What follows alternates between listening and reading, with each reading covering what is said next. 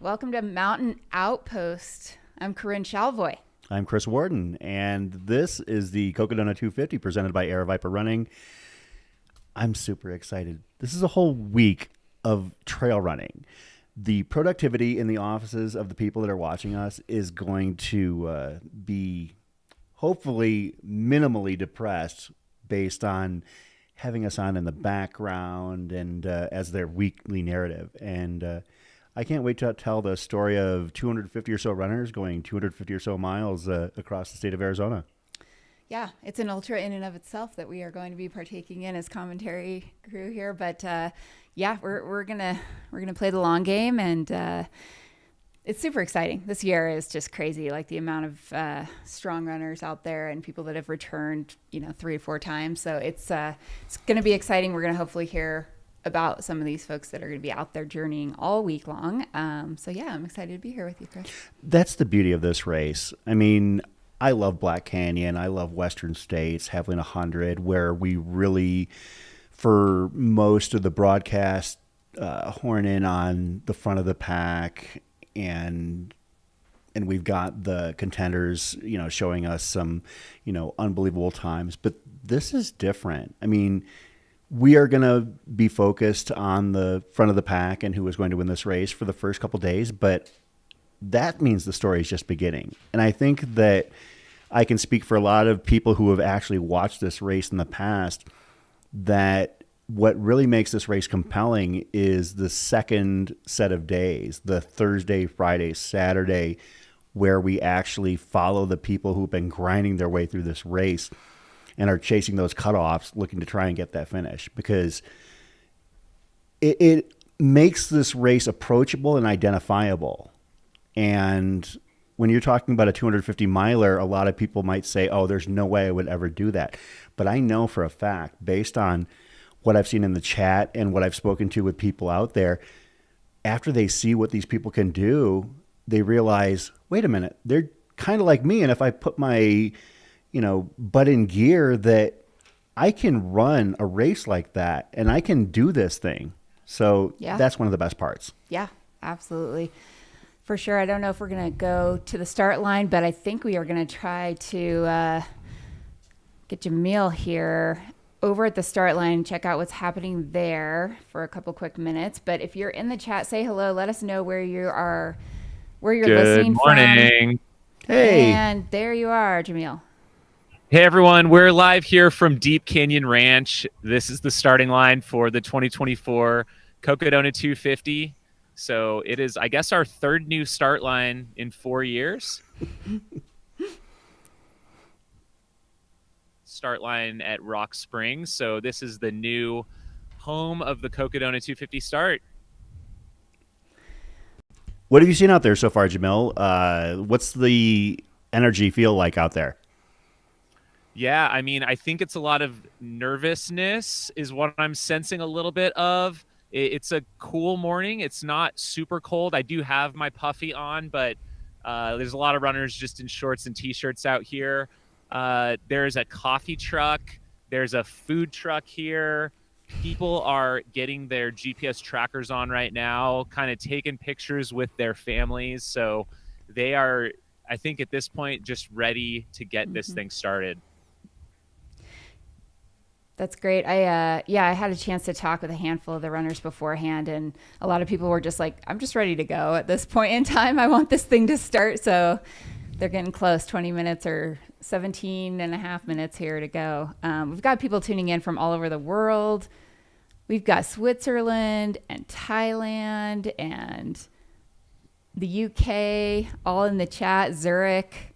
So it's thanks for joining us. And yeah, Deep Canyon Ranch is now a familiar place to me. It's now part of the Black Canyon course. That's right. Awesome. Of course, you can see right now we've got Jamil in the lower corner of your shot, and that is an overhead drone shot of the start line where the runners are going to be heading out from Deep Canyon Ranch. And I guess to keep it simple, they're going to be heading about 10,000 feet of vert and 37 miles up to the Crown King Saloon, which for those of us who run locally here in Arizona is a very hallowed place. You've run the Crown King Scramble I've before, not. right? No, Oh, you haven't? Not done the Crown King Scramble. I have not. It's on the list. I'm glad to hear it because it is pretty amazing. But they do also traverse some of the Black Canyon Trail briefly in the beginning part as well. So yeah. we know that you've been out on those trails, definitely. And so. the first 50K plus of this course is quite something. And something that many of the runners told me that like once they're done with that, they actually are going to take a big deep breath and a sigh of relief because it's the hardest part of the course. Yeah, we see that every year. Runners, they train for this race for months on end, and then they get to Crown King, and sometimes they've decided to call it there. Hopefully, as time has gone on, people learn how to approach this race, how to conserve, how to carry enough water and supplies that they are able to keep their race going after that point.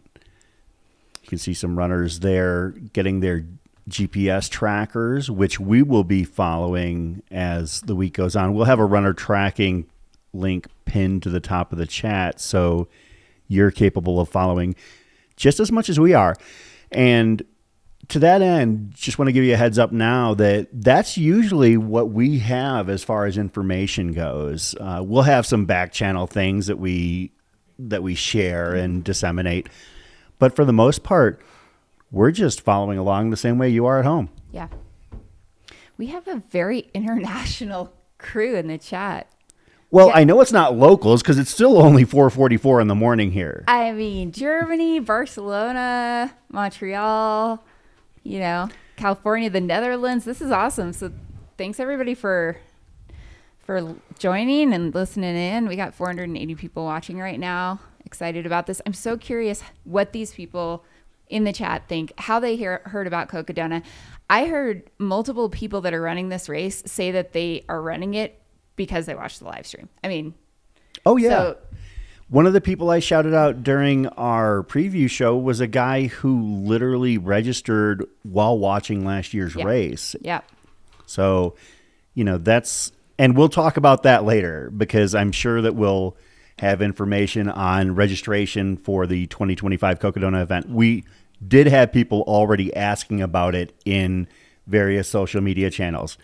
And what we can tell you there is stay tuned. And it's cool. I mean, right here, it's 4:45 locally.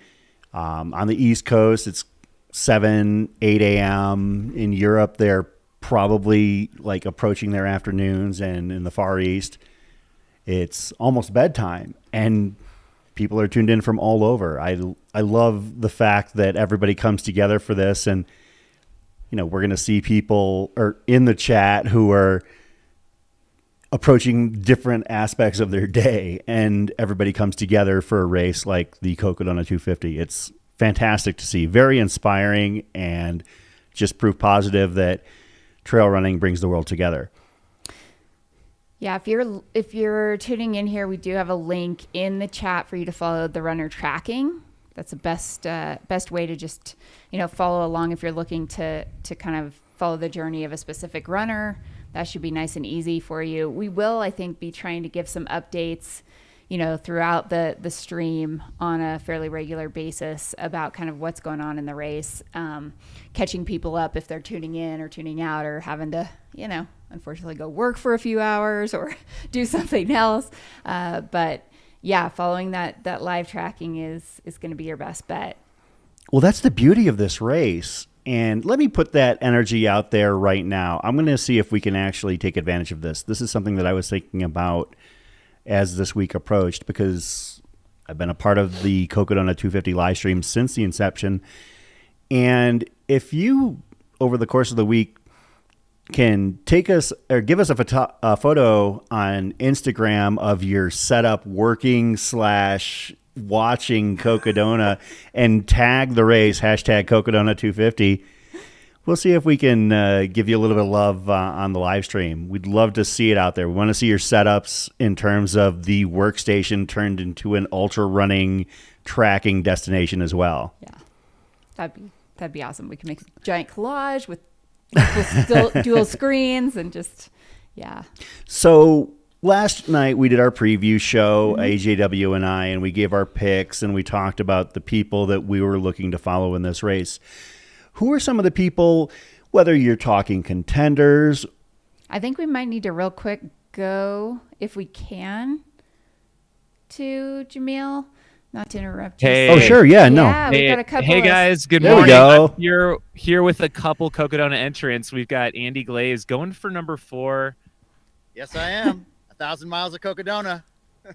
And then I'm also here with Cocodona Virgin Eli Wiebe. How is it going this morning? What's the energy like? Are you ready to go? I'm fucking hype, baby. Let's get this going. Andy, this is your 4th time here. What are your expectations going into this year? What are you hoping to get out of this experience coming back again for a 4th year? Well, I'm going to not sleep a lot. I'm going to suffer, and it's going to be super hard. Awesome. Well, good luck out there, guys. Thanks. Best of luck. I know you want to get up on that start line, so get to it, guys. Awesome, guys. Take care. We wanted to chat with a couple guys here. The energy is definitely building. People are heading now over to the start area. So, we are just about 10 minutes out here. Do you think Eli is picking Andy's brain right now? I know those guys train together a lot in the LA area. Yeah. And so I'm sure they've had many, many miles to pick each other's brains. I'm just curious who's going to sprint out of the start line here. Nice. Thanks, Jamil. Right before we went to Eli and Andy with Jamil, I was going to ask you, in terms of runners, whether you're talking favorites or personal interests, who are some of the people that you're looking forward to watching this week? Oh, man, so many. There's so many. And luckily, we will have a lot of time to talk about Absolutely. all of them. Everybody has a chance to get their shine this week. Yeah, I mean, maybe a couple of people that I didn't hear mentioned, and I just caught the second half of the preview, so they may have been covered. But, I think I have to give a shout out to during the race on Wednesday, Liz Canty. Yes. Liz lives about 1.5 miles from me in Castle Rock, Colorado. I moved there a year and a half or so ago from Huntsville, Alabama area. And this will be her first 250 miler. Nice. Her husband, Luke, has actually done a long trail, 200 plus effort. So she's experienced that from the other side, but this will be her first time attempting 200 plus. But yeah, Liz is, I expect someone to be up, not maybe at the beginning, but she's likely going to be in contention, on the women's field, and has, the course record and a win at, not the Georgia Death Race, but the other Cruel Jewel. Cruel Jewel, Yeah, correct. and we recently. definitely had Liz in our top 5. Okay. Both of us Awesome. did. So we're Awesome. thinking that we're going to see great things from your Aeroviper Racing Team teammate. Correct. Yes. And so just excited to kind of I know she's ready to just get going. I'm as sure. well. And I'm sure Everybody's she's just not sitting alone right. out there. Yeah. Who else are you interested in?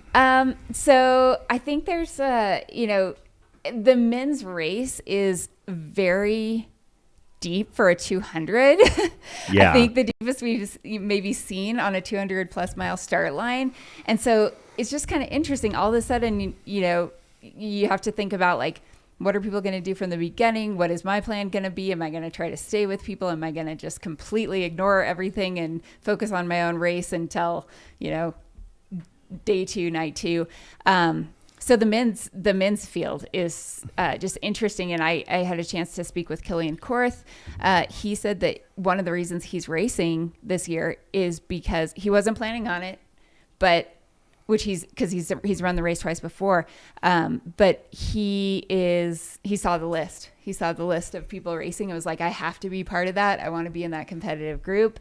I want to go up against those individuals. So yeah, excited for that. And Killian Korth had a very interesting race last year. He really went out hard fairly early and was one of the leaders for the first half into, I would say, about Sedona, I think. I would say that up for the first 160 miles, he was either in first or second for a lot of that time. Yeah. I actually remember one of the more memorable images that we caught was Killian and Michael Versteeg heading into Whiskey Row together, and Versteeg cutting him off just to be the first person into the aid station. So I'm really curious, because what that tells us from last year is that Killian has entered himself into the conversation of somebody who has to be accounted for by all of the contenders. Yeah, and his goal this year, because I asked runners kind of what are some of your goals. If you're willing to share, you don't have to divulge. But I loved this one. His goal is to not end up in the hospital after this race, because he's had a couple of years of just dealing with some health and medical things, and so that's one of his big goals. And if he is able to do that, I totally agree. I think he's going to be somebody we're going to need to keep an eye on. Yeah, absolutely. I really am curious very specifically about what Killian Korth does this week. One of the other storylines, we talked about the men's field. We've got every returning winner in history, or every winner in history returning to the race. The women's race, we've got a couple of participants who have come oh so close, a couple of prior podium finishers in Eliza LaPierre and Mika Thews. And Mika is what I would consider a 200-mile specialist, a lot of wins at this level, and maybe this is the year one of them finally punches that Cocodona victory card. You gotta think that's one of the reasons they're back, is to just try to nail it and maybe put a seal on it, put a stamp on it. But we've got the start line here. I've been out there before. I actually was at the start line of the inaugural Cocodona, just down the street at Rock Springs when it used to be there, and it was a whole lot of energy, a whole lot of hype. And I've seen firsthand, as actually we have just passed the 5 minutes to go mark, that these runners are ready to get it done. There's Mr. Howie Stern. Legend. Out there taking some start line photos. See, Andy and Eli are very much on the start line. They're like ready to go. Andy might be thinking about content. I gotta be in the front here because I gotta film this. Shout out to Eli for being the first person to pop that FCC warning label here on Cocodona morning, faster than I would have expected. Yeah, this is, and to give you a heads up as far as our coverage, we're on here until 11 o'clock or tonight. And what that means is basically what we've found is that the first runners typically hit Whiskey Row about 11 p.m. to 1 a.m. If they come in before that, we'll see them in. And if we've got the chance, we'll cover as many runners as possible up to a certain point until we've got a gap. Then we're going to sign off for the evening and be on tomorrow at 5 a.m., again going till 11 p.m. or so. And then Wednesday morning at 5 a.m., the long climb begins, not just for the runners, but for us, as we're going from 5 a.m. through however long it takes on Saturday to see everybody in. Yeah. Give everybody that finish line moment. Yes. And you can see Jake Jackson there, Jake. Legendary runner, a guy who is as talented as he is, he's never done anything like this. Jake has logged 150, 160 plus miles in 24 hours. Super talented guy, but this is a different beast, and he's approached it knowing that. But looking forward to see what he does this week. Yeah, and he has I asked him what his goals were. He has a 70-hour time goal. That would be impressive. Yeah, that would put him just short of last year's win. Mike McKnight, I believe, was about 69 and change. So if Jake Jackson runs 70, he's in the discussion. AJW had him in his top 5. I had him, if we had gone 10, he was in there. Yeah. But I would agree on that. He said, this is what I'm telling my crew, 70 hours. Also love that he wants everybody to know that like anybody can do this. He's just a normal guy, works a 9 to 5. Yeah. Just likes to push his limits. He's a UPS driver.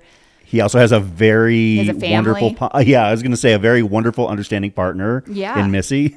And he is, I think, wanting to be an example that you can do whatever you want if you want. And he's pushing 50 too. Yeah. He's an amazing guy. Like I if you remember running alongside him at Black Canyon 100K this year, and I was running the 100K, but he was also running the 100K and then doubling back and doing the 60K the next day. And that was my first chance to actually talk to him on the trail, which is probably appropriate. But yeah, great guy, super nice guy. I think I saw Killian Korth is right next to him. Oh yeah, in that green or light green shirt. So we're about. Oh man, we're getting 60 close. or 70 seconds or so. I see Finn Melanson behind him. Finn. We've a lot of people think Finn is going to have a great week. We've got a bit of a battle of podcasters in this year's race. We've got Finn Melanson from Single Track and Joe Corcione from Everyday Ultra, both racing. So that's going to be fun. We'll see if Steep Life Media can come up with a podcaster or top podcaster award for the finish line. I see Jeff Browning there. Yeah. And yeah, we're down to about 45 seconds. Ooh, it's exciting. I need another cup of coffee, but then I'll be very excited. Thank you very much to everybody that's tuning in this morning. I know for some of you it's very early. Yeah, let us know. Who do you think's going to, I don't know, early predictions. Give us your picks. Yeah, for sure. Picks. Who did you have winning, Chris? On the men's and women's side? I had Browning and LaPierre, but I changed the men's side pick about 5 times. You did? In the last 2 days. All right. I've got Mike McKnight winning this year, and then I've got Mika on the women's side in my fantasy picks. And we're down to about 10. Let's go. Here we go. 5, 4, 3, 2. And they're not starting on time? That was just to get everyone ready. We need a couple ladies on that start line. Come on. Yeah. Yeah, get up there. Come on, ladies. Yeah. They can't hear me, so. We've got the photo scrum. Josh Massey asking if we think that Garmire has a chance at top 3. Well, he's finished top 5, so absolutely. Mm-hmm. There are so many on the men's side, so many top 5 returnees here at this race, and that's part of what is super exciting. I mean, you've got all the previous winners. You've got Garmire, who's finished top 5. You've got Kevin Goldberg. I hear the crowd likes him. 2 times back-to-back top 4 finisher. So and Joe Stringbean McConaughey. Yeah, Stringbean, Versteeg. Yep. Neither HEW nor I had Versteeg in our top 5, and our fear is that he actually proves us wrong and comes here to the studio to give us a piece of his mind. That'd be classic. Yeah, Chad Lassiter, an excellent name that we really didn't talk about. Ran the Western States Hard Rock Double last year, actually was setting the pace for the U.S. 24-hour national team at Worlds. I've seen him in person drop 150 miles in 24 hours. Chad Lassiter is a great runner. Also a Masters class runner as well. Very talented guy. Yeah, I don't know much about Chad. Have to research him as we go on. Yeah, Chad Lassiter definitely showed out at Worlds this year. I can't remember what his number was, but it was some tall timber. I know that for a fact. So here's a question, Chris. What do you think about, we've got a little bit of a cohort of people who are very good at hundreds, now stepping up to 250. Then we've got like this other cohort of people that are very used to very long trail or multi-day or Appalachian Trail, FKT type efforts. This is maybe coming down, condensing for them. Mm-hmm. Like, what do we think about who has more of an advantage in that? I don't know. You've got kind of like the speed on one side. You've got the multi-day experience, the sleep deprivation experience on the other side. A little bit of a kind of a intersection of those two in this type of race. Yeah, I think that this race just simply favors those who can prepare, whether or not they come from greater distances, shorter distances. I mean, this is the longest thing that Browning's ever done, but I picked him as my winner simply. I know he's done 200s before, but he has been meticulous about his training and also has, I know for a fact, shared a lot of conversation and notes with Mike McKnight, with Jake Jackson there, with previous second place finisher Pete Mortimer, who will be joining us in the live stream. Yeah. He definitely has done his homework. And so even if Jeff is limited in his 200-mile experience, that's something I think of. Mike McKnight, somebody who has made a living of preparing for 200-mile races, is somebody that I think is going to do great. And yeah, there are a few, quote, step-up candidates. Arlen Glick. Yeah, I was going to say, in terms of preparation, let's just talk a little bit about Arlen. He's been training and essentially living on the course for like the last 5 weeks. Pretty dedicated. He's run every step of it except for the private sections, but also did some of those during his pacing with Sarah O last year. Yeah. He said he's run about 230 of the 250 miles on the course, and a lot of it Anywhere they would allow him to go. More than once, too. Oh, yeah. And so he said he was doing these things where he would do a point-to-point and then ride his bike back. And I was like, that's actually a very unique training approach. Like, you might actually, like, flush out the legs a little bit on the way back. Cross-training? Absolutely. Like, the long days. And so, yeah, he's definitely, it's going to be super exciting. He also, something that might be important in this race, says he has an iron stomach. That's something that if you can keep eating and not have to deal with those issues throughout these days and like eat regular food. You know, I witnessed him at Hard Rock putting down like full-on meals at aid stations, whatever was like the fare of the day. And so I think that's also going to be super important just for keeping energy stores up throughout this race. Yeah, and when it comes to the 200-mile distance, one of the things I think that you see from the pros is that it's too long for them to sustain on gels. Like they have to eat real food at regular intervals in a race like this. So yeah. And you're moving at a pace where your gut might allow that a little bit more. Looks like we're probably just going to have a little bit of a delay. Yeah, it looks like but they'll be. I'm sure I haven't heard anything, but we'll be getting going had underway somebody in here the very chat say quickly. it was going to be maybe 10 to 15 minutes, something like that. So if that's the case, looks like Jeff is taking advantage and bending down, saving the legs. Yeah. Like he's emulating the UTMB start where everyone just sits down. On the women's, we talked about Yeah. Arlen Glick on the men's side. Another, quote, step up in distance is Ashley Paulson. Ashley Paulson, I believe her longest ever to this point has been the back-to-back Badwater wins, which are also on road as opposed to on trail, but she's acquitted herself. I know that she has at least one 100-mile trail win in her past. It was Zion last year she won, so Nice. But this is a step up, and different terrain. Yeah, she's proven to be nearly unbeatable at the 100-mile distance, but again, this is a different beast. Yeah. Also, on the women's side, we have an international runner, Manu. Yes. Valeska, Manuela, but she told me she goes by Manu. That's what all her friends call her. Really cool. She's done so many of the, world famous hundreds. Marathon des Sables. In the past. Yeah. But she also said that she was inspired. Actually, one of her athletes she coaches encouraged her to go for this distance because they said, you are super mentally strong. You're so tough. Like, I think you should do it. I think you should try it. And you know how to suffer. And this was something she said after having done so many hundreds that she was, excited to just like go into the unknown.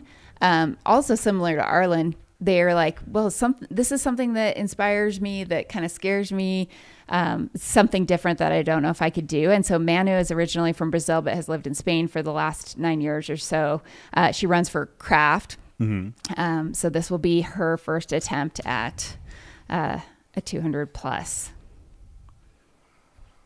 Yeah, we're trying to get word on what we're waiting on here. I'm sure it's not going to be very long. It looks like the photographers are just getting some extra credit in. As you can see there at the start, as you mentioned, we see Finn Melanson just behind Jake Jackson, Jeff Browning on his left, your right as you watch. You can see Eli Webby and Andy Glaze on the right-hand side of your screen. See if we can pick any other people out. Is that? Yeah, maybe the clock Cole will be Crosby? reset, but keep in mind this is a 250 miler. We're not really too concerned about the down to the second that shows on the screen with regard to tracking runners. If it's not corrected, right now it'll be corrected by day 2 of our broadcast. So It's a nice thing. We have a little extra time to correct things on this. And you can see Howie Stern, legendary photographer, stepping away from the start, which means we're We're just probably about to go getting underway. ready to go here. We're kind of flying blind in terms of the countdown, but Looks like people are ready to start their watches, so it's always a good sign. that's when you know it's official, when you start the watch. Yep. What are you doing? There we go. Okay, we're back. Finn. Wait, my film crew's not ready. Just kidding. There are a lot of, there's going to be a lot of documentation of this year's race happening. Absolutely. There are a lot of film crews, photographers out there, and it's going to be super cool to see the stories that emerge from, this next few days. We talked about that, and we'll name off some of the content creators as we talk about some of the runners as we go through. And Finn is one of those people. Joe Corcione is another one we mentioned. The podcasts that they're going to put out about this race are going to be fantastic. They might be about 6 hours long. Yeah. Like a 4-parter. I can see that. Absolutely. It'll be great. All right. Looks like we are getting ready. You can see Jake with his 360 camera in his right hand getting ready to go. Same Yeah, with they're Andy. ready to. I think we're about ready to start. The beginning of the 2024 Cocodona 250. Let's go. There we go. Okay, so the answer was 10 minutes. 10 minutes. So Eli off the front. Exactly. Eli Webby is your leader of the Cocodona 250. 3 seconds in. We'll see how that goes for Yes, him. we will. Eli, a very fascinating background. I don't know Yeah. if you're familiar with him, but he's Yeah. lived a life. Yeah. We can talk about that. We'll share it over the course of the week, but that man has seen some things, and we'll I'm sure hit that as well. Oh, we have a new leader, new race leader. That Okay. would be bib number 16. And yeah, the runner tracking is at the top of the screen, or at the top of the chat, rather. Yeah, I'm sure that Eli is going to have a heck of a following. Never mind. Eli's still in front. Well, they're running Oh. together. Yeah. We need help identifying this person. I do Yeah, not recognize the them. beauty of this race, though, is that you get to know people fairly quickly. That is actually Haroldus Subertus, the Alaska runner. Okay. Haroldus has never Alaska off the front. Yeah, and he's got some stout results as well. He won the Tahoe 200 in 2022, as well as the Crazy Mountain 100, which is a notoriously tough race, and finished 8th at Run Rabbit Run last year. So he's run all over the place, and obviously we're a good, 400 meters into the race, but it's just get to know our runners. So interesting thing about this first section, right? Mm-hmm. They're carrying pretty heavy packs. Yes. Because they have to have 4 liters of water on them as a requirement. So I think I saw a video of Mike McKnight, and he's actually carrying 6 liters. Yeah, On like it's him. all over his body. Yeah. It's spaced and out. So these are, you've got some weight. Looks like they're starting to go up the first climb here. You're definitely not going to be able to identify people by what they're wearing throughout this race, because that's going to change about 18 times. That's true. And I've actually been a big advocate of runners. When we have a live stream, they should be posting to social media, posting their kits. So Yeah. like when we start from the morning, we should be able to identify them simply, based on what they're wearing. You can see the middle of the pack heading out, still filing out from the start line of the Cocodona 250. They know they've got a long way to go and plenty of time to get there. So if this is correct, it looks like Heroldus. Yes. Could be Heroldus. I don't. Yeah, he's also doing the Triple Crown this year. Signed up for it. So this looks like it's the first of 4 200 plus like a milers. The quad. Something that did Sally McRae do it for the first time last year? I don't know if she was the first, but she did all 4 last year. Yeah, Sally did it. And there have been a few people, I think, as well. I think that I wish I could remember the name, but it was there's Hector Rodriguez. Yeah, there was somebody I remember mentioning. There's Callie Vinson right there. Bright pink shorts. That'll help. Callie, of course, local runner here, but also another great story. BIPOC runner, very big on sharing the story of body positivity and her journey to become a runner because she wasn't always that way. When she attempted Cocodona before, and when she did it the first time, the thought was she had lost 200 pounds. She was going to run a 200 miler because that is what everybody thinks they'll do. Yeah. Which was a really cool story. But now this year she's back to just get it done. She completed the Maricopa Loop FKT recently here, which was 247 miles, and did that in about 103 hours. So she's also done Moab 240 in 109 hours. So she is someone who knows this distance.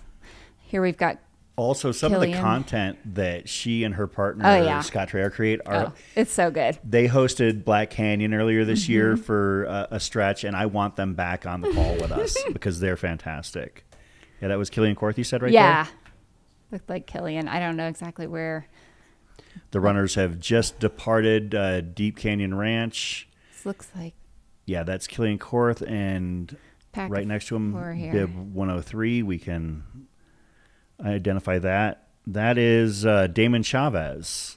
Not familiar with Damon, but we've got 5 days to get to know him. Yes, we do. That's one of the beautiful things about Cocodona. As we both scramble to pull up Ultra Sign Up and learn. I know, right? Research on the fly. That's actually one of the things I think that if you're wondering what we do back here in the Cocodona studio here in Flagstaff, a lot of the time we're trying to get to know these runners the same way you are out there in Viewerland. Is that our leader right there? I would think that it looks like that could be. A lot of people wearing sun protective hats. So the runners, this is their first the start of the race. Their first aid station is Cottonwood Creek at about mile 7, mile 8. And then there is a water station, and I use the water station in air quotes and use that term very loosely because for those who tuned into the race last year, it was manned by a friend of the trail running family by the name of Ken Rubley. And Ken is a race director in the Southwest and genuinely one of the coolest people you'll ever meet. I actually have called him, referred to him as the P.T. Barnum of trail running. He used to be the race director for Jackpot. I believe that he still it does the Beyond Limits Ultra. But as we see, our lead runner is cooking off to a start here. We'll see if we can ID that runner. But I gotta say, I'm kind of shocked that somebody would have the early breakaway. Yeah. I mean, we're only 7 minutes into the race, and they're lighting matches here in the opening minutes of the Cocodona 250. Definitely running that uphill. Yeah, that is not. Yeah, that's a pretty stout uphill. Mm-hmm. We're following Bronco Billy now. This looks like a good group, a pack that's formed. That's usually how it works for the first 37 miles. We do see that a lot of the runners will group together. So these runners will be, the first time they'll see crew will be at Crown King. Yep. At 37. And then they will be able to pick up pacers around mile 70. I think it's between 70 and 80 Whiskey Row is where they can pick up patients for this time. Yeah, I believe, which is, so so also like, you know, running with people, I would imagine in a race this long, it's just probably nice to have company. And so early on, why not just kind of, you know, get in a groove with some folks and chat and get it going. And yeah, I think finding friends is definitely a good tactic. Yeah, you can see a lead, I guess, snake of about 20 people. They're actually not leading the race. The leader of the race, who we have yet to identify, is decided that he's going to go out on his own. Again, more power to him. But I know, like, you can see this is not a flat section of course. He went hauling up that hill. And we'll we'll see. This is awesome drone footage. It's going to be a really, knock on wood, seemingly good weather year for these runners. The temperatures are they don't look like they're going to get too cool at night, maybe down possibly. I mean, they're going to get higher and higher in elevation, so it could get cooler. But, you know, we're looking at like maybe lows in the 40s and then not too hot during the day from what I saw. Like, you know, 70s, 80s. Again, as they go north, it'll get cooler as well.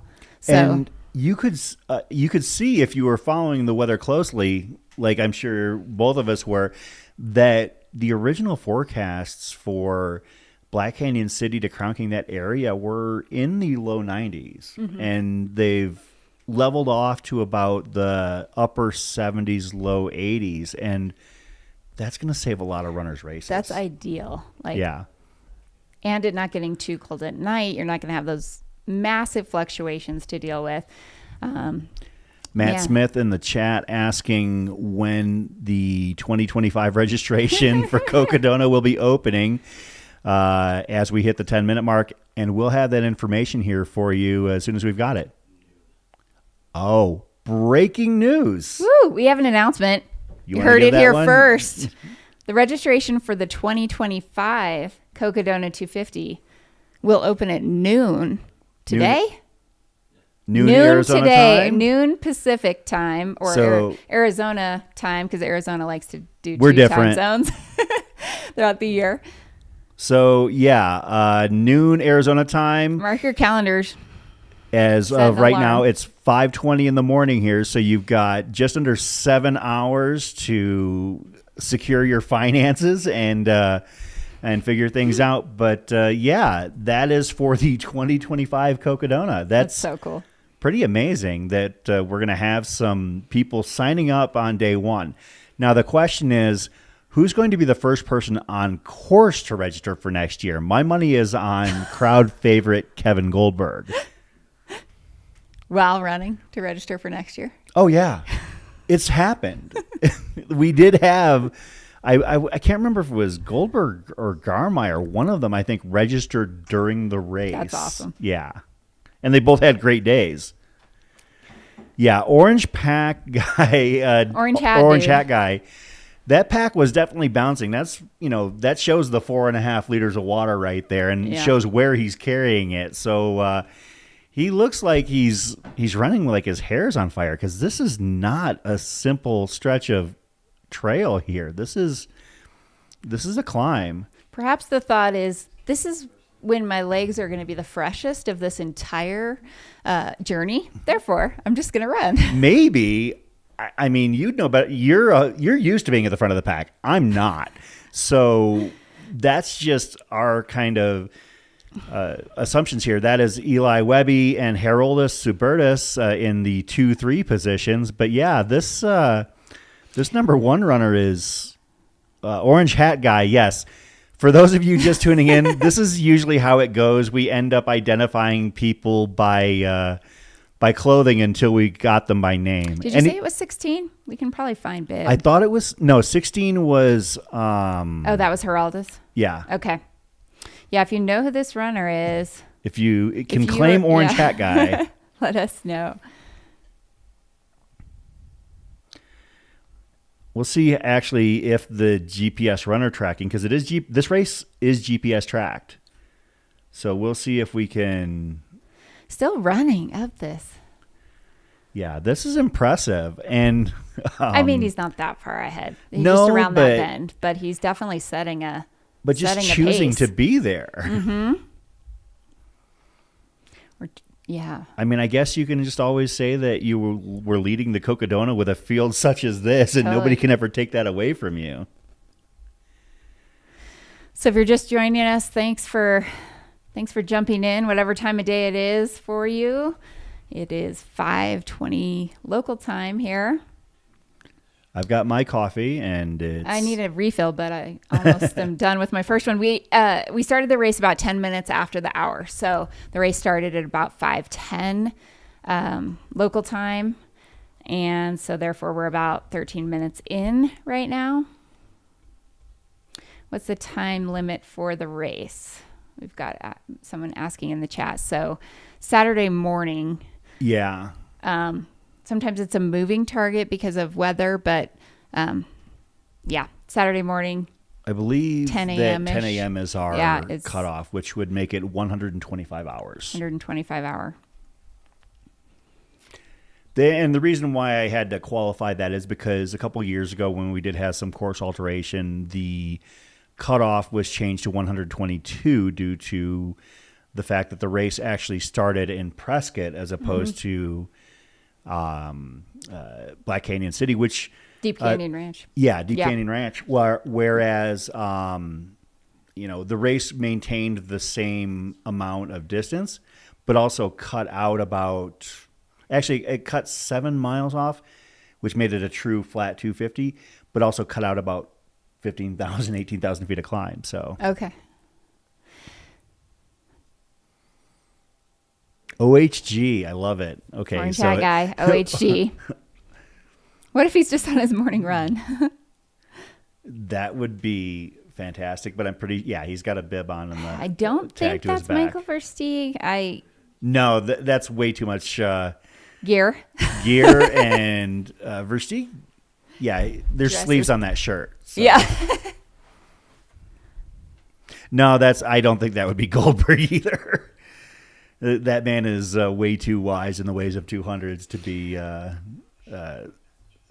launched. No, and that's not fair of me to say. I don't want to say that this person is doing something foolish. It's just very aggressive. Very aggressive.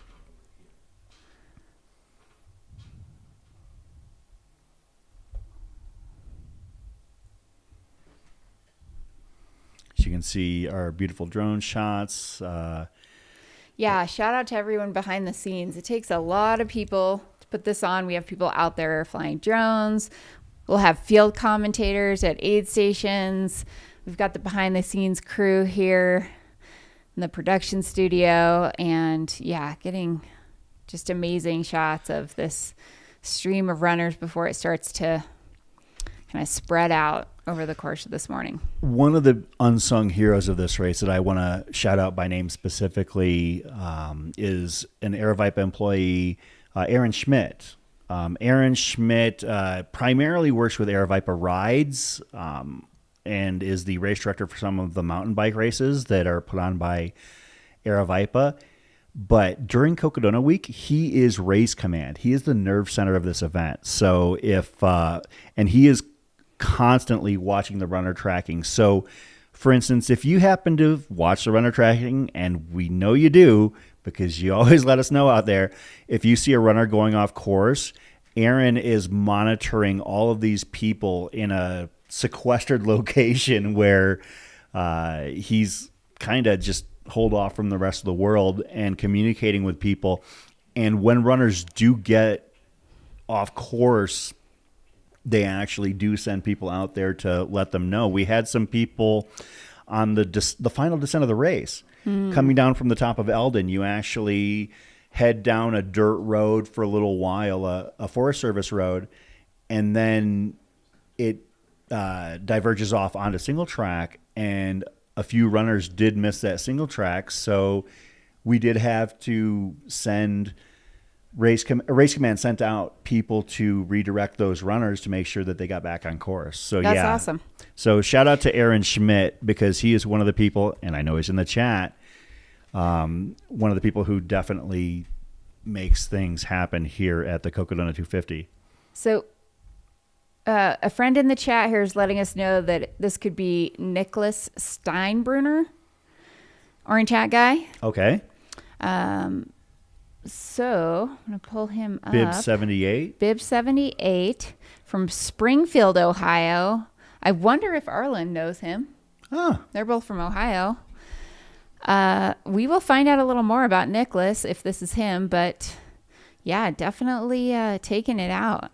Yeah, a quite aggressive start to the race. If it is him, OHG, Orange Hat guy. Already starting trends. Looked like we had our first shot there of Cottonwood Aid. There we go. That is Cottonwood Aid at about mile 7. That'll be the first aid that the runners are able to hit. They are required to carry or have the capacity to carry 4.5 liters as they head out on this next stretch, because the next full aid station they approach is over 20 miles away, and it's the desert. It's over 20 miles away with a lot of climbing. Yeah. Yeah, and it's going to warm up here. So if this is Nicholas Steinbrunner, ultrasound would tell me that he is 27 years old. And just a handful of results. Go big or go home, I guess. He didn't come out to maybe also doing another 200 called the Summit 200 in Frisco, okay. Colorado in July. Oh, wow. That's a 200 I have not heard of, and I am from Colorado, but wow. Okay. We'll keep digging, but let us know if you are familiar with this runner. Nicholas, one of the over 200 runners that are undertaking this Cocodona 250 journey. OHG, Orange Hat Guy. Everyone's shouting out OHG in the chat. He doesn't even know he has a nickname right now.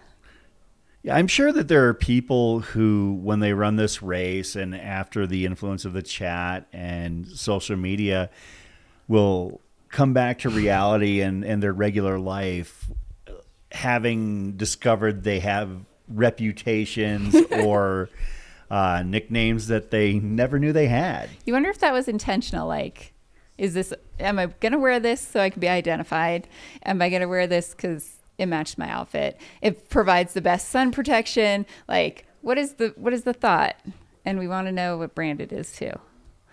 There's going to be, not only is there going to be like a wide variety of headgear we're going to be able to, kind of observe and analyze throughout this course and this race, but also there's some people out there with some crazy setups from a logistics standpoint. Oh, yeah.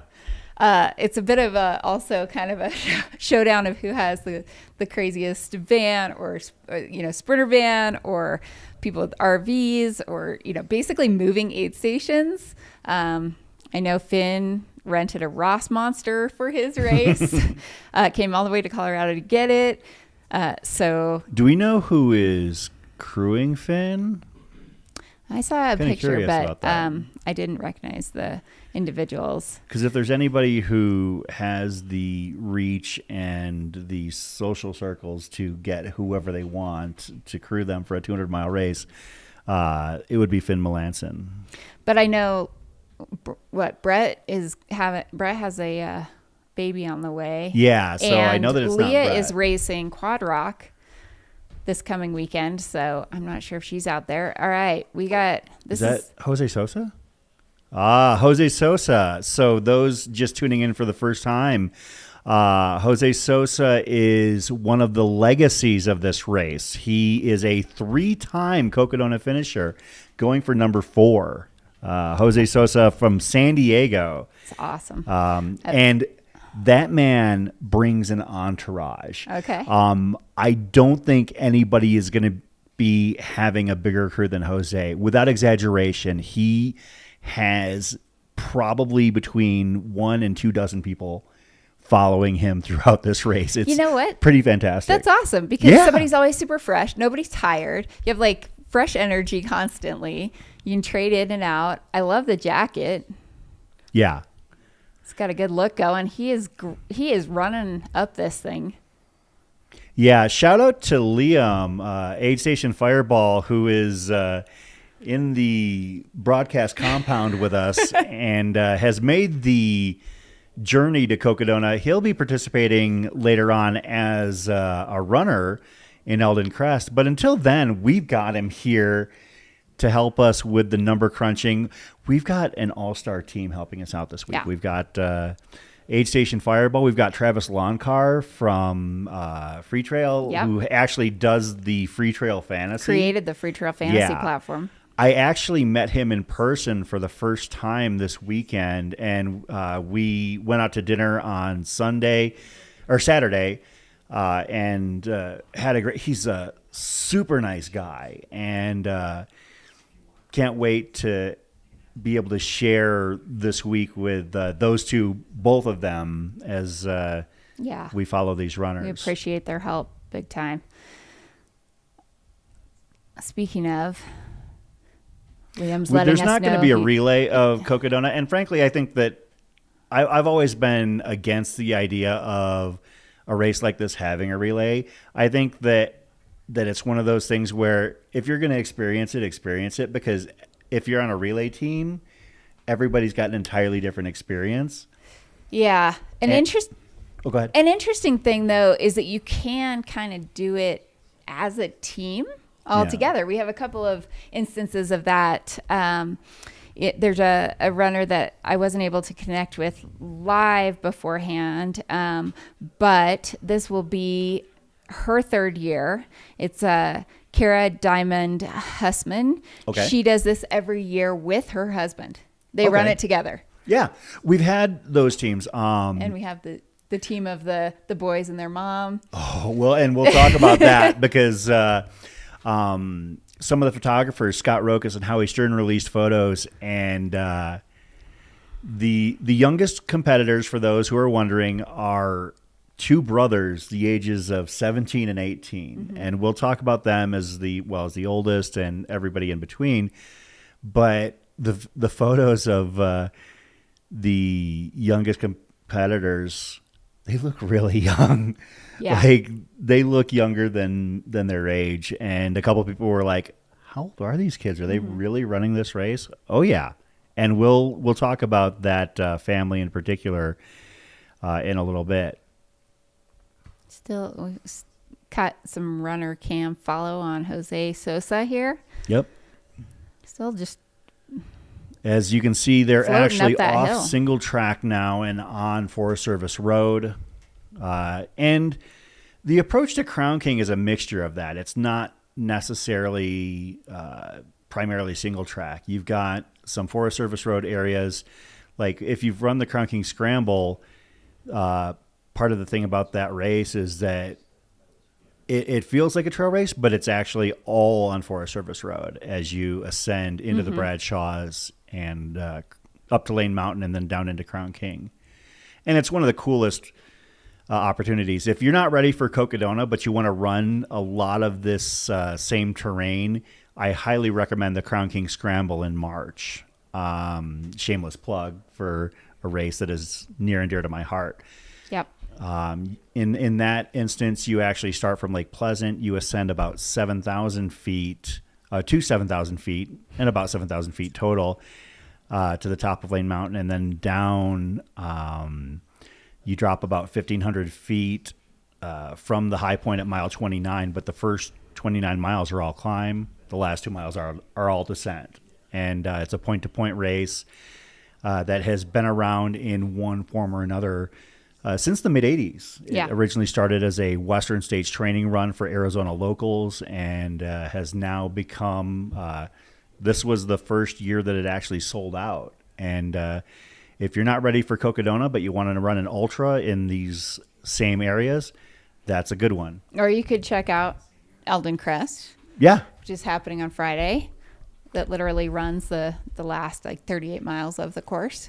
And you can register for Eldon Crest at noon. You can.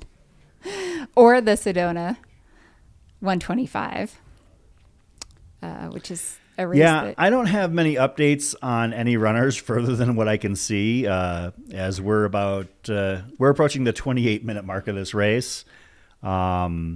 If the tracker is to be believed, our race leader would be Adam Williams, or Killian Korth. But a lot of cases, sometimes the tracker pinging is not quite up to par. The runners haven't really spaced themselves out yet, as you can see. It doesn't look like OHG Orange Hat Guy is in the lead anymore, unless he's way up ahead now. These are drone shots overhead, and it's going to be tricky to follow these runners past a certain point because it gets remote very quickly out there. But we'll do our best to, share info and stories about who's in the race during that time. And yeah, we've got a lot of things to talk about here.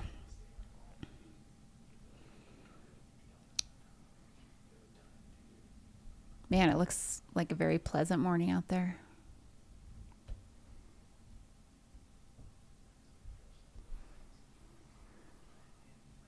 OHG, Orange Hat Guy.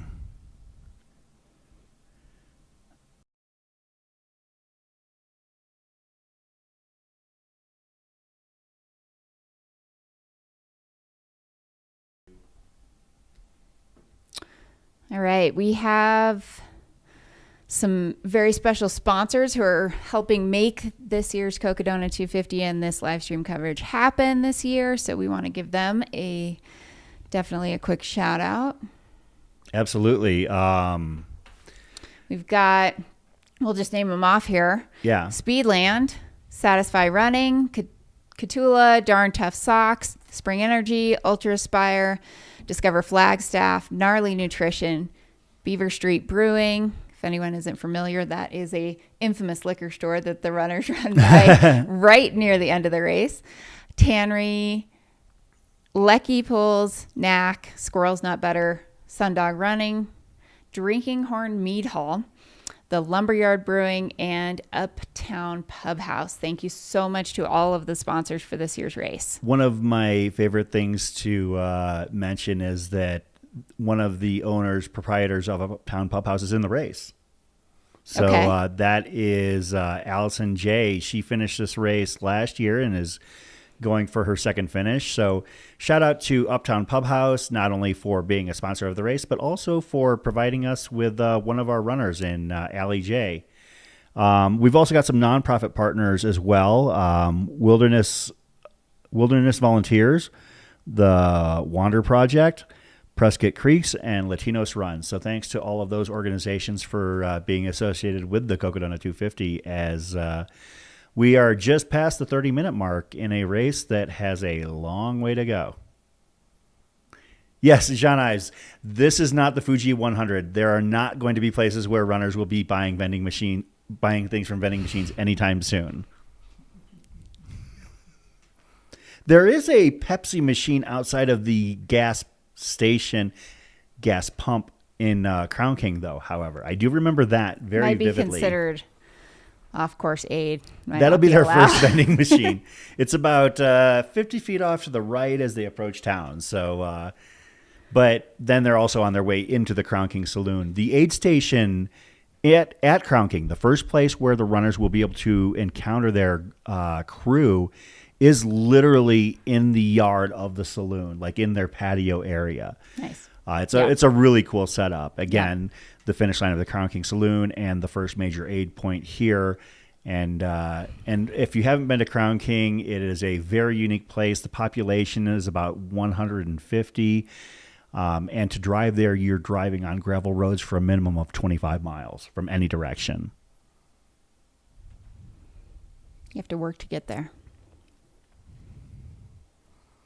All right. Do we have any good recommendations for Samantha for food, coffee, or drinks along the Cocodona course? That's actually a pretty good question. There are some great places. I mean, I eat at the Crown King Saloon every year when we go up there for the race. Yeah.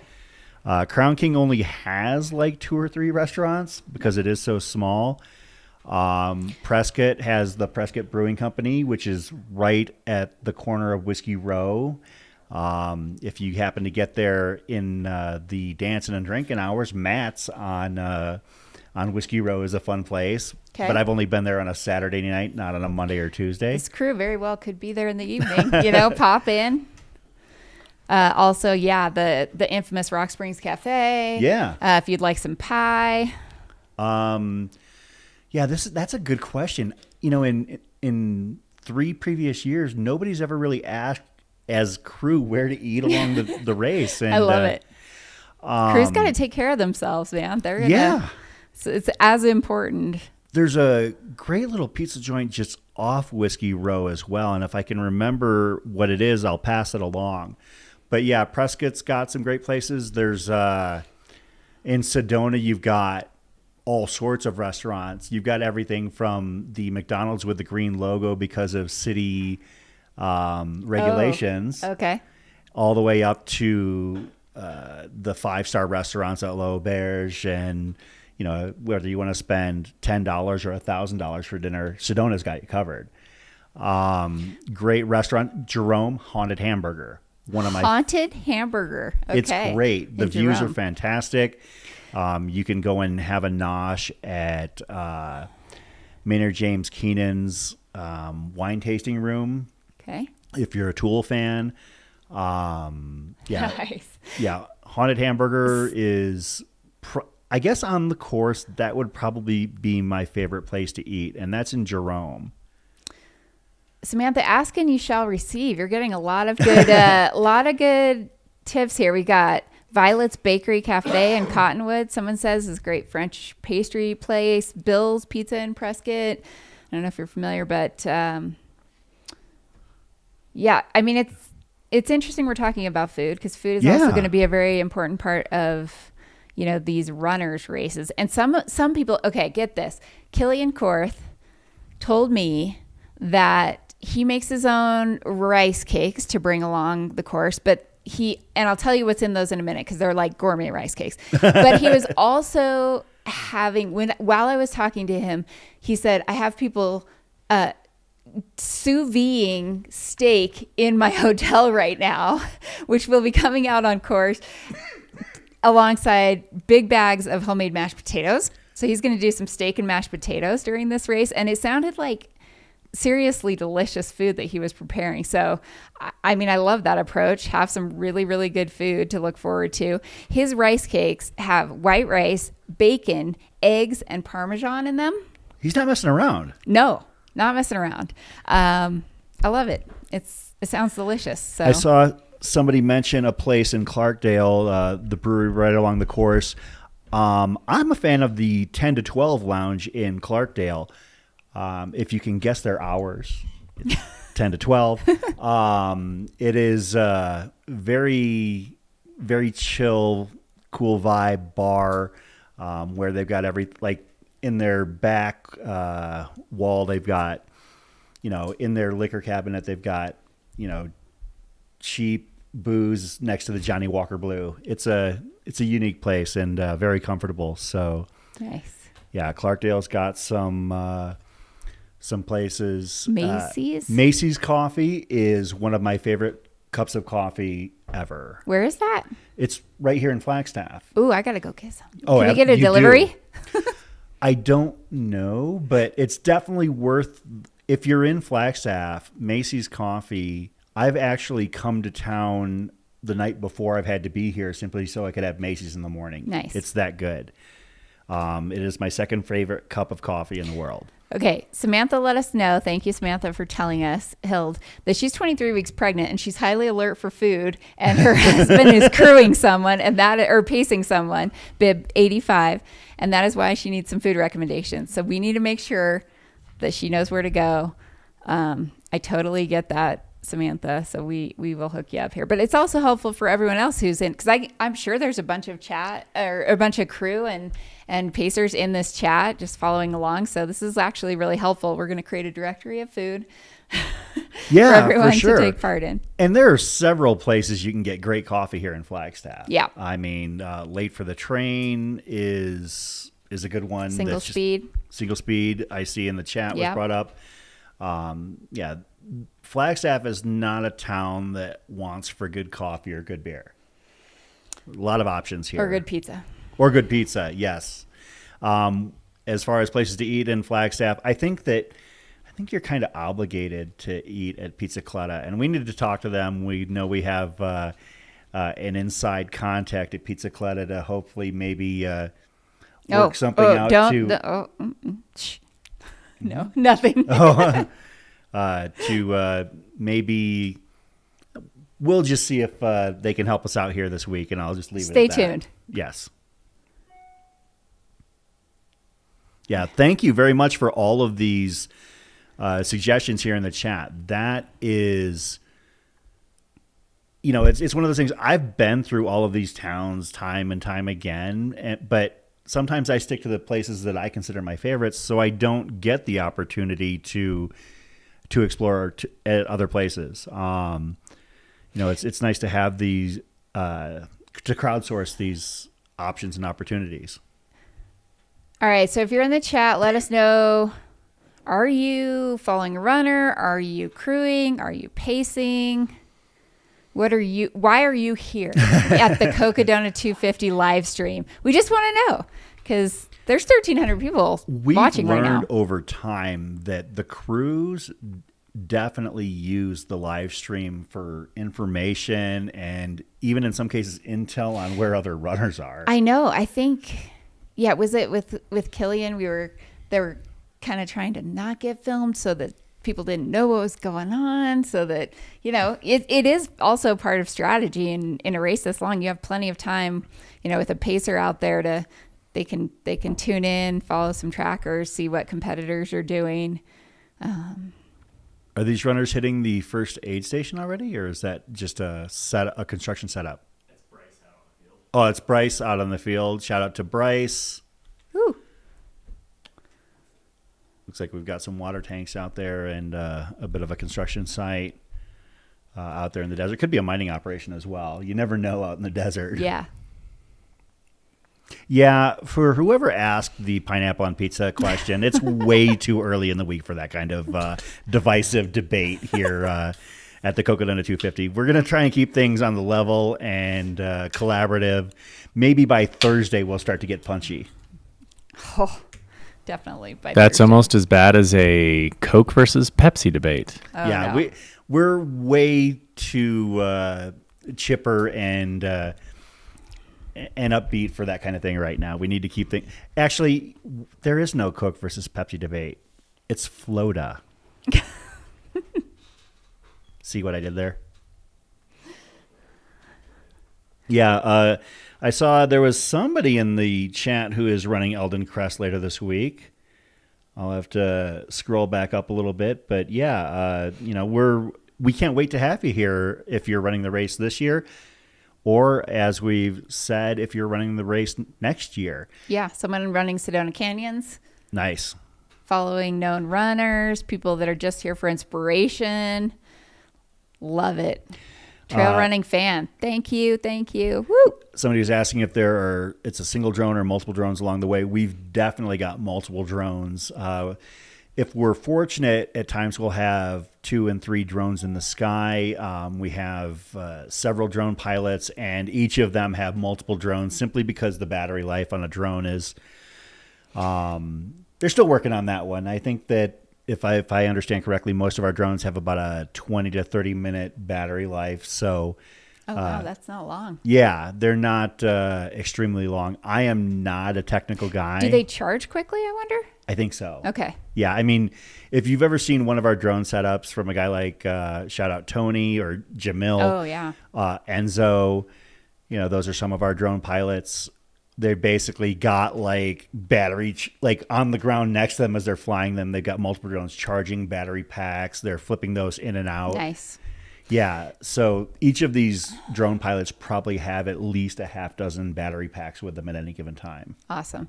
So Trinity Buckley is watching from Spain, has been obsessed with the event for the last couple of years, and will be getting registration in as soon as it opens, which if you miss this, 12 o'clock, noon, local time is when registration for the 2025 Cocodona 250 opens. So Trinity, you can sign up in a few hours here, and that's awesome because we need more international runners. I mean, there's international folks in the chat watching.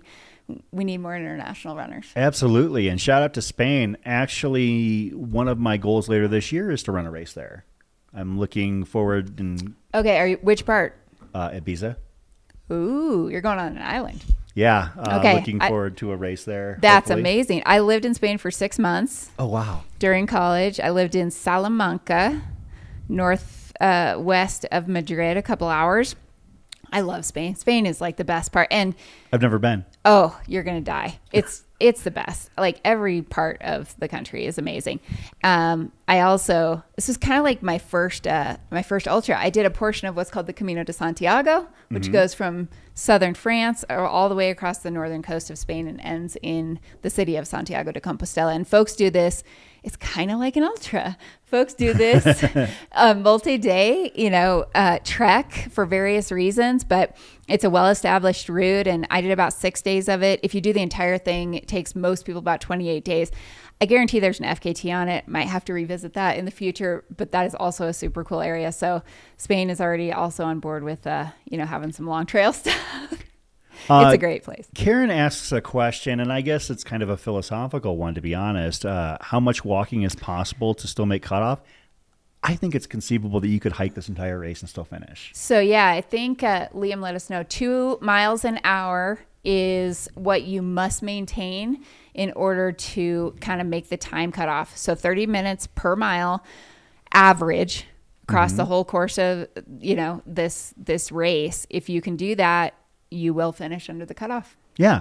And there are some miles, obviously, you're climbing Eldon or these early miles up to Lane Mountain that are going to be much more difficult and slower for you. But there are also downhill sections and flat road sections. What we're looking at right now might be uphill or flattish, but it looks very smooth, kind of runnable, So if you were able to maybe bank a few miles in there that are in the 12, 14 minute per mile, then that could even out with some of the steeper or more technical areas. I think you also have to think about at night, you could be moving a bit slower. Just, it's difficult to run in the dark. I mean, we have amazing light setups, but, and then you're going to have some stoppage time, right? You're going to have some sleep time in there. So, yeah.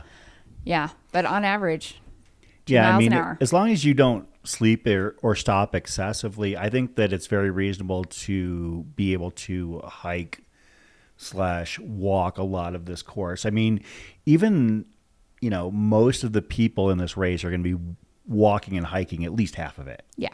It's just that kind of race. And, maybe the front of the pack, you think about even the lead finishers are still averaging maybe 14, 15 minutes a mile, all inclusive. So, yeah, that was a question. And I don't have that stat, but of what the top finishers, kind of what their pace per mile is over the course of the entire thing, including stoppage time and all of that. So, we'll see if we can't find that info, but yeah, CB, this is definitely not hard rock. As both of us have had experience on those trails, you far more so than I, but these are not Little Giant and Hayden.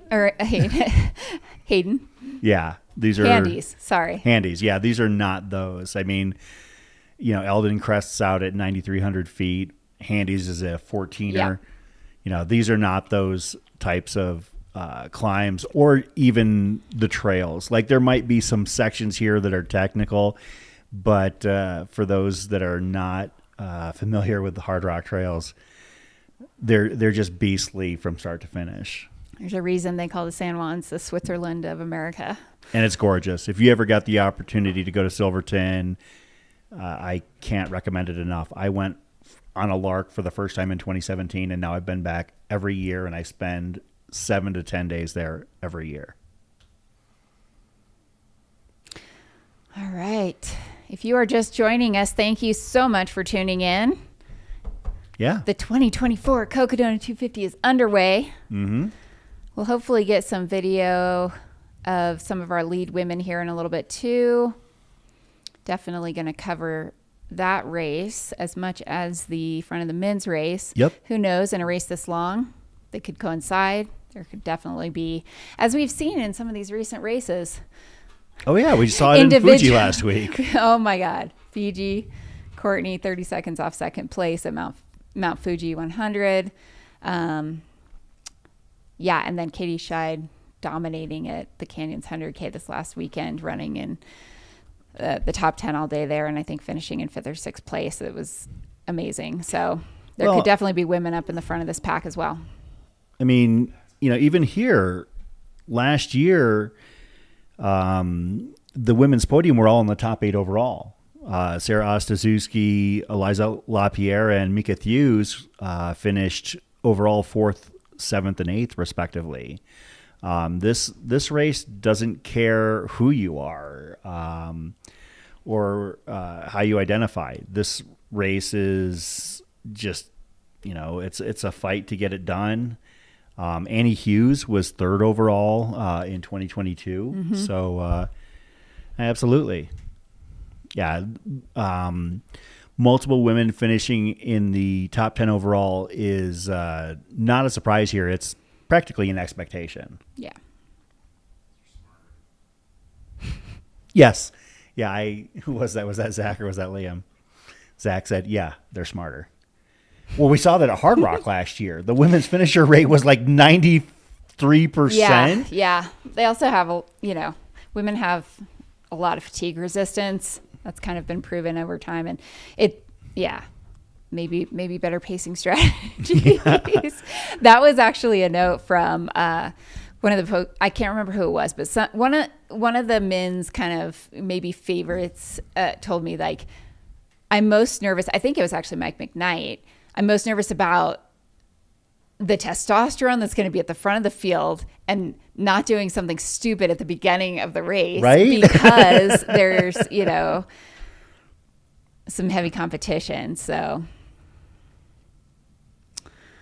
Corinne's last name. Corinne Chalvoy. That's me, not Malcolm. The other Corinne. We joke.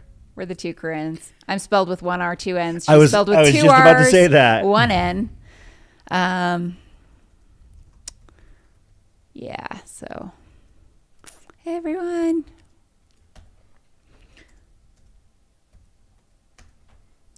Thank you for joining us. Whoop. Man, look at these drone shots. It's a beautiful day.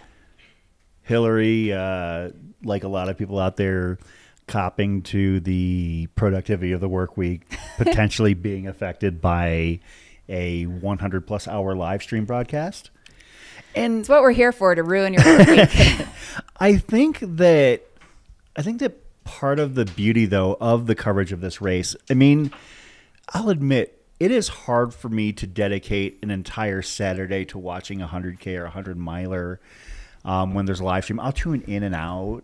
But with Cocodona, you have the opportunity to just set us as your background soundtrack for the week. Yeah. And, if you've got a multi-screen setup, like some of us do at work, where, you've got, 2 or 3 screens working on financials. And in my case, I'm an accountant.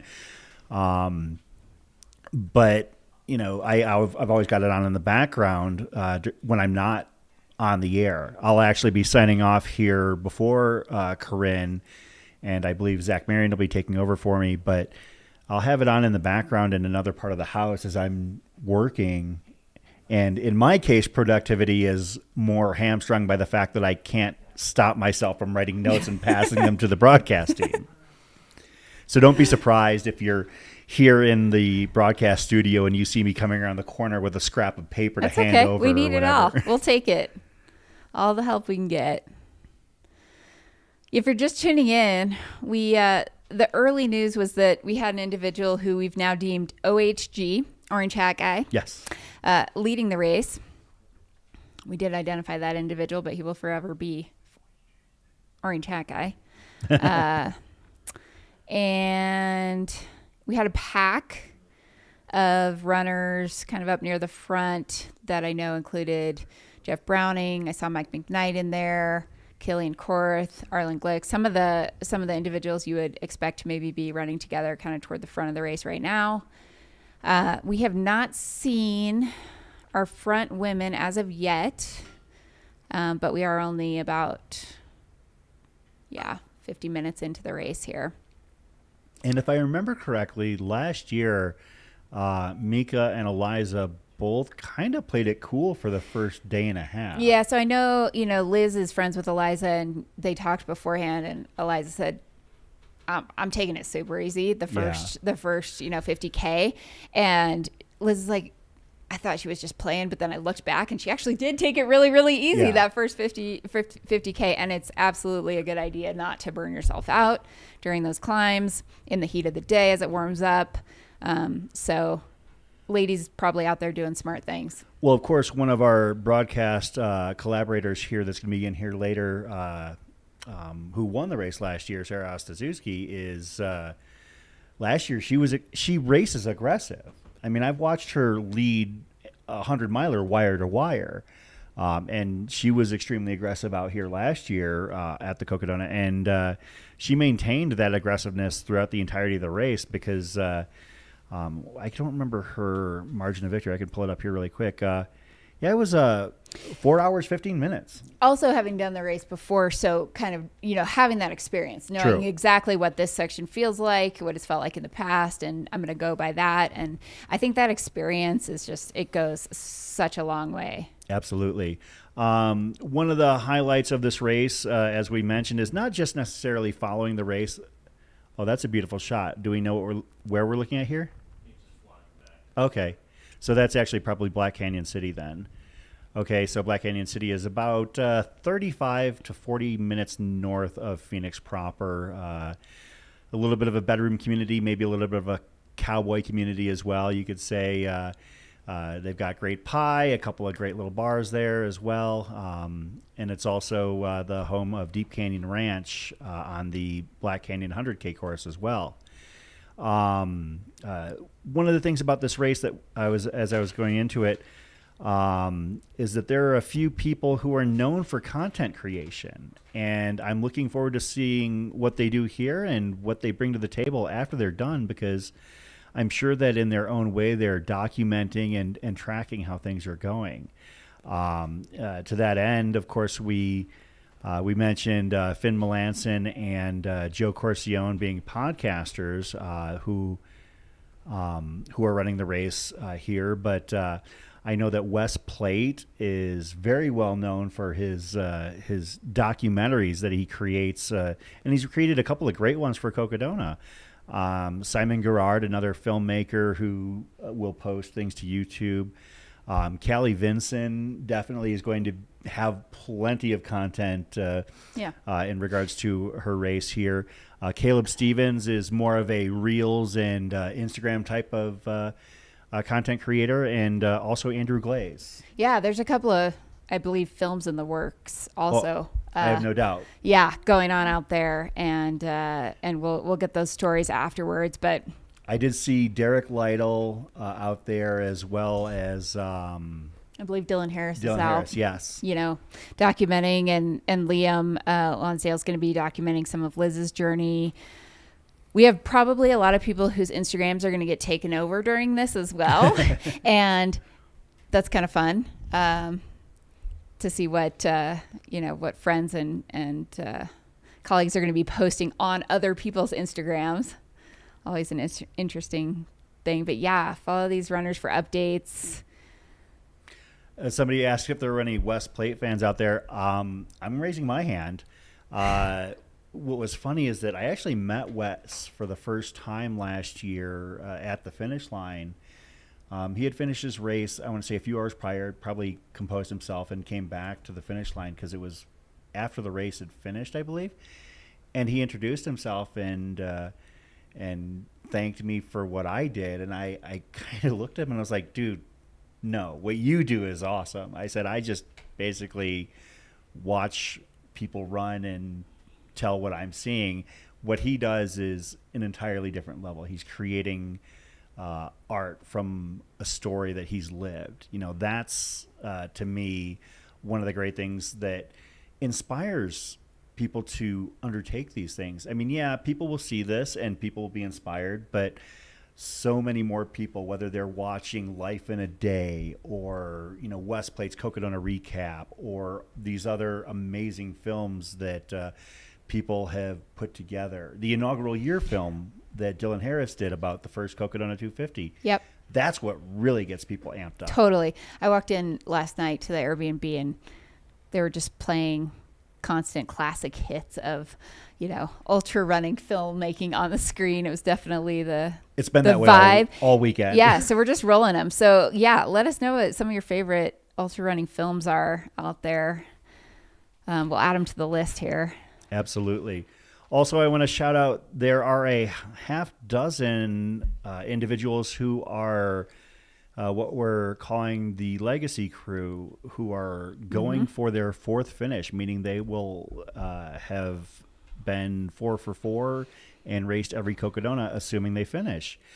And that would be Brian Janzik, Jose Sosa, who we saw earlier, Aaron Flesher, the aforementioned West Plate. We also saw Andrew Glaze earlier and Jeff Garmeyer. Obviously Garmeyer is a pretty stout runner in his own right. He's finished the top 5 here. I know he's done 200 miles plus in 48 hours. Andrew Glaze notoriously runs 100 miles every week, whether he's having a good day or a bad day. Yeah, he ran 100 miles before this race. I'm not surprised. Quite the taper. Yes. Of course he did. West Plate, the filmmaker. We mentioned Jose Sosa, who has the largest crews in ultra running. But then you've got runners like Brian Janzik and Aaron Flesher. Brian Janzik, never at the top of the Cocodona finish line standings, but he always is at the finish line. Aaron Flesher, another guy, SoCal / Vegas local, if I remember correctly. And, he just knows how to get it done. And shout out to those 6 going for their 4th Cocodona finish. I don't know. Gluttons for punishment, man. 4 times. Yeah. It's pretty impressive. It's 1,000 mile, I don't know. We don't have a buckle, but it's 1,000 miles. Maybe a buckle will be created. That's super impressive. And I mean, I think it just speaks to the experience. And I mean, everyone that I talked to, one of the reasons for doing Cocodona 250 was because of Aravaipa, was because of the, how well the race is put on, how well it's supported, everything that's available in terms of, from live tracking to this live stream itself. And the course, the course was the inspiration here from Jamil, and the course is what attracts so many people, going through so much varied terrain, the most beautiful parts of Arizona. And yeah, it's just super inspirational, the course itself. So yeah, you hop across every climate that Arizona has to offer over the course of the Cocodona 250.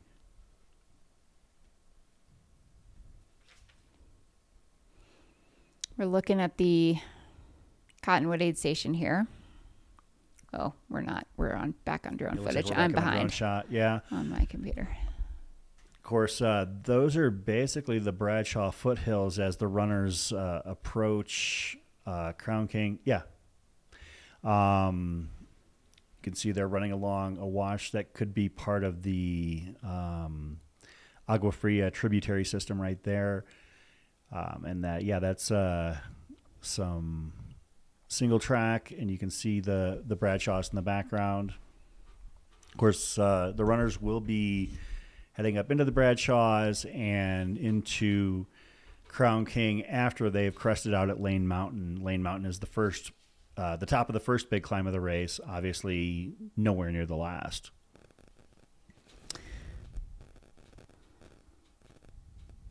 So one topic that is still very much an evolving landscape within 200s is sleep strategy.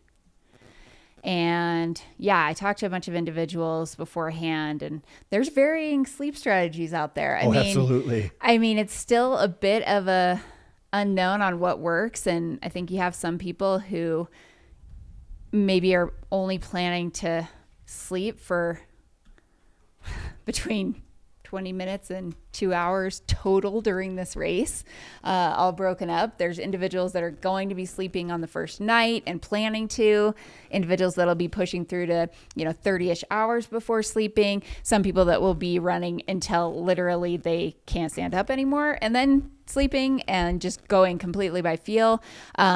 Lots of differing strategies around sleep.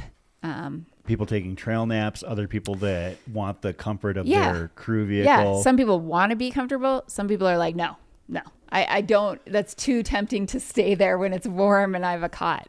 I know that when Joe McConaughey won, he was being coached by Connor Holt, and Connor was giving me intel on his expected sleep strategy, where String Bean was taking like 8 and 10 minute naps. You can see we are seeing our leaders here on the screen. We need to see if we can determine who that is. That is not an orange hat. That is not an OHG from what I can tell here.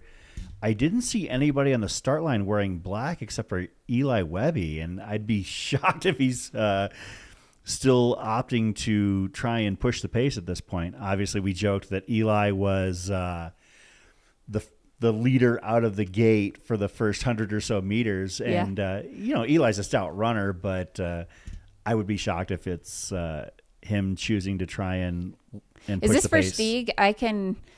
It kind of looks like it from afar. His gait and running form, if I had to guess, also the black, I feel like that could be Michael Versteeg. We'll see. We'll see as we get a little. That wouldn't be surprising because Versteeg likes to be the first person into Whiskey Row no matter how his day is going. I believe that actually he has been the first person to Whiskey Row all 3 years. I know 2 of 3 for sure. Okay, there's a couple runners not too far behind. So we do have one individual out front that we're trying to identify, but we think could be Michael Versteeg. And then it looked like 2 runners not too far behind him as well. So are we going to be approaching? Oh, yeah, that's Versteeg. Yeah, that's Versteeg. Yeah. Yeah, looks like the closer we get, the more I can tell that it's Versteeg. Yeah, Michael Versteeg. Verdict is? Pushing the pace here Michael at the Versteeg. First stretch of the 2024 Cocodona 250. Of course, Michael Versteeg won the inaugural Cocodona 250. I think that might be Killian Korth right behind him. I recognize this light green T-shirt, and then, ooh. Well, Killian Korth and Versteeg came into Whiskey Row together last year. Okay, makes sense. So that wouldn't be surprising to see history repeating itself. The 2 of them, at the front of the pack very early on. And then that lighter kit kind of looks like what Browning was wearing, but I'm not going to call that yet. Yeah, apologize right now to Aid Station Fireball. I'm glad to hear him say the sleep has been banging because we're roommates here at the broadcast compound. And if he's not sleeping well, I'm afraid it might be... Did I just pull an AJW there?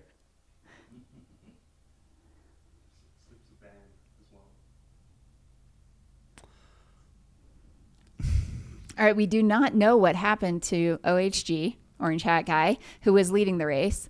But it appears that we now have some new race leaders. The thing is that if you go out to a hot start in this race and you fall back, nobody can take it away from you that you led this race for a portion of the event. And with this field, that's saying something. Arlen Glick, Jeff Browning, Michael McKnight, Joe McConaughey. I mean, the best would be if that was just a rabbit who now has dropped, and we had our first ever rabbit in the Cocodona 250. That'd be That'd be pretty sweet. I think the only ultra I've ever led out at front was the Phoenician 50K, AKA the James Bonet birthday party, where I was ahead of Zach Bitter for about, I don't know, maybe a minute, as I was the only person that realized the race had started. Everybody else was milling around, hanging out, and so I headed up the hill up at Shadow Mountain in Phoenix, and then everybody else caught me and passed me. But Chris, have you ever led a race and then gone too far on an out and back and ended up in the very back of the race inadvertently? Because I've done that. Well, no, that's a fast people problem. Like, that's not something that happens to me because I'm always following somebody else. And I would say I've only actually the only time I've ever been significantly off course on a race was the first time I ever podiumed. I was following behind a group of runners, and all of a sudden I see their headlamps stop and start coming back at me, and I turned around as quickly as I realized it and followed them back. Nice. Yeah, someone commenting about the pace. They do look like they're moving pretty well. I mean, we're pretty high up on this from this, drone footage, and maybe just taking advantage of early miles, some nice terrain. Man, that single track looks beautiful. Yeah, I'm it's gonna a go out gorgeous there right morning. now. Can I join? Come on. So we've got, well, you will later this week. Yes, for a long time through a very beautiful section. So you've got Versteeg in front. Killian Korth, we've established, is in second. Of course, he's part of a 3-person group that's, got an inconsequential deficit behind Versteeg as he makes a turn back onto one of the Jeep roads out in the Bradshaws. Yeah, if we could get a little bit tighter, we might be able to identify those. And Versteeg taking a little hike. They're all running coming up together. behind him. Okay. That's Browning on the pack of 4. That's Browning at the bottom. Yep. Yeah, so we've got Killian, Browning, Versteeg, and then Mystery Man.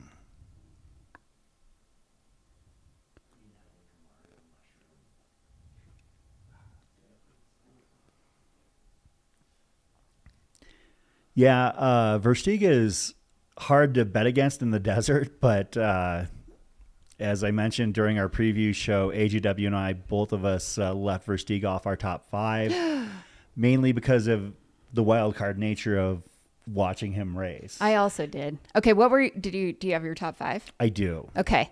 Do we want to divulge this? We can. Yeah. The big fear about leaving Versteeg off your top 5 is that if he wins this race, he'll be here in between us in the studio, basically telling us, I told you so. As he should. I Yes. mean, he has that right. All right. Who are your top 5? My top 5 on the men's side. I've got Mike McKnight winning this year. Killian Korth in second. Joe Stringbean McConaughey in third. Jeff Browning in fourth, and Arlen Glick in fifth. I've got Browning, McKnight, Glick, McConaughey, and Goldberg. Wow. Okay. Well, Goldberg has back-to-back top 4s. Oh man, so. that's solid. How about women? On the women's side, I've got Eliza LaPierre, Mika Thews, Elsa Jaworski, Ashley Paulson, and Liz Canty. Okay. I went Mika Thews for the win on the women's side, Eliza LaPierre for second, Liz Canty in third, Manu Villaseca in fourth, and Ashley Paulson in fifth. Yeah, I mean, but that's the beauty of this race is this is arguably the deepest field on both sides for a 200-miler in American history. Yeah, so something super interesting is that this race has a pretty high finisher rate.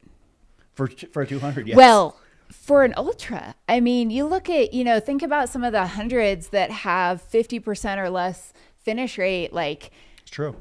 It's super interesting. People figure out a way, and I think it just speaks to kind of the experience level and, just maybe a lot of the folks I talked to before the race were like, we like 250s or we like 200-mile races because they are more about strategy and problem solving than they are about fitness. We have somebody hitting the aid station at Cottonwood. This is the first one about mile 7.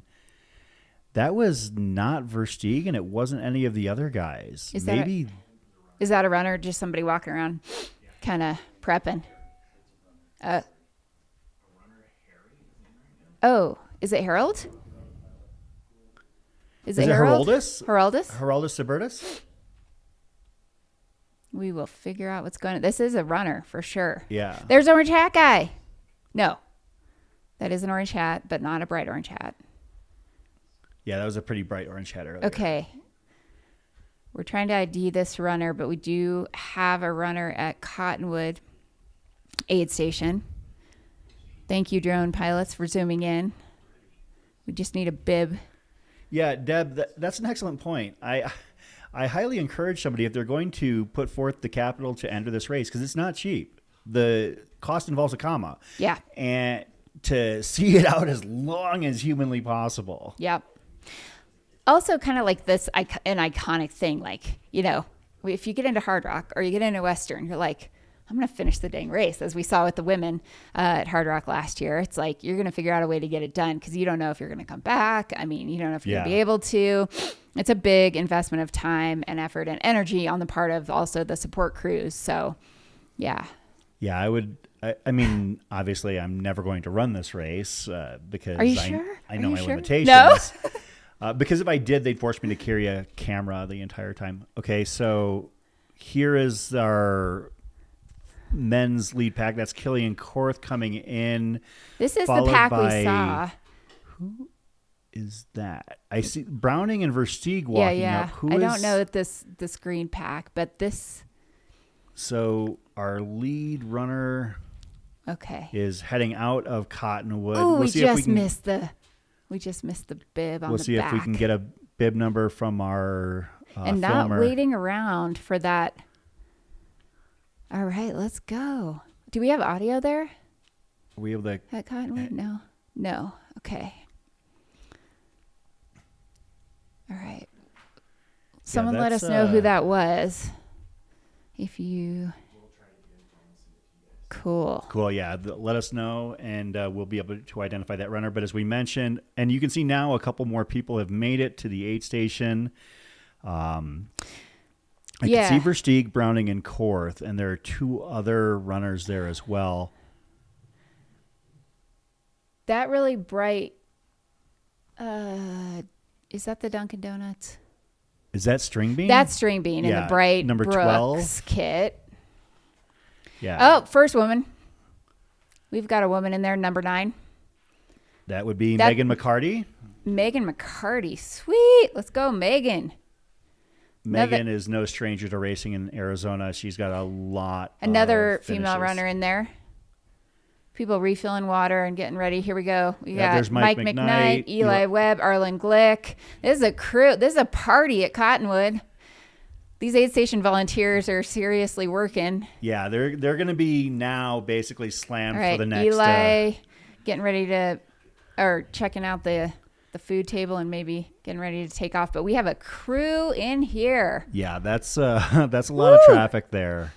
Here goes String Bean. He's easily identifiable. Thank you, Joe, for wearing what you're wearing. I always think that that's something that, if you have the latitude to do it, wear something that will make it easily identifiable for the people covering the race. Well, it helps when your race kit from Brooks is also just that. That's true. Like, there we go. But I wear... Yeah. Like I've Something worn bright. shirts from, like I remember the last Ultra I wore a ramen shirt. Like it had literally a ramen design. Well, I know Cole Crosby's out there in a Dunkin' Donuts jersey, even though he doesn't like Dunkin' Donuts. It's bright and he likes bright colors. I love Dunkin' That coffee. was Megan. Okay, so Megan McCarty. McCarty. Yeah, no, Megan is a pretty stout racer. And had we gone 10, she would have been in my top 10 for finishers here at Cocodona. Mika Thews in there as well. The blonde that just left. What that was Mika? That was Mika? Okay, green. Because there was somebody in We're an seeing orange an outfit orange as well. top, a female in an orange top as well. I love it. This is like a just community gathering. A lot of people together. You can see Versteeg leaving with the individual somebody who as well, who was part of that lead pack. Yeah, the Nathan 20. Ooh, I just missed it. Bib number. Yeah, this is a very remote aid station. To be honest, I'm excited that we're getting this kind of quality video here. There's not typically a lot of signal out there, so yeah, this is great. yeah. Megan taking off here. So it looks like we have 3 women up there in the front pack with the men. Ashley Paulson, possibly? No, because Someone mentioned an Ashley in the chat, but I don't know which. Yeah, Ashley is yeah. very She's easily got like pink hair, identifiable. right? Yeah, Basically bright pink. Yeah. Okay. Orange Hat Guy has reemerged. OHG out with String Bean in front. That's what we're hearing from our sources behind the screens. Yeah, String Bean on the 2022 alternate course that was changed due to fire damage, put on a clinic out there, finished the race in about 60 hours for 250 miles. That's a little bit of amazing an mark. Alternate course year, right? Very, very yes, altered. very yeah. alternate course. So we interestingly have 3 different individuals holding course records depending on which course was run. This is the 4th year of the race. And we have 3 course records. One set on the quote unquote hard year, the first year, where people did not have access to water during the first crazy section. Thankfully, that was changed. You can see There goes Arlen Glick heading Glick. out. Yeah. And then the next year was a quote unquote easy year because of reroutes, reduced amount of elevation gain. So that was a fast year. And then last year was kind of the official course, so to speak. And this will be, again, the official course. So we'll be comparing times to last year's times. Yeah, we do have the capability of that. We have a couple of great guys here in the house, Aid Station Fireball and Travis Lonkar doing some great work, helping us out with tracking the runners versus their versus historical splits. We just saw Christopher Staub out there at the aid station. Looks like runners kind of going out in packs of 2, running with friends. I would think that leave here. in this stretch, I mean, this is a very remote, very hard stretch of... Is that Geraldus? I think that's Geraldus, yeah. Very remote, hard stretch of trail that you probably would want to pair up if possible. Just kind of find somebody you can maintain conversational pace with at this point in the race, because this race snaps you off early. Like if you can get, like we said, if you get to Mingus Mountain at mile 110, you're in good shape. And the number of drops that happen after Sedona around mile 162 drop off completely. Like the finish rate once you hit Sedona is somewhere above 80 to 90%. That's so cool. Yeah. So if you can hold it together for through, I would say, Wednesday afternoon, evening, then you're in good shape. All right, if you are just joining us, we started about 10 minutes late this morning for the race start. So just take into account, that with splits and stuff. But we've seen a whole pack of runners come through the first aid station, Cottonwood. Actually, you know what? That would make sense. And now that I'm kind of revising it, Stephanie mentioning that Rachel Entrican was showing in the top woman. That might have been Rachel. She is blonde. Okay. And she's also a top runner. She has multiple Hard Rock qualifier wins to her credit, as well as dropping 190 in 48 hours at Jackpot last year. So wow. Very, very stout runner, Rachel Entrican. She, I know, has run and trained with Jeff Garmeyer in the past. So somebody who, again, trying to handicap this race was so tough, like doing a top 5. I had her in the next 5. Yeah. So, of course, we're very early on, but definitely. Wait, it's too early to call the race at this point? I don't know. To say it's somebody's race to lose at this point, or maybe. It does look like String Bean is out in front, so we are gonna take a quick break here and give some sponsor time. All right, this is the Cocodona 250 presented by Air Viper Running.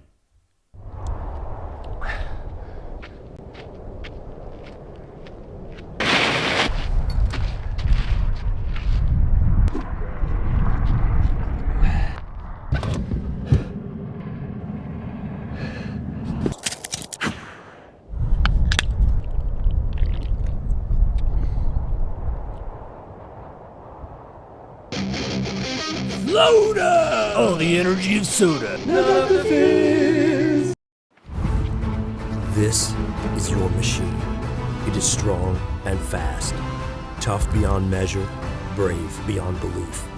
It will take you high in the mountains, deep into the woods, over rivers and deserts, and further within yourself than you have ever dared to go. But it is only as good as the fuel you put into it. Feed it real food. Feed it real power. Feed it spring.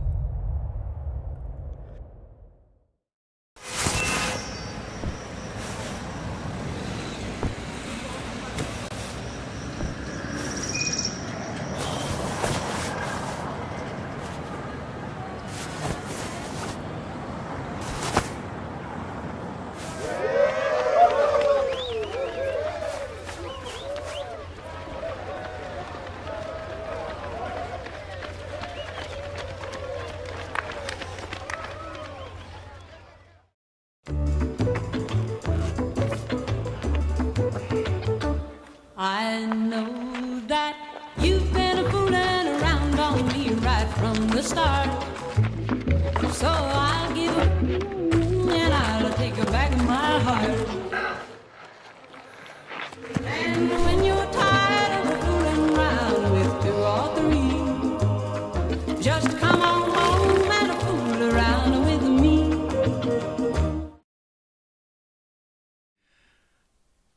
I'm kind of at a loss there with that last commercial. Oh, it's so good. That was a personal friend of mine and my coach, Pete Mortimer.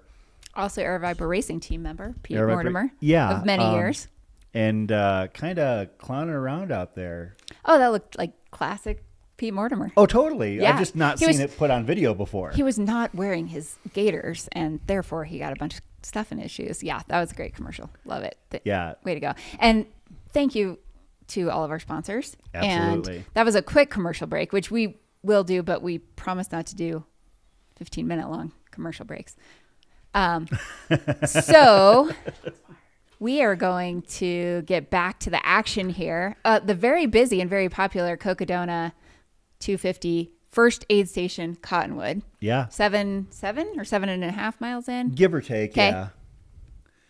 And for those just tuning in, I believe our runner tracker is okay. So the runner tracker is pinned to the top of the chat, although I would take it with a grain of salt until things have had a chance to shake out a little bit. A lot of ping and drift here and there.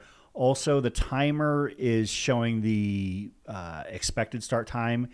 Subtract exactly 10 minutes from that to have where we're at. So we're actually at about the hour 25, hour 26 mark. Man, look at this drone shot. Yeah. The beautiful desert. Absolutely fantastic. That is as they depart Cottonwood Aid, they head further into the Bradshaws, further uphill until they crest out at the top of Lane Mountain at about 7,000 feet. Head down into Crown King just short of 6,000 feet, and then they keep on going through the desert until they start to approach Whiskey Row. Yeah. Again, the first 50K of this race has about 10,000 feet of climbing in it, and it is going to be warm, long climbs. You're going to get up to altitude. So we've had a few runners hit Cottonwood 8 at mile 7. Now, there's a water drop asterisk at mile 11. Why asterisk? Oh, that is because I expect to see our friend Ken Rubley out there. Ken Rubley is manning the water drop out there, and you've never met Ken, have you? I don't think I have. Oh, yeah, you're gonna.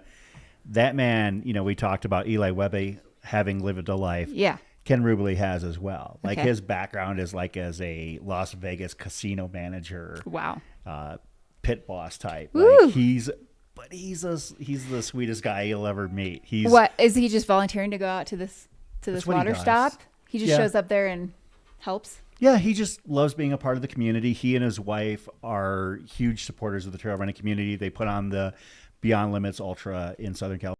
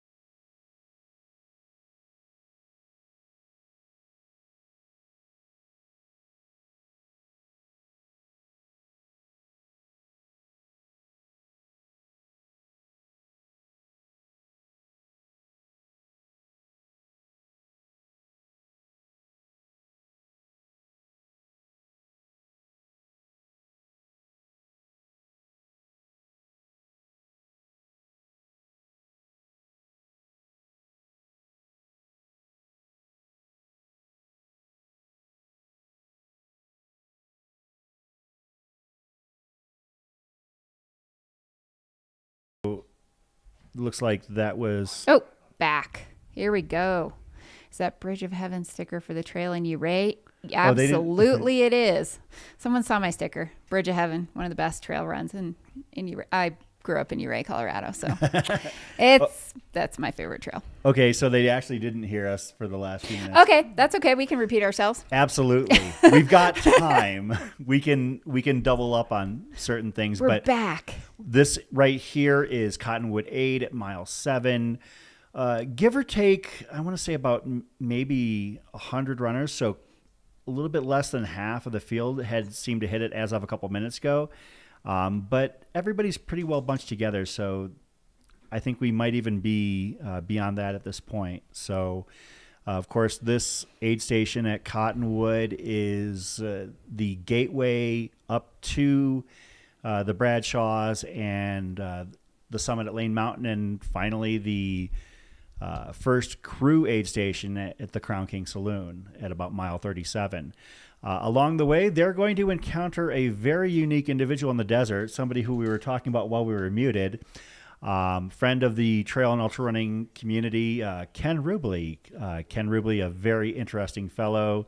I guess for a quote day job is a guy who like runs full size casinos. You're talking like MGM Wynn type level facilities, but in his spare time likes to drive out into the desert and hand water off to strangers as they traverse desert trails.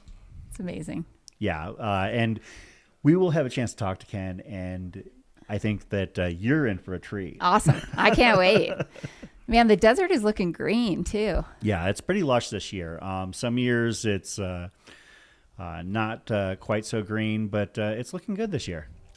Yeah, we talked a little bit earlier, but we can repeat that temperatures are actually looking really solid for this week. Fairly mild. Yeah, somewhat mild, not getting too hot during the day and not getting too cold at night. You know, highs in the 70s and 80s, maybe even cooler as you get higher in closer to Flagstaff or higher in altitude during the course. And then, you know, lows potentially 30s, 40s, but pretty pleasant and mild. And I don't think there's any rain or precipitation forecasted at this point. We did have a little bit of, hail here in Flagstaff yesterday, little afternoon storm, but, I don't know. I think I saw there could still be some snow on Eldon. I don't know if there still is a lot of it or if a lot of it melted in the last few days here. There were patches the other day, I believe, but nothing like on the trail or that would be of concern to runners.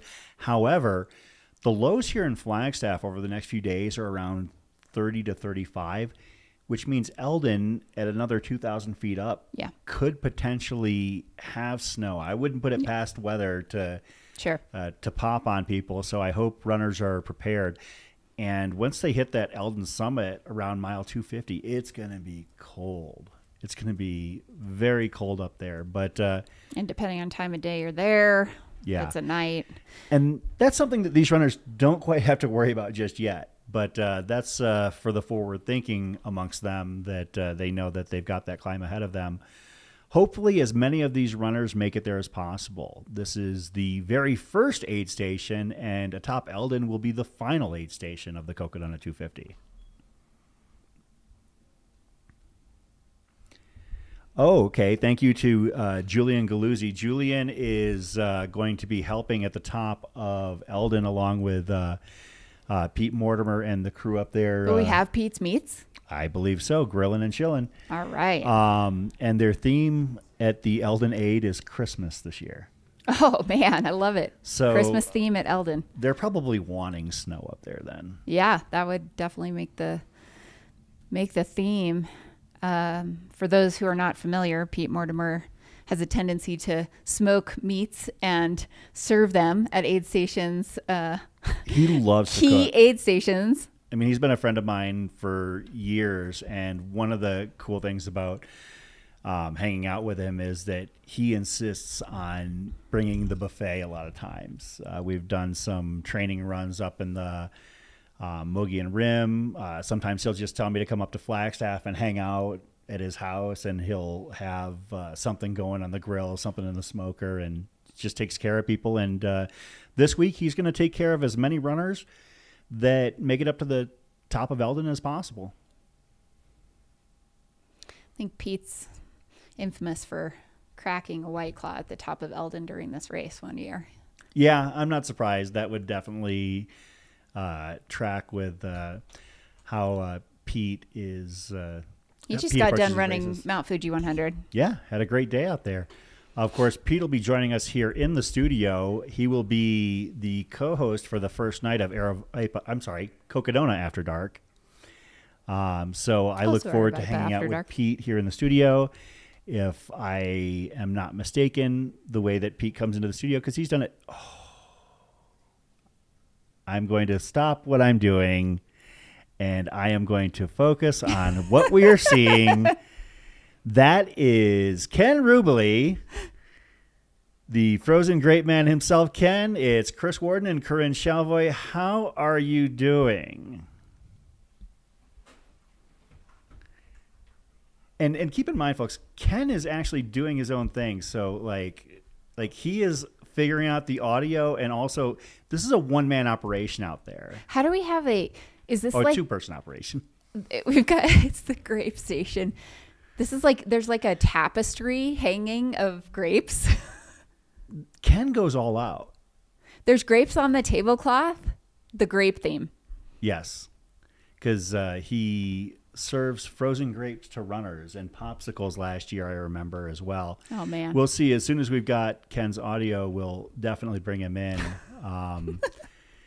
We can see, but we can't quite hear. Yeah. So as soon as we get that dialed in, We've got we'll visual, definitely bring not him on. audio. Yes, But they're BGE, working Big on Grape it. Energy. Big grape energy. We're going to commandeer the BGE for Big Grape Energy. Oh, man. Let's clarify what we're saying there. Make sure you separate your syllables properly. We got OHG. We're just starting the acronyms for the whole week. Orange hat guy. People that tune in for the first time on BGE. Friday are going to be so confused. We're gonna need to create a directory of what these things mean. Big grape energy. Grape station. Yeah.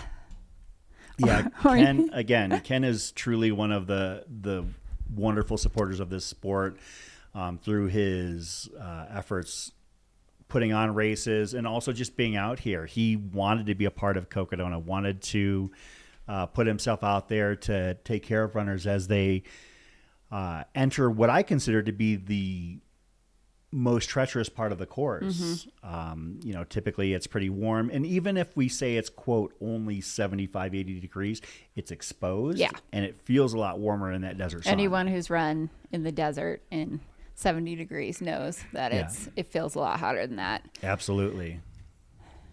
Not all to in how the mention that sun you're hits. climbing, so your exertion level's up. So definitely important to take care of yourself right now. And I'm sure people are going to start cooling early here. This is the climb leading out of Cottonwood 8 at mile 7. These runners are entering the Bradshaw foothills and have a lot of climbing ahead of them. The first 37 miles contain over 10,000 feet of climb. So this is, that unto itself would be a heck of a race. And for these runners, that's just the first 15 or so % of their journey, their odyssey to Heritage Square in Flagstaff. But as anyone knows, you cannot think about the entire 250 miles, even in a 100-mile race, right? Absolutely. You got to think about aid station to aid station here. How do you eat an elephant? One bite at a time. This is the biggest elephant that you'll ever see.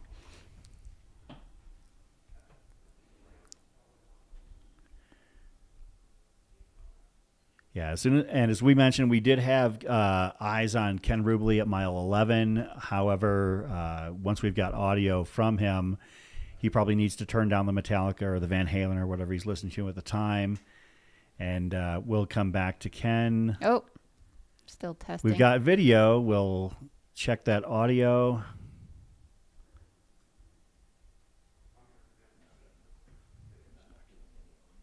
Yeah, we're still working on audio here. The from video's fine. mile Video's fantastic. Again, I am so pleasantly surprised that we've got such clear video because these are some fairly middle of nowhere locations, as we can see Kent try to fiddle with the gear out there at mile 11 at the Grape Aid way station, where runners can fill up their hydration packs. Runners are instructed and required to carry 4.5 liters as they enter the Bradshaw climb. Yeah. Capacity for 4.5.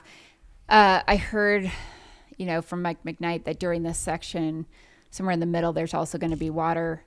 He plans to bring a filter and to lay in that water and then filter another couple of liters. Yes. So that's another option if folks want to throw on a filter cap. Not always the case, but it sounds like we do have water this year at one point in between these two sections. Yeah, thanks to everybody tuning in. The audience is growing, and glad to see that you have all decided to try and challenge yourselves to balance productivity and following an ultra running event over the course of this week. All right, question about the fastest finish time since the race was created. Well, debatable because there's been a couple of years of different courses. So we have 3 course records. Yeah. So the established course that we consider when we're talking about course record would be Michael McKnight's time last year, 69 hours, 41 minutes, 31 seconds. Now, that is not the fastest time that anybody has completed at Cocodona, but the 2022 year was wildly different. But Michael McKnight on the men's side, and on the women's side, Sarah Ostaszewski, 72 hours, 50 minutes, 27 seconds, winning the race last year. On that kind of quote-unquote official course. Mm-hmm. So that's what we're looking at as far as our, quote, course records that runners are eyeing. And I know, and I'll see if I can get any confirmation on how much we can share. Obviously, runners have goals, and in some cases I've heard goals. I've heard more than one runner thinking that they are going to shoot for a sub 70-hour run. Yeah, I talked to a handful of runners, and they were all very open with sharing their goals for the race. And we had multiple individuals, especially on the men's side, say that their goal was to win the race this year, which I love. We've got probably 10 people stating the goal of wanting to win the race and saying that they think to do that, they're going to have to go under course record pace. So it's something we're definitely going to be paying attention to as the race goes on, of if we're on track for that or not, to the extent that we can over that long of a duration. No, that's absolutely fair because, as we've seen in races everywhere, there are runners who run under course records who don't win events. So that's usually what you have to target, the established course record, in order to try and win a race. And I think that the competition at the front of this field this year is absolutely going to drive that. There are people who have run, they know what it feels like to run that time on this course, that are going to be out there kind of setting pace, looking like good conditions this year to ideally, from a weather standpoint, have some faster times. So it's super exciting. One individual who did not say that his goal was to win was Mike McKnight. He said his biggest goal was not to screw up the first day. You know what? Even though the first day did go sideways for him last year, he still won the race in convincing fashion. Oh, like an epic comeback. One of the more insane comebacks that we've ever seen in a race. I should say, he did say he does want to be on the podium. And then beyond that, going faster than the course record. So it got progressively more and more, his goals started with the first day, and then they got more and more competitive as our conversation went on. But this is, we're looking at, especially on the men's side, potentially the most competitive 200 miler that has ever happened. And it's going to be super exciting to see how it plays out. Of course, you've got some familiar names at the front of the pack based on what we've got.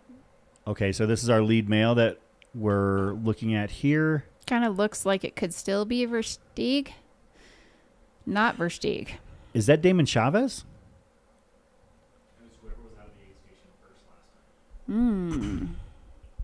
So, yeah, there have been a couple of people who have opted to shoot out of the gate at various portions of this race. Earlier it was OHG. Orange Hat Guy. We'll see if we can figure out who this is now.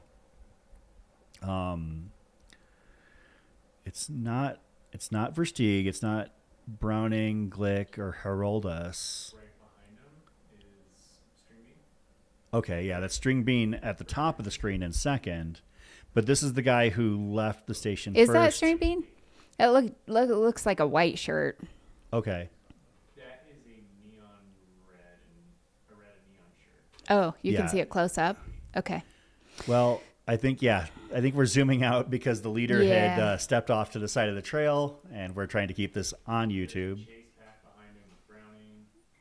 All right, we've got Chase Pack, including Jeff Browning. Versteeg is still part of that pack. Jake Jackson had been running towards the front as well earlier on, I saw. So you talk about runners with near limitless gas tanks. Jake Jackson, multiple 150-plus mile efforts in the 24-hour discipline. Represented the U.S. national team at 24-hour Worlds multiple times.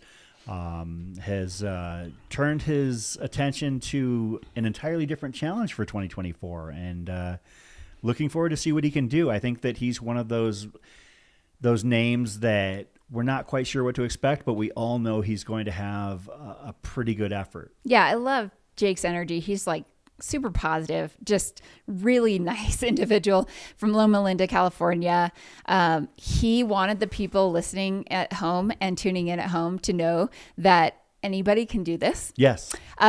He said, I'm just a normal guy, work 9 to 5. I like to push my limits. Yeah, and he tells his story. I'm, super excited to be out here, but his message to everybody is that if you wanted to do this, you could do it. The furthest he's done, as you mentioned before, was about a 48-hour run at the Dome when he did 187 miles around a track. A little different, but that's a long effort. Yeah, Jake is like we said. He's a UPS driver by day. He has a wife and kids, and lives in California, and he just gets out there and gets after it every day. Nothing about him is necessarily something that anybody else couldn't accomplish with the same time and effort. Yeah. He also said that I asked if he trained on the course. He said he'd done the first 37 miles during the training run that was hosted. And he said he was super glad that he did that because, everyone talked about how hard it was. And yes, he said it was hard, but it also gave him confidence, like just having done it, seen it. He's like, I'm good. So he got out there, did the first 37, but beyond that, it's going to be new terrain for him. He is, let's see here. He's excited about the whole course and experiencing it. He is looking forward to experiencing some of the sections he's seen on the live stream in the past. Wanted a break from the 24-hour and needed something that scares him. So he's jumping into this. Yeah, Jake has had a lot of success as we see. Is this our first runner hitting Grape Aid? This would be Grape Aid. Okay, so we'll see if we can get this is eyes the same. on this bib number Got here. it, boy! If we can get communication, we can. If we don't get audio, if we can. Yeah, you there? Hello. Who that is? Hello. Hey, John, what big number's on him? Drop at mile 11. They can't hear me. Top Damn it. off, which is smart. Hold on. It's only been 3 miles. Can you guys hear? To go into a very long stretch. Can you guys hear? Absolutely. Oh, everyone's coming now. Damn it. As you can see, the chase pack now hitting there. Frozen grape. You guys good? Frozen grapes. Having 100K. Frozen He's grapes. won at Desert Solstice. He's won Coldwater. Oh, it is? Okay. Great. He's had a lot of success in Arizona, so it wouldn't be terribly surprising to see him have success here, too. God, I wish they could hear me. Because I know who's in the lead. Yeah, Good job, Frozen Grapes. No. there's Jeff Browning in the background just passing by. What? I really hope we're able to get the audio issues. Yeah. And also okay. IDing that first individual. Okay. So they can hear us at Is Frozen that, Grape. So Jordan in the chat This is Jordan. is a female. Oh, Potentially in third. is that Jordan Camastro in the chat that I see? Shout out Jordan. We're just still missing audio from Frozen Grape. Okay, so Oh, that was Mika. Oh. Do we have Okay. audio? hello. We've got Yep. Good something. morning. Yep, we can hear you. Can you hear me? Yes. Ken? So Gotcha. the first place male is Air Viper's own was in the lead, by the way. Cole Crosby? No. Was it Cole? No, what's his name? The tall, skinny guy. The tall, skinny guy. Oh, String Bean? The first place wasn't Yeah. Drink Bean. No, it was somebody in a hat. Was it Cole Crosby? Who's? Yeah, hang on, bib number the by lead chance? woman was number 2. Lead Well, woman the lead was number woman's been number 2. 2. Okay. And then who's the tall, skinny guy who works on the first floor at Air Viper? Brad, or what's his name? The tall, skinny guy. That works on the first Bryce? floor. No, Well- no. The person in the lead looked like Bryce, real tall, Oh, skinny guy. looked like Bryce. Bryce is not running, so it's definitely not Bryce. Yeah, no, but had a similar build, tall, skinny. It could be super skinny Cole. guy. Cole. Could it be Cole's Cole Crosby? fairly tall. I mean, And then yeah, the- Cole's tall. Frozen Fast. grapes. Frozen grapes. Come on, dude. I'm telling you. You'll catch back up. You got plenty of time. Now, that looks like How you doing, man? there's You our look good. tag guy. Yeah. That was our Cotton candy, original frozen race grapes, leader. Garbage can if you want to take them on your way. Can you get a bib number on Orange Hat Guy? Yes. Ken? Well, we had it. We had his name before. It was. What's your name again? 38. Bib 38. Yeah, Nicholas. Nicholas. No, bib 38 is Brian Pape or Pape. Bib 38. I mean, I thought we had ID'd him before, but we everyone's just so used to calling him Orange Hat Guy at this point. That's your name now from moving forward, sir. You are Orange Hat Guy. You are OHG. It's like Parks and Rec. Yeah. Larry, Jerry, Gary. The hard thing is when he changes that hat, we're not going to know how to ID him. Well, that means he just simply can't change the hat either. Pepe. Looks like Bryce Guy. Looks like Bryce Guy. LLBG. So we see runners. Is this before Is that pre or Frozen post? Grape? Yeah, or after? This has got to be before, I would think. No, that's after because that's Killian Korth. The hike out of that aid. Okay. We got some poles out. Yeah, Killian Korth definitely has his poles out. Well, 2 of the 3 in that pack had looked like. Yeah. Lucky sponsoring the race. Makes sense as we look at some polls. All right. We've had a handful of runners, including what I saw was at least one female go through the unofficial Frozen Grape aid station around mile 11. Yes. Which is a water shop. Shout out Ken Rubely, taking care of runners there.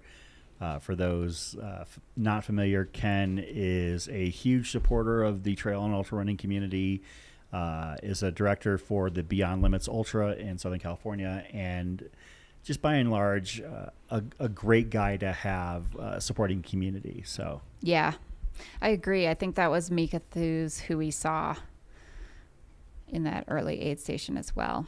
Someone That who makes is no sense. stranger to this race. yeah. Eric Fensky in the chat giving us some intel on Brian Pape, finished 6th at Tahoe last year. Yeah, that's pretty stout. I was not familiar with Brian, and We're going to learn all about him. Yeah, we've got plenty of time, and as Shaq said, I apologize. I was not familiar with your game.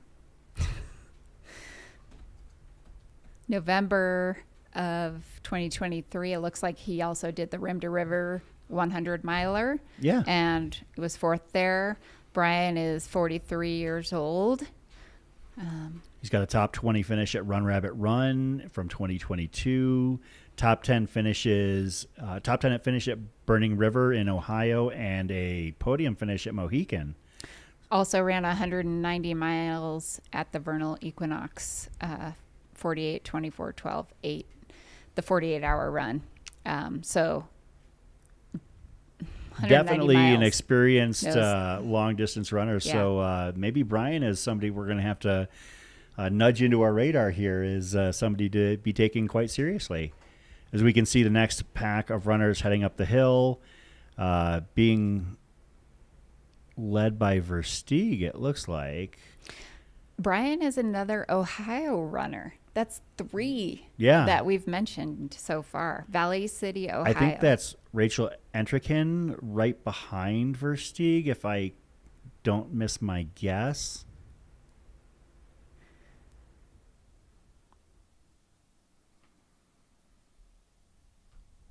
All right, so what do we think they're talking about? With Versteeg, you never know. Man, it's a nice day out. He might be talking, just not to them. How's Glick look? Tan. He looks tan. He and Courtney always have a good tan. Good tan and $1 million smiles. Good tan and white teeth. Yes.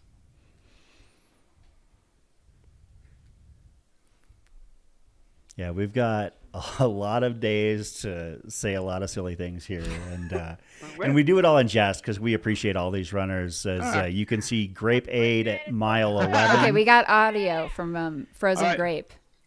We got auto. Okay. Lay it out on us, Hey, Ken. how are, can you hear me? Now We can. We can hear you. Hey, good morning. Good morning, hey, kill Ken. Music. Kill music. You're on grapes. Good morning. You're right. Good job. Music was going in the background. Hey, good morning. Putting someone Here, you else jump on over to grapes. here. Can you guys Ken. hear me okay? Yes, we can. Absolutely.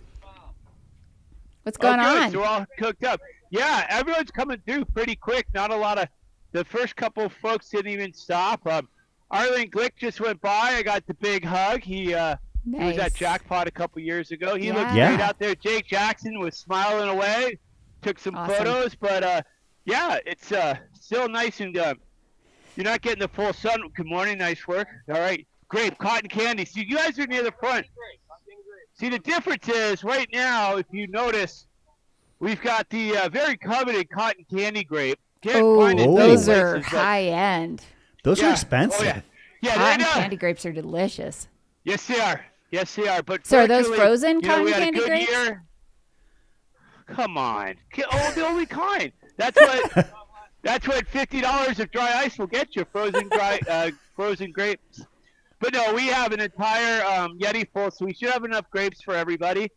Nice. But yeah, the terrain out here, it's in beautiful condition. The course is a teeny bit drier than last year when we were out here. We crossed a lot of water beds to get out here. And yeah, it's in good shape out there. Everyone's smiling away. We Yeah. got the double fister coming in here. Who's coming in here? Double fister. Get her. What's Runners- her name? Ask her name. Ask him that name. What do we got there? How you doing? Adam Williams. Adam Williams is right here. Give a big wave to Adam. Shout out Adam There Williams. you go. You want to get a Making it shout up. out? Be on TV? Sure you do. Come You're on. on TV. Come on, TV. you're on YouTube is now TV. TV. It's TV. Yeah. Basically. What's your name? Jaden Vanderview. And you're from Montana?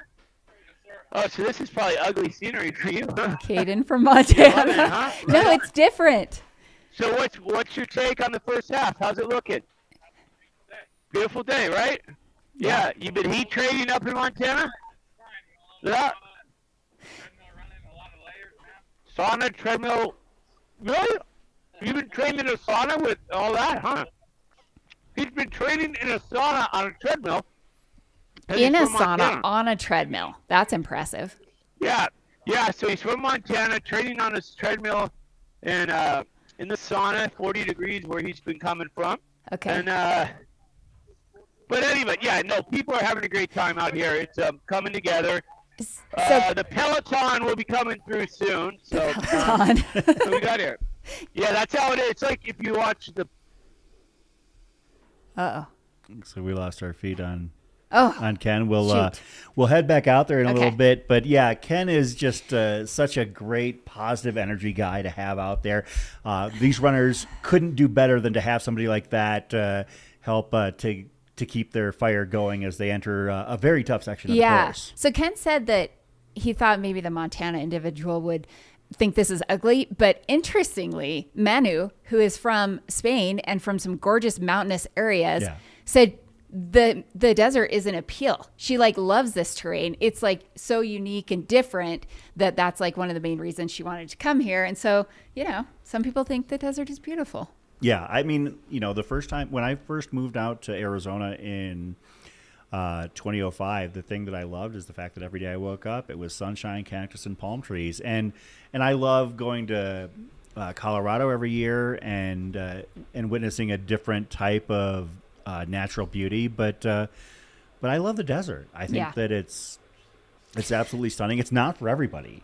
Well, and there's so many different parts of the desert, right? There's you've got Sedona area, you've got the mountains, you've got the saguaros, you've got it is quite diverse. That looks like Jose Sosa down at the bottom, kind of working with his pack a little bit. We've got a couple other runners, all what I would say wisely dressed in white. Whenever I see somebody in dark colors, I always kind of wonder, but frankly, if Versteeg wants to wear black, I can't really question it because he has a Cocodona victory and I do not. Yeah, I mean, sometimes you just got to go fashion, fashion. Well, it's probably some metal band shirt. No, it's a Satisfy shirt. Oh, okay. Of guaranteed. Okay. Well, that's entirely understandable. Of course, Versteeg, a runner for one of our sponsors here, Satisfy Running. Yeah. I guess he's kind of representing like he is on the can. Yeah. For Flota.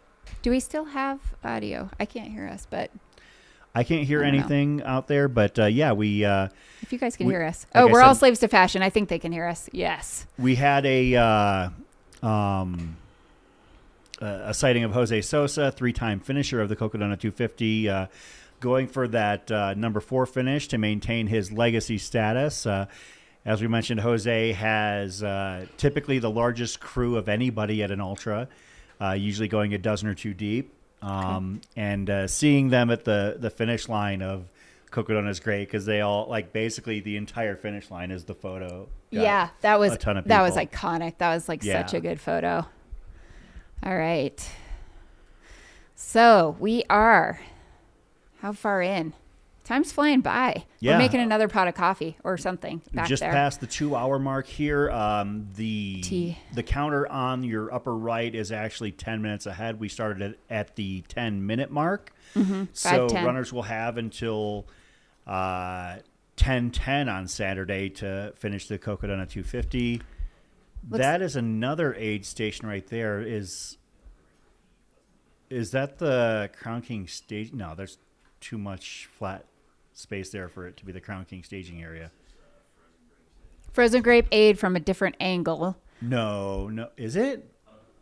Maybe not. No, No, there's a we've got fence in the vans. background. Okay. Oh, Bumblebee crew area. Staging okay, so it is area. the staging area. So what this is here is this is a staging area at Bumblebee Ranch, and because Crown King is a very small town and has a population of about 150.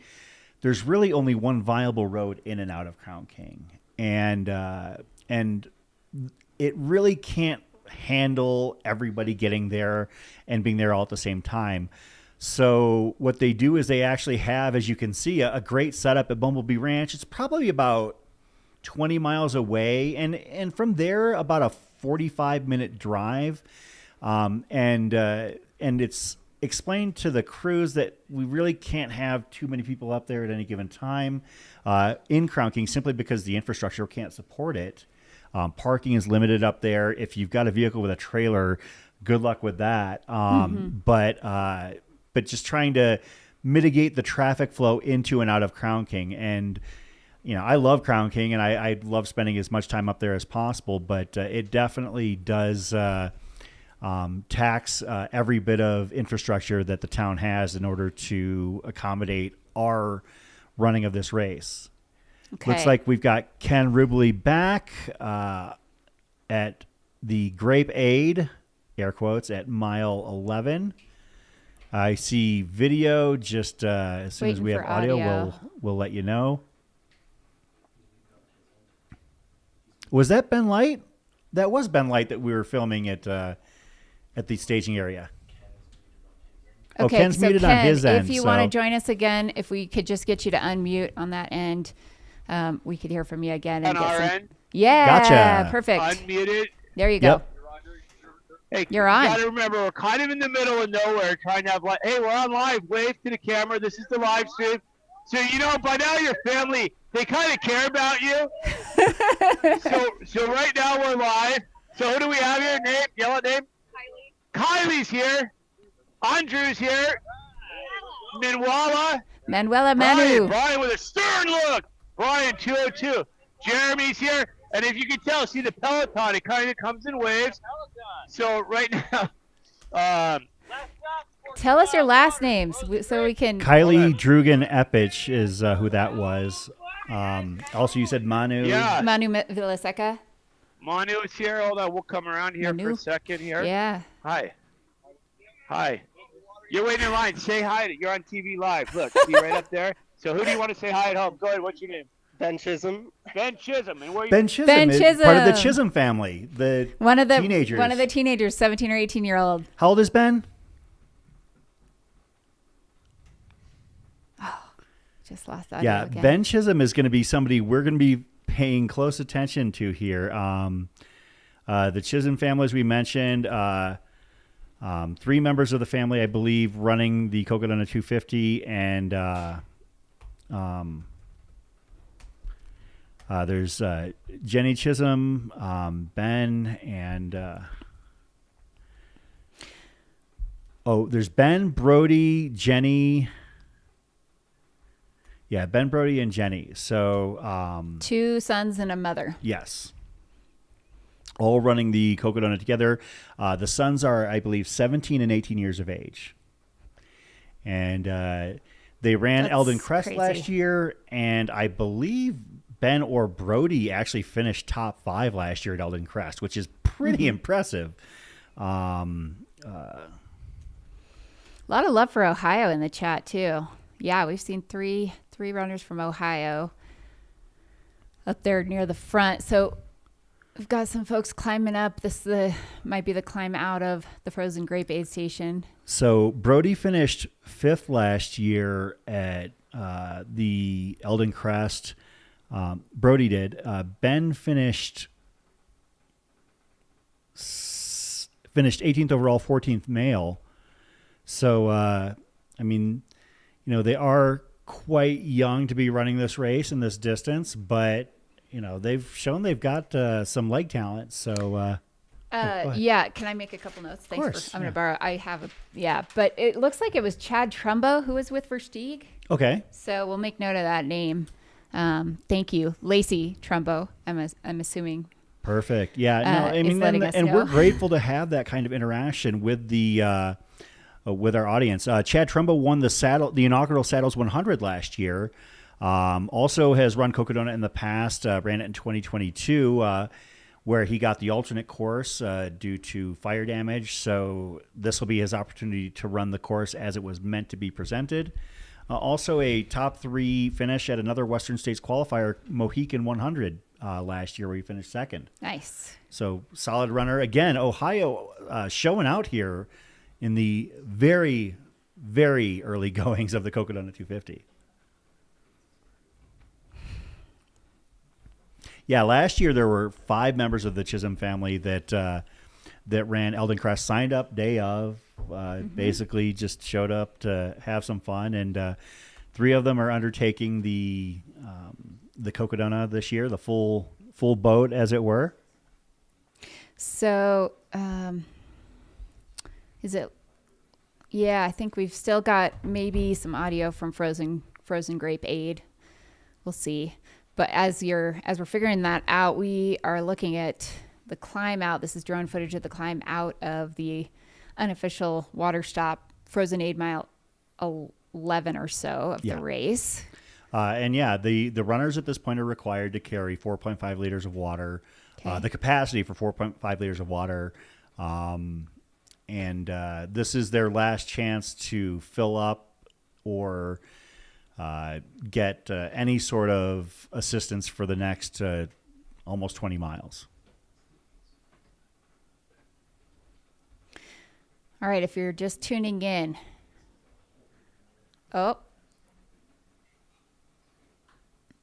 We got pulls out, a runner making their way up the climb here. Starting to see lots of head coverings and face coverings. I guess the Chisholm family came out to watch Josh Perry finish Cocodona last year. Josh Perry, interestingly enough, was somebody that we didn't have was on our radar until like right before the race, as we were using Ultra Sign Up as our guideline to research runners, and all of a sudden we decided to look through the people with zero histories, and it turns out that Josh Perry has like FKTs all over the world. Yeah. And he ended up finishing second. Yeah, that makes sense. Makes a lot of sense. Not everything. 4.5 liters is a lot. You sure? Yeah. It's Matt, it's a minimum of 4 liters, correct? That they're required to carry. So capacity of 4, yeah. 4 or 5, 4.5. Yeah. I mean, and the reason why is that this is desert. This is exposed. They climbed 10,000 feet in the first 37 miles through the desert. You know, they want to make sure. I mean, we had some situations in the first year. There were a lot of people that had to end their race at Crown King at mile 37. There were war stories of people hiding in tiny little like shade areas, literally like just so dehydrated. It was not good. So this is a requirement that was put into place for safety of the runners and just as a result of just the terrain they're about to cover here. And they've added water drops to try and mitigate that. Yeah. But if you look back, if you do a little bit of looking into some of this, Mike McKnight in particular, his social media feed, he talked about how he was just suffering. And he said that the first 35 miles of the race was pretty much why things went sideways for him that first year. You know, you're talking about a guy who knows how to care for himself and in the 200 plus mile disciplines. And even somebody as experienced and talented as he still had some situations simply because of the early difficulty of this race. Yeah, but he's also learned from it. I mean, he was telling me that he went and did some, sweat rate testing, some sodium loss testing, and figured out basically that he was getting maybe half of not only just the fluids, but the sodium that he probably requires to be in an ideal state. Mm-hmm. And so he's carrying 6 liters on his person. And he said if he could carry 10 liters, that would probably be ideal for him. But instead, he's going to carry a water filter. He's going to filter water, during this section. He's going to lay down in the water. So like a lot of people, I mean, what I found in kind of talking with some of these folks is so many people do this race for the challenge of figuring it out and problem solving and being able to like mitigate issues because they're going to come up. And that's like what is exciting to them about taking on this whole challenge. I explained to a friend of mine last night, I was talking to her, Courtney Scher. Shout out Courtney. She's doing Cocodona for the first time. It's her first time doing anything longer than 100. And I reminded her that if things are going according to plan, be grateful, because that's a bonus, and that the entire week is going to be nothing but her trying to solve new problems that she didn't know existed. Yeah. And I think that is probably the best way to describe races of this distance. You have a plan, you have a schedule, and you're faced with a situation where you're basically having to update, adjust, and improvise, adapt over the course of the race. Yeah, and I think a lot of people also that have said that the longer it goes, the more it becomes about strategy and skill and problem solving, the less it becomes about fitness. And that's also super interesting, and just this unique dynamic to racing 200s. And for those that are I'm in agreement with you. Six liters of water is a lot. Yeah. And Heavy. that's a tough thing to do, but it's tougher to run out of water in the desert. Yeah. Take some grapes and, Oh, we're back. Cool We're the back with core. frozen grape. Right, huh? Hey, Ken, look we out got there you. back. Can you guys hear me? Yes, we got Absolutely. you. Yeah, Andy Glaze right here, Mr. Glaze. Nice. Give a big shout out. You're live, buddy. I see Gentlemen, the you guys are jorts. live. Big shout out. What's up, Andy? Andy Glaze. Yeah. Loving life. Hey guys, yeah. So things are going great out here. We got the guys filling up here. We broke the rules. I bring a little more water. So we actually, with my buddies Bill and Taylor, we actually bought almost 100 gallons of water. So we're Wow. encouraging everyone to Use the water, we're looking the other way to take more than a liter if they have room. So our Okay. whole well, goal, besides having fun, is to convince him, like, that looks empty. You're gonna fill it, aren't you? Yeah, you are. That's quite a thank lot you of for work doing for, like, that. 3 Looking out for ounces of people. water, huh? No? Yeah. Anyway, yeah, no. So it's a beautiful morning. It's no wind. Yesterday it was quite windy during the wind. setup. Today there's no wind, Awesome. and not a single person sitting down with blister issues or anything like that. This time last year we had quite a few people who had already had foot issues, and we're at about mile 11, not quite mile 11. But everyone's coming in smiling, and yeah. So anyway, that's how it's going out here. We've got all the grapes going. We've got the cotton candy grapes. We've got the regular grapes. We got Andy Glaze. Did you want to say hello to live stream? Who are you now? Yeah, right here. Just talk. They can hear us. Yeah. Oh, Eli. And who are you? Oh, Eli, where are you from? Eli from LA. What are you thinking? How you doing out there? Talk to me here. Ate shit already. Yeah, come over here. Ate That's shit 2 two. times. Yeah, it's your Get first the time fo- doing the race? Yeah? Get the falls Okay. out of the way Yeah, early. any blood yet? You want the grapes? Oh, he's got blood. Hold on, zoom in. He's already got blood from the fall. He's feeling good. He's got a little blood up here. So yeah, so you go get out of here. You get us some extra grapes for the falls. There you go. And so yeah, Nice. we're encouraging everyone to fill up every bit of water they have, because I know what the next section's like. So the whole point is to have That's grapes, awesome. right? Yeah, and then you're gonna fill up your water. First time frozen grape. It's like first it's free. It's like crack, man. You're gonna be back for more. I got the best stuff. And they're pretty well spaced out. I keep waiting for this big Peloton surge, which we normally have. But yeah, everyone's, gosh, shocking. Not a single person is complaining about anything, and everyone's got their vibes only. sunscreen on. How you doing? Yeah, how you guys doing? Yeah, you can't stop smiling. What's your name, young man? Dylan what? Dylan Leopard, and Dylan Leopard, is this your first Cocodona?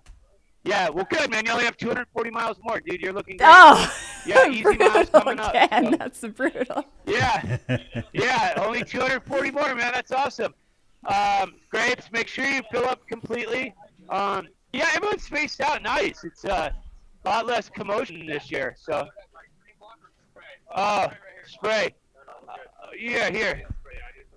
Spray on your cut too. That'll wake you up.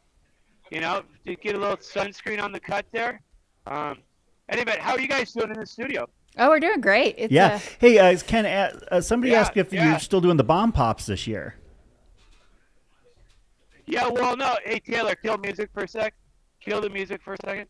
Thank you. Sorry, we're transitioning. No, so we call that a negative comment, Chris, in the race. So if you're asking me right in front of these guys if I have my popsicles and bomb pops, and if the answer is no, what we found is it is very remote out here. It's a good hour Jeep drive to get where we're at. So we come the day before, we drop the 100 gallons of water, then we go back. So bottom line is there's only so much room, and sure. the popsicles are great, but then this sounds silly. You got to open them, take them out of the wrapper, and then they're on there. It's getting like ice cream everywhere. So grapes are more efficient. They taste better. They're better for you, and yeah. Thinking And, about the nutritional. We did see, by the way, and to give a preview, as I have my Florida drink here, which is in a purple can. matches your outfit. So the purple can. So Jamil dropped these off this morning because, like last year, our wake up was right about 5:50. We weren't going to get up till 6:15, but all of a sudden we hear the Jeep rumbling by, and there's Jamil, and he got the drone pilot set up right by us here. So not only were we in the middle of nowhere, we have 2 Starlinks going out here. Nice. But Jamil was hiking up to the mountain to do. He's going to do live stuff up there for you guys. And when he hiked, he had on a massive backpack in the back. He had on a backpack in the front. And I was pointing out to one of my buddies, I'm like, oh, it's he's right there. He's the guy walking right there. No, he's not walking. Jamil is running with backpack in the front, backpack in the back. He's like, okay, I'll see you about 10 o'clock. So. Well, he's training for Hard Rock, so this is just part of the training plan. I think it is. Yeah, he's exactly right. But no, he's all set up going out there, and yeah, things are going great. I got my Flota drink, but this was our thank you gift. We got these drinks. So, Ken, how many runners have come through? Do you think so far? I would say we've had I would say 100-ish. 100. Oh, I'm sorry. Okay, so a little bit less than half of the field. Yeah. Yeah, close. Yeah, not quite half. Right around half the field, probably. But how you guys doing? You're live. Anything you want to say? No, you want to say hi to home or anything? No. What's up, home? There you go. Any comments you guys doing up there? Yeah. Yeah. Yeah, they're in control. Why can't you picture me? I'm right there. See, you see yourself on camera down there. It's a real deal. Ben, Big Grapes, Rubley, frozen.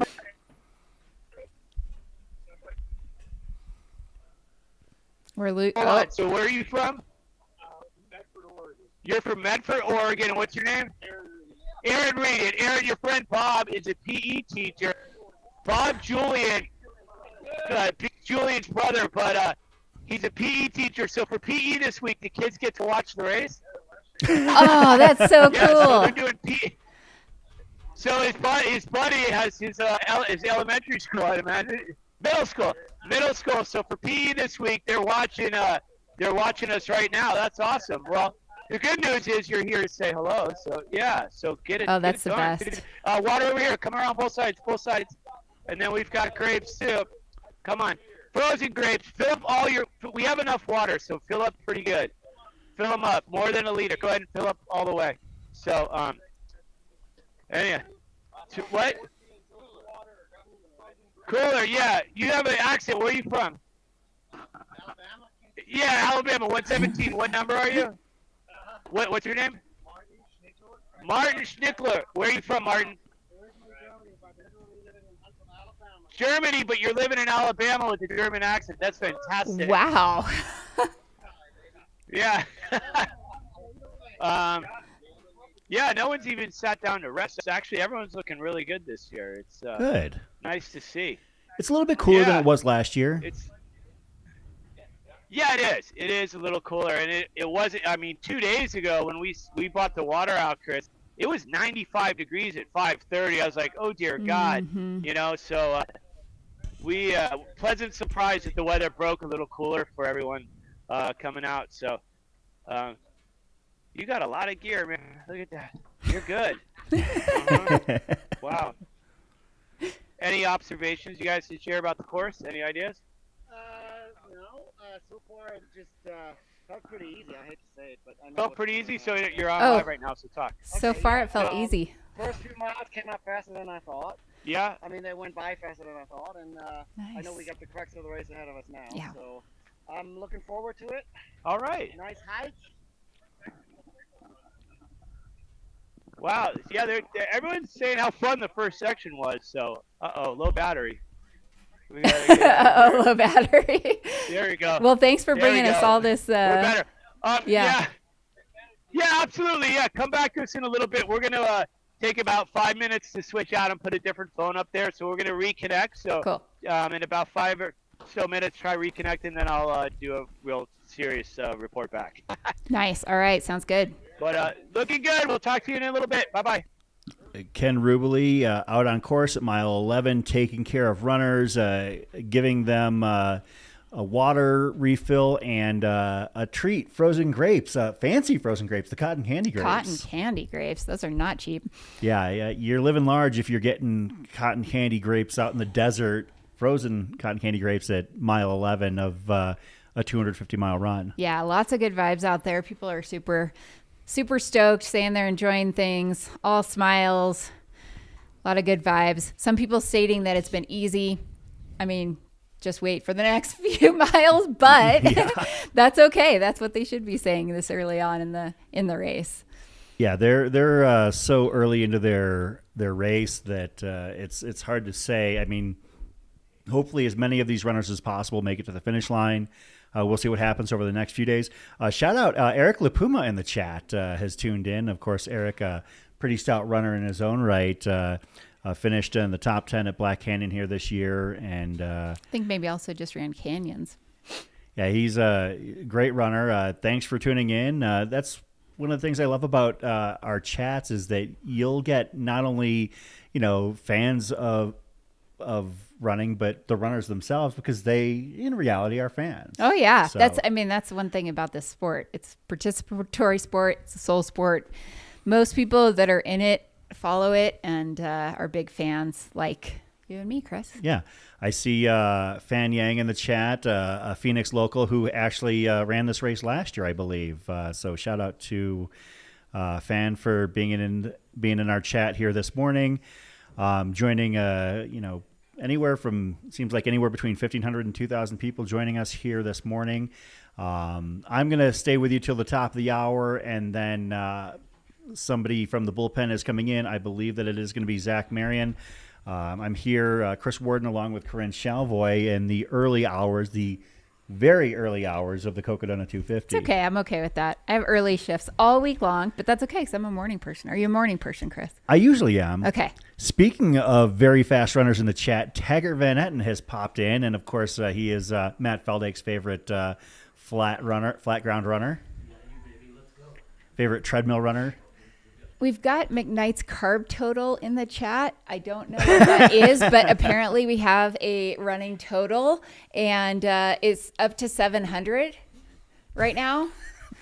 We're not sure. We'll figure out if that is a... I saw 650 earlier, so somebody could be very well easily keeping track of how many carbs Mike McKnight is I would assume consuming. that's... Oh, great. Oh, and we've got Ben Light in the field. We got you. Lights here, crew and ask me. The audio is very pretty quiet. Hold on. Let's see if we distant. can get let's see you if we can up get in your volume a audio minute. up. There's a lot of ambient noise there. We'll head back to them here momentarily. Of course, Yep. Ben Light, I believe, had he started this race in 2021, but had a I don't know how to approach this.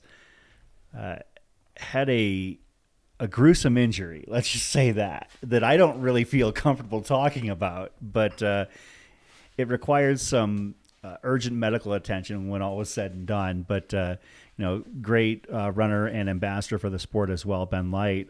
We'll check back around with him. And that was is that out at the Bumblebee staging area? Bumblebee staging area. Again, for those runners that as they hit Crown King, the town of Crown King is so small that it really can't handle the logistics of, if every runner has 2 crew people, the town's population increases by 5-fold because it's only 150 people there normally. So if you figure close to 300 runners, along with they're like each person having 1 or 2 crew people, then it becomes untenable. So Bumblebee is a staging area a few miles out of town that where the runners crews have set up, and then they approach Bumblebee or approach Crown King from Bumblebee as their runners get close.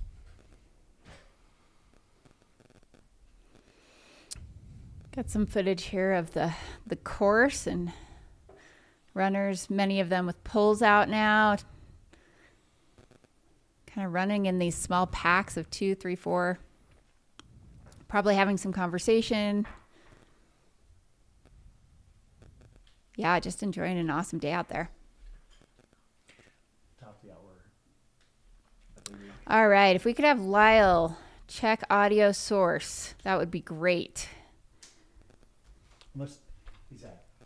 We're going to try to go to go back to Ben Light in the field here, but we just need Lyle to maybe check his audio for us so we can try to get that dialed in. Love these shots of the desert, the Bradshaws, one of my favorite playgrounds that we have available to us in Arizona. I am typically out at the Crown King Scramble. I've finished the race 6 times, and it follows a lot of these same areas, not these exact trails, but just out in the same area. You get that great desert vibe out there. Views for days, just a very great feeling when I'm out there in the Bradshaws. Picturesque with all the cacti. Question in the chat about how many runners. We have around 250 runners running Cocodona 250. I mean, it just works like that. 250 for 250. Yep. So yeah, around 250 runners out there on course, taking on this massive challenge over the next few days. And yeah, we're all here to support them, give you as best of coverage as we can, lots of drone shots. We will have some field commentators at certain aid stations. If you missed it, we had the impromptu frozen grape aid station at mile 11 where they were serving frozen grapes, even of the cotton candy variety.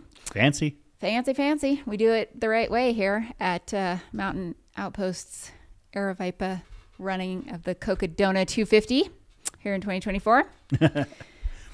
Yeah, these runners are just underway. Hopefully they're being extremely cautious and taking every precaution possible because they've got a long week ahead of them. Even the fastest runners are still not going to be finishing this race until probably Wednesday evening would be my guess. I would say that from the 60 to 65 hour mark would probably be when we're looking at our first finishers. I remember the first year I think set the over-under at 59 or 60 hours, and that's not the way it went. It was actually sometime after that our first finisher came in last year.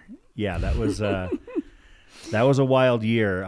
Michael Versteeg actually coming in just after the 72-hour mark. Yeah, we were off by a full 12 hours. Cutoff times had to be adjusted, but I think at year 4 at this point, we're dialed in. And one of the cool things about this race is that in every year of its existence, we've had this coverage. Like, there's been no Cocodona prior to the live stream era. Started with the live stream. Absolutely. Yep. Of course, I'm going to be heading out here. Actually, I am going to cut out at the quarter hour mark, and Zach Marion is going to step in for me here. So I'm going to tell a quick story until we get Lyle on the call with Ben Light. So in 2018, I was in Silverton with Tom Rogozinski, experienced 200-mile runner, and Jamil Curry. Oh, actually, okay, they don't have audio. And Tom has run many 200-milers, and Jamil was peppering him with information, like asking him details about his races. And I asked Jamil, I said, so why are you asking all these questions? Do you have something in mind? And he said, well, I'm running, I think it was Moab that he ran, or I can't remember, or was it Tahoe? It was one of the 200s that, one of the Triple Crown that Jamil ran. And I said, oh, cool. Anything else? And he said, no. Well, fast forward a couple drinks back at the old Rum Bar in Silverton, for those who remember Rum Bar. Yeah, maybe hour later, Jamil says, so it's called Cocodona. And this was in 2018, and I had been sworn to secrecy for years prior to the announcement of Cocodona, which originally was in 2020, and, of course, the inaugural running in 2021. So I kept a dream secret in the works that you had to keep secret. for 2 years. Yeah. I had to keep this race a secret for 2 years, but I was one of the first people outside of the planning crew to hear about it. And so I felt honored as we see Ben Light's amazing beard come across the screen there, and his amazing smile.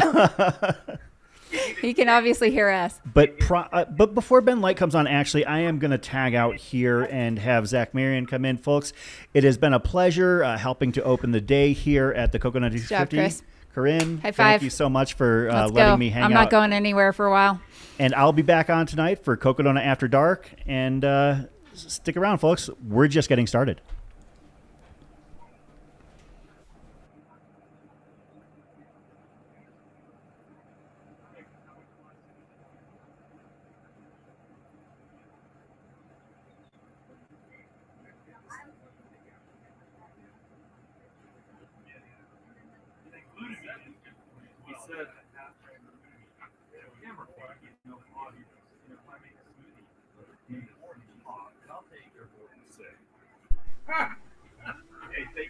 I don't know what that means.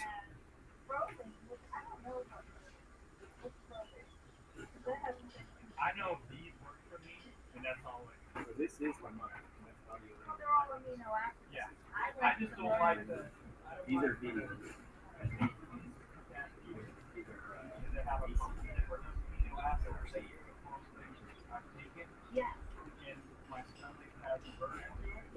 I tried it once. I tried it again in training. It didn't go well. These work. They don't upset your stomach. I've had some stuff. I like that. There you go. So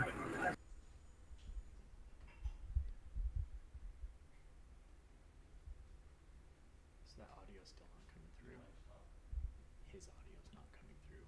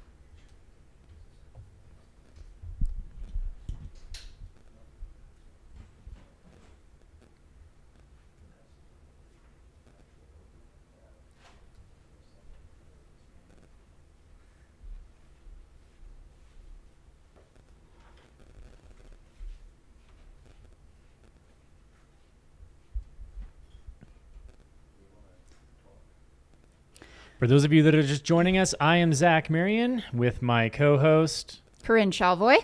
We are here at Bumblebee staging area, kind of keeping an eye on things. This is the Cocodona 250, presented by Aerovipa. Man, the week is just beginning, right? The week is just beginning. It's going to be a long one, but it's going to be great. We're going to have amazing coverage, as always, following the story and the journey of all of these 250 or so runners who are making the journey Quite the journey. From north of Phoenix to Flagstaff. All the way through Sedona. Some beautiful, beautiful scenery that we hope to bring you guys throughout the day and also throughout the week. Yeah. Throughout the week, you are going to have quite a few hosts up here. So, check in, hear from each of us individually. I'll be here for a little bit. We've got Corinne here. We've got some other special guests coming later on in the week. We are really excited to bring. Sounds like we're working on audio. We're working here. on some audio there at Bumblebee. And we hear a little background noise, but we're not hearing the mic. We're getting background, but we aren't getting any mic over there. But a beautiful shot of Lyle out there. Just no audio. What's up, Lyle? Well, I wish you could hear me. Okay, we can hear you, but it's just faint. It sounds like it's still coming from your camera. Yeah, probably not coming. Yep. Yeah, maybe not through the mic. So should I turn this off? Should I take these out? I would take that out. Give it a shot. See if we can't get it through your mic.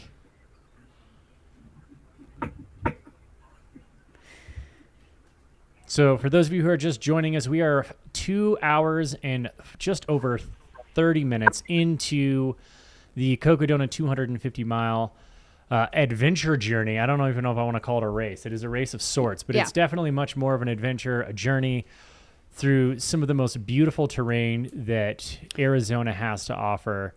Yeah, the race started about 10 minutes after the hour. So, just keep that in mind when you're checking the time. But we're looking at some awesome drone shots. Yeah, and I know at this point in the race, the runners have, they've started off just in northern Phoenix, and they're making their way up to Crown King, and it is a journey, and it's a very, very uphill journey. Yes, to this point. So they've got a lot of climbing ahead of them. First 50K or so, first 37 miles, including about 10,000 feet of climbing. One of the most difficult sections of the course. Obviously, you have fresh legs, but that is no joke. And so a lot of people I know, having talked to some of these runners before the race, a lot of them were mentioning that they're just really looking forward to getting to Crown King and then just taking kind of a big deep breath and saying, okay, now let's, I got through that part. Now let's just keep going. Yeah, it's definitely one heck of a journey all the way up through Crown King. And I mean, getting up to Lane Mountain, that's going to be kind of the peak of that first section, which is just about 7,000 feet. So the runners are going to go from about 2,000 and make their way up to 7,000. I mean, and that's a mile lot of 33. climbing. That's a lot of climbing by mile 33, yeah. Especially when you consider the fact that you still have over 200 miles to go it's nuts. Before you can get to a finish line. So yeah. Most of the runners have gone through a couple of aid stations at this point. One official aid station, Cottonwood, around mile 7.5, and then also an unofficial aid station, but a water drop where we saw our good friend Ken out there with dressed as frozen as a grape and serving frozen grapes to runners and letting them top off their water before they make this big climb and this long stretch where they don't have any aid for a while.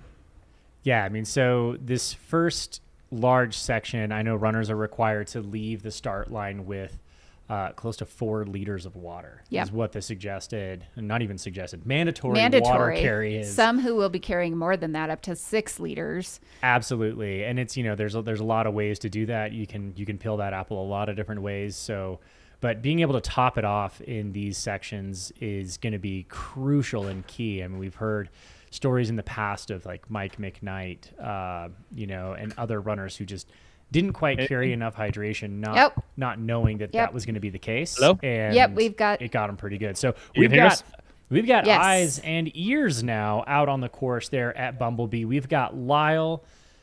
Lyle, how's it going out there, man?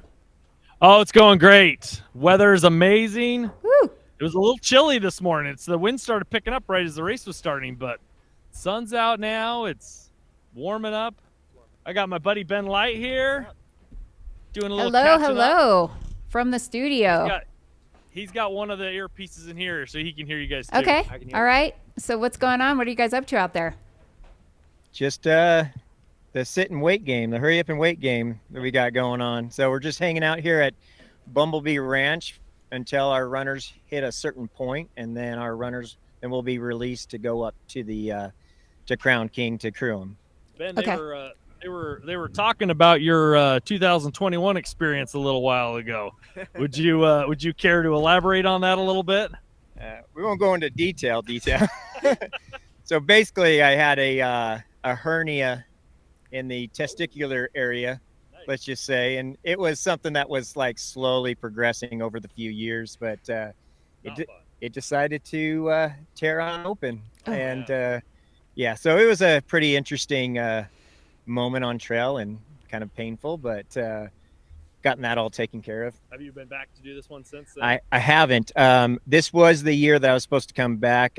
Ended up about 6 weeks ago getting a little bit of a tibia flare up in my build, and so I transitioned over to crew, and everybody knows me kind of crew, and Mike McKnight usually, and Mike had a pretty good entourage put together, pretty full stacked crew. So I've been really hounding Ashley Paulson to do this race the last 2 years. And so with her, when I pulled out, basically I reached out to her and asked her how she was doing and if she needed the help. And she was welcomed with open arms. That's awesome. So yeah. Ben, Zach Marion in the studio here. How's it going, Hey, buddy? Zach. It's been a while. Good, man. I haven't seen you for a while. How are you doing? It's been a long minute. Talk to us a little bit about your relationship with Ashley and why you wanted her out here. Oh man. So Ashley she's been a long time friend, and I mean this goes way back when we were climbing temp one day, running temp one day, and up in Utah, and I kind of like talked to her about Badwater, and fast forward a few years, lo and behold, she crushed Badwater a few times.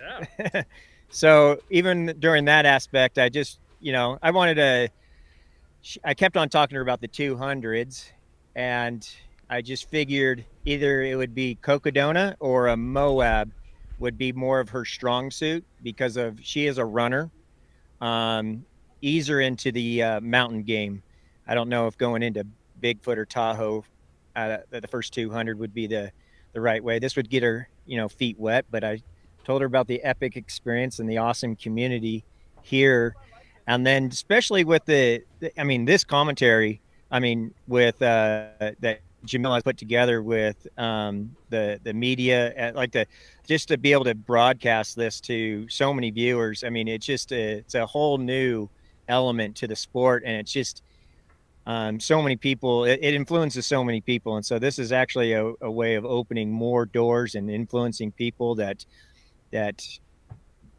200 miles is not impossible. It's not an impossible distance. It's actually, I think, it's a very possible distance with the length of time and everything. So I just, so I kind of encouraged Ashley that she needed to get out here and give this a shot and see if this is something that she wants to pursue more and more of the 200s. Ben, does she have specific goals for the race? To finish. Okay, that's a good goal. Those that don't know Ashley is a very fun loving person. She is just like fly by the seat of her pants, and just she likes to laugh and have fun. I mean, fueled by candy. I mean, I think her and Courtney DeWalters would really get along with the fueling aspect of like junk food or something, just whatever goes down. But she so we'll just have to see how it goes. I mean, she is in a new world. Let's just say that she's a really fast runner. She's never done any event longer than like about a 28 hour time frame when she did a double Ironman and won that. So the whole second day is going to be a whole new experience for her. And I don't, even as a crew member and bringing in my expertise, we're kind of going to just take it one section at a time and see how she does and evaluate. And we'll just see where she comes out at the end. She has the fitness and she has the wheels to really do something awesome, but she's definitely a rookie to the event. Yeah, that's a good strategy. As the great Mike Tyson once said, everyone's got a game plan until they get punched in the mouth. So it doesn't matter how well you plan for these things. 250 miles is just such a long way to go. But as you mentioned, as we know, Ashley Paulson is just an absolute crusher when it comes to anything that has to do with endurance. So if anyone can do it, we know that she can have a really great first experience out here. And she's got an amazing crew in yourself with so much experience, so much knowledge. And, I've seen you out there in the field, and man, Ben, you definitely have it laid out. I think Lyle's got a question for you. Oh, I just wanted to ask if you'll be back next year to do this one. That's the game plan. Nice. Nice. So you guys heard it here, folks. Yep. You can sign up at noon today. Ben's back noon. Hey, you just got a little bit of time left there. You got 4 hours to make up your mind there, Ben. Registration opens up at noon Arizona time for the Cocodona 250 2025 edition. So I better see your name be one of the first to pop up, Ben. I'll be watching for it. But we're looking forward to following along all day and finding out how Ashley's doing, kind of getting your firsthand, experience out there. So yeah, we're really, really stoked to follow along, and thanks for being, out there supporting and giving us that perspective. I appreciate it. Thank you so much. Yeah. Thank you, guys. All right. Man, what a wonderful individual Ben Light is. Fixture really in these 200-mile plus endurance races has been. Him and I go way back. We, when I lived in Salt Lake, we did a lot of running together with the Wasatch Mountain Wranglers from 2010 to probably 14, 15, when I moved up to Logan, Utah. And he's just such a great dude. And for him he always has somebody in mind that he wants to come crew or pace or be a part of. And, nice. I know a lot of people recognize him with Mike McKnight's Arizona Trail FKT attempts. And he also, went out for that as well. His Colorado Trail FKT, Ben has been a significant part of that. So if anybody knows the multi-day, long, arduous endurance type of or portion of this sport, it's Ben. He's been in it for a long time. So he might not be someone who you recognize as a competitor out front of these things, but he's been just an integral part of the 200 plus community for a super long time. So Ashley's in really great hands with nice. Ben. Yep. So I think something that maybe we should try to incorporate into fantasy, if Travis is looking, is being able to put FKTs in there. So when you look up a runner, not only do you see their ultra sign up and their UTMB score and their ITRA, but maybe also the FKTs, because as we know, there are many runners in this race who come from a through hiking background or a FKT background, and we may not be fully aware of what they have done already that has very likely prepared them really well for this race. Yeah, and I think String Bean Joe McConaughey was really kind of one of the first to come out and show us that he's fast. For those who don't know, he's a low 4-minute miler. He's got wheels. But his through hiking experience is really what has allowed him to shine in 100+ mile endurance races where he doesn't necessarily have to use that speed as much as the dude can just go. And he's got a great game plan in terms of you just don't stop going, which is really kind of fun when we talk about these 250 mile races, 200 mile plus races. There are so many different strategies that come into play here. You see a lot of people out here kind of maybe taking it out a little hot, saying while I've got these fresh legs, I want to get to the top of this climb maybe a little bit more quickly. So I can get up into the pines and maybe get a little shade. So for part of the day, you've got runners who are like, hey, I'm going to take this first 50K super casually so that I can run more of the back half. And then you've got people like Jeff Browning who just consistently reiterate, smooth like peanut butter, baby. You just want to spread that thing as evenly as possible throughout the whole slice of bread, which I'm excited to see all these different game plans come out. And one particular piece of the game plan is the sleep strategy. Yeah, for sure. Lots of different sleep strategies. Speaking of Joe, I spoke with him a couple days ago. He said his goals for this race, one of which was to run a very even race this year. That was a goal. And he also stated he was hoping to win, not go out too hard, although we have seen him toward the front of this pack. So I don't know if that means that's not hard or not, but he also wanted to just enjoy the Coco Locos and the mountains of support that are out here. So String Bean is his sleep strategy. Speaking of these, he plans to sleep about 20 minutes on night one. He is going to sleep on night one, as many of the people that I talked to said they plan to do. There are some folks who are going to push through, maybe go 30 hours. And then get this, his 2022 race, he only had about 58 minutes of total sleep time. That's highly impressive. He did say that at one point he took a 5-minute trail nap, and that was his biggest regret because he got nothing out of it. So he might not repeat that. But it's a pretty interesting dynamic, the sleep strategy. Will people push through this first night, or will they intentionally, around the wee hours, 2 to 4 a.m., kind of stop and take a little break? Yeah, I've talked to a lot of the athletes myself, and Jeff Browning was out here. We were doing the live stream for Fuji 100, and so we had a little break in there. Corinne, Malcolm, myself, and Jeff went out for a run, and it was we were talking to him about a strategy, and I don't want to give away too many of his game plans, but I absolutely know that his plan is he's going to force himself to sleep. And in fact, the first day he said that he's like, I'm going with no caffeine the first day because I want to be able to sleep that first night. Because he said his last time at the 200-mile distance, he wasn't able to sleep in that first night, and it just really put him back on rest, which is really interesting because that's not a strategy you're ever going to deploy in a 100-mile race, which is what we know. He's famous for, obviously, and has an extensive history in that.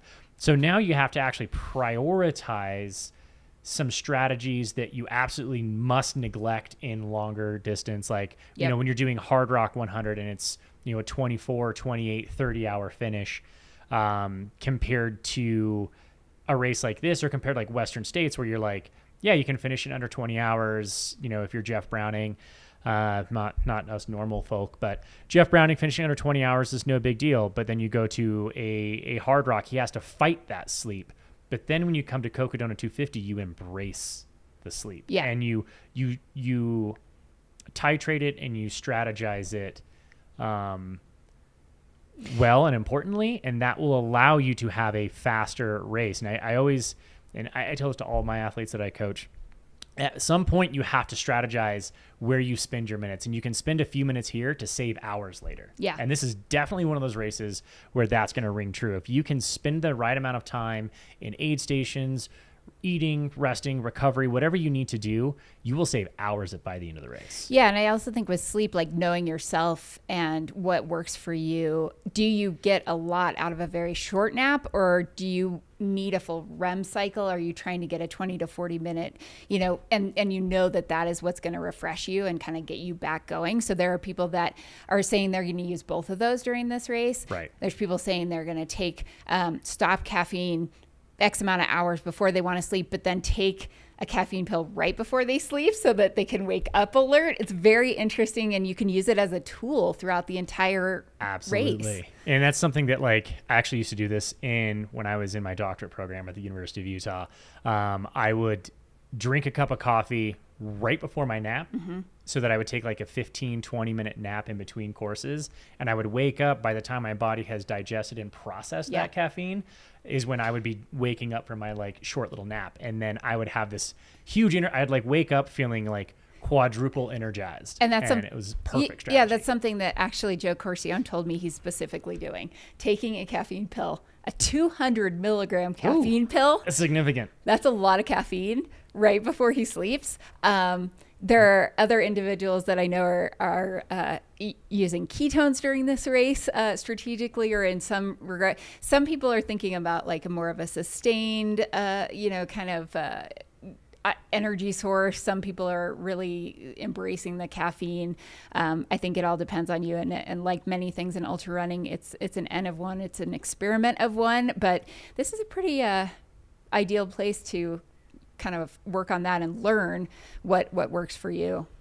Yeah, absolutely. I mean, I feel like there's so often that you have to really kind of learn, and to be completely honest, this just kind of hit me like 200 plus mile races have not been around for very long. No, right? Not so at all. Imagine if you were back in the 1980s and this crazy like 100-mile distance came into existence, and everyone was just kind of figuring it out back then. Yeah. Like, how do we do this? What do we do? Like, what's the best strategy to employ here?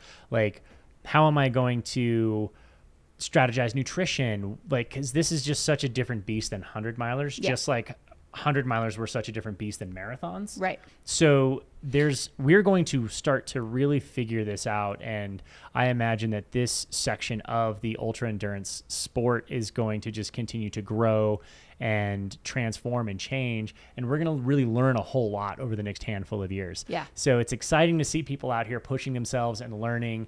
And, like Joe McConaughey, I mean, if anyone remembers his classic hiking backwards down to Jerome and like literally running down the hill backwards just to save his quads, like little strategies like that. We're going to see like what happens and who's trying what, because this is still the quite literally the wild, wild west. Yep. Of so many different aspects. I mean, exactly. The training, the sleep strategy, the fueling strategy, the pacing strategy. There are, and that's honestly, like, it seems like what attracts the people that are out there doing this to this type of event is it is a challenge and an opportunity to just problem solve constantly and to like experiment and try things out. And so many people really love that aspect of it. Like, yeah, ultras are problem solving in and of themselves, but as somebody I think mentioned to me, you know, before the race, they were like, it's not a matter of if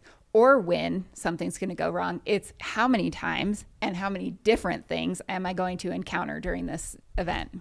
You can anticipate that almost everything will go wrong at some point, and you just have to be prepared. So this is one of those races where it's much more a war of attrition throughout this journey, this 250-mile journey that, you know, you've got to do the basics. You got to keep yourself fueled. You got to make sure that you're not spending too much energy where it's inefficient, and you've got to get yourself to this finish line that is 250 miles away from that start line.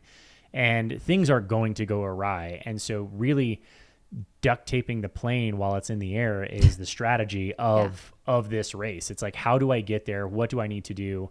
You know, and we're going to learn a whole lot throughout this week. So for those of you who are just joining us, we are here in beautiful Flagstaff, Arizona, bringing you the live coverage for Cocodona 250, brought to you by Aravaipa. We've got Corinne Chalvoy and Zach Marion here in the booth, and we've got a long week ahead of us. So, we're trying to bring you some of the best views on the course right now. A lot of our athletes are making their way up to Crown King. We are just over 3 hours into the Cocodona 250, brought to you by Mountain Outpost. And we've got obviously this race going on right now. We just came off of Fuji 100. And we've got a lot of fun races coming in the future. So for those of you that want to jump on over to Mountain Outpost website and check out the list of races that we have there, I can tell you right now, it is not a all-inclusive. Those are the contracts we have in, and I can tell you right now we have a lot of contracts out. So we hope to bring this new incredible aspect of the sport of being able to see these races come to life live as the action unfolds. And sometimes it might not be the most sexy, sizzly action. We're seeing runners just hiking their way on up a hill right now. Well, that's pretty beautiful. But it's a journey. It's a journey, and I love to see it. Nothing makes me more excited than to tell the story of what these athletes are going through. And we are dedicated to bringing you not just the front of the pack and the action-packed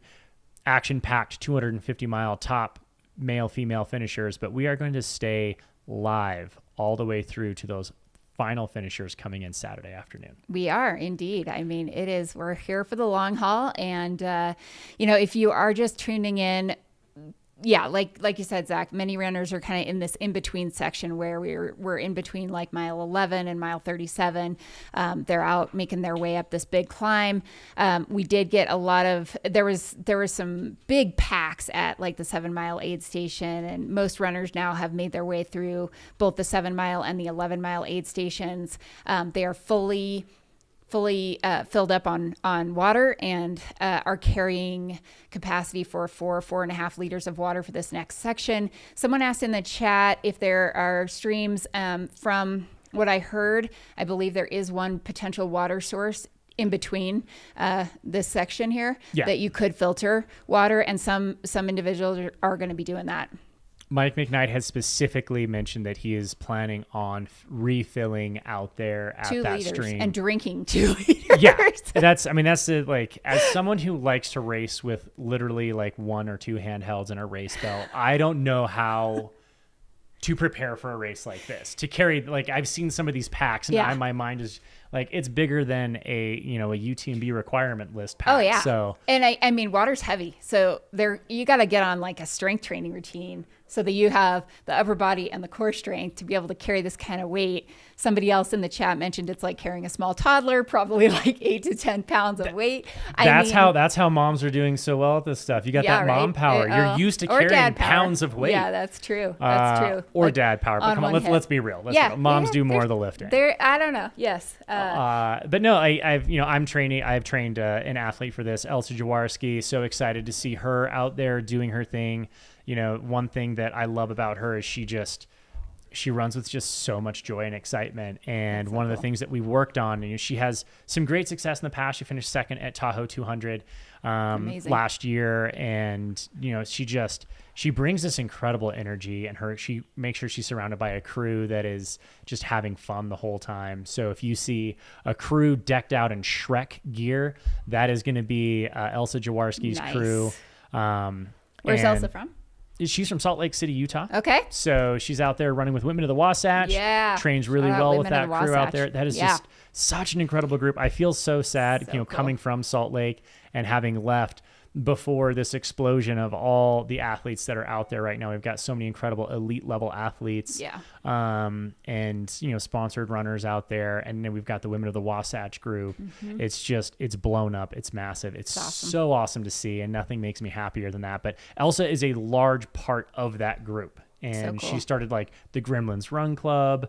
So, they run from a different brewery every single week. They pick a different brewery, do a little run back to the brewery. And she's an integral part of the community out there in Women of the Wasatch. So awesome. She's going to be out here, but we've talked about training, and a lot of her training was like, girl, you've got the distance, you've got that down, you've proven it in the past, but how can we make it more efficient, and how can we help you get a little bit better? She's done most all of her runs with a full pack. Yep. So she's just carrying this weight all all the time. Yep. So it's just there. And I know that, a lot of other runners are just really familiarizing themselves with that weight. So a runner like myself, one of my experiences out there running, when I ran Tarawera 100 back in the day, I'm used to running a lot of races like here in the States that don't have a required gear list. And when I ran Tarawera, and they had a rather extensive required gear list, I was not used to carrying a pack, let alone a pack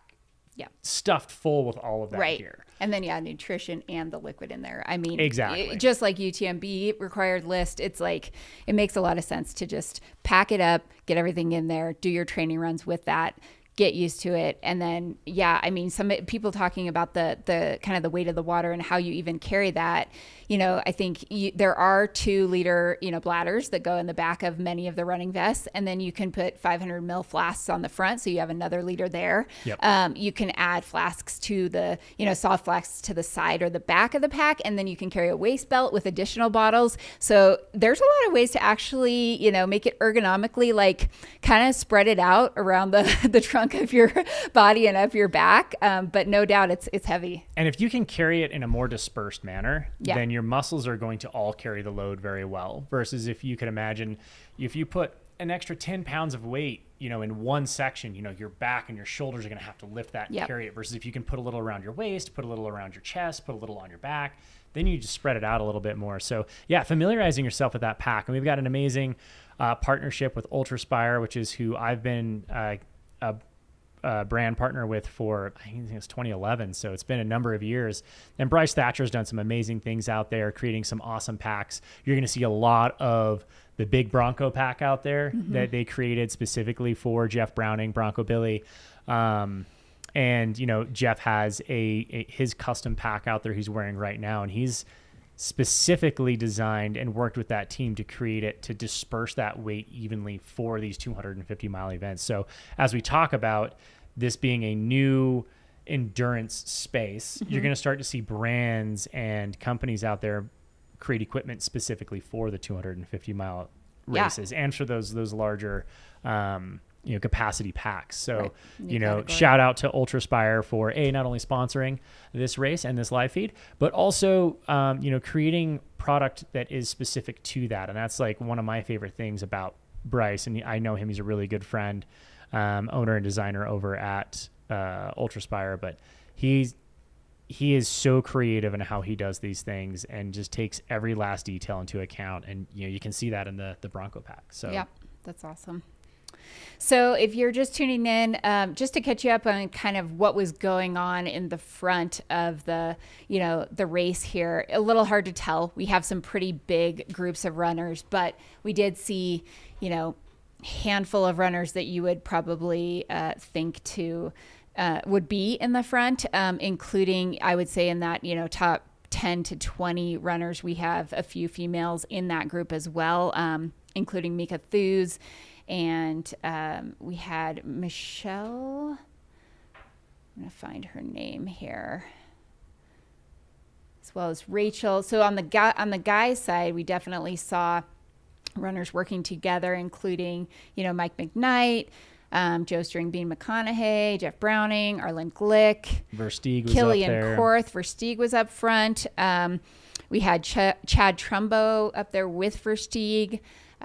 We have an individual who we're affectionately calling Orange Hat Guy, OHG, who we're still working to identify, but he has a very good nickname now. And it was a tight, not a tight, but big group, all running together. We saw Manu Villaseca on the women's side up there in that group as well. So little hard to know kind of who, or to say who is quote unquote leading the race at this point. We do have a lot of runners still kind of running together. I can tell you right now, nobody's really leading the race. There are people out front, but the race hasn't really started.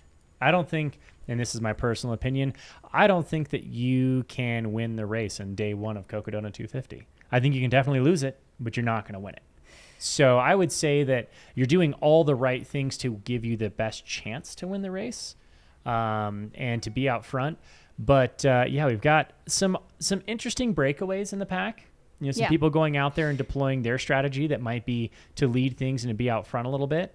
And you've got some other athletes like Jeff Browning, who is, my, pick to win after having talked with him. I will say that if there's anybody out there that I would be afraid to race, a focused and now experienced Jeff Browning at the 200+ mile distance is a scary thing, because I know one thing about Jeff. We've spent a lot of hours running together when we both lived in Logan, Utah, and we were on the ultra team together for a number of years.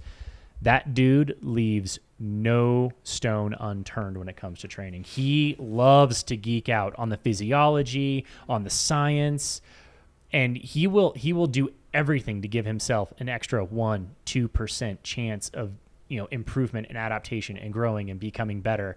And, people wonder, like, man, how is he crushing it at, 50 plus years old?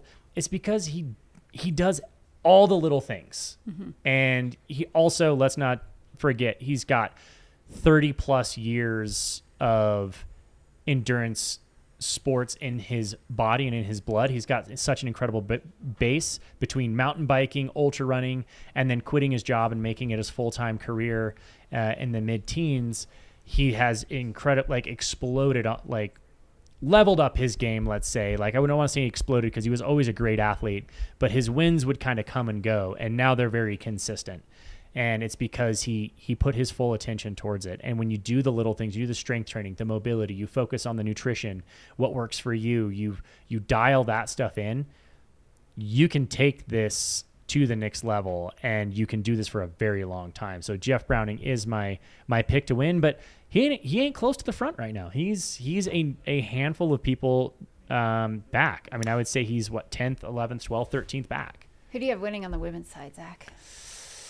Oh man, I mean, my heart wants to go to Elsa just because she's my athlete, so I have to sit this one out with a special interest. But I will say that Mika Thews, Thews, right? Thews, yeah. Yeah, I would say that she's definitely on my list of females to watch, because she's got not only the history with it, but we saw her running a lot with Killian Korth last year. Yeah. So yeah, and he was in the front, and so not surprisingly, I think she's up there in the front too. We are going to potentially, let's Sounds like we've got someone out on the field. So, yeah, no, to wrap that up. Oh, in studio. Xander. In studio. An in-studio guest. Yes, we've got an in-studio guest here. This is exciting. Our first in-studio guest. But making their way. To wrap that up, I really think that, Eliza LaPierre is going to be one of those, ladies in play up there. Elsa Jaworski is going to be one of those. We've got Stephanie Rosabaugh and Megan McCarty up there right now. Brianna Cornell and Mika Thews, all up there. And so this can be, it's way too early to tell, but we've got some, incredible females here on their way, making their way towards Flagstaff. And, we've got a lot of miles left, but it's going to be exciting to see it all play out. Who did you have going for the win? On the women's side? Yeah. I think I have Mika with Eliza LaPierre in second. Yeah, I think she wants to win the race, and I think she's got the experience to do it. So, it's hard. It's hard to deny her the win. But let's see how that game plan plays out. But right now in studio, we've got a special guest. Do you want to introduce yourself? Yes, I am Xander Chase, and I am here for the Wander Project. We're the nonprofit charity bid partner of Cocodona. And I was given this address and just decided to show up in studio. Amazing. So excited to be here. Thanks for coming. Awesome. We're excited to have you. Tell us a little bit about, the Wander Project. Yeah, so Wander Project is a nonprofit that connects with trail running events and different nonprofits around the country. And we put on a charity bid program. So there are 15 athletes running in Cocodona this year, and they chose to raise funds for a variety of different causes. And now they're out there running the event. Amazing. Awesome. Can you share with us what some of these nonprofits are? Yeah, I have the full list here, so I don't know how much time we have, but it seems there's a good amount of time. So I'll kind of go through the list. We've got 6 days to be fair. So I'll be right back. I'm going to grab a charger. So sounds good. And I think the neat thing about this too is a lot of these athletes aren't maybe the typical ones that are at the front of the pack that you talk about most of the time. They're kind of anywhere in the field, but have some cause that means a lot to them and have gone through this fundraising journey over the last year and have very inspiring stories. So excited to share snippets of those out to the public. And if you're out there and you have a cause you want to raise awareness for and run 250 miles doing it, we're going to be back partnering again next year. So we'll definitely drop the link to that as well, either in this chat or you can check out our website at wanderproject.org. But to hop into some of the athletes, I just heard you mention Stephanie Rosenbaugh.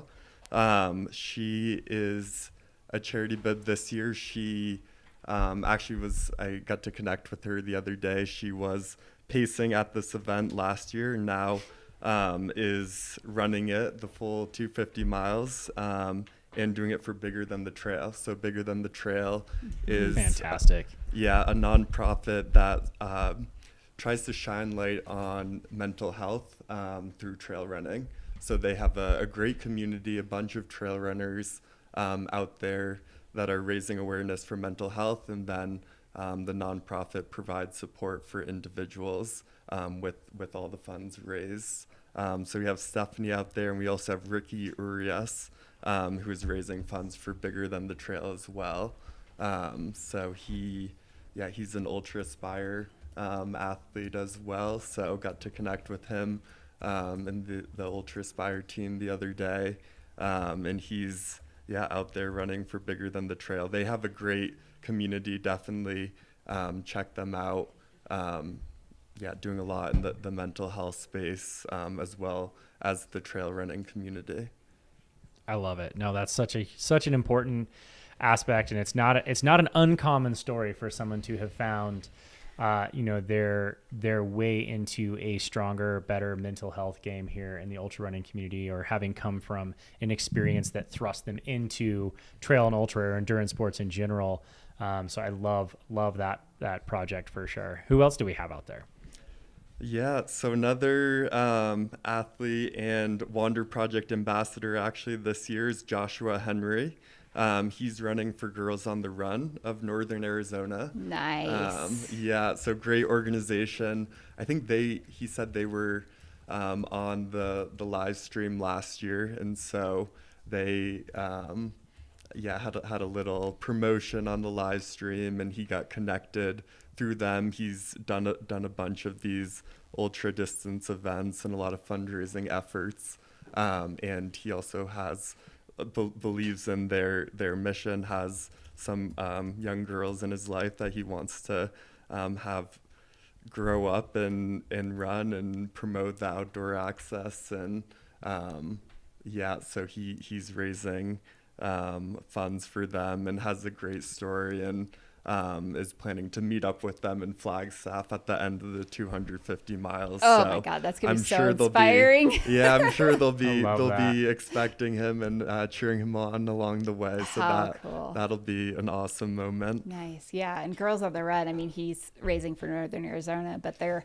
a massive organization with chapters all over the nation and do so much for, I know people that are, coaches for them, and usually it's volunteers. And I mean, it's just such a important cause to get, kind of girls and women exposed to this sport. And as we have seen, we have many icons now and pioneers on the female side of the house, but need more examples. So it's awesome. Yeah, 100%. Yeah, getting that access into the trail running and these longer distances as well is great, and inspires so many. It's an incredible feat to move that far. So awesome to see all these athletes taking it on. Anybody else that you want to mention, or other organizations? And then maybe tell us a little bit about kind of like how the process works of, getting these charity bibs, because it's it's something maybe people are curious about. Yeah. Let me talk about one more Sure. athlete that I have here, and I could keep on going for a while, probably. Yeah, well, we can get the whole list, and we can highlight them throughout these next 4 days, 5 days. Yeah, I'll definitely send you the list to keep you updated. Another athlete who's running for one of our partners is Susie Steffen, and she's running for Rising Hearts, which is another great organization that does a lot in the trail running community to bring awareness to native lands and native programs, and connection to the land through activity. And trail running. And so their founder, Jordan, is very active in the trail running community. They're a phenomenal partner of ours, and Susie will be running for them. She has done a bunch of different events in support for this cause and for Native women's running as well. So it was great to meet her the other day, and an Arizona, Tucson based individual, I believe. So familiar, maybe has done some training on the course and good prep, heat training down in Tucson and all that. So she's also listed at the very top of the fantasy picks for women, which is interesting. Awesome. Has the best score of a 97. So a very good runner in her own right. And that's exciting to see that she's doing that. And I think something this monumental to, have a cause behind it or be doing it for a broader reason. Like a lot of times we hear that you have to have this, reason beyond just yourself. And a lot of times that includes other people, or like this, an organization or a charity, like that has got to be a motivator. Yeah, 100%. Yeah, I think the longest distance she's done up to this point was 100K. So she's definitely very fast and accomplished in the mid ultra distances, but this is definitely a step up, so it'll be awesome to see how she does. And glad she has the Rising Hearts community behind her, giving her that support and running for a cause to power her through those miles. Very cool. So yeah, tell us a little bit more about how the whole process works. Yeah, so Wander Project, right now we're partnered with 30 different events. We're hoping to expand to more trail races around the country. So if you're out there and you have a trail race and would like to partner with us, definitely feel free to reach out. And how it works is that we act as kind of a plug-and-play charity bib program for these trail running events. So we work with the trail running events, and then we have a list of nonprofit partners, and we also vet different nonprofit partners that an individual might want to run for. So we call these your choice nonprofit partners, and if they have a specific cause or specific organization close to them, they can submit a form. We'll vet that organization, and then they can run for them. And typically in these events, we have a fundraising minimum. And once the athlete reaches that minimum, they get a free entry into the event. Is it higher for a race like Cocodona? Yeah, so so Cocodona, the price is pretty steep. So usually our fundraising minimum for the like half marathon to 50K events, it's around 1,000 to 2,000. Okay. For Cocodona, it's 5,000. Okay. For the 250 distance. It's only $1,000 a day. It's not a big deal. Yeah. If you break it down like that, no problem. I mean, look at a marathon. That's $1,000 for like, anywhere from 3 to 5, 6 hours. When you're talking about Cocodona, that's you just spread that out. That's a good savings right there. Yeah. Your dollar per mile has dramatically decreased. Yeah. It's a good deal. It's a good deal. So a very good deal compared to most of the charity bibs for marathons. So they have to raise 5,000. Yeah. A minimum, and then they get the entry. And then they get the entry into the event. Yeah. Okay.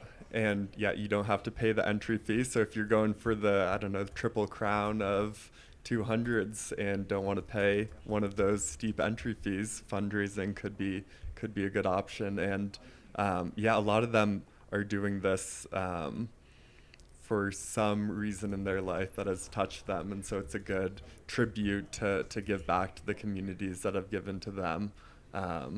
I really feel like it kind of helps you run for something greater than yourself. Like a lot of times, we find ourselves, we talk about that mental health thing, right? Like everyone is going to go through trauma in their life at some point. And sometimes we find a connection to that trauma and we take it to the trails. And, if you're a father and you have girls and you're going to run with, you're going to run 4 girls on the run, you're thinking of your children, you're thinking of your nieces, nephews, sisters, whomever it might be. When you're running for mental health, maybe you've had a family member suffer from, your mental health or you yourself have had some experiences with that. And these races are so incredibly difficult and so challenging. And you can challenge yourself anywhere from a half marathon to a Cocodona 250. But these are so challenging.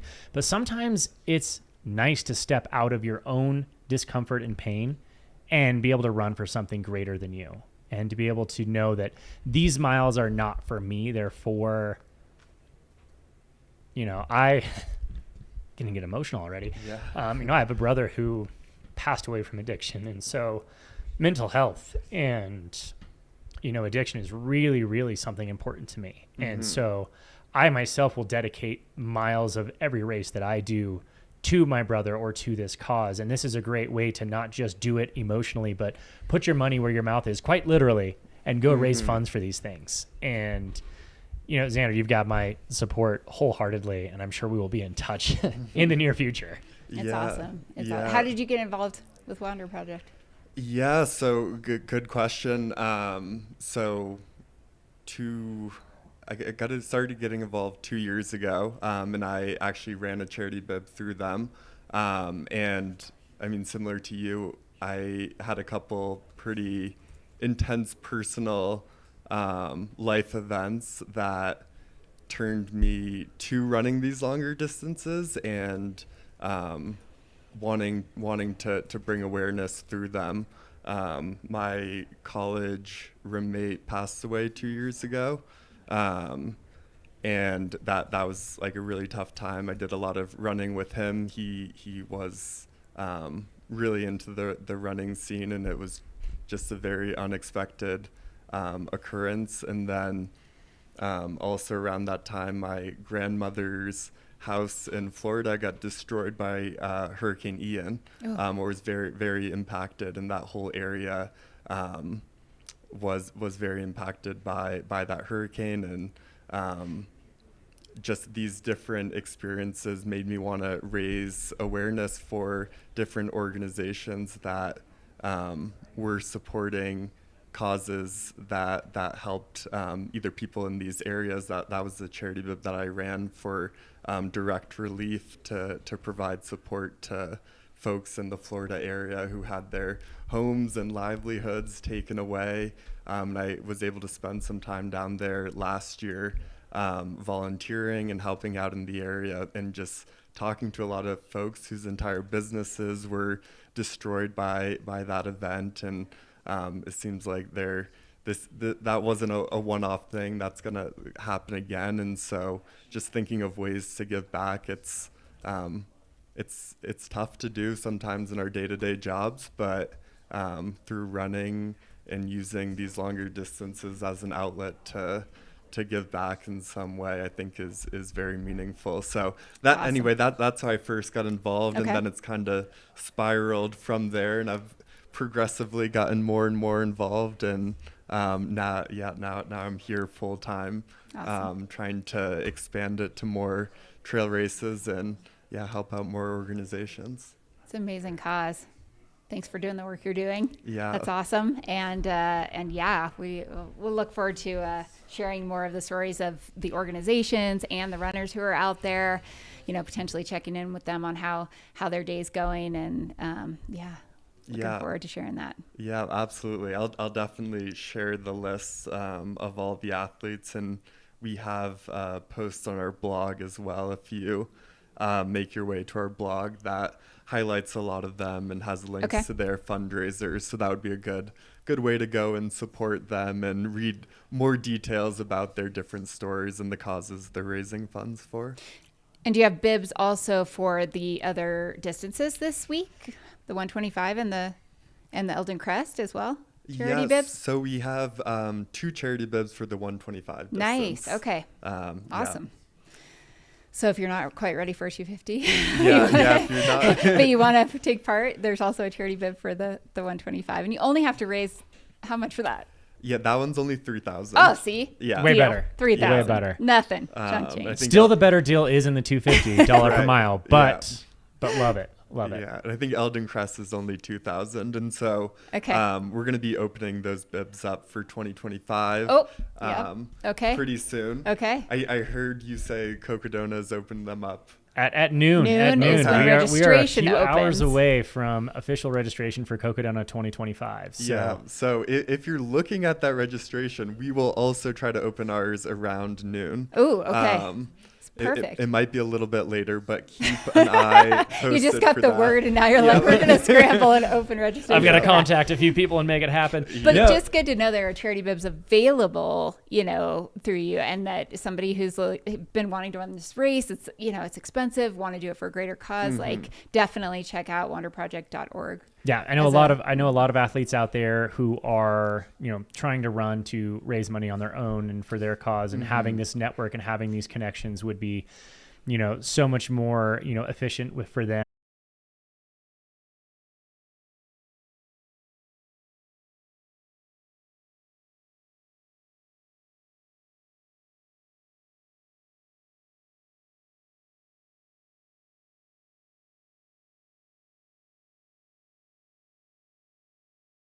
Today's broadcast is also brought to you by Speedland, the best trail shoes ever created. This is the brand new commission, the GS PDX, the 6th model in Speedland's short but illustrious history. You'll notice it's a throwback to the initial colorway of the first model, the SL PDX, though this is built on the GS platform.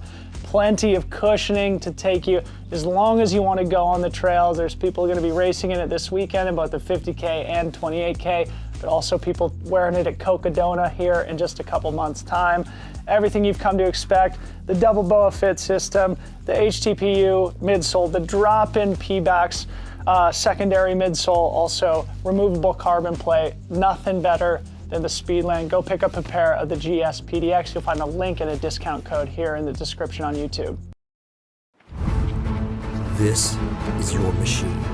It is strong and fast, tough beyond measure, brave beyond belief. It will take you high in the mountains, deep into the woods, over rivers and deserts, and further within yourself than you have ever dared to go. But it is only as good as the fuel you put into it. Feed it real food. Feed it real power. Feed it spring.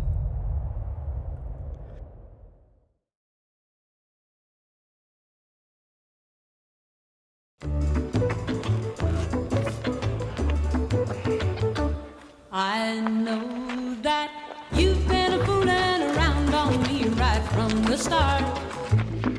So I'll give up and I'll take back my heart.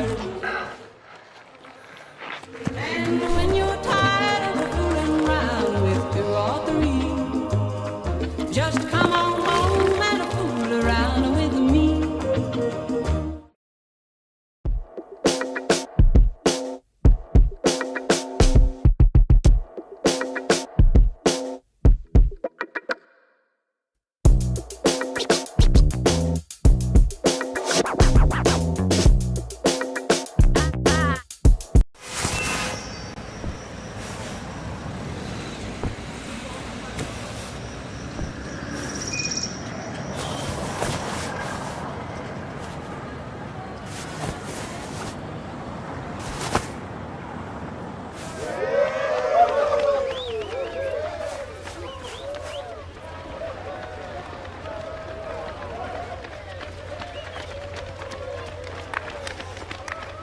Look at the growth of ultra running the past few years. In fact, now they have 200-mile races, 240-mile races, 250-mile races. They're growing exponentially.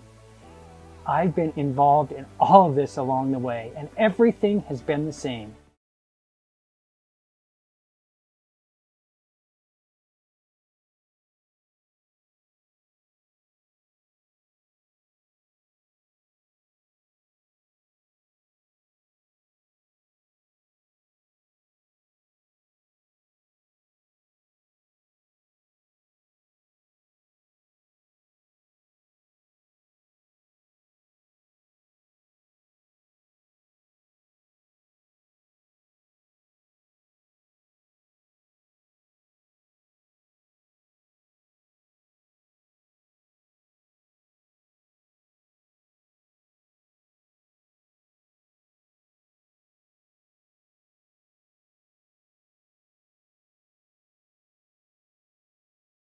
All right.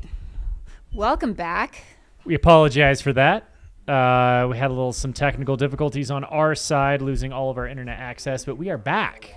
We are back. We are going to keep an eye on everything, make sure that we have as minimal technical difficulties as possible. Opposite of a football game, we want as many TDs as few TDs as possible.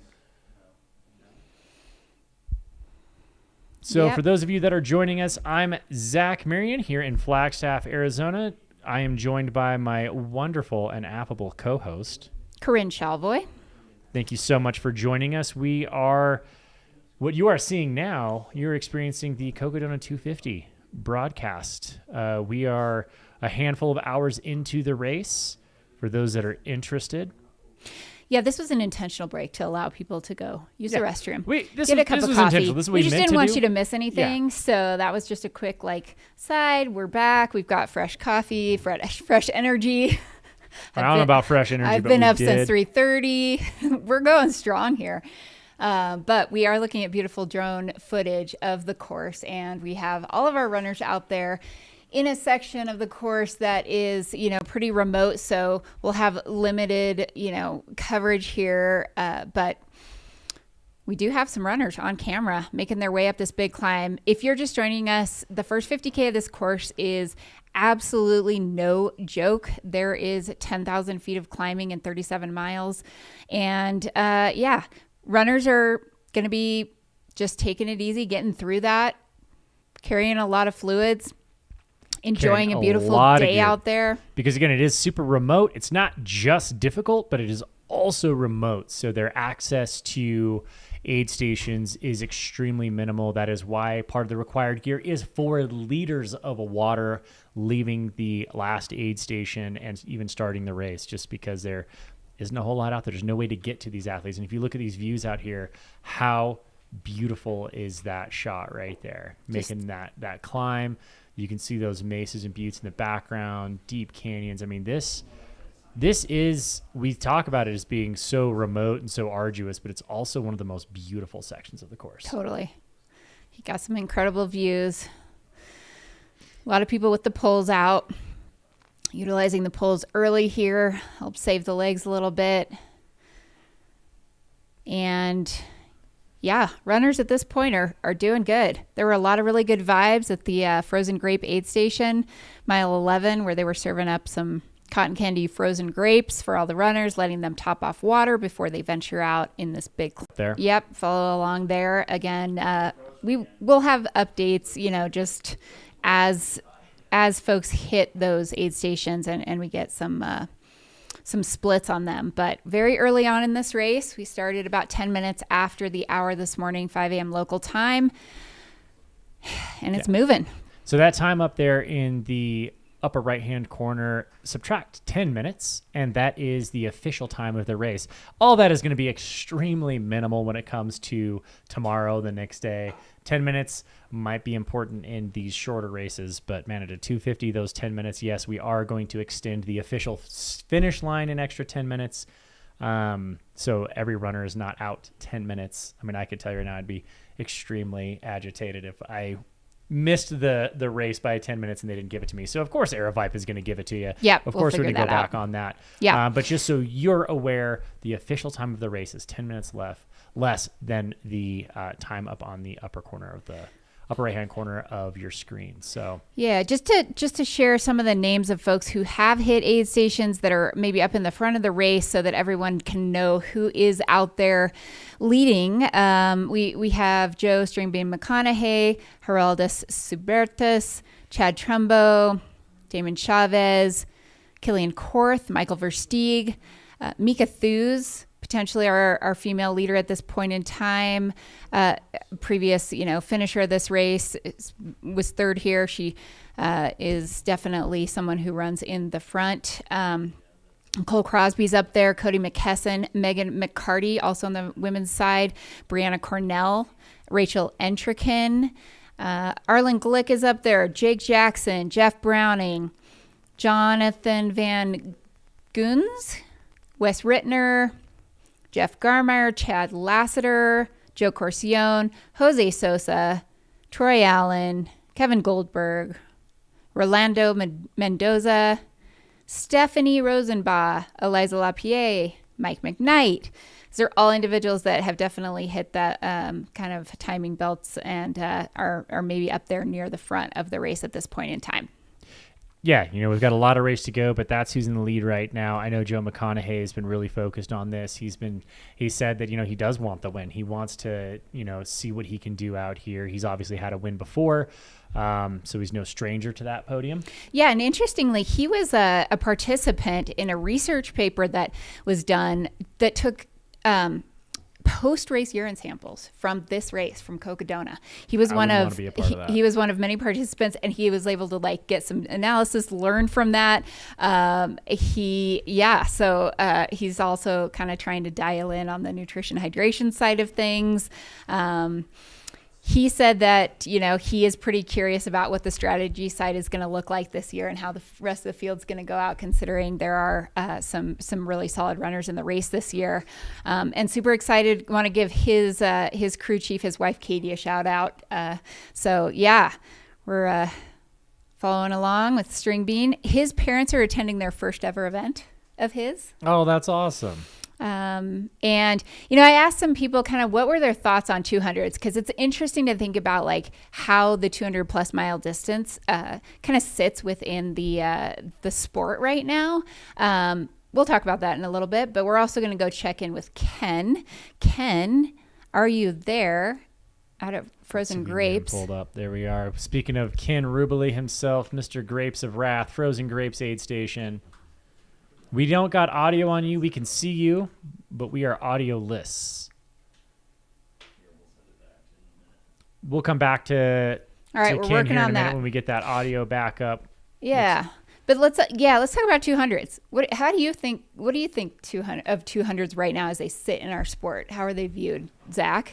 You know what? I think they're viewed as kind of that crazy distance, but also let's not forget 100 milers were viewed as insane back in the 80s and back in the day. So, we've got a new opportunity, I believe is what it is. It's kind of an open landscape for opportunity, and we've got a handful of early adopters who are going to go give it a shot and see what it's all about.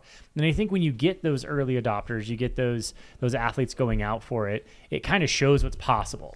Totally. And then you have people behind them, and anybody who's generally in this space is like, we always have that question like, can I do that? I think I can do that.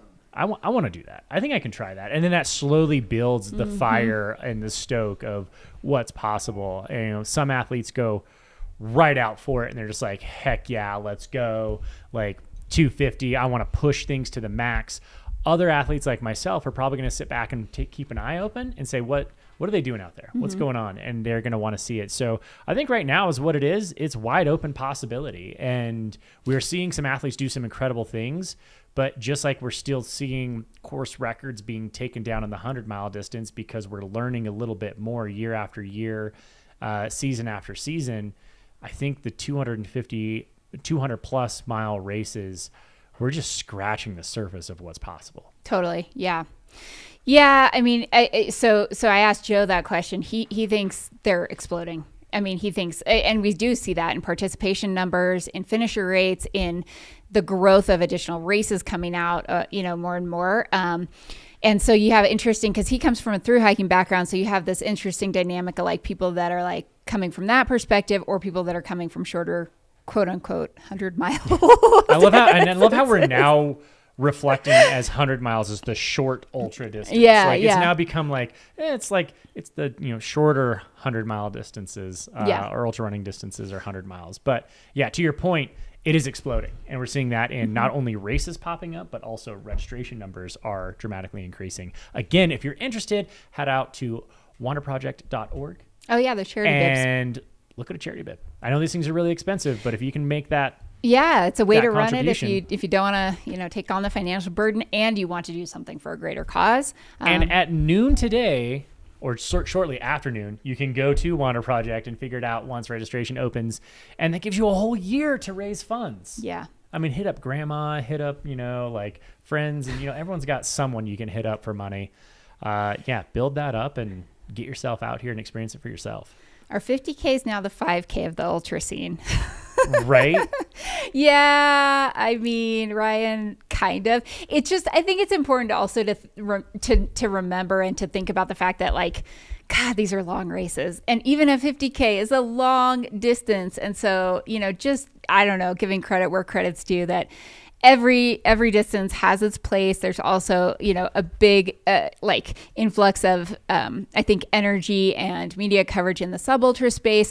They're just kind of different disciplines, right? So it's just like there's something for everyone. And now there's even more of something for even more individuals. I mean, some people think that this is kind of maybe an opportunity for people as they phase out of the 100-mile distance or they get older in their career.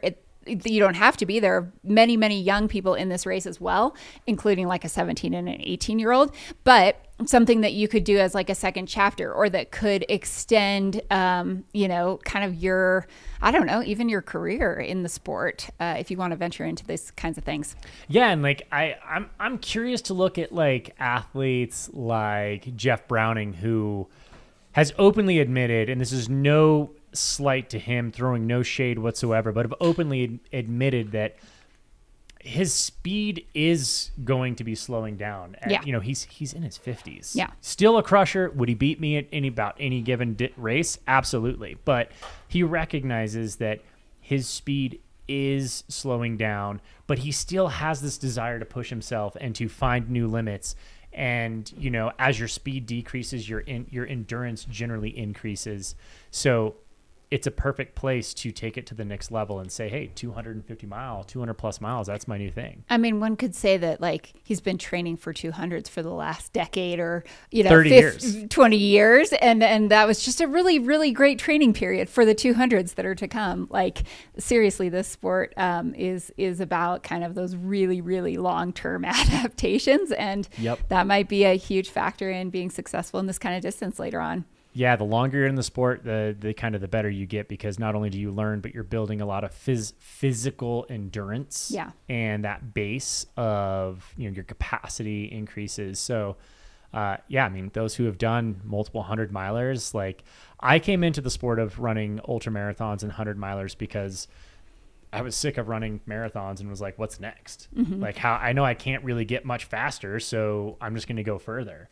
And, I wanted to see what was next. And, I think I'm not committing to 200 plus miles yet, but I might be easily talked into doing dumb things. So come 12:30 this afternoon, I might be signing up. I don't know. Is that just because you don't want to work the race next year and you want to participate instead? No. So for those who don't know, I am also the director of live stream for Mountain Outpost. And, I've got a whole week of not only being in front of the screen, but also behind the computers, making sure this happens. And I legitimately told Jamil, Saturday morning, I was like, if you gave me the option of taking a bib today or showing up and doing an entire weeks of broadcasting, I'd take the bib. I think it's why Jamil jumped in javelina. He's just like, that's it. I'm jumping in. Like, I'm jumping in. I'm That way I'll let everybody else handle things. But no, he was working while he was running as well, which I'm sure you would be doing if you were also in Cocodona. You'd have plenty of time out there. You'd have the live stream up in one hand. You'd have the chat in one hand. We would remove you from the chat so that you could focus on the race. But you might see me at some point at javelina, just like live streaming from my phone during the race, just to get like my Western States qualifier in, and also getting the race in and doing the live stream. How much can I multitask at this point in time? At this point, it's just that's what it is. But no, we have an incredible team here at Mountain Outpost, both in front. We're grateful for our commentators. We're grateful for our field reporters. Yes. And we have an incredible team behind scenes, which we have to give them some credit for making all of this happen. Yeah, for sure. I think we're going to go back to... Speaking of awesome teams, I think Ken? we do have Ken, who is... We're really trying to... out there. Yep, we got you, buddy.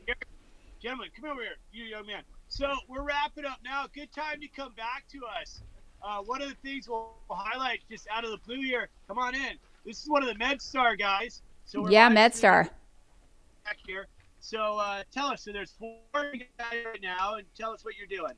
So about 2 of us are going to go all the way to the top, basically, where they kind of we'll go on the ranch property and go all the way, probably another 2 hours up to the top of the mountain, and meet them at the top before they get to the next aid station. Okay, so you're in a quad, right? Yep. And so your purpose is what? You're here, God forbid something happens, huh? They get hurt, yeah, because you can't get out there that easy. So yeah, so the other one's gonna hang out with you guys, and then they'll back us up, and they'll back Noah up at the next aid station. Right on. Yeah. So just to give you guys an idea how much goes into just supporting this race, I mean, right as we're wrapping up here, and the sweepers came through. 2 of them came through on their quads, and you got the whole setup over there, right? Ready to go in case someone gets hurt, huh? You know it. Yeah, great. We got one. The last runner is probably about a mile back. About a mile back. So Good. She's coming. So Cool. Well, thanks, man. You Yeah, get back thank to you. your job. Anyway, I just want to give people a perspective, just what kind of medical support's out here. Literally, these guys came up, 2 quads, 4 of them, and they're all the way up to the top. So, the takeaway from here is, I would say, we made sure everyone took an enormous amount of water. We brought 100 gallons. We went through 85 gallons. So we bring more than we should here, even though everyone says 1 liter only. We told people to completely guzzle, fill up again before they went out. Of course, we had the frozen grapes for them. But I was hearing people take about their takes. I mean, Jake Jackson looks really good. I know he's super dialed in and really training hard for this. As did Arlen. So it'll be interesting. But everyone was in really good shape, much more so than last year. I don't know if it's just we're a little bit cooler. Yeah. People are a little more prepared, but there was no one struggling. That's awesome. That's awesome. I think you helped with the vibe, so thanks for doing that and keeping everybody topped off before they venture on. And yeah, thank you to MedStar for everything they do to keep people safe out there. Yeah. So we're going to start wrapping up next year. We'll probably bring back a little snow cones last year. People like the frozen grapes, but definitely bring out some snow cones next year. And already planning for next year. And so yeah, you should see Jamil up top soon because he went hiking with his backpack in the front, backpack in the back, and not hiking. He left running. So like you said, he's training for his next race too. But yep. All in all, people are in great spirits. Yeah, it's been a lot of fun. And again, I want to thank my friend Bill and Taylor who came out here. People understand you come out to this aid station. We come out a day before and we put 100 gallons of water in these. This is how the water gets to the aid station out here. These are 30-gallon buckets that you can use to weigh a tent down. But we bring 3 of these in a Jeep the day before. We drop them off with our coolers and then drive back, set up, and we have fun. All right. Well, you've been great. You've been great, Ken. Thank you so much. Yeah, well, you guys are doing a great job. We actually next year, each year we get dialed in a little more. We have you guys on a screen, computer screen, so the runners are having fun looking at the live stream. Oh, sweet! And, nice. Yeah, get the monitor hung up, and continuous improvement out here at the grape station here. So are we going to see a frozen drink margarita machine next year? So obviously you and I don't know each other really well, but of course we will. We have at our Beyond Limits Ultra, we have a Hawaiian ice machine, so we might have a pop-up snow cone machine going next year. We'll do that too. So now that we figured out how to bring more and more stuff out here and make it work, so next year we'll have grapes again. And we will have on-demand snow cones, not pre-made, on-demand. On demand. Yeah, I want to see runners leaving your aid station with like pina coladas, margaritas, making that climb up. I'm just saying, I have ideas. Let's talk. Let's collaborate. I think we can make something really special there. Oh yeah, we have the tiger's blood drink we make on the snow cone there. Yeah. But, yeah, absolutely. We next year we'll have the Hawaiian ice going out here and. Yeah, a lot of fun. You will see. The old days I had the ice cream bike, but I gave that to my buddy Jamil. So hopefully you'll see the ice cream bike coming out at some of his races. But yeah. We've already got plans for that at Javelina, my man. Oh yeah, dude. Absolutely, you can swing a lot of ice cream out of that thing. So and then you can also put crafts in and do it hot chocolate. So out of the ice cream bike at across the years. But no, we had a lot of fun out here. And again, I can't highlight enough just the support. Is stunning that goes on for these runners out here between, this full-blown medical team out here. You've got the sweepers. We have 3 of them right here that just showed up. And kudos to Air Vipa, the Curry family, Jamil. Not only putting on an epic event, but just the technical stuff going into this. It's stunning. And yet it's all about keeping runners safe. So congratulations to Air Vipa and the team again for another good Cocodona start. Man, Ken, we couldn't do it without you. Thank you so much for hosting the Grapes of Wrath aid station, bringing that big grape energy that everybody's been loving so much. We appreciate you. We value everything you do out there. You make Cocodona special. You are the very first interaction that these athletes and these runners get to, and it sets the tone for the rest of their race, and you do a fantastic job with it. Thank you so much for joining us, Ken. We are going to shoot off to see what... Our pleasure. Thanks again for having us. Thanks again to my buddies Bill and Taylor, and we look forward to bringing something fun and new next year with some snow cones. Awesome. Cheers. Thanks, Ken. We'll see you next year. Cheers. Man. So fun. Dude, bring some energy. You got to absolutely love it every single time. I want pina coladas next year. If I'm going to do this, I expect a pina colada at... the Grapes of Wrath grape burritos. Frozen grape aid station. It's going to be amazing. Yeah, snow cones would be. I'd eat a snow cone for sure. This sport really, honestly, just it thrives on people like Ken, and for those who aren't familiar, he's a staple in the ultra running community, especially here in this area. Former owner and race director for Jackpot Ultras, and just. He brings that energy to every single one of the races he's at. I was out at Jackpot directing and commentating this last year, and he was out there bringing that same same energy to everybody. We just absolutely love it. Yep, and as a runner, you totally thrive off that energy. So crucial. All right. We're getting a lot of grape emojis in the chat. We love it. So for those that are again just joining us, we're here in Flagstaff, Arizona. Corinne Shalvoy, Zach Marion here, bringing you the Cocodona 250 as much live action as we can. We've got runners out on the course right now. You can follow them from the live tracking pinned at the top of the chat right there. We love everybody in the chat. We love you guys joining us. That's one of the things that makes these broadcasts so incredibly special, is that you get to join us. This is not just watching the TV. This is not just watching something happen, but this is the community, and this is why we continue to choose this as our broadcasting source, because we value the chat, and we value you guys being absolutely amazing and supportive in there. You know what? We aren't going to tell anyone that they're unwelcome, but we do have a few rules for the chat. No disrespecting runners, no disrespecting others in the chat, and no disrespecting our partners, or say whatever the hell you want to me. I don't care. But you do not disrespect my co-host. You don't disrespect my runners. You don't disrespect my races or my sponsors, because ultimately they are why we are here. You're allowed to say whatever you want. I mean, I kind of think about, that old school rule, because I am a mom. If you don't have anything nice to say, just don't say anything at all. We need positivity and love and support in the chat. That's what this community is about. That's what trail running is about. So bring all of that you can. And I'm sorry, Scott Trayer, but I don't think Callie's winning right now, but we will let you know if that changes. Thanks for tuning in and chiming in. I heard that you're not going to see her until maybe tomorrow. She said, I don't want Scott to drive to Crown King. So she's on her own out there right now, but definitely following along with her, and can't wait to see her journey across the desert here.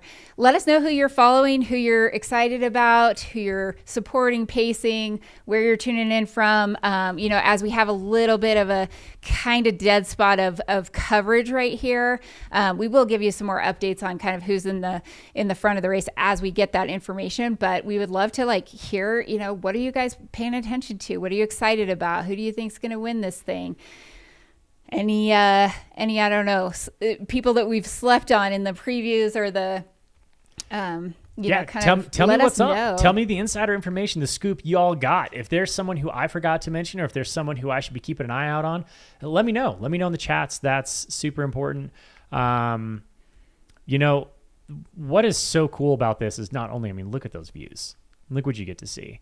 But, I think a lot about these broadcasts and being able to bring this live, and how cool is it that, 5 years ago, we were looking at live trackers that would maybe 5 or 6 spots out on a 100-mile course. You'd get an update, a little ping, maybe a little text message if the race was super advanced at that time.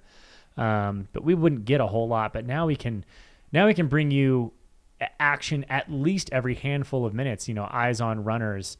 We got GPS live tracking pinned to the top of the chat right there. But how awesome is this, that somebody's aunt, uncle, grandma, grandpa, parents who can't get out to these races. We talked about, Scott Trayer cheering on, his partner Callie, and he gets to actually be here and get out to these aid stations and crew her. And that's such a special moment between you and your partner. And you're doing this incredible thing, and then family can tune in here. Yeah. And watch that. So for those of you who have runners out there, send these links out, share these links out to your family. We want everybody to be able to see these things and to see what we're doing here. We had a very international crew in the chat first thing this morning, maybe because it was a little later, but there were 10 different countries representing. Germany in there. We love it. New Zealand. People from Canada, from Brazil. I know that, Manu told me that a lot of, her friends out in Spain are going to be tuning into this and following along. So yeah, shout out to everyone who's checking us out at any point. We will try to give, fairly regular updates, so that we can catch you up if you've had to pop out for a couple hours or whatnot. As you come back in. But yeah, this is just the beginning of a lot of coverage here. Yeah. We got to pace ourselves as well because we got many days out here. A lot of time behind the desk here, behind the mics, time behind the screens. Y'all get to do your normal jobs watching. You get keep your little phone up, keep your separate screen going because this is just going to be as much coverage and live action as we can get throughout the entire week, and we are not going to end this coverage until Saturday afternoon. Yeah. All the way through Saturday. So just so everybody is aware of what's going to be happening here with the broadcast, this is an opportune time to discuss it. We are going to be going live through the day up into the evening at 11 o'clock tonight. We are going to cut until 4 in the morning. We are going to, or 5 in the morning. We're going to bring it back on, and we're going to update you with what's going on out on the course. Same thing is going to happen Tuesday, all the way throughout the day, up and through the evening, and then we are going to have a dark spot in the middle of the night. And then we are going to bring you the live action Wednesday morning, and we are going to keep from Wednesday morning until Sunday at 11, barring any internet outages here. But we are going to bring you as much action as we can because every single finisher deserves their moment. And we have an incredible amount of volunteers out there that have volunteered their time, effort, and energy to get out to these remote places and run with their cameras on gimbals and really help us tell the story of each and every one of these athletes enjoying this journey from Phoenix to Flagstaff, Arizona, through some of the most iconic vistas, views, and amazing trails of Arizona. So for those who've just joined the chat and are wondering what the heck is OHG, that would be Orange Hat Guy, also known as Brian Pape from Ohio, but it's just OHG. So periodically, he's no longer Brian. He's OHG. We are doing some chanting every so often. The OHG chant. Brian was leading the race for a while. He's still up there near the front, and so we're just giving some love to a very easily identifiable orange bucket hat that we saw early on before we knew who he was. That's what's going on in the chat there. And what else is happening? Geez, we're looking at drone footage of, we are getting some visuals of runners making their way up the climb here. Yeah, we've got some beautiful vistas through here, and you're getting just a small taste of what Cocodona is like. I mean, this is how it starts. It starts with a giant punch in the mouth going from, just north of Phoenix up to Crown King, which if anybody has run that 50K, that's an aggressive 50K, let alone an aggressive 50K start to a 250-mile journey. Yeah, and just to share some info on kind of what we're expecting in terms of times. So, just mentioning course records here so people have a frame of reference on when runners could be finishing. I mean, there is speculation, and it's a great weather year, so there is a thought that perhaps, records could be broken this year. We shall see. But we're comparing to times that were set on last year's course because the first 2 years of the race, 2021 and 2022, there were some unique circumstances to both of those. So we are looking at the 2023 times. Currently, male course record holder would be Mike McKnight in 69 hours and 41 minutes. And on the female side, Sarah Ostaszewski last year ran a 72-hour, 50-minute race. So, those are kind of ballparks. I mean, I wouldn't be surprised if we see both of those potentially get broken this year, but of course, it's super early on, just to give people an idea of when, first finishers are going to potentially come across. And then, the race goes until, as we mentioned, Saturday morning. Someone asked earlier, what do you have to run to finish the race under cutoff? It's about 2 miles an hour, but that does not include, that includes all of your stoppage time, potential sleep time, eating, doing whatever else you need to do along that. So an average of 2 miles an hour for, 100 and a few hours to finish on Saturday morning. Yeah, absolutely. So when you think about it, that's 30-minute miles.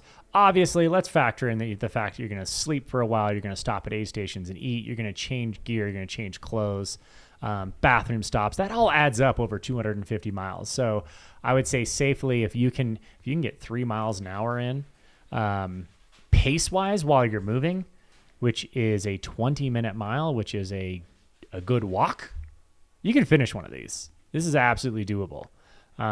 So for those who are interested, let's show you how it's done. We've got so many athletes out there who are going to get it done over the course of the next handful of days.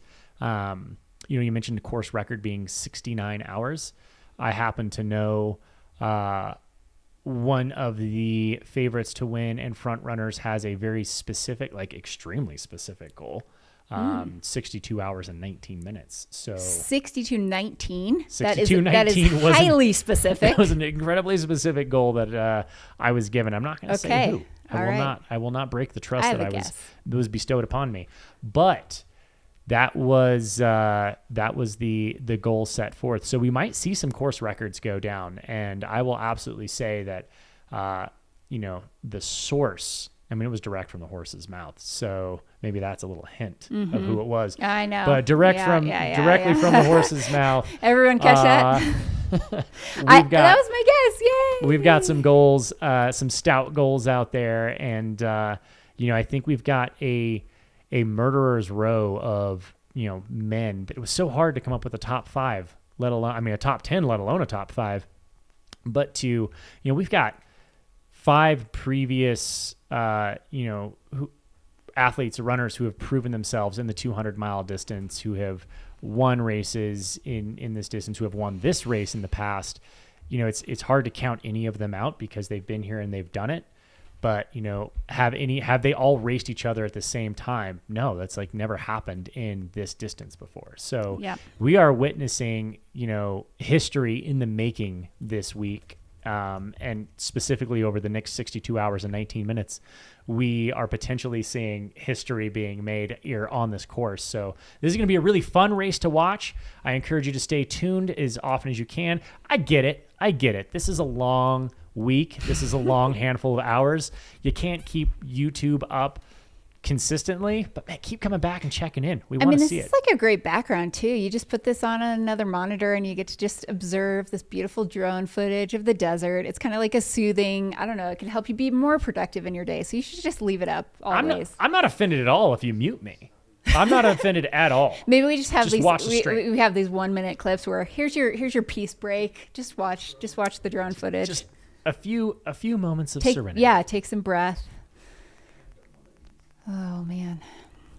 Yeah, this is absolutely awesome. I mean, as I mentioned, the day is going to start to warm up here. We were just speaking with Xander, who said he came from Phoenix, where it was 90 degrees. So coming up here, where we're sitting in the 60s, is a nice relief.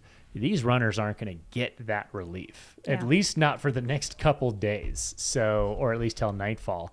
The one thing about the Arizona desert is when that sun comes out, it is hot. You have that solar energy that just radiates a heat on top of you. As you can see, there's no clouds in the sky right now. So you have to employ some cooling strategies throughout this race to not let that core temperature get too high.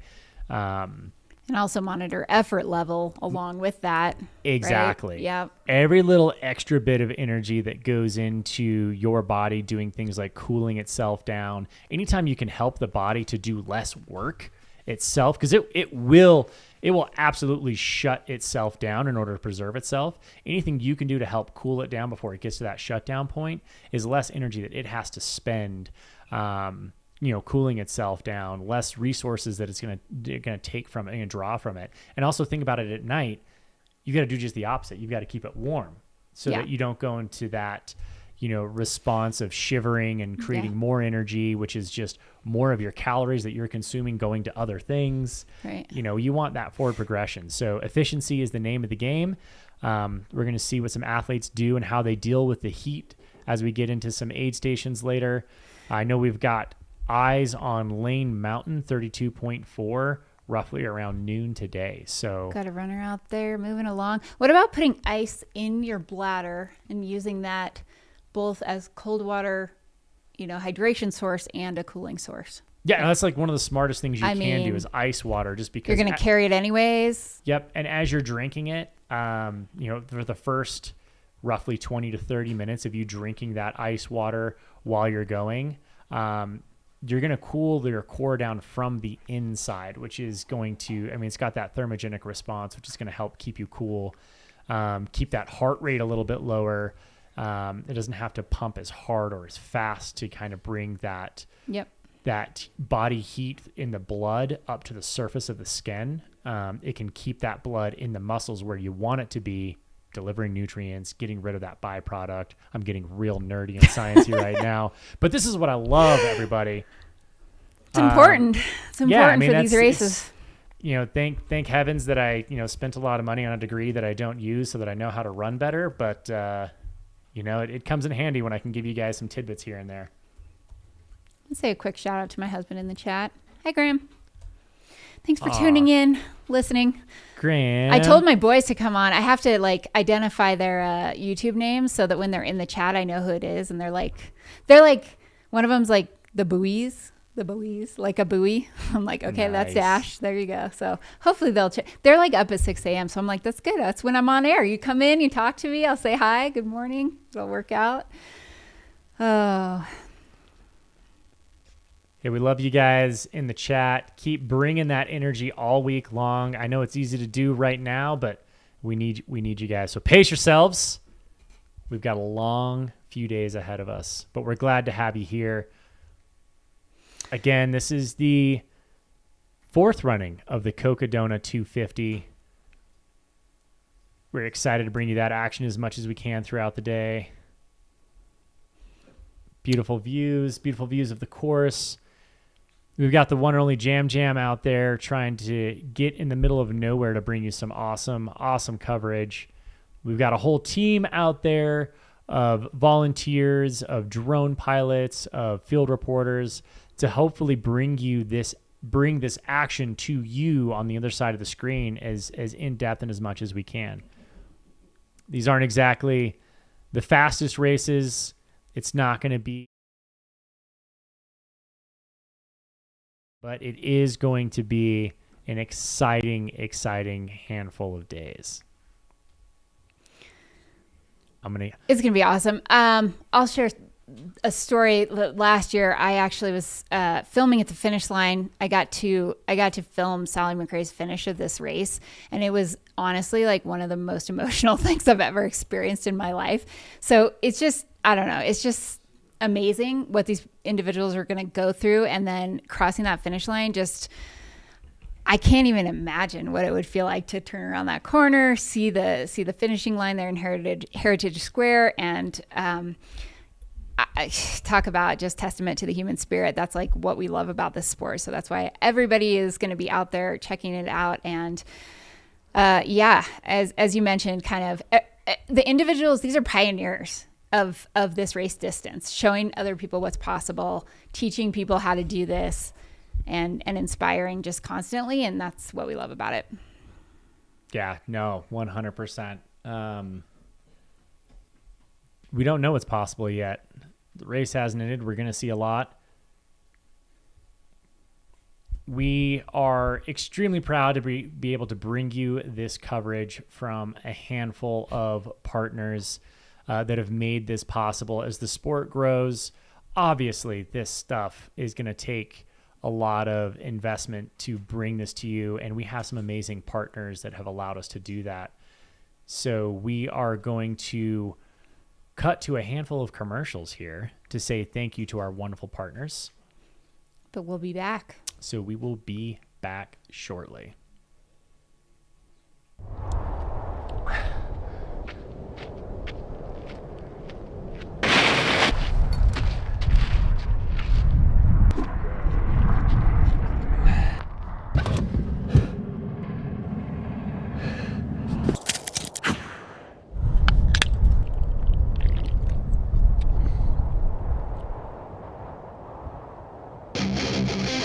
soda. Oh, the energy of soda.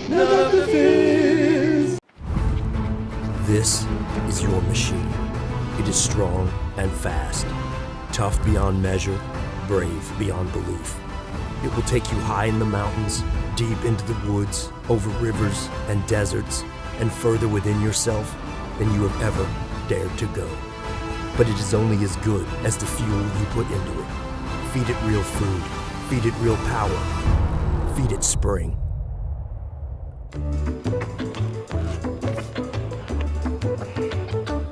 I know that you've been fooling around on me right from the start.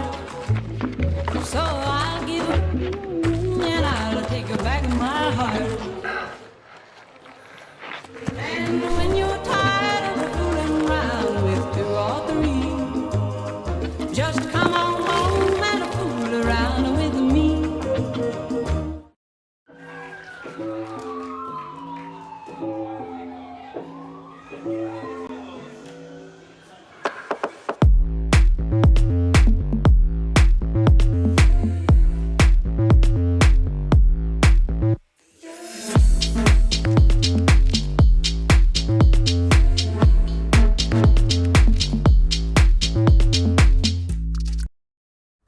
All right, we are back after a quick word from our very amazing sponsors. Yeah, we're so grateful to have some incredible brands, Satisfy, Darn Tough, Gnarly Knack, and Spring Energy, a lot of other brands who have brought us the ability to do this coverage. So we encourage you, please show them a little love, not only here in the chat, but when you're out there getting your own stuff for your own races, just give them a thought. They make some incredible product.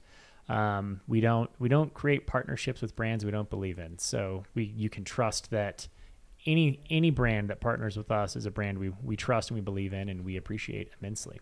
Yeah.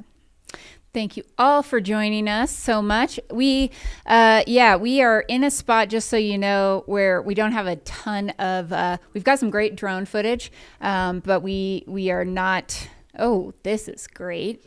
This is Jamil. Thank you, Jam, out there flying the drone. Is looking awesome. There's a person fully outfitted in white coverage, head to toe. Got to keep that radiant sun off you, man. Yeah. It's gonna pay off. It's something that I did not give. I mean, I remember, again, I'm aging myself here. When I started running these ultras was 2011, I believe, was my first ultra, and that was back in the day when it was all about minimalism and a pair of split shorts, no shirt, handheld water bottle. You had the minimal shoes and long hair, and man, if you scroll back through some social media feeds, you can see evidence of that. I embraced that completely, only to find out later that having that coverage in the heat, man, it helps. It helps a ton. So what you're seeing right now on your screen is we've got Jam out there on the cam. This is the Jam cam. He's both flying a drone and he has a stationary camera there on the trail. You can see the wind is pretty significant. So these athletes are getting a nice breeze. It's going to hopefully help cool them off a little bit. It's not that stagnant air that is just, unbearably hot and muggy. They've got a nice cool breeze. So it is warm, but they are going to get that breeze coming through to help cool them off. And we might be looking at, around mile 17 of the course here.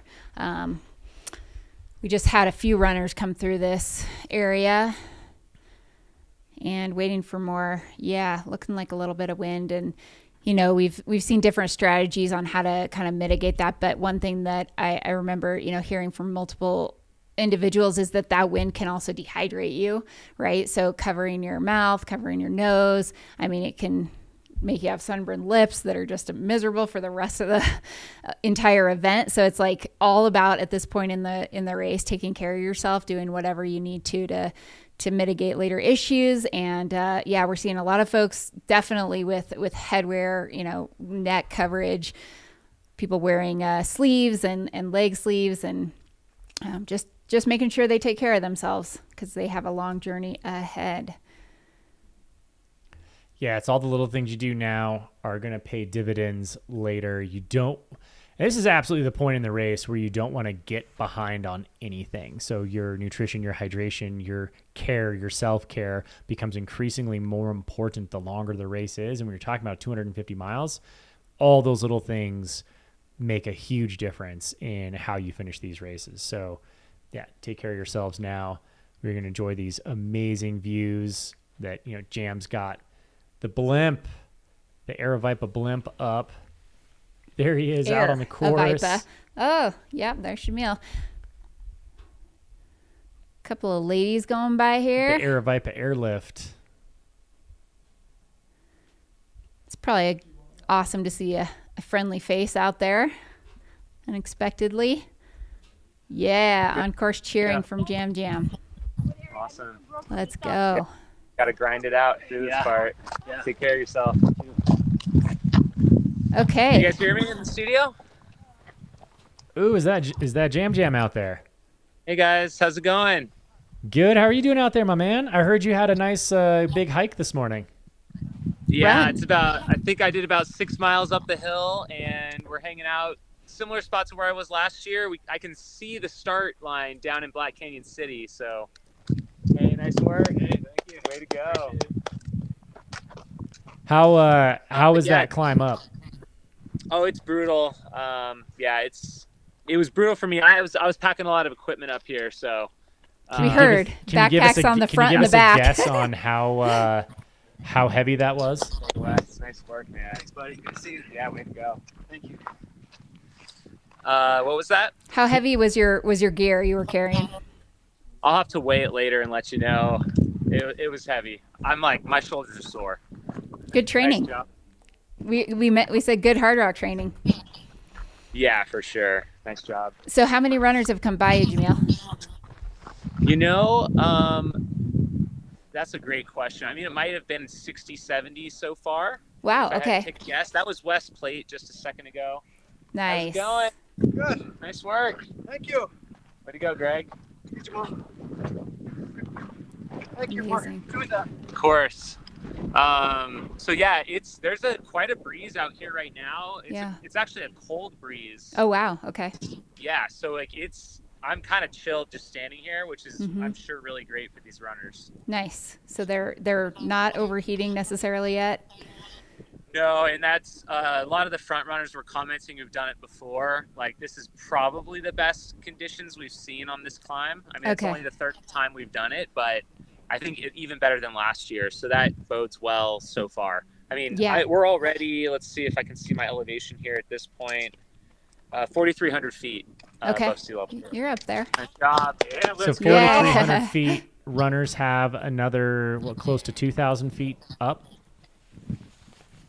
Yeah, I think they'll top out around over 7 and then run down a little bit down into Crown King. But there's a lot of rollers, so there's a lot of elevation up and down. Yeah, we heard from our grape station, the frozen grape station, that the vibes were super high, that everybody was in really good spirits, and they attributed a lot of that to potentially the temperatures just being awesome right now.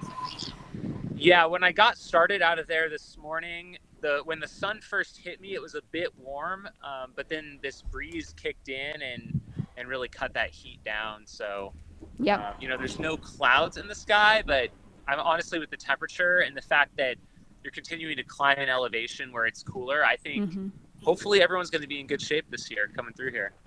Hey. Nice job. Thanks. Jamil, did you see the whole front pack? The front of the pack? Yeah. Yeah, it's I don't know who was with Joe, but there was one other runner in Joe McConaughey out front. And there was a chase pack with Killian Korth, Michael Versteeg, and Jeff Browning. Yep. Arlen and Mike McKnight were ways back. I think they were behind the lead women. Mika Hughes, and then she was in the lead. And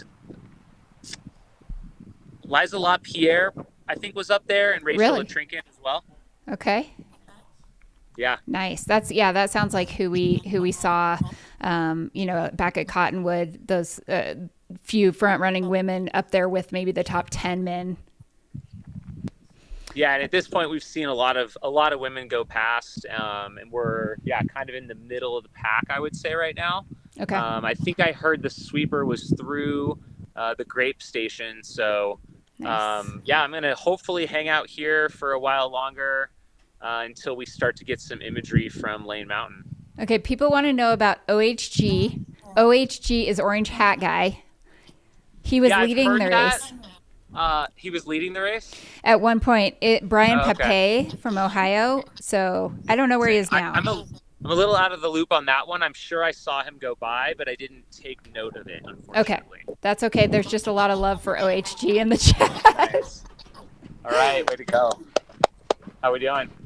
Feeling good now. Awesome. That wind? Yeah, it's really great. I do got to ask, Jamil, have you had eyes on Callie Vincent yet? No, not yet. Give her some love from us when you do see her out there. She's got a lot of love and support here in the chat, so yeah, definitely let her know I that people love her.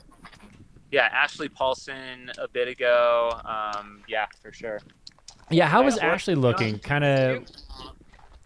We've seen Ashley crush so many races in the 100-mile distance, particularly like the speedier ones. How did she look at this point when you saw her? What was her? I mean, sure, she was always energetic, but what was she looking like?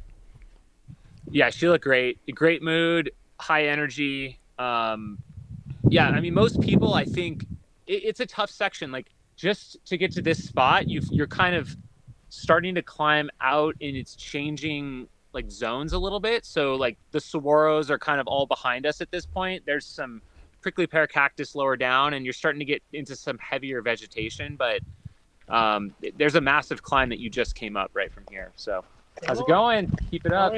Nice work. Thank you. Hey Jamil, as the race director, can you tell us what they're going to experience throughout potentially this next section and throughout the rest of the day in terms of the course? Yeah, so just ahead in the next about half mile, they kind of top out on this climb. They've been climbing for quite a ways, and then they've still got views of like the I-17 in Black Canyon City. Like I'm looking directly to my right, and I can see all of that. Way to go! Hey there. I've always wanted to meet you. Awesome. And so they're gonna like kind of head over a saddle, and then they'll have like a pretty big steep descent, and then they get into the series of rollers coming up. Nice job. Thank you, sir. Way to go, everyone. And those rollers, and when I say rollers, like there's significant climbs. This area is quite rocky. Nice job. Quite rocky, loose footing. And, they've still got quite a ways to go to get to that Milk Ranch water stop where there's some flowing water and that liter of water for these runners. So, okay. They've still got a ways to go. I've only had one person ask me, like, hey, how far ahead is that water stop? Okay. And it's like a little early probably to be asking that, to be honest, at this stage. So I think most people are just focused on kind of grinding ahead. Yeah. Put your head down, keep making forward progress right now. Yeah. And what mile is that next water drop? I believe that one's at mile 25. Okay. So then from there, they have another 12 or so before they hit Crown King? They'll be at mile 33-ish. 33-ish for Lane and then Crown King. Okay. Hey, guys. Hey, way to go. Nice job. And Jamil, we're doing some quick math. What mile are you into the race right now? I believe 17 approximately. Okay. I did it. I think I'm about 6 miles up from that grape station. Yeah, which was mile 11. Which is a little further than I thought it was going to be. I thought it was going to be about 4, and kept going and going. And I was trying to. I mean, I wanted to get here before the leaders, and I got here just before them. Oh, so. wow. I think I got here, I threw my pack down, I turned around, and Joe McConaughey was right here. So okay, not a lot of time to spare. Did you bring any snacks with you? You need to take care. Yeah, for sure. I've got a few things with me, thankfully, Good. and I've got Good. a couple liters of water. So okay. yeah, I have way too much equipment. I should have brought less. I'm regretting that. The people want to know, what all did you hike up? We heard it was quite a bit. Yeah, give me 1 second. Hey guys, morning. How we doing? Good. Awesome. Good stuff. Yeah, of course. Hey, man. Yeah, it's great. This breeze is amazing. It's so nice. Keep it up. Yeah, my kit, I've got a tripod here with the phone on it. I've got some internet devices. I've got a drone. So I've got the whole setup with a smart controller and a laptop. I've got a power bank and a solar panel. Definitely regret bringing those. Some extra drone batteries. I've got kind of a couple bags and packs to haul this stuff up. A couple liters of water, some food, a GoPro. Yeah, I think. Yeah, I'm putting the call out, recruiting. If anyone wants to come up here next year, it might be kind of fun. Like you could hike up the night before, maybe camp out, wake up, sunrise on the ridge. Could be a good time. Did you get eyes on Finn Melanson? I did, yes. He's stoked, man. Yeah. That's all it takes, is coming and commentating and watching this for a week before you make some silly decision of signing up, right? Yeah, no, he looked great. He seemed to be dialed in and just moving ahead. Honestly, like everyone's looking good right now. That's great. That's all Yeah, good news. The only one, there was one person that was asking where that water stop is, but everyone else has just been doing great. Nice. Well, thank you, Jamil, for doing all that extra work to give us a little bit more eyes on the field and some of these incredible views. We really appreciate it, not only for myself, but the rest of the viewers at home. We love it. How are you? How you doing? Feeling great. Doing well? All right. I'm feeling good. I mean, easy part's What over. mileage you got on there right now? 16.5. 16.5, yeah. Heard that. Having us out here. Yeah. You guys heard that? Yep, 16.5. Nice. Yep. I'm going to step out of the frame for a second, grab some water. Okay. Yeah, thank you, man.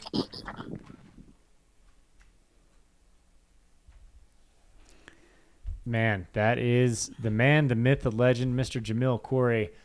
I don't even want to call him a race director. He is just a jack of all trades. He is a content creator, a field reporter, a race director. He is a man of everything. And if it wasn't for him, we wouldn't have what we're all enjoying today, and we wouldn't be here without the runners who are out on the course. And we love and appreciate every single person that is watching right now. If you can hear my voice, I love you. Thank you. Also, thank you to everybody in the chat, keeping the stoke alive, giving runners some love. We absolutely love it.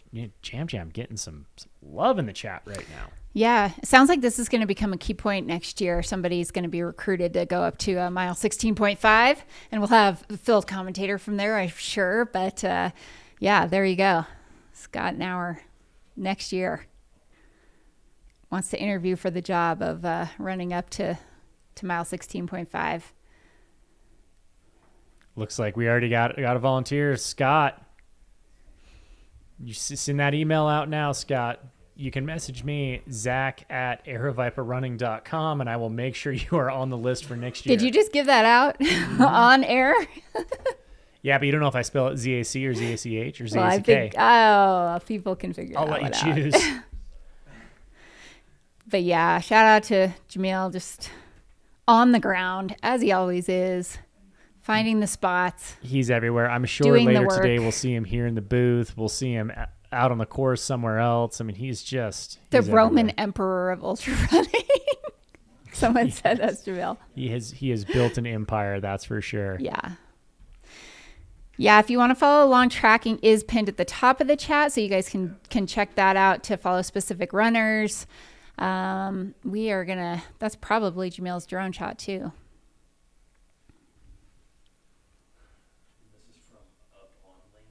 Oh, Lane Mountain. Okay. This is a Lane Mountain drone. Checking out the trail here. Don't have runners out there yet, but this is what they are going to be going through. Huge shout out to our drone pilots out here who just do the absolute most to carry these live feeds they're out there all day too, and it's not a huge team. They're leapfrogging all the way down the course and really trying their hardest to kind of show y'all at home what these courses look like and also bring you the action of the course itself.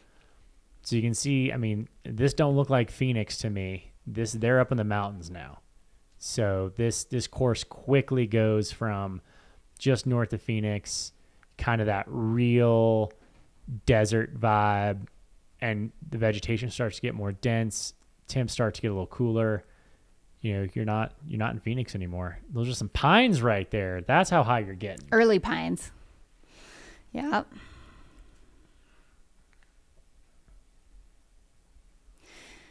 If you're just joining us, we've got around 250 runners out there making their way across a 250-mile course that is the Cocodona 250.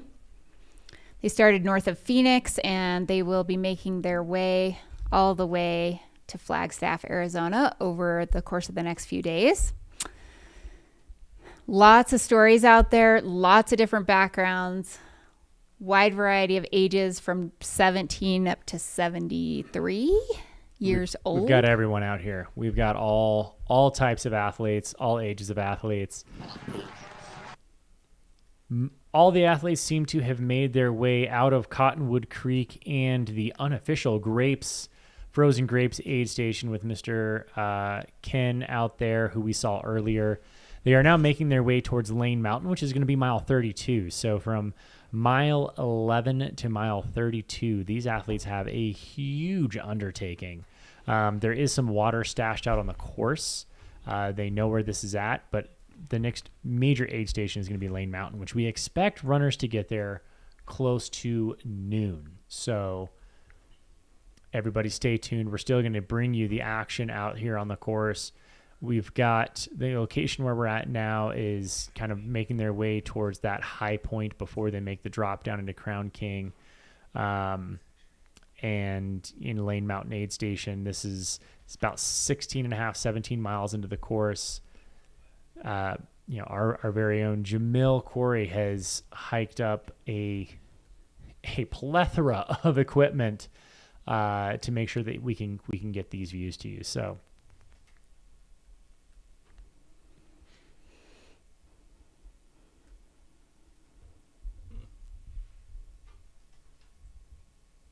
now is a fantastic time to remind everyone that in just a short 2 hours, 2 hours. What's happening in 2 hours, Zach? Opens for the Cocodona 250 man. 2025. So if you're stoked out there, we will remind you then there's officially opened up.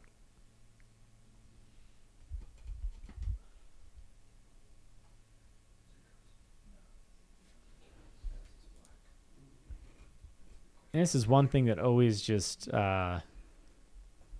blows my mind,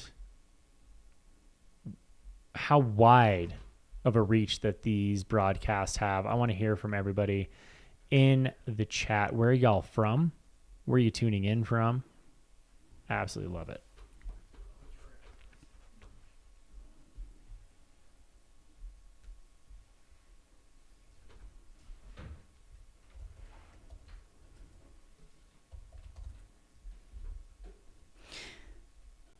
If you're just joining us, we're looking at a camera that was set up by Jamil Curry at around mile 16.5, top of a climb. Now we're moving on to some drone footage here. Majority of our runners are between mile 11 and 20-ish right now. So we are not getting. We don't have a lot of on the ground here, but Jamil hiked up a bunch of equipment to give us some shots of around mile 16.5 at the top of a climb before you descend and then go through some rollers, he said. Heck yeah, shout out for Utah, my former home, my home state. Yeah, this is a fairly remote part of the course, right? So we're pretty remote. As the runners start making their way closer and closer to Flagstaff, we're going to have a lot more opportunities to get eyes on the course and eyes on the runners. So bear with us for these first couple hours that are a little bit more sparse. I mean, you're still going to get beautiful views. So look at this. Look at these amazing views. Shout out to South Africa, Johannesburg tuning in, Vancouver, Canada, Alberta, Dallas, Central New York, Dubai, whoop, Winona, Minnesota, Montana. This view right here. This is Jamil out there on the course doing the absolute most, just bringing the love to the runners as they're coming through. Having a little snack after cheering. His big hike this morning. That's good. I'm glad to see he's eating. It's a long week.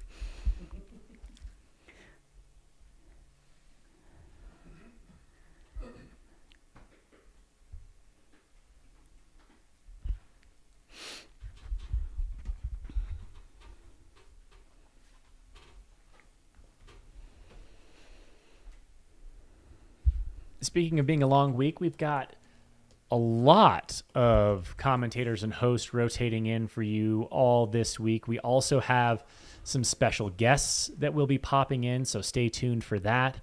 I've heard of a recently retired athlete who is going to be making his way onto the live stream. A Flagstaff. Wait, Tom Brady's coming? Tom's going to be here? Mr. Tom Brady himself. The Tom Brady of ultra running, Mr. Eric Senseman, will be joining us Thursday evening.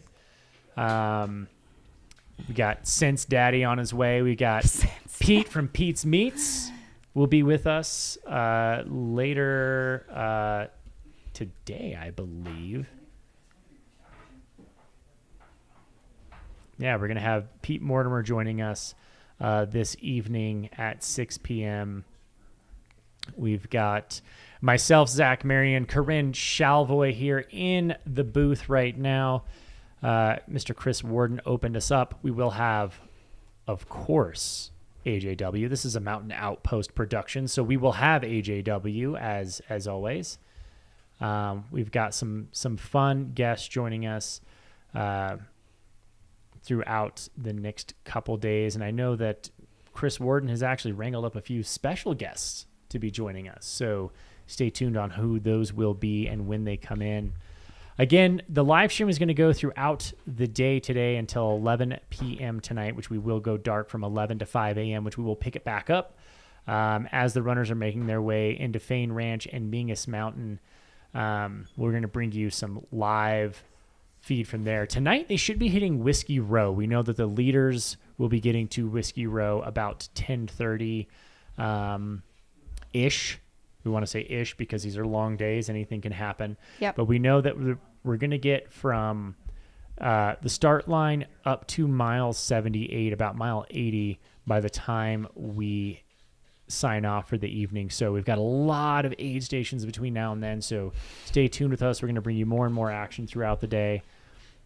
And that will be the case for the next two nights. We're going to go to 11 o'clock, take a break till 5 a.m., 5 a.m. until 11 the next day. And then from Wednesday morning at 5 a.m. until Saturday at 11 a.m., we are going to be broadcasting live. Yep. All right, we're going to go back to Jamil. What's up, Jamil? Hey, everyone. How's it going? Reporting here from mile 16.5. We've got a nice breeze through this section, so lots of happy runners so far. Everyone is looking good and keeping cool. Awesome. So, yeah, seems like probably the best weather we've seen for this climb in the 3 editions that have done this course up this way. So how much of the 10,000-ish feet of that first 50K or so have they already done at this point, do you think?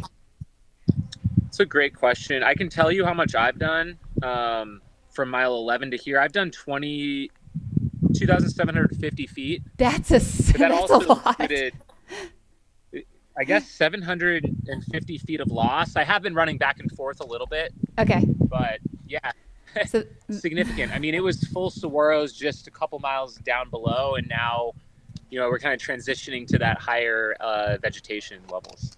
Morning, how are you? Good. Keep it up. So yeah, sure- I mean they still have a lot to go. I will say that much, but 8,000 more feet before that.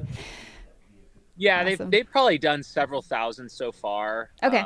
But yeah, they've got to top out around over 7,000 coming up, but they've got some pretty big rollers ahead as well. Yep. Nice work. Are people excited to see you there? Seems like it. Everybody's probably like, it's hey. been great to see. It's been great to catch up with some people. I think I've seen several of our folks that are going for their 1,000 mile this year, their 4th edition. So yeah, it's great. They've been through a lot out on this course.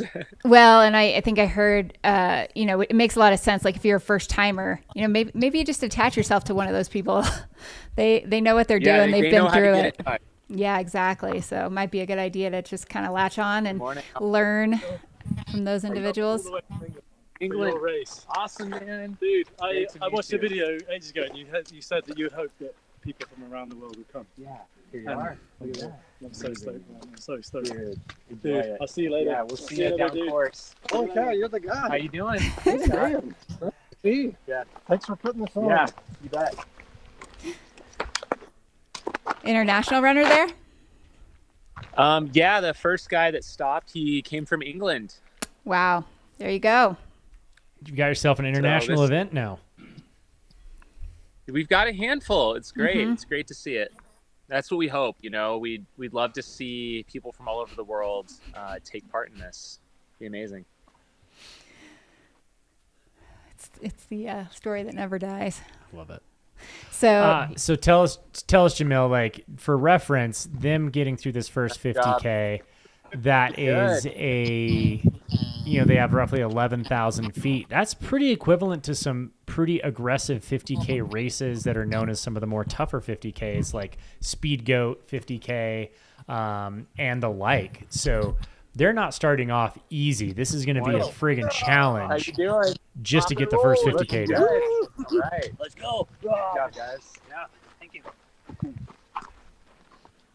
So I much might have missed amazing that last energy out part there. there, Zach. I was just referencing the fact that, like Speed Goat 50K and your first 50K here in the Cocodona 250 are fairly similar elevation gains. I mean, it's no joke of a 50K to start this thing off. From here, from this 50K, we know that they're going to make their way to, we anticipate getting all the way out to Whiskey Road. The leaders will. What's the course like after the 50K through that? Are they mostly rolling downhill? Are they flat? Are they on a butte? What's going on? Yeah, like 50K plus. I mean, I think lane is around 33. So I guess this would be close to about halfway from the start line to there. Once you get to lane, the course tames out significantly. But all the way up right until that aid station, it's kind of in your face. People are going to be in the thick of it. It's remote out here. I mean, I had no cell phone coverage for a couple hours hiking up to this spot, and I can only really get it in like a couple little zones here. But yeah, after Lane Mountain, you are on a lot of forest roads that are pretty well maintained, very runnable. There is a little bit of climbing, but you kind of enter the Senator Highway section after Crown King. And that's going to take you more or less off and on all the way to Prescott. And so if you can take care of yourself on this climb, make sure that you are fueling and hydrating well, and arrive to Crown King in a good spot, get a good meal in, you can make up time and make up miles on that runnable section. So yeah, for those of you out there that are interested in this race someday, I think it's important, like prepare yourself. Climbing legs, heat acclimation, carrying a heavy pack with water. But once you get past that, the course becomes a lot more runnable. This is the crux of the race right here. Probably, they've been in it for a little bit, and then definitely the next like 16, 17 miles from where I am here truly is the crux. Yeah.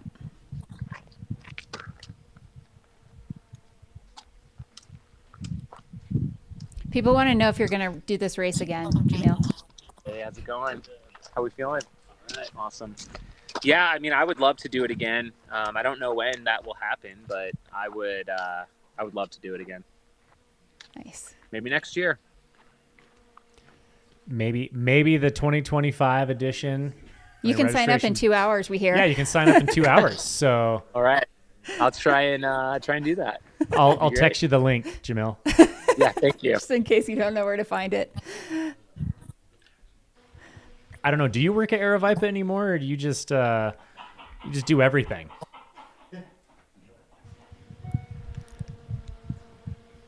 Absolutely.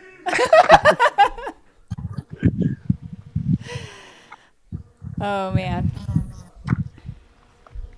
All right.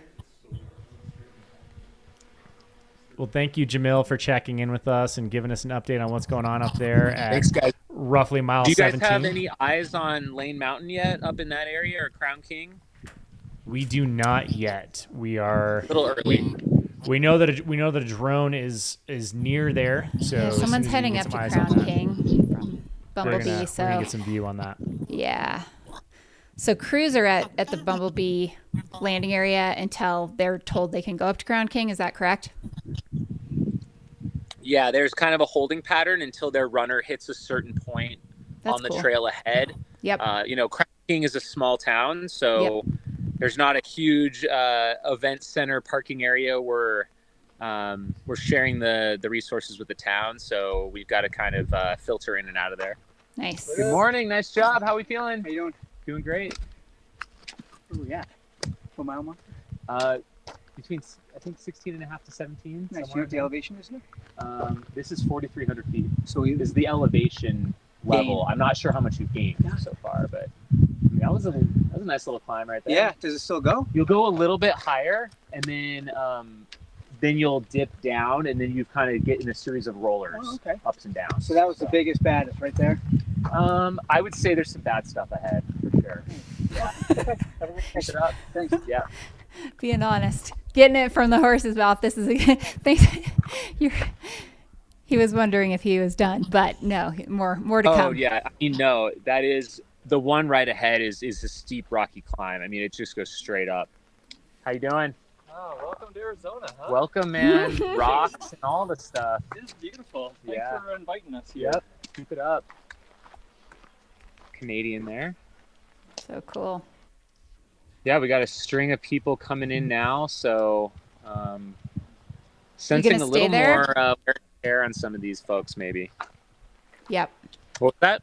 Are you going to stay there kind of through the final runners at that point? I don't know. I'm trying to pick it. I would love to stay until you guys have some feeds ahead. Yep. But we'll have Awesome. to see here. No, this is great. We can get Morning. some. Oh, man. Great. How are you? Good, good. Awesome. Yeah. Hey, Jamil. Hey, how we feeling? I am freaking awesome. Look at that. Look at the stoke. Amazing. Can I Love get my this. outhouse on Mountain Outhouse? Yeah. let's do it. Oh, there we go. Oh, no way. Nice. Nice to see you, man. Thanks for being out here. Yeah, for those who don't know, Mountain Outhouse has returned, has it not? It has. Morning. You're a monster. I love Our you, man. I appreciate it. You guys are the monsters this week. Appreciate that. our incredible host. at Yeah, Mountain so what I was Outhouse. saying, the climb just before this, it kind of gets you up and out of that lower Sonoran Desert feel, and just into some different terrain here. So we're kind of in that in-between zone, like high desert.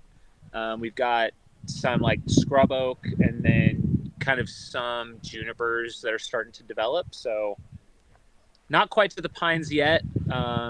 That will be closer to Lane Mountain, but it's that kind of a nice transition zone. And like, man, the breeze, I'm telling you, it's quite chilly. It's nice. Nice. That's awesome. Morning, guys. How are we doing? Awesome. It's incredible. It's amazing. Hey, Zach. How you doing? Is that Zach Bates? Yeah. Great work. Looks like it. Yeah. Yes. That was maybe Zach Bates. Hey, how you doing? Doing good? Doing awesome. Sweet. I'll take some butter trails, though. Yeah, oh, you'll get them later. All right. You just got to pay your dues here.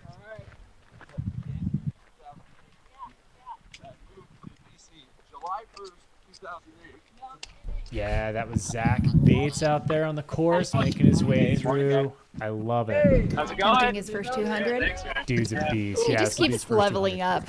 He does. He does. It just keeps getting better. Oh yeah, man. Good spot, man. I brought too much gear is the problem.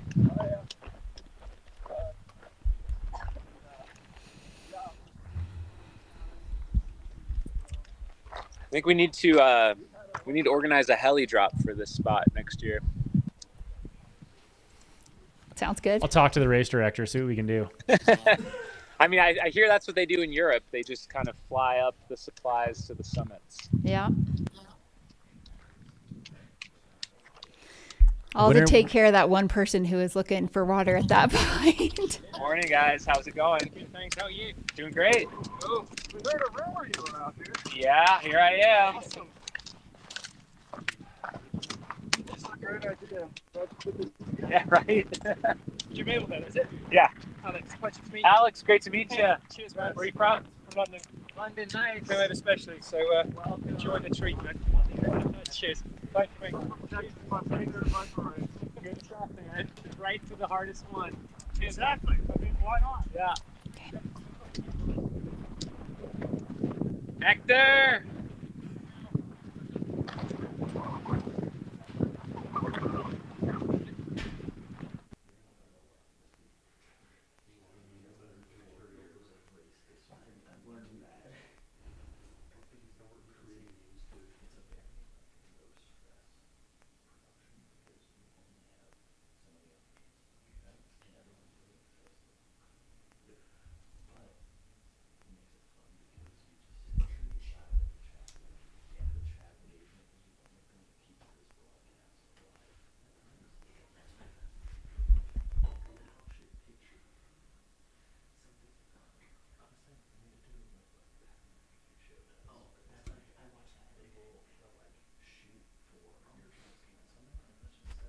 The helipad marathon.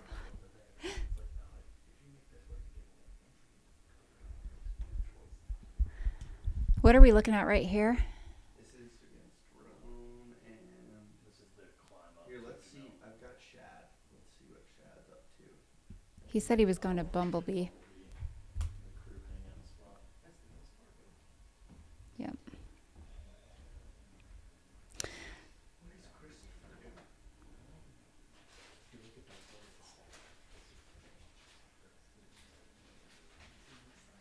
All right, we are looking at Bumblebee Ranch, which is a staging area for people to then go up to Crown King once they get word that their runner is at a certain point in the course. So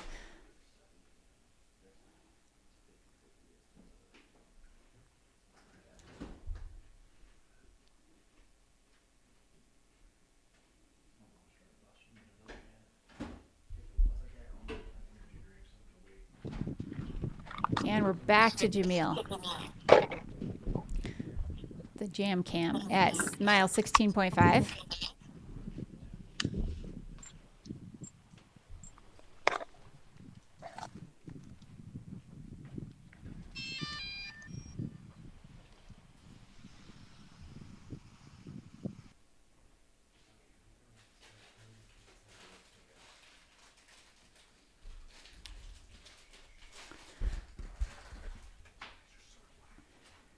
Are we going to get audio from Shad or? Okay.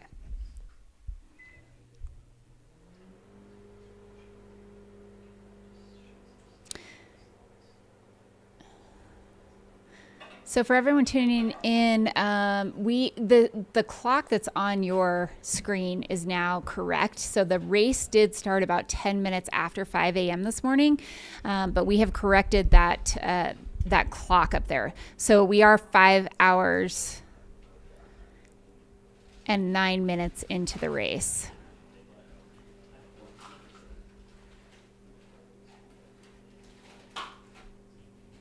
Whew, I've been on air for 5 hours.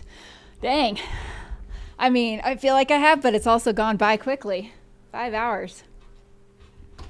Time flies when you love what you do, baby. Oh, yeah.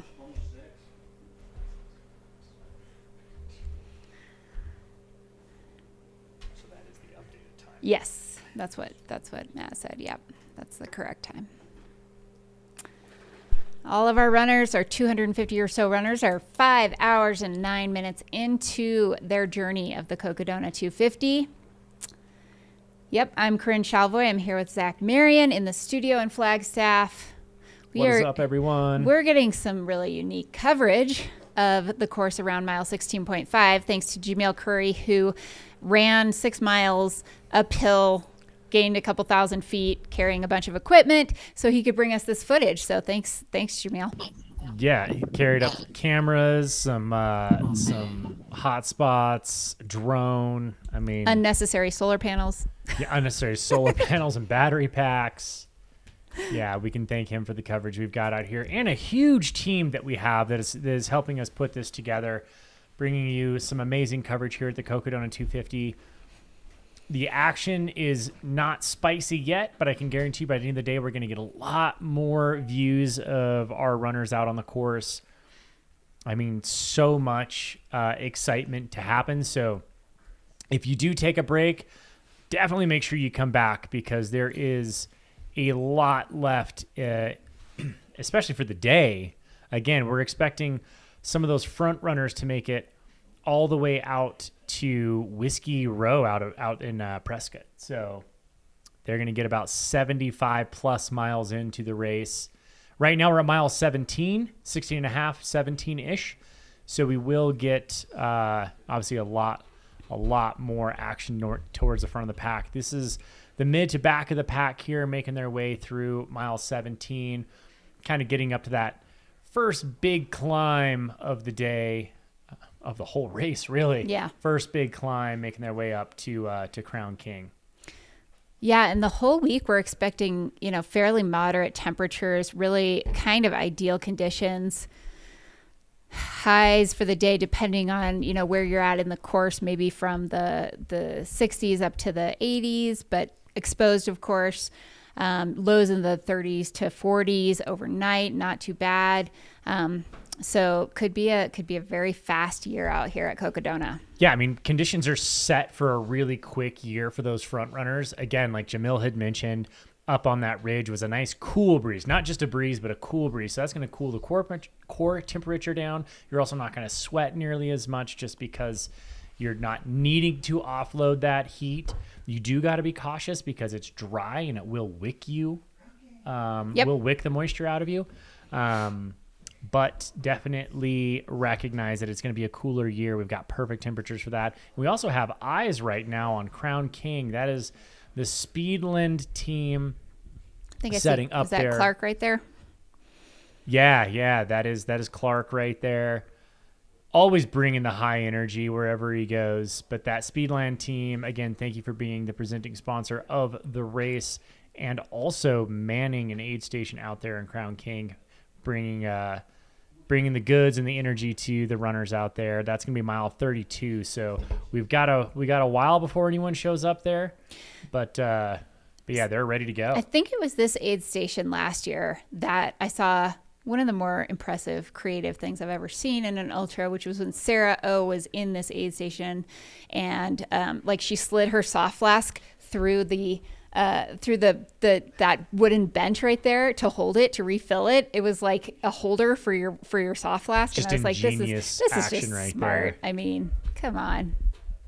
That's kind of one of the fun things of these broadcasts, is you do get to see some action in the aid stations, and you get to learn from other I'll never forget, and this is the most simple basic thing, but I've used this same thing in some of my races that hotter races.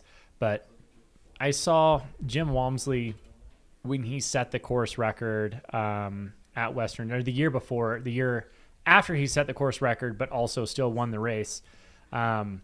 Rolls into an aid station, and he lifts his arms up. His crew pulls a t-shirt off, reaches into a cooler full of ice water, pulls out a fresh shirt, puts it on him, and it's just like that ice cold shirt just to cool the core temperature down. It was nice. One of the most simple, easy, basic things that I was like, wow, that's ingenious. Nice. I'm doing that. Yep. can learn a lot and get inspired. I mean, so many people that just watch this live stream are then inspired to enter the race themselves, be part of the action.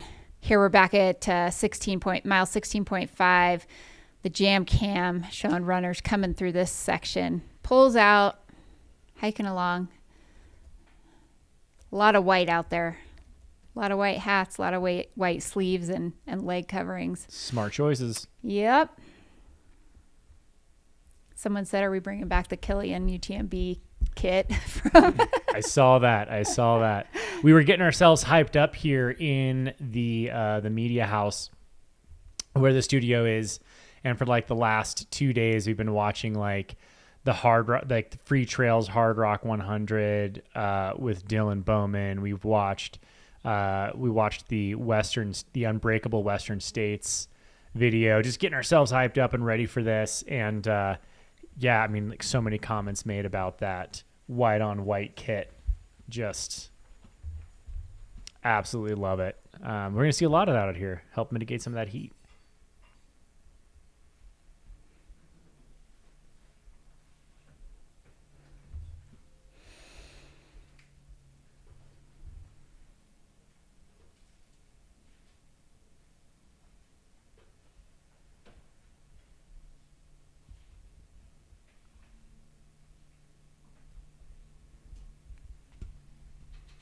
Look at those sweeping views, are absolutely beautiful.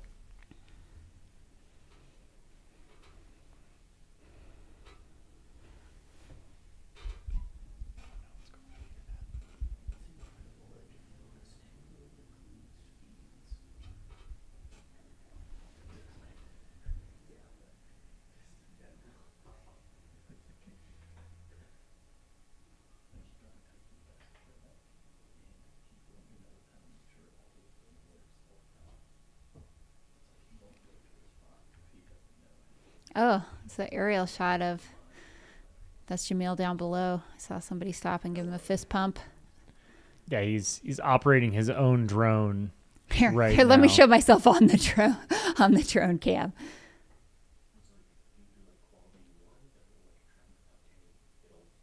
Following a whole bunch of runners, some packed together, some by themselves, making their way.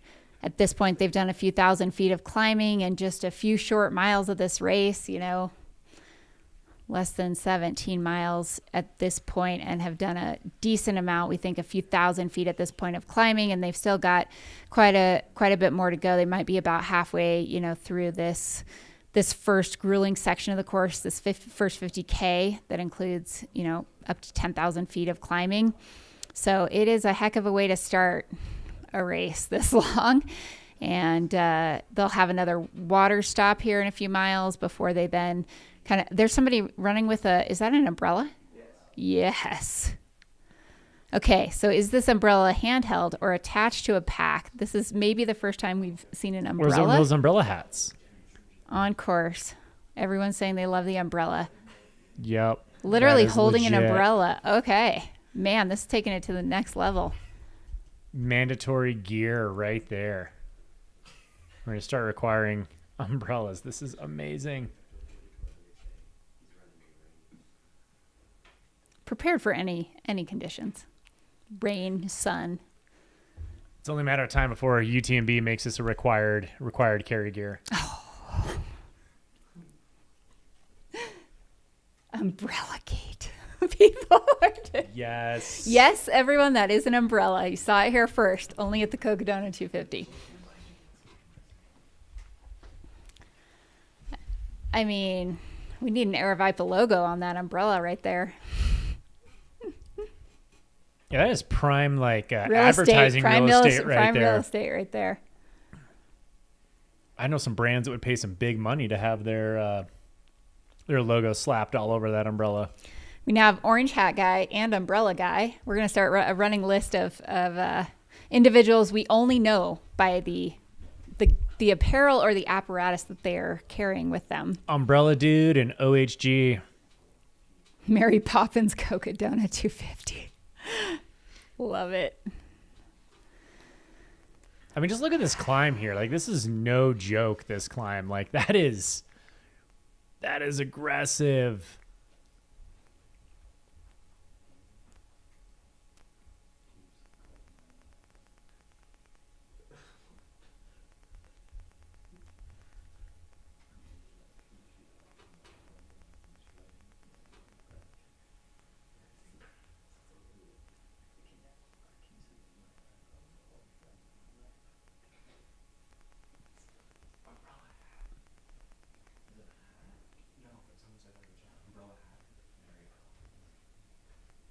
Yeah, look at that rough climb going up there. That's rocky. That is no joke.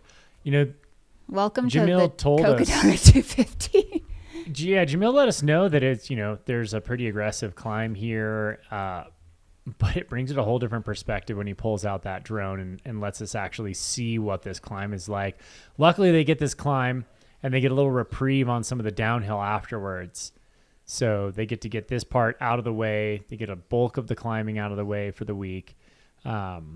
Right off the bat, and now they get to kind of enjoy a little bit more of a mild section of the course, a little downhill. There is another bump of climb, clearly before you get up to Crown King, but it's going to be a lot. Like, they're going to be really happy to see the top of this. So how do these climbs compare to some of the climbs at the end of the race, like Eldon? I would say Eldon is steeper, but this is probably longer. And then you've got the rollers. I mean, from a rockiness standpoint, you gotta think that Eldon, you know, you're getting up to pretty high in elevation here. And I think here at this point in the course, you're at maybe 4,300 feet or so. That's what we got a read from Jamil on his watch, that he was at about 4,300 feet of altitude. So yeah, I mean, and also your legs are somewhat fresh right here. So I can imagine, I mean, it is a tough way to finish this race is to climb up Eldon, but I don't think we'd have it any other way than to put a super steep climb, potentially with snow on it at the very end of this course. But you know, who knows? There's like resurrections that happen in this race, and maybe some of these runners are feeling it right here, and in a couple days they're going to be revived, and the climb up Eldon might not feel like this. This is just definitely a shock to the system to start off this race. You're also in the heat of the day, although I don't think it's too warm out there quite yet. And we heard that the wind is nice and cool. So yeah, people are moving well. Yeah, I mean, this course starts off with a punch and ends with a punch for sure. Lots of good terrain in the middle though. And like the most amazing part of this course is just like the varied ecosystems that you get to go through, and the different types of terrain that you're going to encounter. I see a lot of runners kind of employing that whole team strategy right now, where they're like, let's get up this climb together. They, you know, see little groups of a few at a time or partnerships going out there.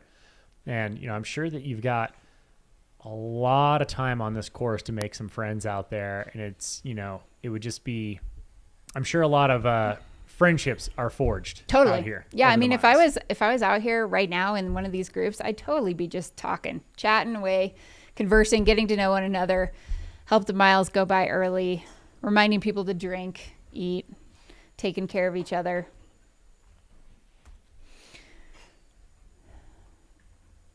So awesome drone shots here of just runners making their way up these climbs around miles 16, 17 of the course. We're looking at kind of the middle to back of the pack at this point, but these folks are moving right along. They're looking good. Yeah, I mean, now's time to look good on the course, right? You're 17 miles in. You know, keep it smooth, keep it easy, keep it chill. No reason to burn any more matches than you have to at this point.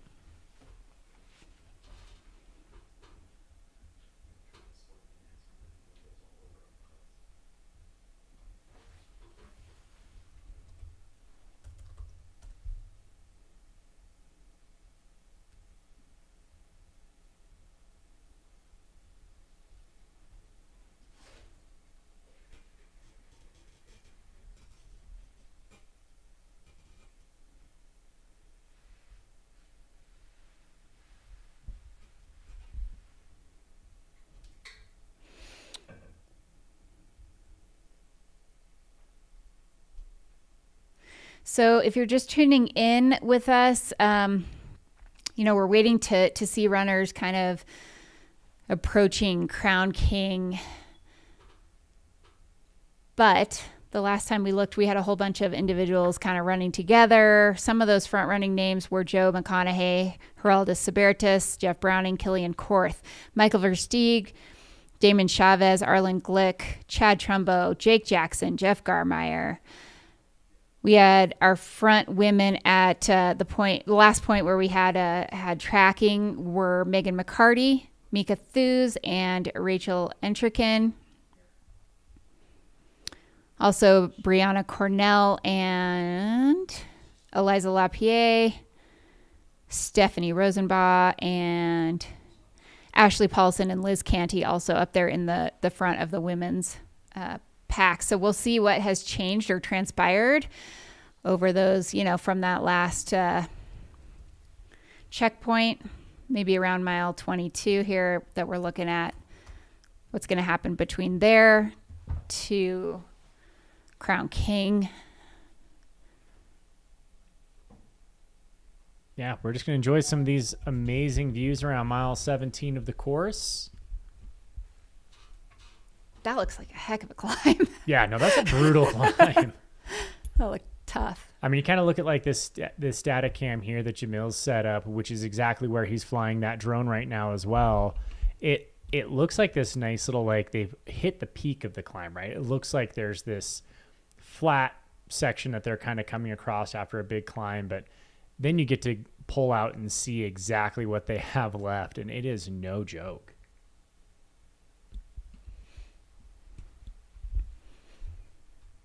Yeah, this is a great aerial of one of those climbs. That looks pretty dang steep.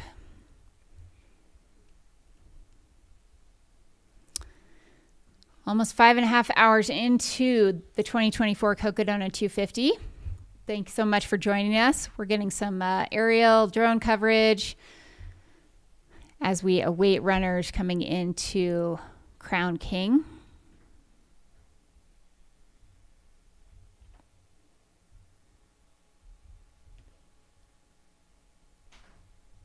We appreciate Jamil out there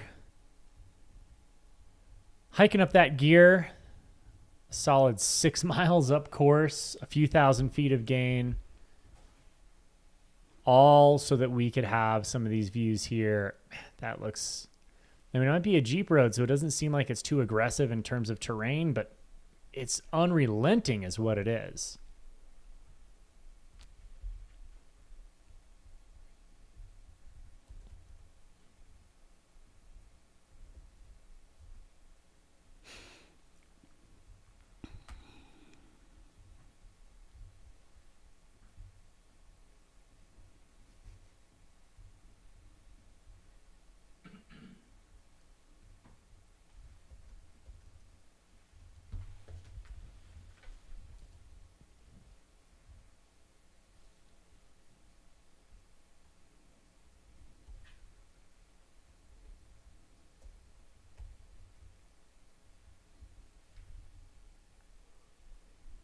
This is the Jam Cam blimp at mile 17 of the Cocodona 250. We are almost 5.5 hours into the race. The race did start 10 minutes past the hour this morning, so that updated time in the upper right-hand corner of the screen is the actual race time. So we are 5 hours, 28 minutes into the race. We're at mile 17, partway up the climb, almost to the top of the climb there. You can see these beautiful views. Got the Jam Cam blimp, the Air Avipa blimp, Air Avipa. Air Avipa.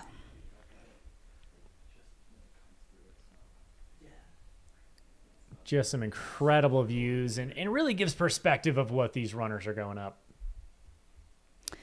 So folks asking about temperature. We're here in Flagstaff. It's about 53 degrees here, which is very nice. Going to be a high of 62 or so today. Down here on course where runners are, we got some folks documenting. Yeah, got to document this journey. Yeah, we're thinking it's probably in the 70s or so right now where folks are, maybe getting, upper 60s, 70s. Pretty moderate temperatures expected for the entire week, all things considered.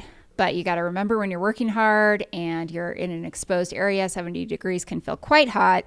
So we're, expecting runners to be taking care of themselves, cooling. Yeah, I would imagine, if I were out here running the race, my strategy would be survive the first day in a very cool, calm, collected fashion, really kind of save some heat, save some energy in the heat. And then once you get your nighttime hours that are a little more cool, where you can do more work more efficiently because you're not trying to cool yourself down, I would really intentionally try to do as much work at night as possible. Yep. Get yourself a good lighting system. Ultraspire, the official lighting sponsor of the Cocodona 250. They've got some amazing waist lamps. They do. They're great. I wore one during Run Rabbit. Waist, light and very bright. Yeah, the Lumen 600 honestly is probably I've been using that light for years, and it makes such a huge difference to have the light around your waist. Not only I'm someone who always get headaches when I wear headlamps. Mm-hmm. And so being able to put the light around your waist not only adds a different perspective of light shadow casting, so it casts like a shadow over the rocks, so you can actually see what the terrain looks like versus when it's up at eye level and you're casting the light down. It kind of hides the rocks a little bit, but that light at waist levels casts a nice shadow, so you can see what you're running across more. You have more confidence in what you're running through. It really is just kind of the best way to go about it. So I would intentionally strategize it to be pretty slow throughout the day and then really try to pick it up in the evening and cover as much ground as I can when the temps are cooler. Yep. Sounds like a good strategy. And when you're in more runnable terrain, as this course will probably be after that point. We're starting to see some drop bags get laid out for all the runners. Thank you so much to all the volunteers who are out there helping so many people that it takes to run these aid stations and get drop bags out. They're organizing them, it looks like, by number here, making it easy for runners when they come in to grab stuff. So there are a few people out here doing this race unsupported this year. I know Andy Glaze is one of them. So these drop bags are going to become crucial when you're in a situation where you have no crew. I mean, that's one way to go about it. Just you don't have to don't take anybody else's time away from anything. Just get out there and do it yourself and use the aid stations and use your drop bags, and it's an awesome way to go. Got to throw some appreciation out to Shad Burkholz, who's providing he's one of our videographers providing this view right now over at the Crown King aid station as they're starting to lay out all the drop bags and get everyone ready. This aid station is sponsored by Speedland. They are also a presenting sponsor of the race. So we are grateful to them, and the runners will be incredibly grateful to them for their help of being out at the aid station and providing everything that they need and the encouragement to continue going. This is going to be if this is Crown King, then we're sitting at mile 37 out there. So it's a pretty significant distance out into the race. It's an aggressive 50K or 55K, 56K at this point. You're in a really aggressive terrain. You're at a much higher elevation. Beautiful, beautiful area, but it takes a lot of work to get up there to enjoy those views.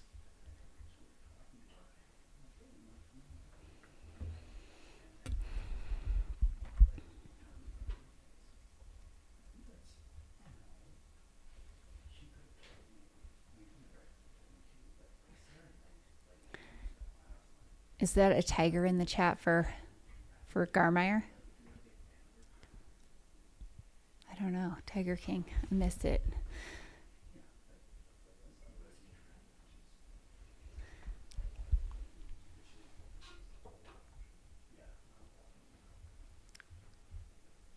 Clark, an absolute stud over at Speedland there. Pointing, directing, moving tables. See if we can't get him on camera later today. He's always a bundle of energy with some just incredible insights.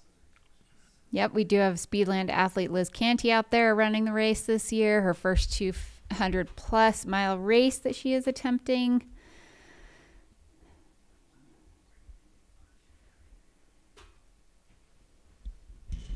Yep, this could be, yeah, somebody told me it could be Umbrella Girl. I'm not discriminating. Could be Umbrella Girl or Umbrella Guy. Umbrella individual out there. Love it. The unidentified umbrella person. Just call it Umbrella. Umbrella, Ella. It's a good song. In my umbrella. I don't know why I am singing on air because I've been going for 6 hours. That's why. 5.5. That's day 4 kind of thing. Hey, we can get punchy earlier than day 4.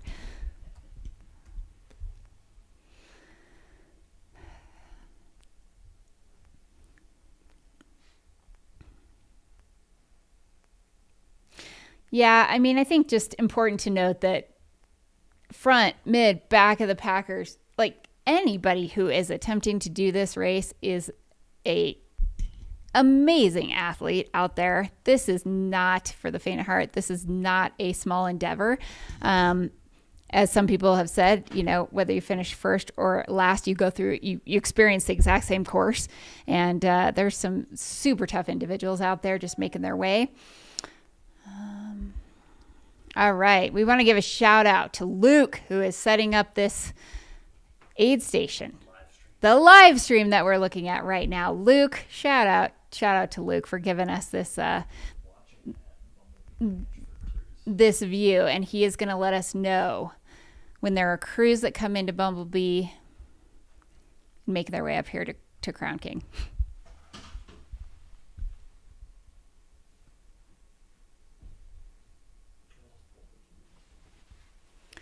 All right, so what we're looking at right now, that is Crown King, right? Looking at Crown King, we're going to shout out to Luke, who's setting up at Bumblebee. So Bumblebee is where they're staging people. Oh, there's a viewing of the live stream happening at Bumblebee. Thanks to Luke, who's giving people stuff to watch. Yeah. Oh, there's Shad. Do we have audio? All right, so what we're looking at right now. Can you guys hear me? We're going to try. Hold on a second. We don't have you yet, Shad. That's the Shad. Shad cam is now, Shad is now in front of the cam instead of behind the cam. Oh, we got you, baby. You got me? Yeah. What's up, Shad? Not too much. It's nice. They do have the big screen set up back here. Everybody, all the crews get to sit here and watch the live stream. Sweet. I mean, it seems like there's a lot of energy here. You can hear them clapping in the background now. Okay. It's actually quite nice. They got food.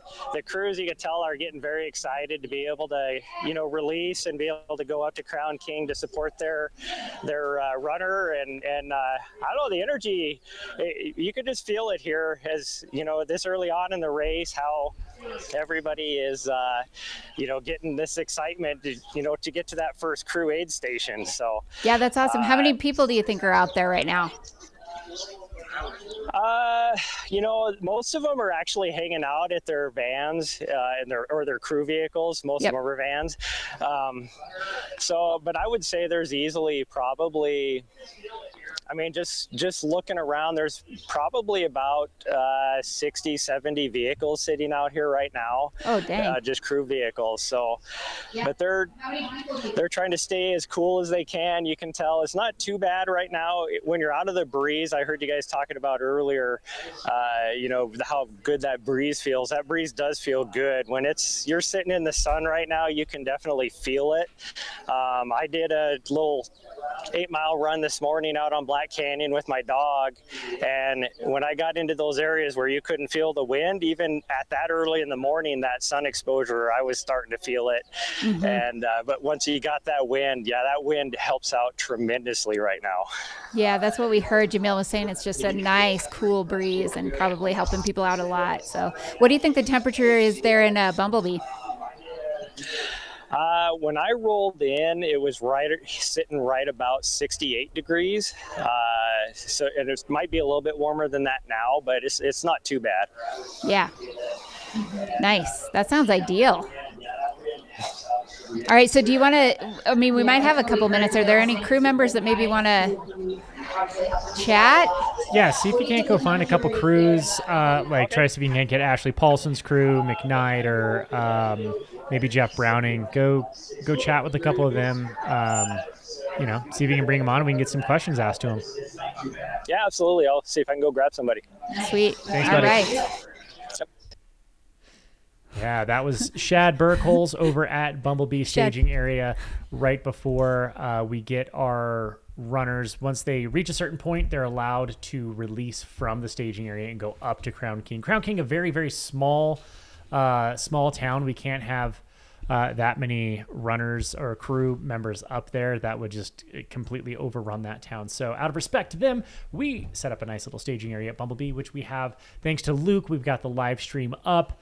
And Shad is out there, trying to get us maybe a couple interviews if we can't contact or ask some questions to some of the runners' crews and see how things are going. Yeah. I bet that's pretty fun. Hang out at Bumblebee with a bunch of other crews and then anticipate and just wait the notification. Okay, your runner's coming, and then everybody freak out and go drive. That's kind of exciting. And for crews, these are likely crews you're gonna create friendships, right? You're gonna be our runners are gonna be close to miles, so. You're probably going to see these crews quite a bit throughout the next Oh, week, yeah, they're going to get to know days. each other. They're going to become friends. People are going to start trading gels and honestly, what does your runner need? One of my favorite things. In fact, side story about Leadville 100, my partner, Katie, was crewing me out there and some friends, and they happened to sit next to this tent of this just rowdy, amazing crew that had a nice barbecue going on there at Twin Lakes. Oh, that was us. And that was the Castle Rock Runners. Castle Rock Run Club, shout out. Woo, woo. So there's me and your partner, Graham, your husband. We were out there running, racing, sharing some stories, chatting quite a bit throughout the day.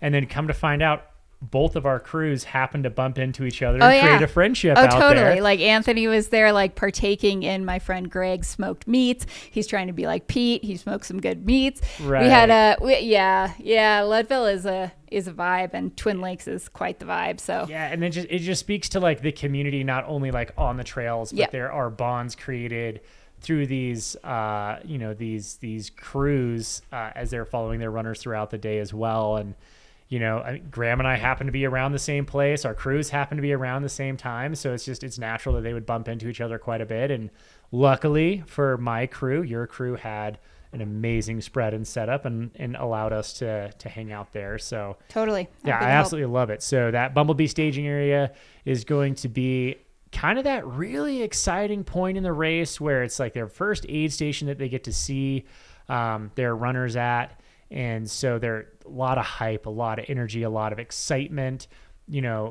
being a part of a crew. I know how it's not quite as obviously exciting as being the runner, but you're jazzed, you're stoked. You want to see, you're excited to be out on the course as well and see the action happen and support your friend, your partner, whomever it might be in this huge endeavor that they're about to go through. You feel a part of it. So totally. And then you're going to get invested in the other runners, and it just becomes a whole thing. So yeah. So if you've never been a part of which I highly doubt anyone who's watching this has never been a part of an ultra race, but man, it's so exciting, and even better, go out and volunteer at these things, man. You just get and also crewing or pacing or spectating 100, because I remember I had done shorter distance races for a number of years, ultras, but shorter distance, and then I went to my first Leadville, my first 100, saw my good friend Todd Dill run the race and finish his first 100, and it's just different. It's just different to see that duration of a race, to get that invested in somebody's entire day, to be a crew member and to be falling asleep and thinking, my gosh, my runner is still out there and they're going to be out there for X amount, more hours. And it's just it's a different experience, but it is so cool. It is so cool to be part of. So yep, highly recommend. Everybody needs to definitely crew and pace and spectate some of these 100+ mile races, because they are just unique. Yeah, absolutely. I couldn't agree more. All right, we are going to come back to Shad, maybe hear from some crew. All right, who you have, Shad? So I have the crew for Brian Janzik right here. Okay. So go ahead and say your name. Hi, my name's Elspeth Hoggett. I'm a three-time crew person for Brian Janzik, and this is his wife, Melissa. Say hi. Hello. Hi. Yeah. Brian is a four-time person, so he's hoping to run 1,000 miles of Cocodona this year. He's from Tucson, Arizona. Yeah. And this year earlier, he did a 200-mile training run. He called it the Tucson Question, kind of starting in the Tucson mountains and went up and around the Catalinas and ended up down in Patagonia. We crewed him along the way, and we were going to have some footage on that on Instagram. Amazing. What else do you do? The Tucson High Five? The High Five. Yeah. Peter. Yeah, him and his friend who's going to take him to the finish line, who's done that before. He's going to be, so that was the 5 peaks. It's 5 peaks around Tucson. 5 peaks around Tucson. So it's like Mount Lemon, Wrightson. Yeah. These So were all he's training crazy. races Yeah. or training runs for Yeah, prep? just training runs on his Yeah. own. Yeah, that he planned and did. And he's done really well. Last year, he finished in 86 hours, top 20. Year before, 89 hours. So, yeah, bib number 145. Okay. He's got a straw hat on. So maybe he's a straw hat guy. Ooh, we saw him earlier. I think we did see him. That straw hat. Yeah. Yeah. Yeah. And where is he's an he from? Incredible runner. He's from Tucson, Arizona. Cool. Born Okay. and raised. Yeah. And last year he got really, he had meningitis. He had meningitis in 2022. In 2022, and rallied and came back and still finished top 20. He's amazing. Amazing. Yeah. Okay, how do you We're spell super stoked Jansic? for him. Jansic? Janesic. Okay. Yeah.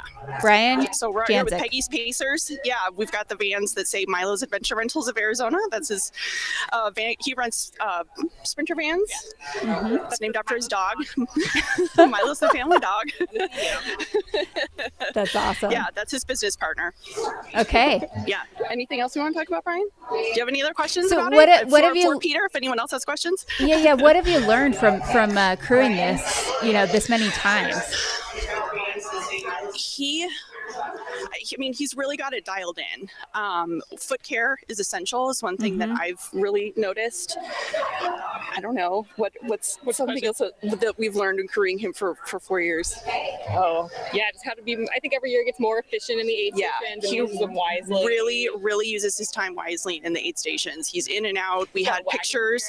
This year we got a wagon, so at Crown King we're now running back and forth. He's got everything loaded in. Like the wine bottle holders for like all of his different beverages. He has a foot care station. We've got Normatec boots on the van. We've got it all. He's really dialed in this year. That's amazing. Tell us a little. Yeah. We were practicing transitions in the living room. Melissa's the shoe tire. Yeah. I'm kind of here. I'm going to be taking notes on when he's in and out, what he's, what he ate, what we pulled out of the pack that he didn't eat, all those things just to kind of, make sure that he's, getting what he needs and he's good to go. Awesome. I've got one question for you. What makes Cocodona 250 a unique crewing and kind of pacing experience? Each section is so different to me. It's like magic when you're out there pacing him. So I've gotten the chance to take him from Fort Tut Hill to Walnut Canyon, which was just unreal, the geology out there. I've gotten to take him to Sedona, which is crazy. You've taken him. Melissa's always the first one to pick him up. Twice. Not doing it this year. We're sending my sister. That's always the section where it's like, you're fine, you're good. Yeah, take that one. But his crew, his kind of tribe that he has out here is really in tune with Brian, and he just has such an amazing support group that we're all just kind of privileged to be out here to be able to pace him, just to even get like one little section of Cocodona with him. And also the most chill runner. He's very relaxed. He's super chill. So he's like, oh yeah, hey, what's going on? Or he'll be like, I'm just gonna put my headphones in and chill. I'm like, cool, just make sure you don't go off course and hallucinate yourself off into the forest, and it's all good. Because that happens sometimes. We set timers for the trail naps, and for him, I think Cocodona is just, it's like a spiritual experience in a way. I mean, you just really learn something about yourself, even as a crew member. But for him, it's like, like you're talking about, like those first 30 miles are just crazy, He celebrates Arizona, which he loves Arizona. Yeah, So. he is born and raised Arizona. So for it to go from, spines to the pines, and you're getting all these different sections, including Sedona and going into Flag and everything, it's just, there's a little bit of magic on every part of this trail. It's amazing. Awesome. Thank you so much for kind of sharing some Thanks for insight on having that. us. Yeah, And we're really excited to highlight Brian. Yeah, he's just an amazing athlete, and we're really, really, really stoked to see what he's going to do this year. awesome. Well, we'll keep an eye out for him. Thank you guys so Go much. Brian. Yay. Thanks. Thank you so much. And everybody can feel the energy from the crew there in the chat and loving it. So thank you. Yeah, absolutely awesome out there. Crew is just as important in this race, more important for the runner in this race than in most other races. But man, that's like a very special experience to be out here and to be a part of the Cocodona 250 and kind of what it brings out in these runners. And their crew gets to be there to be a part of it and witness it. It's beautiful moments. Doing a 200+ mile training run and prep for this race. Also, it looks like Brian ran Coldwater Rumble in January, Coldwater Rumble 100. So seems like he has not put run. in the work and the miles in prep for this. Yeah, and so for those who are just joining us, we are here in Flagstaff, Arizona at the studio bringing you the Cocodona 250. This is brought to you by Mountain Outpost. I'm Zach Marion with my lovely co-host, Corinne Chalvoy. Just as a heads up, where we have, according to the GPS that we have right now, which is we believe to be fairly accurate, we've got Harold Subertas, Joe McConaughey, Jeff Browning are our top three men out there, with, it looks like Mika Thews, Megan McCarty, and Rachel Entrekin are our top three females. They've made it just over 20 miles, with the top males at 22 to 22 and a half miles. Looks like Harold's got a little bit of a lead on the rest, about a half mile lead right now on the rest of the crew. So Joe McConaughey about a half mile behind that, and a quarter mile behind him is Jeff Browning. So yeah, these guys are putting in the work already. We are almost 6 hours elapsed into the race. So if you look at that average pacing, 22 miles over 6 hours, it's a decent chunk of miles, but to know what they have to go through with that, over 10,000 feet of gain, getting up into the higher elevations, of the course, it's an aggressive 20 plus miles. So they're making their way to Crown King, which you can see right now on the screen, setting up the aid station there. Where we just saw was Bumblebee's staging area. That's where Shad was able to do some interviews there. And that is the holding area before runners. Once your runner reaches a certain point in the race, you are allowed to get out of there and head up to Crown King, where you can meet your runner here at the aid station. And, so this is a key point in the race. This is the first time that you get to see your runners. So this is the first crewable aid station. So there's going to be a lot of high energy coming into here. The runners are going to have been, anywhere from, I would believe we're probably going to see them around 6 to 6.5 hours based on the pacing right now. The leaders, but a lot of these guys and gals are going to take a very large portion of the day to get to that 50K mark. Yeah. Intentionally. Absolutely. Intentionally. So this might be, for some of these runners, this might be the one time they get to see their crew the entire day. Yeah. This whole first day could be. So this is going to be a huge aid station. We anticipate to see a lot of big energy and excitement. Maybe not big grape energy, but we hope we're going to see some good energy there. If I know Clark over at Speedland there, he's going to bring some energy to that aid station. For sure. No doubt. Thanks for sticking with us if you've been here since the day started. And yeah, we did have a little lull in, actual coverage of the runners. We had some great drone footage. We had our own Jamil Curry hike up or run up to mile 16 and a half or so to get some extra footage of runners coming through. But pretty soon here, we're gonna start seeing some. They're getting all the drop bags laid out here, doing a great job, and we will start to see some runners coming into aid stations here shortly.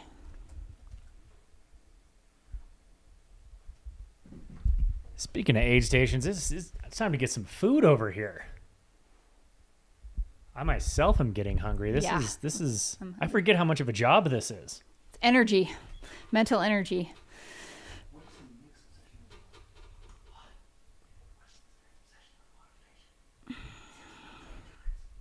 ETA into Crown King. Well, we anticipate that the runners are going to make it into Crown King between 12:30 and 12:45 Arizona time, which is going to be, I mean, at this rate, I don't know if they've only made it 22 miles and they got 10 more miles to go. Aren't they further than 22? 28. Oh, they're 20. Yeah. Or about 1,000 feet. Lead runner's 1,000 feet from the boulder leaves. Awesome. Okay, so our lead runner is almost to that section. They're at I think 29, right, or so. Oh yeah, well then please disregard what I've said. I forget that you got to update these things. Yes, refreshing. refreshing. Expect they auto update, but they do not. So if you're watching the live tracking, GPS tracking, which is connected to the link on top of the chat here, that's where you're going to get the information there. So yeah, we've got Joe McConaughey and Harold are running together at about almost 29 miles in. Michael Versteeg, 28 miles, running with Killian North, and Jeff Browning right behind them. So my previous update was a little incorrect. That is the new information. It was correct for the mileage they were at. It is not correct for the mileage that they are. So that's where we're at. Joe McConaughey, Harold Saberdas, and Michael Versteeg sitting in, Michael Versteeg and Killian North tied together there. But that's going to be our top 4 runners on the males side. Mika Thews, Megan McCarty, and Rachel Indriken who's running with pretty close to Brianna Cornell. Those are going to be our top 4 ladies. There's a lot of runners really close to one another, though. Yeah. At this point. Mike McKnight sitting back at 25. I mean, it looks like at 25.2, 25.3 miles, we have a grip of athletes. Matt Smith, Michael McKnight, Jose Sosa, Finn Melanson, Chad Lassiter, Cole Crosby, Kevin Goldberg, Joe Corcione. I mean, that is a handful of athletes all within a tenth of a mile of each other. So I imagine they're all running together, pulling each other through these climbs. I mean, if I'm personally racing this, I'm not worried at all about placement right now. I'm not worried about where I'm, like, who's around me, where I'm at. I'm just worried about a smooth, easy, consistent effort to get to this first crewable aid station.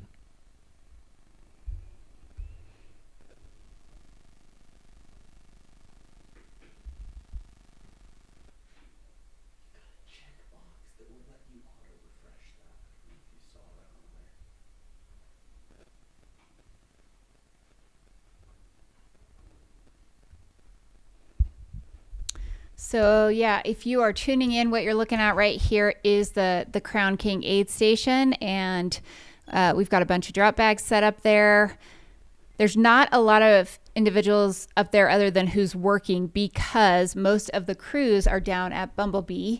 They are in a staging area, holding area, and they will be notified when their runners hit a certain point that they can then go up to Crown King, which is a small area, to crew. So there's also a kind of a whole community forming here at Bumblebee of crews chatting with one another and getting ready to go support their racers.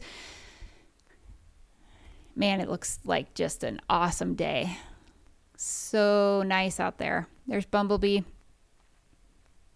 Hello to Bumblebee Ranch. If you're watching from down there, we hear there's a viewing station in there of the live stream. So what's up, everyone?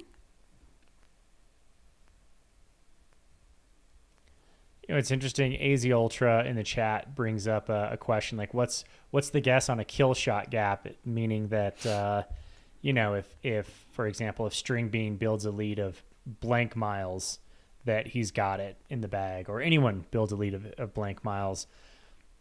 Honestly, at this point, way too early to tell. The miles don't matter. But I would say, if there's, based on the caliber of athletes, if there is an hour gap on top of Eldon, then I'm going to make a call. But until then, on top of I'm Eldon. not On gonna top make a of call. Eldon. And what mile is Eldon, Zach? 90. Way too close to the finish. Yeah, like I'm not 8 gonna miles from the make finish or any kill something. shot call, because you never know what can happen. Look at what happened with Mike McKnight. Coming back from quite literally the dead. He was in 70, 60, 70th place and ran himself into a win over course the record and next an overall few days. win. I'm with AZ Ultra. I want to see a sprint finish. I want to see two people coming off of Eldon together. I want to see Mike McKnight, Joe McConaughey, and Jeff Browning all within 5 minutes of each other coming off of Eldon. That's what I want to see. That will be just chef's kiss cinema right there. I say that purely as the director of the broadcast. I want to see some juicy cinema. I don't want to see anyone just go away with a win and just absolutely Courtney DeWalter the course. I want to see some close action. But luckily, when we see the Courtney thing happen, we also see her running in the top of the men's race, and therefore there's still a race happening, and it's like, is she going to get second or third? It's awesome. This is why we can never have men start on one day and women start on another day, because women are running with the top men and they need somebody to chase. So it's, women's ultra running is insane right now. Yeah, I would argue. The men's field is stacked on this course, on this race at Cocodona. It's a rather insanely stacked 250 mile. Honestly, we haven't seen a men's field this competitive, this deep, ever in a 200 plus mile race. The women's field is also, not to overshadow the women's field of so many former winner, 200 plus mile winners, and amazing athletes who have such a history of success at 100 and 100 plus mile events. So, the women's field is also very, very competitive. And I know that oftentimes when we see a men's or a women's field this competitive, the opposite gender does get a little overshadowed. So we definitely want to make sure that we're giving some love to both sides, that this is going to be an extremely competitive, highly focused men's race, but the women's race is also equally amazing and important. Speaking of Ultra Spire and the waist lamp I was talking about, there they are over at, which aid station is this? This isn't going to be Lane. This is going to be a little bit past, I imagine, the Bumblebee that we were at. Could be Friendly Pines. I'm not sure. We're going to get some information from the field there to see where they are at, but that is the Ultra Spire aid station. Love what they're doing out there and how much they support the sport. They are very much so a ultra marathon focused hydration company. Putting in really some quality details in the packs, coming from Bryce Thatcher, the founder, creator, designer, marketing manager at some point of Ultra Spire. He's got a great team behind him, but he is a visionary when it comes to putting out products specifically towards ultra marathons. Yeah, I think that chat was saying that was Lane Mountain. If that's the case, that would be around mile 32.4. That might be where we see folks coming soon here, the lead pack potentially. Yeah. We were anticipating them between 11:50 and 12:05, so we are well ahead of schedule if we have runners coming through there. We just got the nod from the drone there that's where they were at. Was that a nod from the drone? That was the drone nod. A drone nod. Yes. There it is again. Yep, That's we got the drone amazing. nods. We are now communicating with drones. This is the Lane Mountain drone. So Okay. this is going to be the first. So we will be anticipating your first runners coming through here on this drone as they approach the Lane Mountain aid station, which is mile 32.4. See if we can get eyes on any runners. There we go. There's a runner. That looks like a bright orange and pink string Which, bean you know, that can only be McConaughey. Mr. McConaughey in his Brooks running team gear. Yeah, so this could be a race leader. Nothing makes me more excited than to see brands who are putting some bright colors on jerseys. There was a trend there where we were seeing like every brand was going white jersey. A lot of black and white writing on there, and it's just like, man, I can't tell who's who. So thank you. Shout out to Brooks for putting out some bright jerseys. Thank you for that.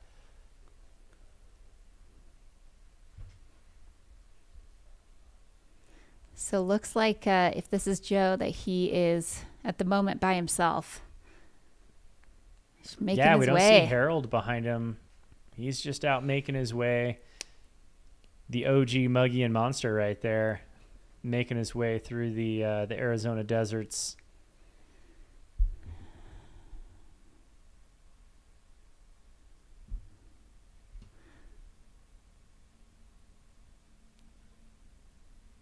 I mean, there's a pretty zoomed out view of what he's coming through right now.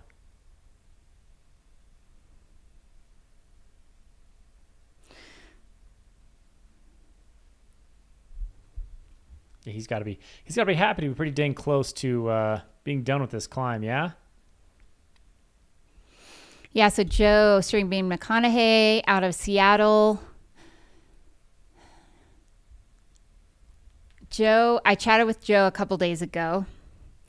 He said, you can let people know that my goal for the race is I want to win. Attaboy. That's my goal. Put it out there into the universe, but also wanted to run his own race, enjoy the competition. Maybe not go out too hard, but maybe today that just means the pace and the effort level. This is what he feels like is sustainable, and he's just going with it. He is, he says, planning to sleep for 20 minutes on night 1 and night 2. Attaboy. I mean, he's no stranger to these distances. I mean, we look at his history on 100-plus mile, 200-plus mile events, and he's got a list of accomplishments under his name. But what you won't see is also on Ultra Sign Up is going to be his list of FKT performances. Massive. And he knows how to sustain a very aggressive forward momentum for multiple days at a time. So, if I'm out on that course and I'm trying to compete, I'm going to glean as much from him as I possibly can. And if he's saying 20 minutes works for him, he's dialed it in and he knows what works for him. And that's exactly what he said. I love that you just said that, because he said, as a thru hiker, you have this always moving forward mindset. And that's what you need during this race. And I mean, we've seen him do that in this race of just constant forward, progress and motion. So, looks like he is already in that zone right here. Yeah, it's not an aggressive forward movement, but he's aggressively moving forward, and just it's not a super fast pace, but he's got that lean. He's got what I would like to say is like a purpose with every step. And that's something that has been drilled into my mind whenever I'm, running an ultra marathon, is I want to make sure that I'm not wasting any steps out there, and I'm not getting caught in not just being lazy, but being kind of like fatigued, exhausted, and then you just get kind of complacent with just, dawdling forward rather than having intention and purpose with every step forward. And he's got that, that drive in his legs that you can see. It's a very quick pickup and turnover. Even though it is just a hike, it's a pretty intentional hike. Not wasting any energy out there, making every step count. Yeah, so Joe famously, he set the FKT on the JMT, which was then shortly after broken by Jeff Garmeyer that same year. But at one point held that John Muir Trail FKT. No stranger to multi-day efforts. And what I'm getting here in the GPS tracking is that it looks like Harold Subertus, his GPS shows him being about a half mile ahead of Joe McConaughey. I don't think so, because mine is saying Joe updated 12 minutes ago and Harold is live when you hover over it. So I'm wondering. So we're going to get confirmation out there with it being a significant time update difference. We believe that, those 9 minutes can easily be a half a mile. Even at that pace, that hiking pace is at least a 20-minute mile. So, he could be just ahead of Harold Zubertus. So we're going to keep an eye on that and kind of get what we can see out there on that drone coverage. But, GPS tracking is fantastic, but you do have to be aware of some of the metrics behind it. They don't always update in sync. They kind of update when they get an opportunity to. So with that in mind, be aware of what you're looking at. Yeah. Don't just take it for face value. And we're told Harold goes by Harry, so we might just be able to start calling him Harry. Haroldus. He's still up there, though. I'm game for that. Absolutely game for calling Harry. him Harry. Harry S. We have our own. You got it, buddy. Harry Styles in the chat, or we got our own Harry S. Our own Harry S. The Alaskan. I think we can call him Harry Styles. Harry Styles. He had some good style out there. Harry Styles from Alaska. Okay. Yeah, one thing I did notice that Joe wasn't using poles out there. I know. He was maybe just saving them for later. He was just doing the old hands-on knees hike. Wizard sticks. No wizard sticks. What was it? The European cheater sticks? That's what somebody else said. Cheater what I sticks saw in there. Yeah. Huh? Versteeg called them cheater sticks. Has Versteeg ever used poles? Okay. So can he call him that? Okay. Yeah. They still make fun of them. Cheater sticks are allowed. I would absolutely be using those. Especially in this part.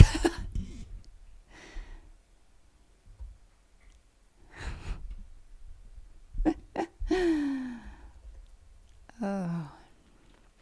Yeah, I don't know. I mean, to call like a point to point at this point in the race, I don't know. Even though, Joe has gone wire to wire at this race, this is a deep field this year. So I would imagine there's some individuals who are going to try not to let him run away if that tends to happen.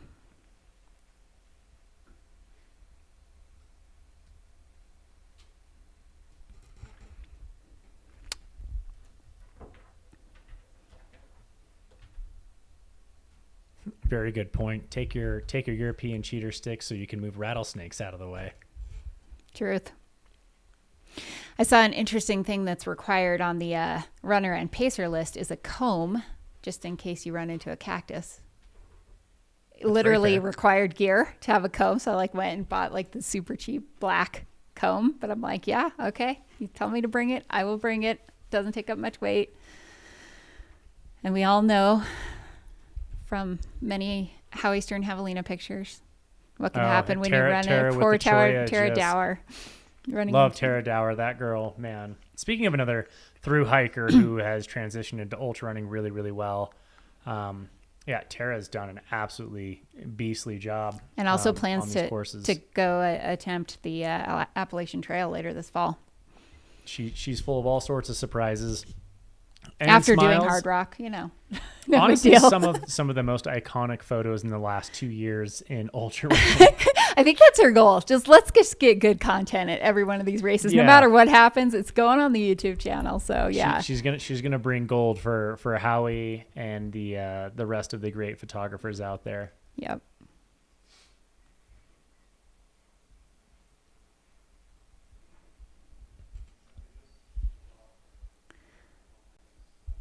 Maybe we should make umbrella combs and umbrellas part of the required gear next year. Whew, the umbrella would be tough. That'd be a big piece of gear.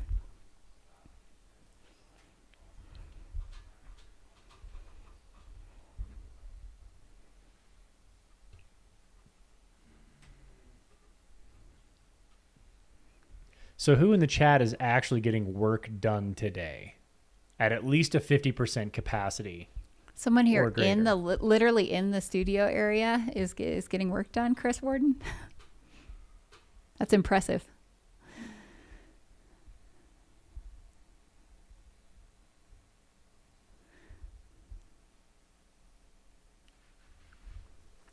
Do we have Lane Mountain?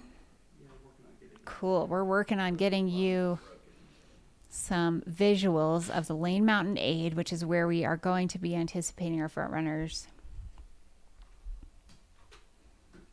Jason Garcia with a 49.999% work efficiency rating. 49.999%. Solid. 12%. Oh, took PTO. Yes. Someone taking PTO for this. I love that. We love you. We appreciate you. Thank you for joining us.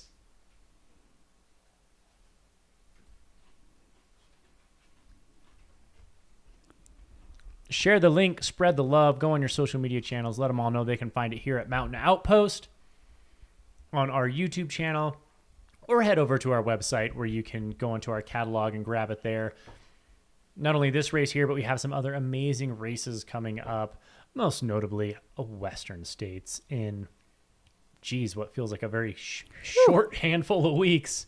And then we've got Hard Rock 100 after that. Some fun over at Y East Trail Fest, same weekend as High Lonesome 100. We'll be broadcasting both of those. And we have another handful of great events in the works right now, but we'll just go up to that point as of right now. And just casually dropping the names of, 4 super iconic races that you're going to be broadcasting in the next couple months. We will be broadcasting, absolutely. But go ahead and make sure you check out mountainoutpost.com so you can see our list of races out there that we are planning on broadcasting. And as news develops and as contracts get signed, we will update that. Yeah. Think of some very, very large iconic races that come to mind, and we're working on it. We want to bring everybody some of the best races, the most iconic races here in the sport. It takes a lot of things to align to make that happen, but that is our goal. And Mountain Outpost, we continue to strive to grow so that we can see some of these amazing races back in the forefront of the ultra trail running community. And really just, there's so many amazing stories to be told out there, and we don't want them to go unseen. So thank you everybody in the chat for joining us. And if you can hear my voice or you're watching our screen, thank you so much for, giving us a reason to do what we do, and, giving us the platform to continue bringing you this broadcasting live coverage of these races. And, Cocodona 250 is unique. It's one that is a whole week's worth of bringing you this coverage. Speaking of amazing partners, Ultraspire here is a partner of the broadcast today.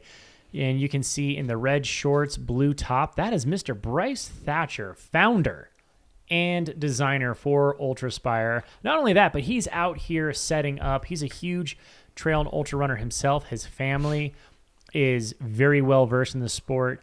I believe his youngest son ran Bear 100 last year and is planning on doing it again, another race that they sponsor.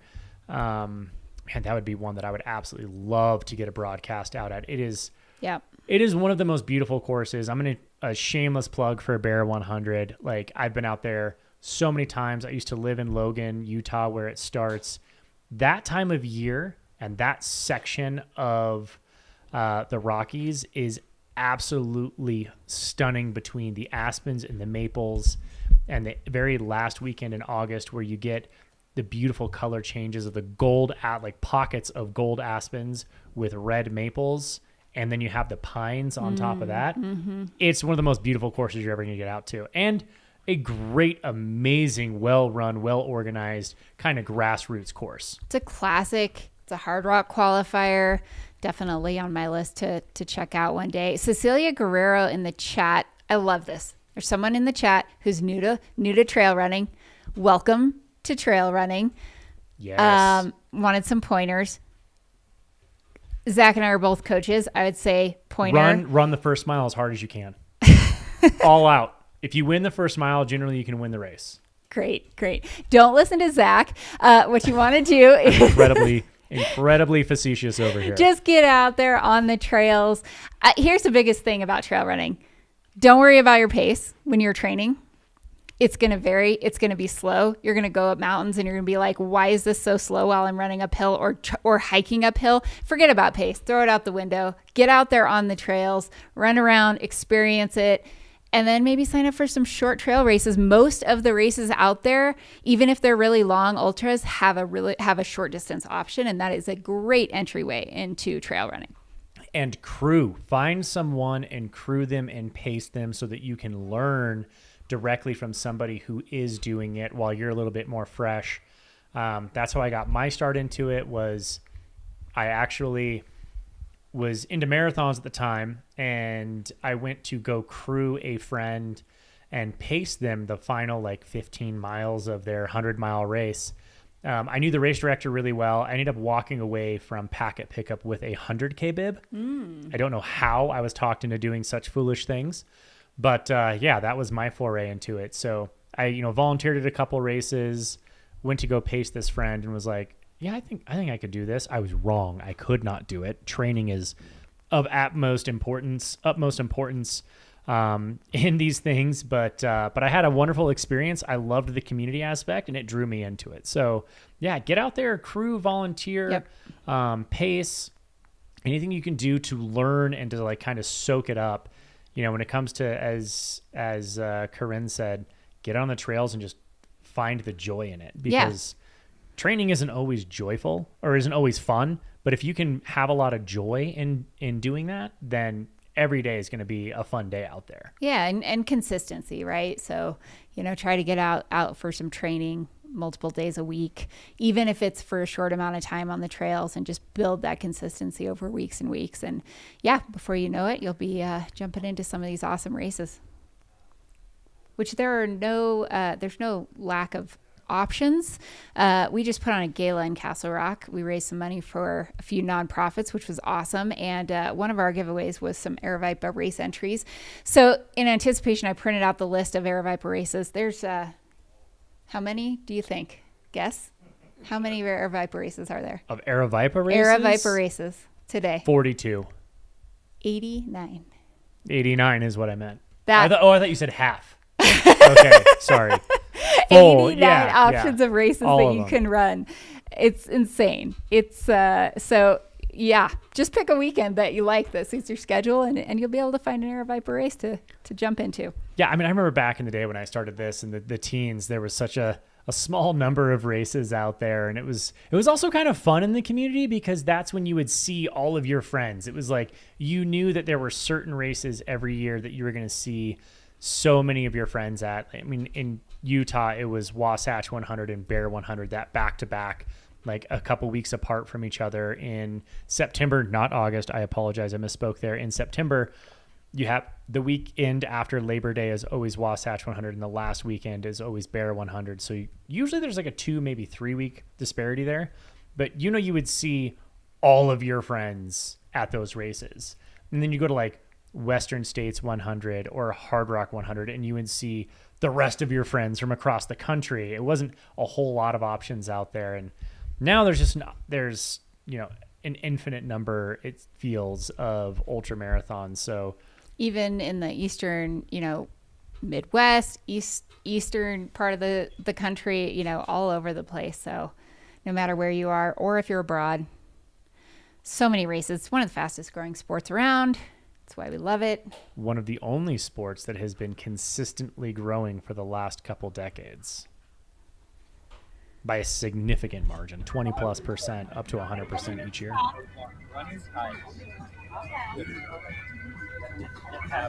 And we do have confirmation that currently leading is Joe McConaughey, Mr. String Bean himself. Is this audio from Lane Mountain?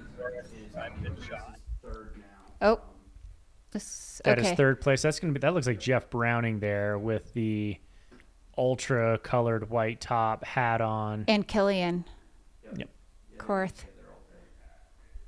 Yeah, smart guys working Jeff together. and Killian, two complete pros here at this distance, and very experienced individuals working on this climb together.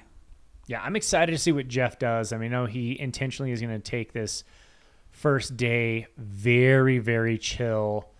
So I'll be very excited to see what he does. I mean, just he knows himself. He knows how he races well. Historically has been a 20+ place at Western States, around 20th place at Forest Hill, mile like 100K ends, like 64, and has finished top 5 on those years. So he is historically an incredibly strong closer. Does it play off here at Cocodona 250? We've got, according to him, 62 hours and 19 minutes to figure it out. And we think that Harry Subertes is probably in front of those two. So we don't have a camera on him, but believe that Joe McConaughey is leading. Harry Subertes might be in second. And then right now you're looking at Jeff Browning and Killian Korth working together and in third and fourth place at the moment, from what we can tell.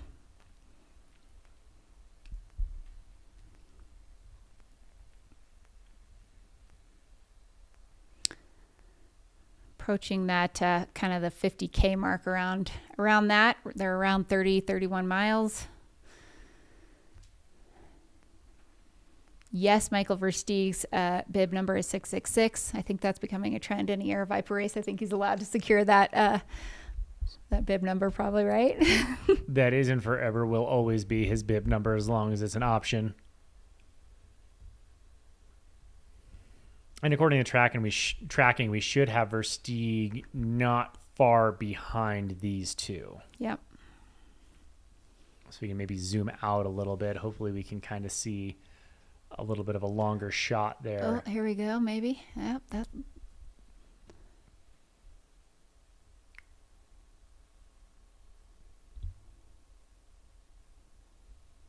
Summer in the chats bringing up the Tour de France. We should have a yellow jersey each day. A little leader. I think we should give out yellow jerseys like at each major. There's Versteeg right there. Each major aid station should have its jersey that they put on the leader and send them out of there. Then it's really mean, like you're sleeping with your yellow jersey on. Somebody comes up and takes it off you while you're asleep and puts it on and just leaves. Oh, that would be amazing.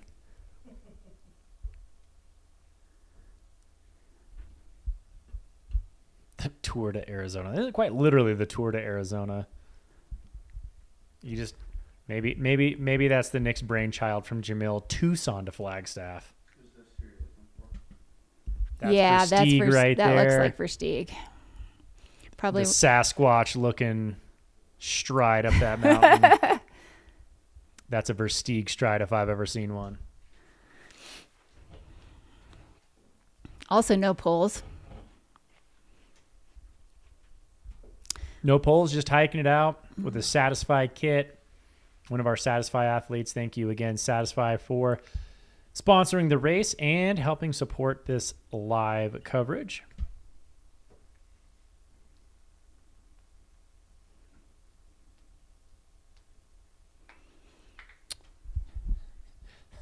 Summer bringing the heat in the chat right now. No poles, just swag. It's about right. Sounds right. Sounds right for Versteeg. And yes, those would be Norda, the Norda 2s.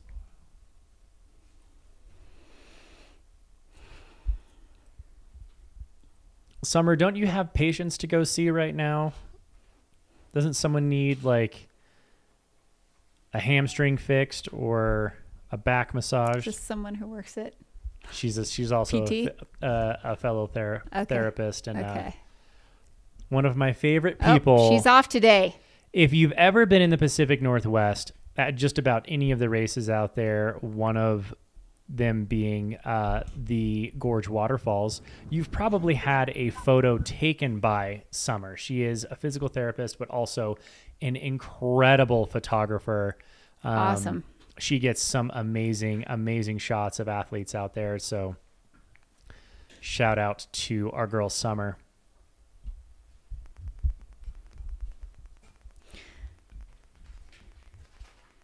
Eyes on Lane Mountain over there, aid station. Thank you, Ultraspire, for putting that one together. We should have runners coming in very shortly there. Still looks pretty breezy. Yeah, that's got some wind going on up there. Obviously, like, can't see a whole lot in the pines, but that flag, that teardrop is whipping. Bryce has his hoodie up. Is that Bryce? Yeah, with the... Bryce Thatcher. Oh, that's Bryce Thatcher. Yep, got it. Not our Bryce. Not our Bryce. I Not only our know Bryce. one Bryce. That's Bryce Brooks. So we're at 11:40, but 6.5 hours into the race, and so we're maybe 20 minutes ahead of when we were anticipating first runners to come into Lane Mountain. They haven't gone there yet, but looks like runners could be a bit even ahead of schedule here. Yeah, Joe's. If Browning is pacing himself for a very low 60-hour finish, and Joe's got that much of a lead on him, they're making time. They're making good time. Aid Station Fireball with the call. What's the over and under for first runner hitting Crown King at 8 hours?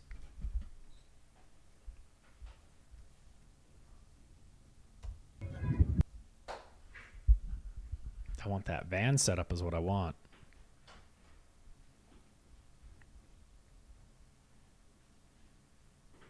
We should have Mike's audio. Showed the video of him on the van, and they're like, that van's Mike at Lane.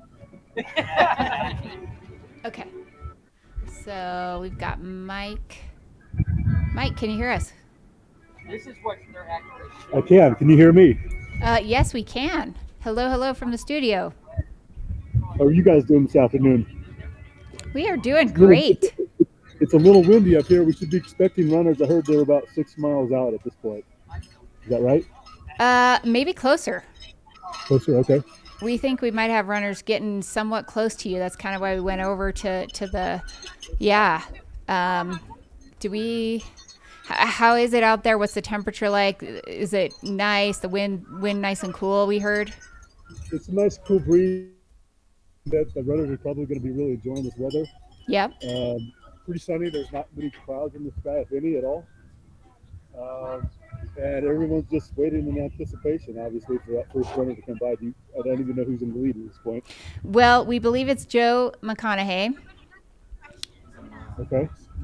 Might be only about a mile out from you. So Joe is leading. Then we have some individuals fairly close behind. Harry Subertes.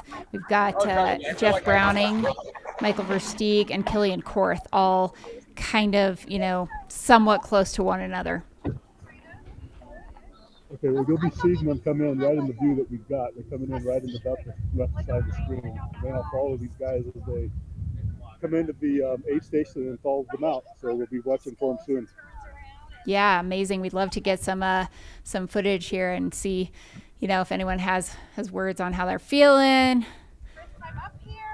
I'll try and grab some people. Hang on. Yeah. Yeah, go pick off like maybe Zach over there in the gray shirt, or Bryce. Bring him in for a quick chat.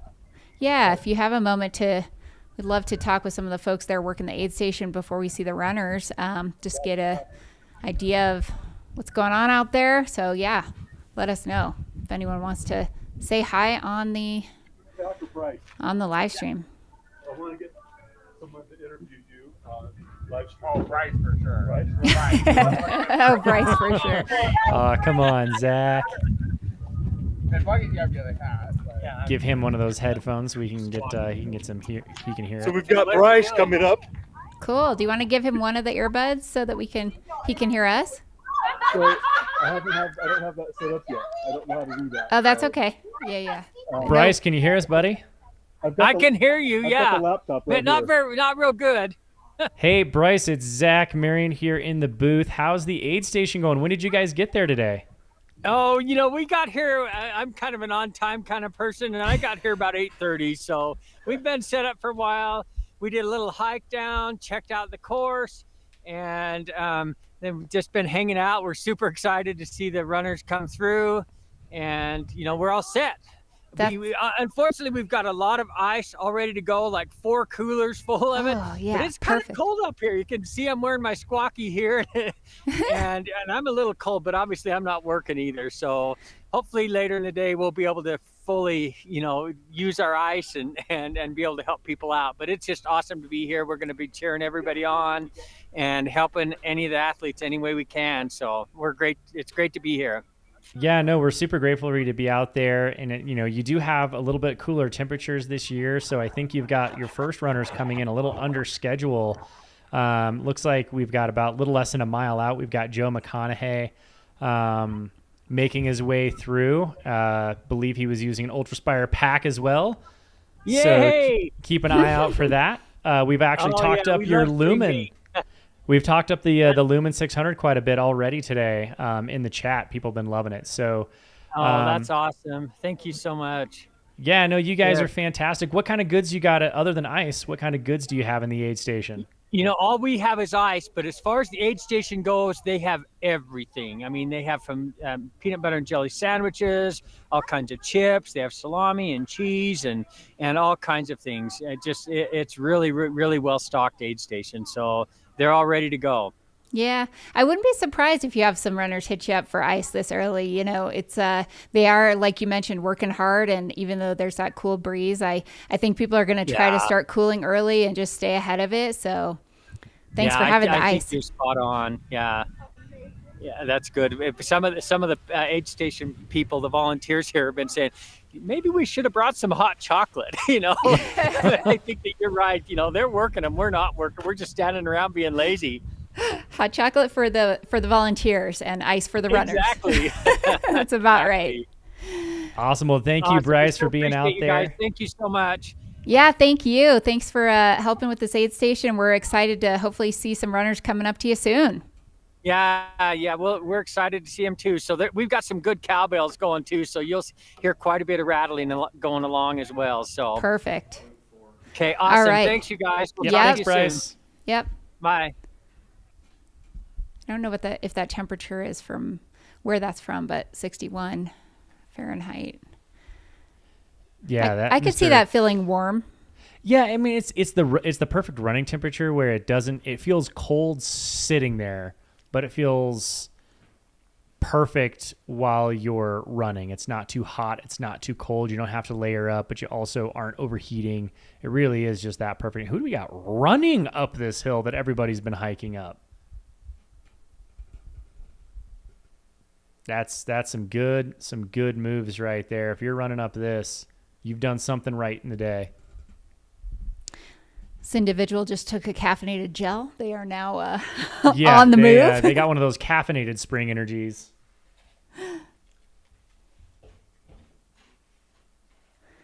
Sometimes it might just be nice to just mix it up,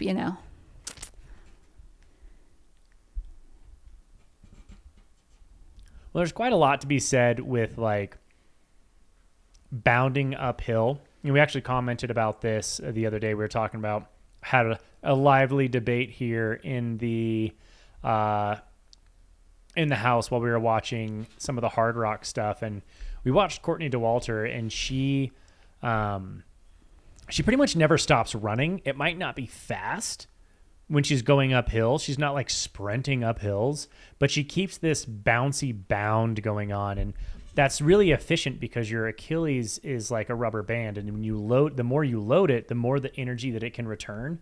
So instead of having to dead weight lift your body up, you are bounding up and using some of that energy return to help propel you uphill. And I think she's really mastered that really short stride, but never stop shuffling, never stop bounding. Mm-hmm. Those runners, there's our first runner into the aid station right there. There we and the go. ones that you just saw, I saw them wearing Ultraspire hats. I'm willing to bet those are Bryce's kids out there on the course running. Oh, cool. Well, that's why we saw some runners out there. But that's String Bean, Joe McConaughey coming into the aid station. That's Lane Mountain aid station. He has officially hit a 50K into the race. So 6:39, 10, 11 minutes ahead of projected kind of splits. Didn't spend much time there. Looks like grabbed maybe some watermelon, fruit of some sort. And he's out. That was quick. Yeah, no, very efficient. That's one thing that, like, I know someone who's spent a lot of time there in these courses and doing FK, like really long multi-day FKTs. You don't waste time out there. You are very quick and efficient. You're aggressively moving forward. So it might not always be fast moving forward, but you're always trying to be moving forward at all times. So he's quick and efficient, gets what he needs and goes. Those are definitely going to be Bryce's kids out there running. I recognize the Topo shoes and the Ultraspire packs and hats.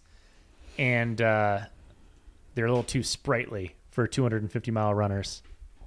Nice. Yeah, so someone asked how far to the next aid. So from Lane Mountain to Crown King, we're going to be going from mile 32.4 to mile 38. So you've got about, 5.5 miles here to get to the next aid.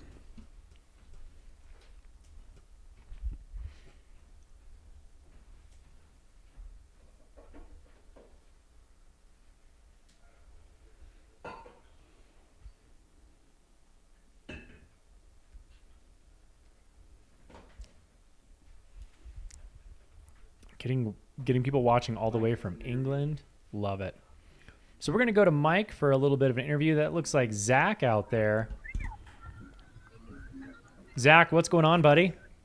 Hey, just excited to be out here supporting all these runners. We just saw String Bean come through. He is looking strong.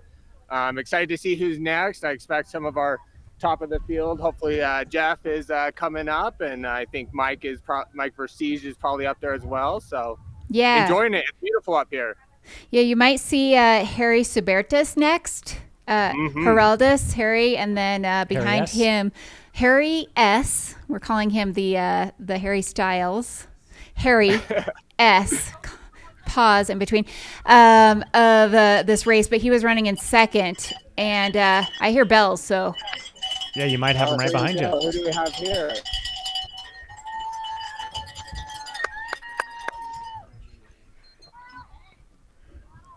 Yep, that's gonna be.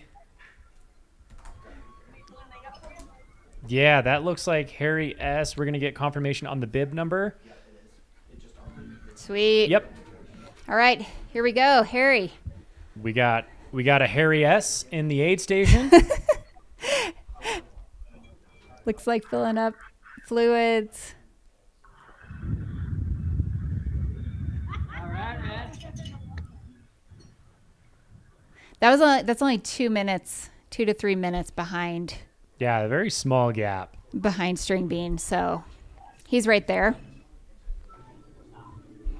Again, for a race this long, for all intents and purposes, we're going to say that they're essentially running together. Watermelon is popular here. Yeah, absolutely. I mean, you get the hydration, especially with salty watermelon. That's, again, another very quick, efficient aid station. Yep. And out. That's about the same amount of time that Joe spent in there. Hey, Zach, are you still out there? Can you hear me?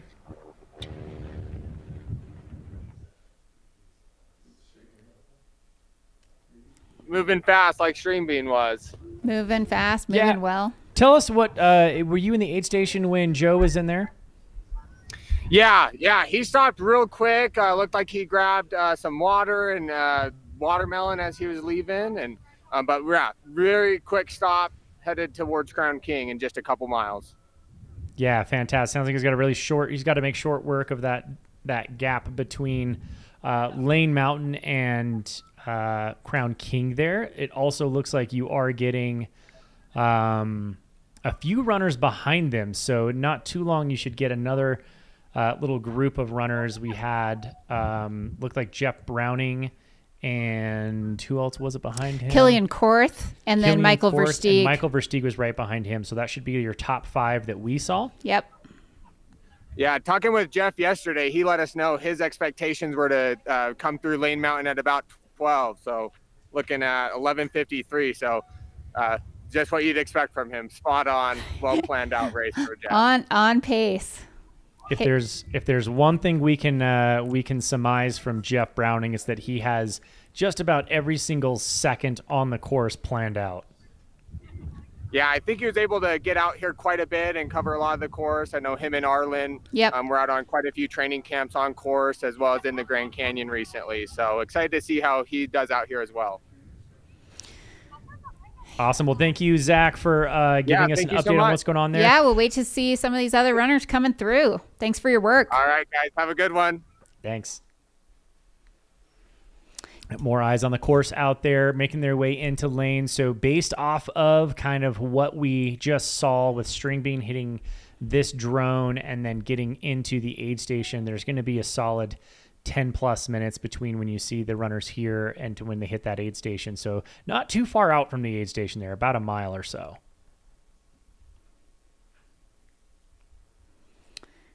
There's talk in the chat of if we like watermelon or not. I don't like it normally, but I really, really like it during races. Yeah, I don't know about the pickle juice in watermelon. That was combo. In the chats. Woo! Dip your watermelon in pickle juice, and apparently it's a life changer. I don't know if I'm there. I don't know if I'm to that point. TBD. I can do them separately. I don't know if I can do them together. Yeah, I agree. Salted watermelon's great. I'm a monogamous fruit kind of guy. I like to keep my melons independent. Independent melons. You can't cross-contaminate your melons and your pickles. You got to keep those separate. Oh Lord, this is not Cocodona After Dark, but it might be. Red Bull and eggnog. Oh my God. Okay, we've this is. I'm sorry. Did someone just say Red Bull and eggnog? Yeah, this has gone beyond. That? This is not okay. I'm lightly dry heaving back here. Yeah, right. Don't ruin my eggnog. It's one of my favorite things of the Christmas season, and if you screw it up with a Red Bull, I might never forgive you.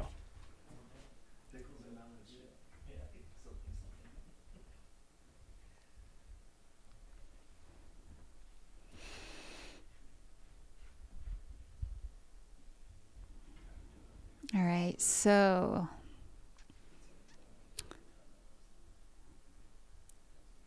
wonder how much climbing we've done at Lane Mountain by Lane Mountain. The chat is just going crazy about pickles and pickle juice.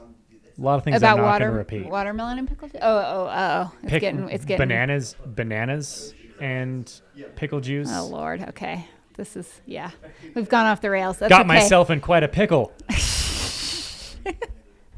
You're welcome. But my age is showing. My dad jokes are starting to come through like gray hairs.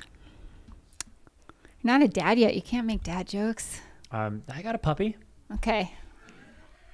Not the same thing, Zach.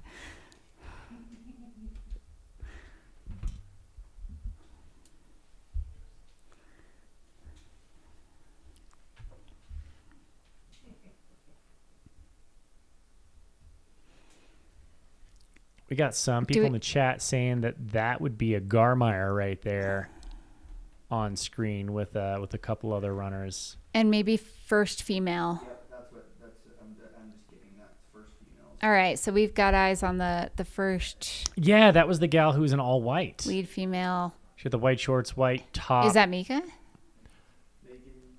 Oh, Megan.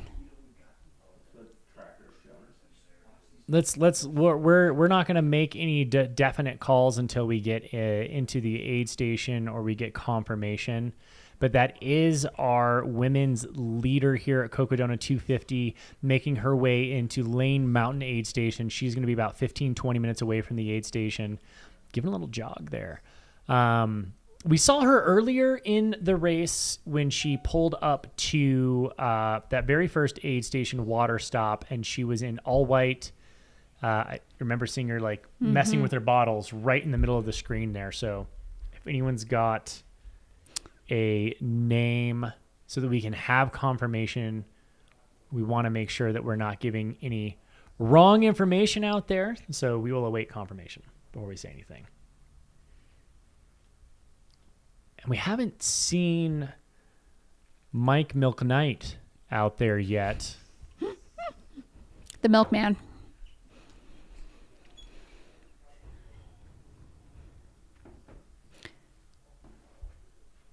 All right, we've got It can't possibly be Courtney DeWalter. Those shorts are way too short. A few people saying this is Megan, so yeah, we anticipate that it is.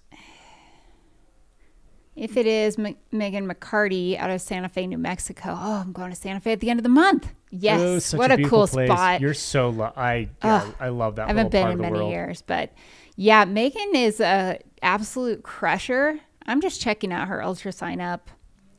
Megan's 41 years old. You know, done the couple small races like the Uray 100, things like that. Girl knows her vert. That would mean this climbing probably is. I got a story about Uray 100 I might share later. Okay, later, because I've heard it a few times, Zach. So we'll just continue on. No. Yeah, Megan is also signed up for the Moab 240 this year, and then is signed up for a 300-mile race in the spring of next year already. So, you know, likes these long races and appears to be doing very well so far right here. Yeah, no, we're going to see today kind of like how she pulls out. She's got the lead right now, and she's looking smooth and consistent doing it. I don't see any mistakes being made yet. So yeah, she's laying down the groundwork for what appears to be a quite successful season this year.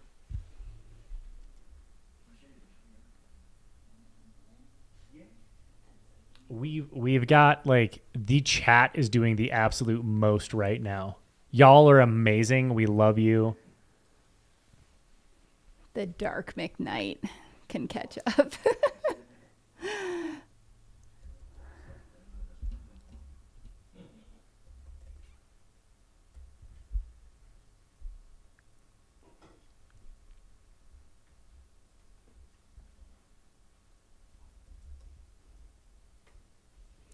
We are glad to be exceeding expectations on this live stream coverage. I mean, I think the goal is to just improve it constantly, and things like Starlink really allow us to do that, get to some remote areas, the behind the scenes crew helping out with all of this amazing drone coverage. All right, we are potentially looking again here at the lead female, who we believe is Megan McCarty. Making her way up nice and smooth on this climb.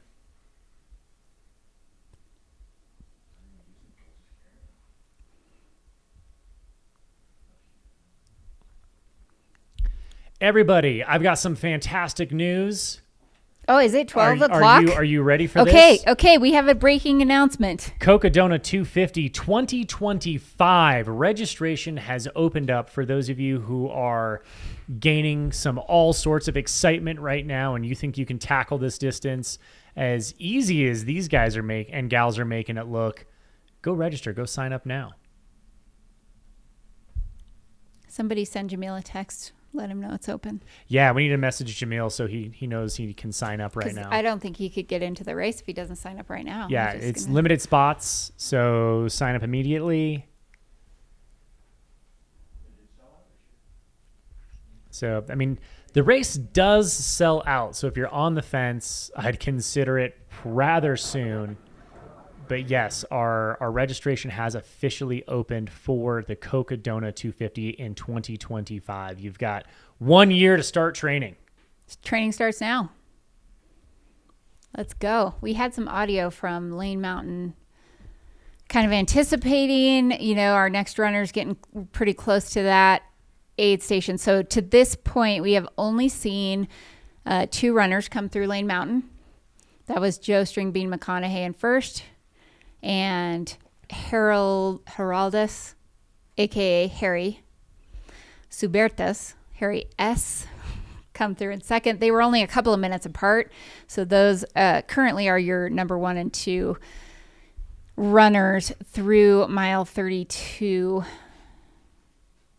I'm going to be honest. If Jamil runs the 250 again next year, like, nothing makes me like more stoked to see the race director and owner of Aravaipa signing up for his own races and running them. Like Javelina 100. It wasn't until took a last couple year. laps, did a bunch of stuff, do another lap, do a bunch of work, like come back just to got it the done. live stream, eat some pasta, take a little nap after every lap. Matt- But that was the first time he'd run Javelina.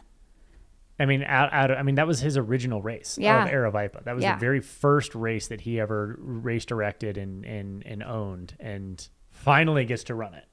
Yeah, he did it right this way though. For Cocodona, first year he ran it. Said, "I'm going to run the inaugural year." Probably also learned a whole bunch about what to improve and iterate on the following year, and then he'll be back. This year he's got a little race in the San Juan. It's product testing. You've got to like sample the product, make sure that it's, quality control. That's why he does this. Starting to get some folks up there at Crown King. It's looking a little busier. Oh, that looked like a runner. There's no way. All right.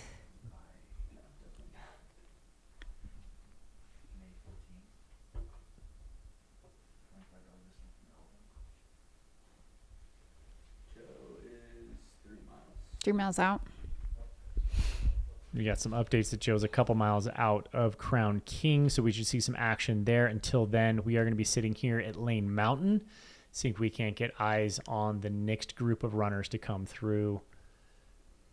Yeah, so charity bib registration, we were told will open maybe in a little bit here. They were not aware that we were going to be opening registration at noon, so just give it a little bit if you're actually looking to sign up for a charity Buckley are probably our first person to sign up for Cocodona 2025.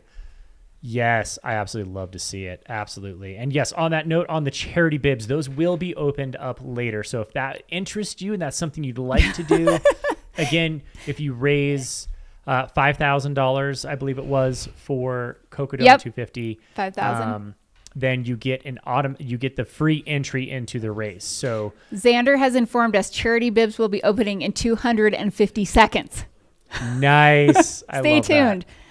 They're coming. So apparently, Wander Project charity bibs, go to wanderproject.org if you want to check out potentially signing up to get a charity bib for next year's race. There are a few allotted spots there.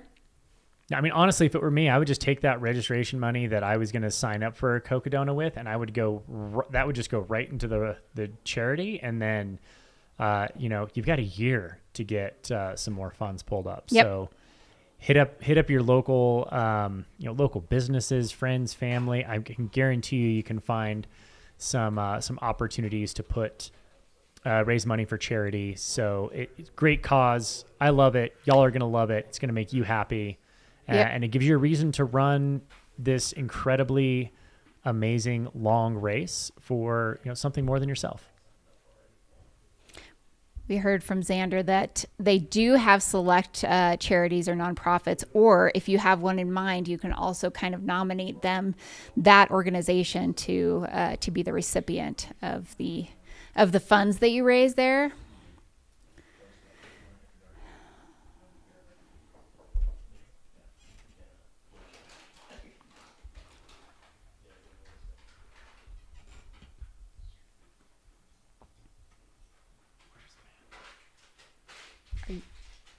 Mercedes, are you up next? You ready? Okay. Do you need to take off? Yeah. I mean, right before all the action. Dang.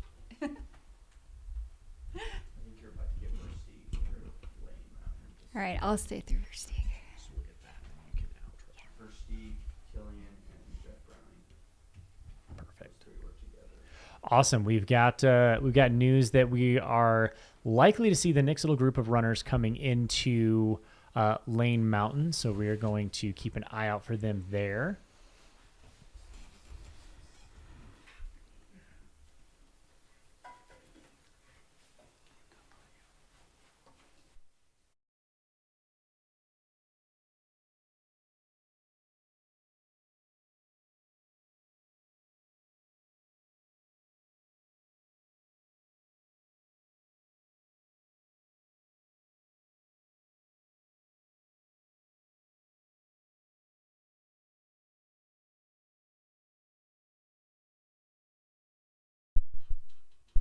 All right.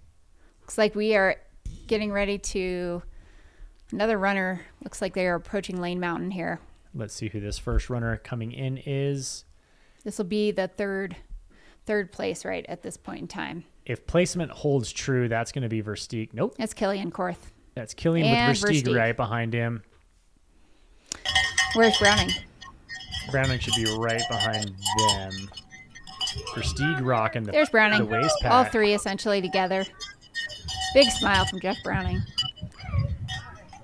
12:09. Jeff's almost right on the dot. Go, Bronco! Let's go, Jeff! Jeff Browning, Bronco Billy with the Bronco pack, custom pack from Ultraspire. So they are jazzed to see two of their athletes through, in Joe McConaughey and Jeff Browning coming into their aid station there at Lane Mountain. Got Versteeg in there. So this is 3, 4, and 5.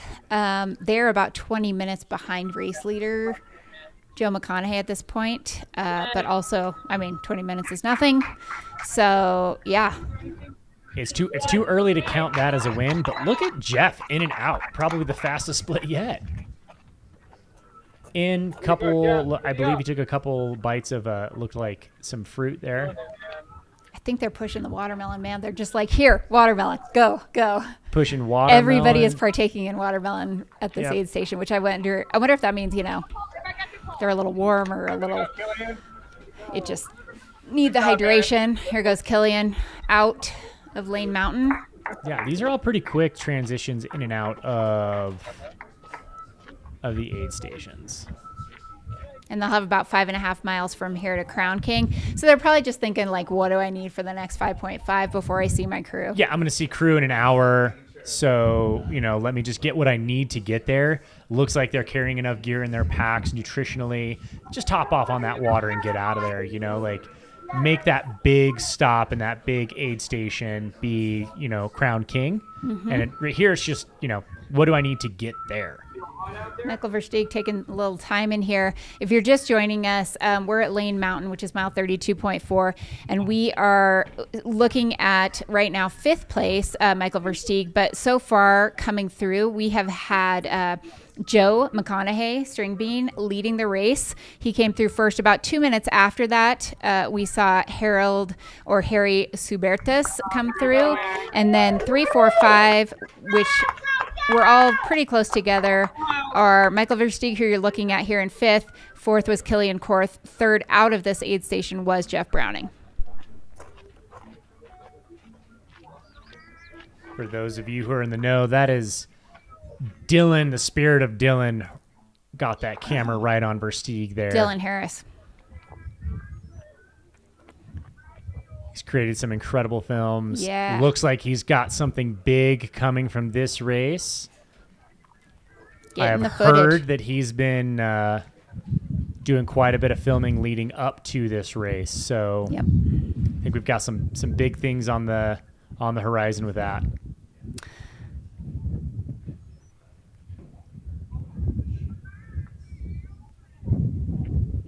Versteeg making his way out of there. Not quite as sprightly as the rest of them. He's the only one who's walking and not eating, running out of there. Yep.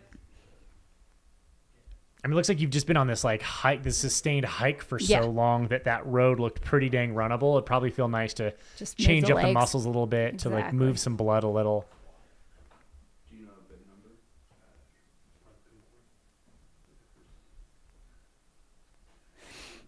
All right. Awesome. Well, with that update, we are going to await our first female into Lane Mountain there, hopefully in the next 15, 20 minutes or less. But until then, we've got a few change-ups happening here in the booth. Yep. Yeah, I'm going to get out of here. I've been on for a while since the get-go, so I am going to say farewell, try to get my own little perhaps run in, a lunch. Maybe I'll bring you guys back some food and transition over. But yeah, I'll be here all week, usually in the morning. So look forward to seeing everyone again and catching up and continuing to follow along. But we are right now going to bring in our next co-host, Mercedes. And thank you, Zach. Thank you, everyone at home. This has been great. I cannot wait for the rest of the race to unfold. And yeah. Corinne, we always love to have you here. You are fantastic. We are going to cut to some commercials and let you get out of here. Thank you so much. Yep.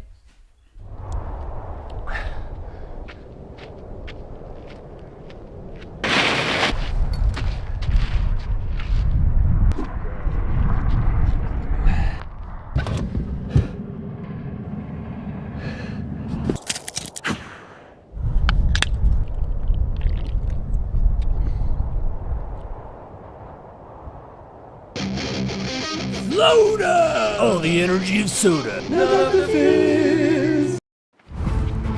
This is your machine.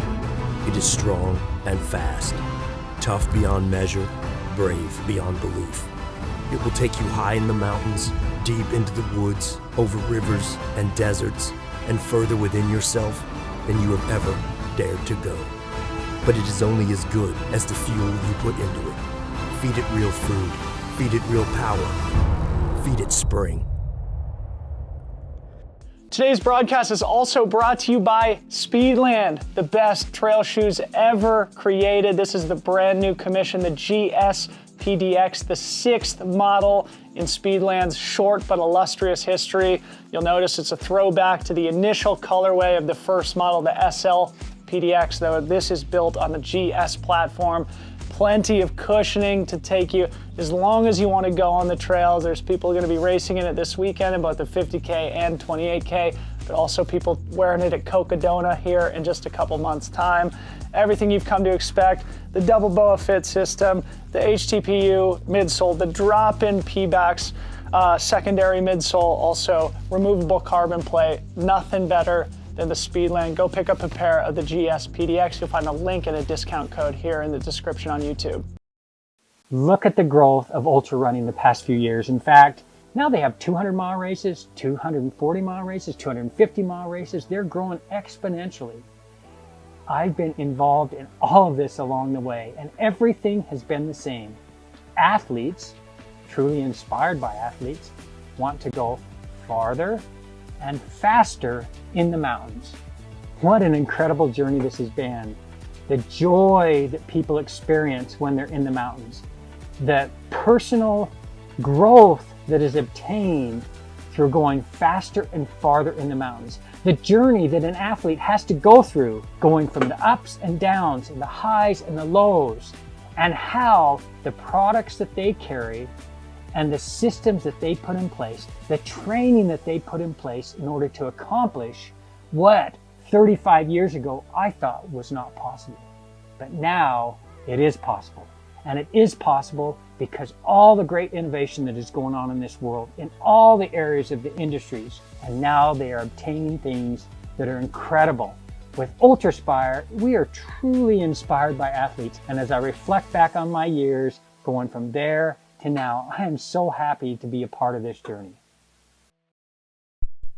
Welcome back to the Cocodona 250. I am Zach Marion, joined by a new co-host, Mercedes Siegelgaither. Mercedes, it is great to have you out here. She's going to be joining us throughout the week. Like I said, we have a plethora of hosts out here. Mercedes, for those who are not familiar with you, what do you do here in the sport? Sometimes I run. Run a little bit? A little. I hear you're a sponsored athlete. Yeah.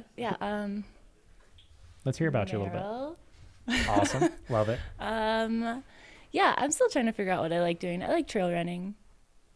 Yeah, just trail running fun. in general. Yeah, I like to I go dig outside it. and just run. Awesome. Well, we love to have you. Thank you for coming and sharing your insights with us. We hope to hear a little bit more about yourself and your story throughout the week. Let's go to our Lane Mountain aid station and let's see if we can't get that first female coming through. No, go back. Awesome. So we got eyes on Lane Mountain aid station for those who are just joining us or are coming back. This is mile 32. We have had our top 5 athletes come through the aid station so far. Joe McConaughey in the lead with our now infamous Harry S.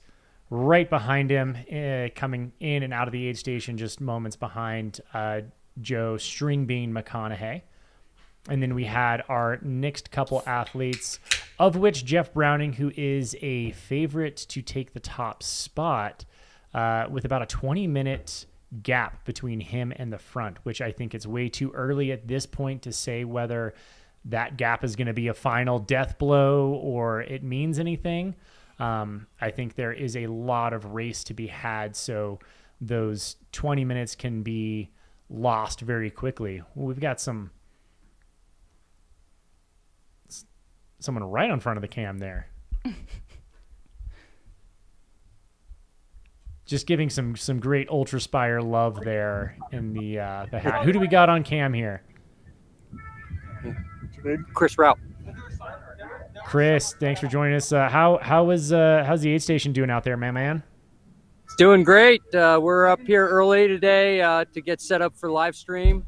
My buddy John and I are shooting live stream, and things are going great. What a gorgeous day. I was up here last year just before dark when I ran attempted the Cocodona 250 last year, and yeah, it's really nice to drive up here compared to running that route. You took the easy route, not the 32-mile long route. I get it. So tell us last year. So you've been here, you've done this, you know what this course is about. What are these runners experiencing getting to this aid station? Yeah, it's wow, it's just like an eternal climb. That's really what it felt like to me. Last year was so hot. I'm a little jealous how nice it is today, but yeah, last year was tough because they had to move that aid station too, so we really were sort of messed up on water, and I went through 9 liters of water last year and ran out of water 2 hours before this aid station. So by the time I got to this aid station last year, I told the ladies today that were here last year, it felt like they saved my life last year. It was amazing. They gave me some beef broth, and just like that, I was back in like 15 minutes and ran down to Crown King and felt like a champion after that. But it was a rough last 2 hours coming into this aid station. Yeah, I could absolutely imagine. So tell us what runners are going to experience between here and Crown King. What does the course look like? Well, it looks like they redid the road. It is beautiful. I mean, it is like it's like an old dirt track. You know, I ran track back in the 80s, back when it was cinder tracks, and that's basically what they're running down here on. The only thing they have, only obstacles they have is a couple, ditches that are cut into the road intentionally to divert water. But other than that, it's perfect. Like they'll probably be laying down 6-minute miles going down here. That's my guess. Just nice and easy. This generation is so spoiled. This year's runners are just spoiled with that great roads that have been redone. Right? Perfect weather, perfect road. What can you ask for? Yeah, exactly. I mean, you got the cooler temps, you got the easier road. How's this aid station looking in terms of what are runners grabbing so far? I think we've seen a lot of watermelon. And watermelon's the champion here. Yeah, that makes absolute sense. Getting rehydrated. You guys got a lot of water and ice stocked in there? Yeah, they do. They're not going for the cold drinks though right now. It's sort of interesting. They all seem to be topped off on fluids when they got here, which I found really interesting. And they're just topping off their front bottles and grabbing watermelon and hitting the trail again. These front runners, I'm sure it'll change as the pack comes along. Yeah, as the day goes on, I imagine you guys are going to get a lot more thirsty runners out there, and also, someone who knows that they're going to take a little bit more than just a quick hour jaunt down the road to the next aid station. So looks like I got some runners behind you. Let's get some eyes on that. Yep, I'll get back to work. Thanks for talking to me. Have a Thank you great so day. much. We appreciate you. Got it? Thank you so much. Yeah, thanks. That looks like Arlen Glick in the aid station there. Our craft athlete, another top favorite. Grabbing some watermelon, some orange slices. Again, if he's just going to be in and out on his way, I am impressed. These runners are making quick work of this aid station.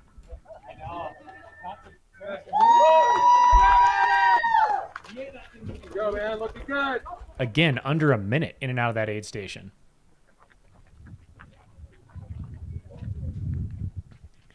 Out there running with the black puffy. That's going to be Howie Stern, Howitzer. One of the best cameramen to ever do it out here. Getting the shot. You think Dylan's got his watch going today?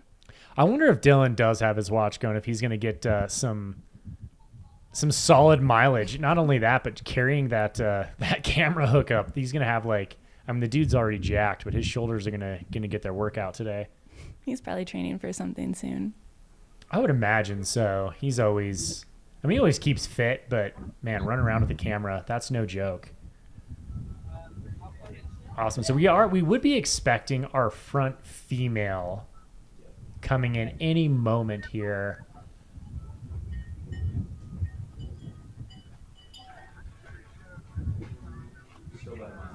Yeah, sounds like they got about a mile to go to get into these issues. It could be another 10, 15 minutes, depending on what they've got to come up there and, how they're feeling. A lot of runners want to take it nice and easy this first day, so we don't anticipate any hot. We do have an update here. There is Joe Stringbean McConaughey in Crown King. That is mile 30, close to 37. Wow. Making quick work of the day. Look at that feed. We are so appreciative of Brooks for bringing out those bright jerseys so that we can actually see our runners on the course. That is amazing. Looks like he's taking his time in this aid station here. I would have anticipated that the first aid station stop where you get your crew is where you're going to make, your big adjustments. Take your time. Get through the aid station, throw in some sunscreen on. Reload all your calories, eat. If you're going to change shoes, change socks, this is where you're going to do it. I don't know, Mercedes, what would your game plan be rocking into one of these aid stations like this? If you've got this many miles, what are you looking to change and get ready for? Oh man, depends. What's the temperature out right now? They're 35 miles in. It's noon. Yeah, it's gonna start to get hot from here on out. We saw the sunscreen come out. I would imagine they're probably sitting that high. I would assume they're sitting at let's say 60s, mid 60s. So it's not ambiently hot. It's kind of the perfect temperature. Yeah, perfect running temperature. So you're not going to get that ambient heat, but you're going to get that solar radiant heat. And he's getting himself out of there. But there we've got Mr. Harry S. right in front of us. Can you tell what they're eating mostly? Are they still doing solid foods, not really reliant on gels yet?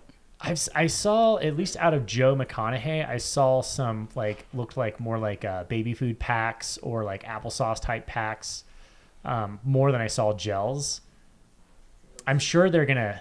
If it were me, I would absolutely be interchanging the types of nutrition that I would have. I'd probably have some solids and then some gels just to keep it simple and efficient. And also carrying gels is obviously a high density sugar. Yeah, definitely. I'd be snacking all morning as much as I can while I still can before it gets hot. I would have every single pocket loaded full of so much candy. It would be fantastic. Just a surprise every time you reach into a new pocket. You never know what candy you're going to grab. You just pull it out, grab a new bite to eat. Could be gummy bears, could be peach rings, cinnamon bears. You never know. It's a lot of candy. I love it. That's what I do. But you bring up a good point, Mercedes, getting in, the candy and the heat, or before the heat hits, getting in these solid foods before it gets really hot and your stomach is a lot easier to turn at that point. Also, you've got to be on top of your electrolytes. Look at that crew right there. They're just holding the watermelon. That's what I want in life. Someone to feed me watermelon while I run a long Fan time. me with palm leaves and hold my watermelon. So what about like once it gets hotter, like freezing the watermelon, like a popsicle? Watermelon pops. Do That's people what we do need that? out there. That's what I frozen want. grapes, frozen watermelon. I'm good. Let's see if we can hear what's going on in there.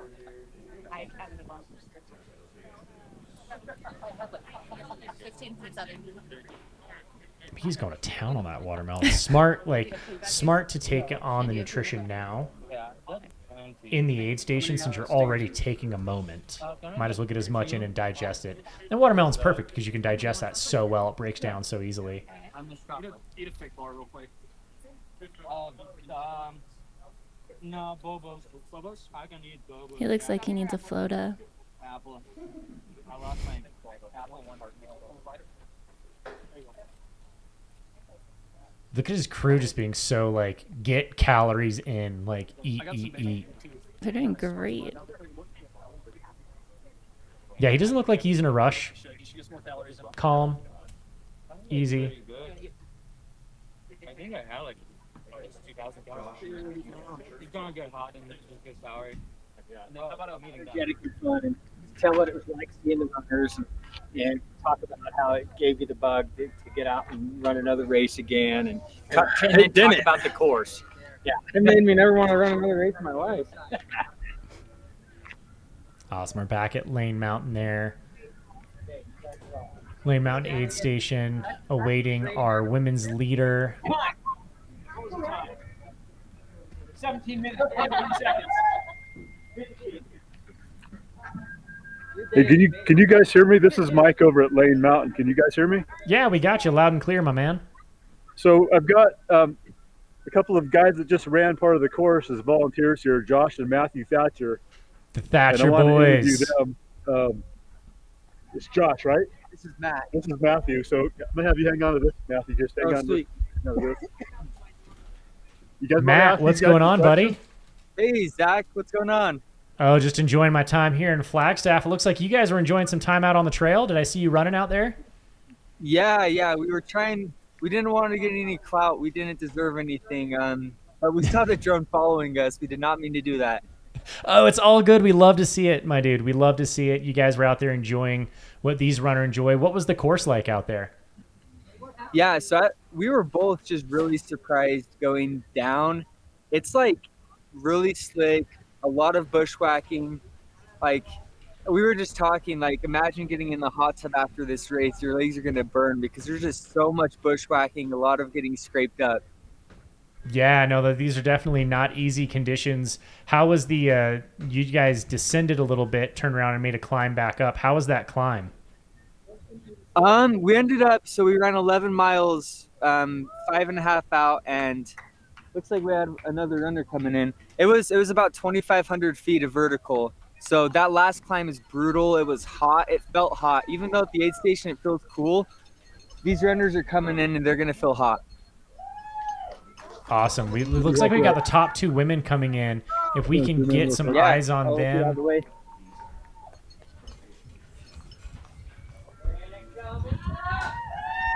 Awesome. There's our top two ladies coming in. And just for reference, our split, men's split, Joe McConaughey's and Harry S's split to Crown King was considerably faster than last year, and the course record was set last year. So, I mean, these guys up front are absolutely moving.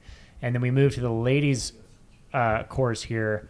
Top two women coming into the aid station. I believe that right there.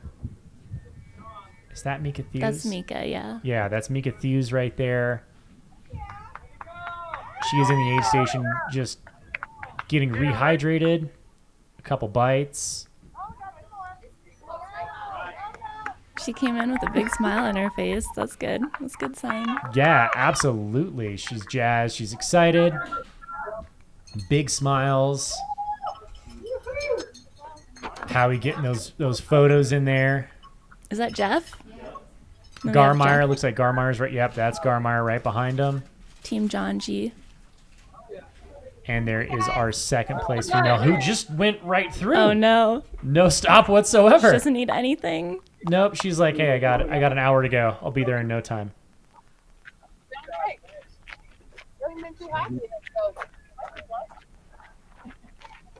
Absolutely amazing. You love to see it.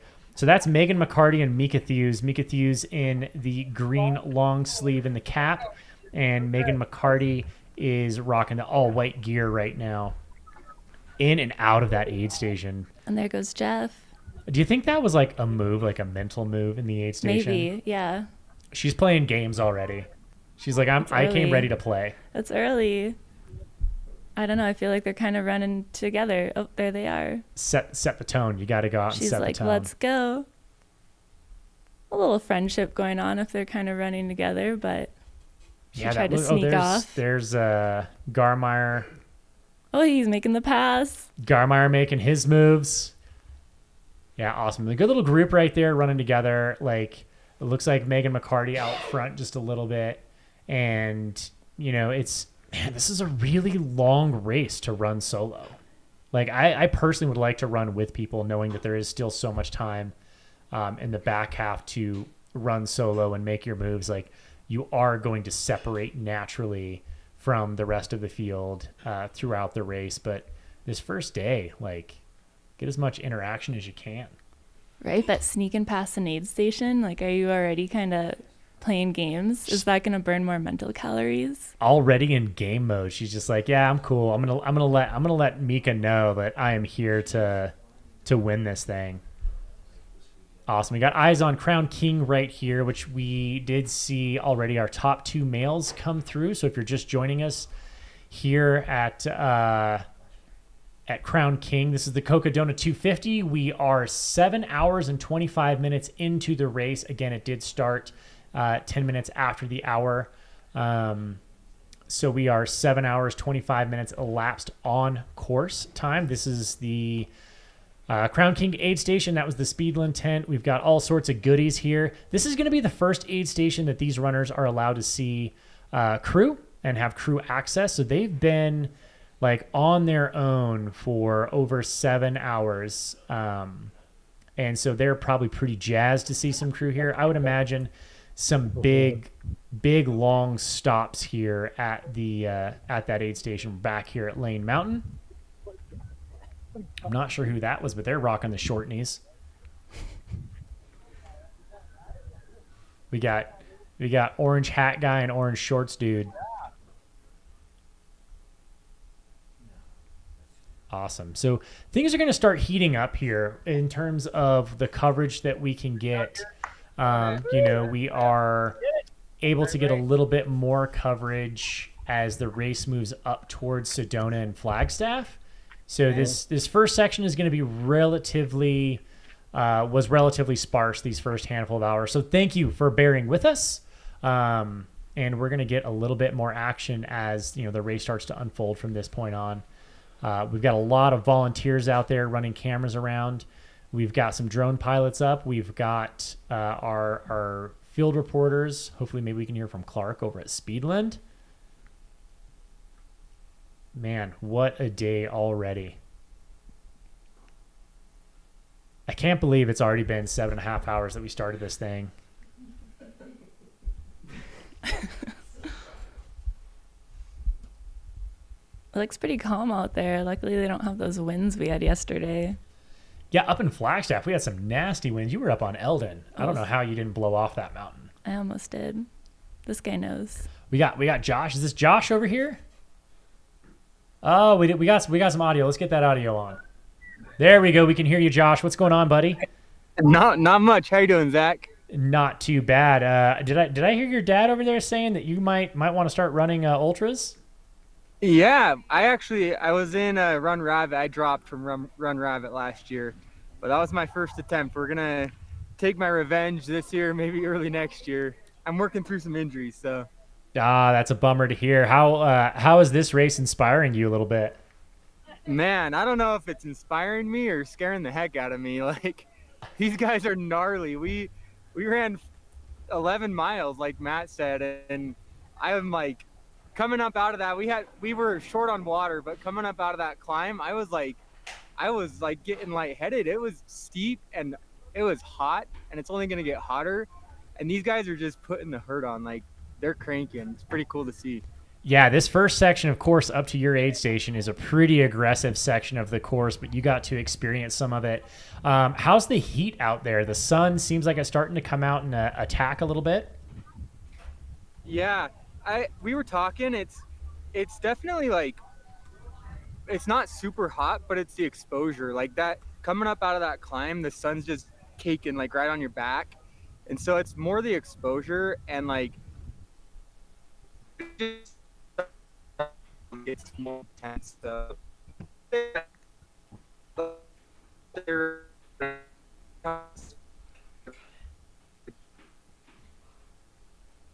Sounds like we lost Josh over there. We might cut back to him when we can get a little bit better of a feed. Got some eyes on Crown King there. Yeah, I think Mercedes, to his point, it is not the ambient temperature, but it's that unrelenting Arizona sun that's really gonna bake you. Oh yeah, what's the elevation they're at roughly right now?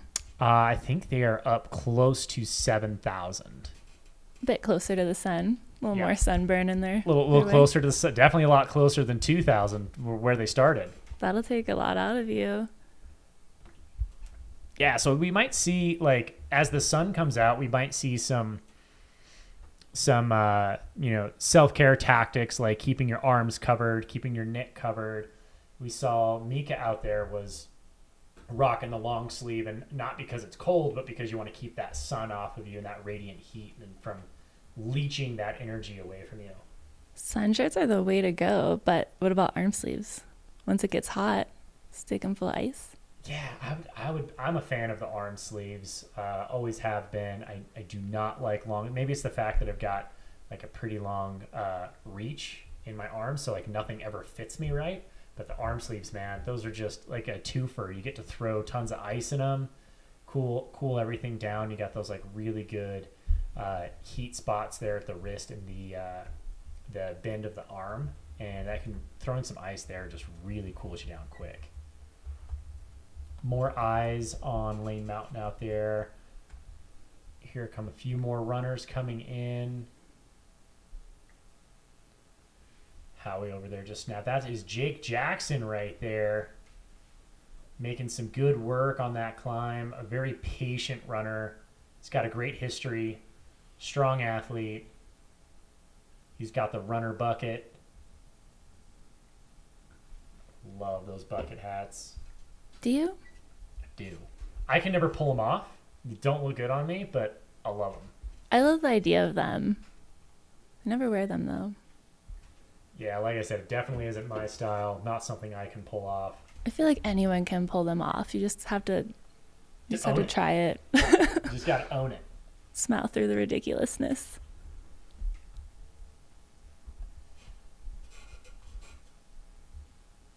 We got some more eyes. That is Crown King out there. We got some of our cameras a little more in the face there at Lane Mountain. So we're bouncing between Lane Mountain and Crown King, which is going to be 32 and roughly 37 miles respectively. As we got runners starting, the front runners are getting into Crown King. And we've got some chase runners coming into Crown King. This is the point where a little separation starts to occur between the front of the pack and those chasing. I mean, it's very early, so any gaps aren't necessarily indicative of any type of placement, but gaps do start to form here. Whether you can reel them back in, whether you fade back, or whether you continue on that surge is yet to be determined. Jake Jackson out there just making quick work of it. So he's the first runner we've seen who's going to start to cool himself off. I think you know, it's almost 1 o'clock here, and we are getting some Arizona sun with no cloud cover, as you can see. So that's gonna bake you real quick. And Jake knows the importance of staying cool and staying cool early, so you're not having to play catch up. Right, and like, what's that temperature gradient where it starts to affect your digestion? Like, are some people gonna, if they just run through the aid station and not work on staying cool, like, is it 60 degrees, 70 degrees where it starts to affect eating and running? Yeah, I think your body starts to really focus on cooling itself down, which means it focuses less on digestion. So any type of added stress you add to the body is less ability for you to digest. So any type of heat, high intensity, elevation, those three things are going to take away from your body's ability to digest.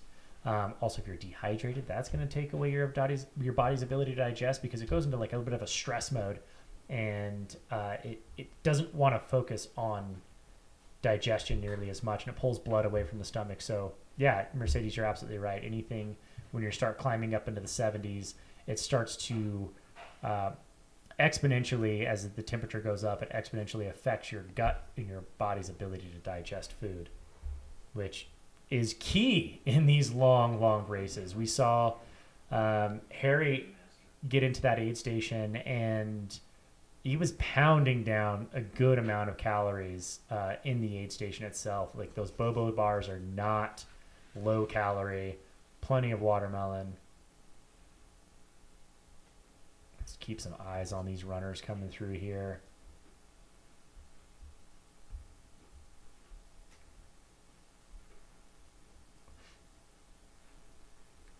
Pull back on that camera just a little bit, get a little bit more of a wide view. Let's see what we're working with there in the aid station. Yes.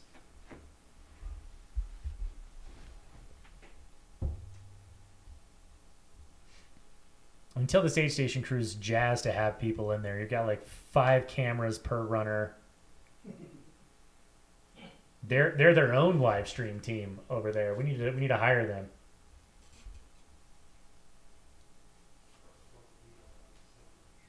Yeah, very quick, efficient. That aid station is about to get overrun here in the next hour. I can guarantee you that.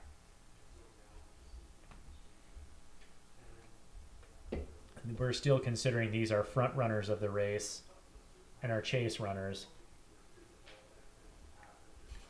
So for those of you who are just joining us or coming back, this is the Cocodona 250. I am Zach Marion, joined by my co-host Mercedes.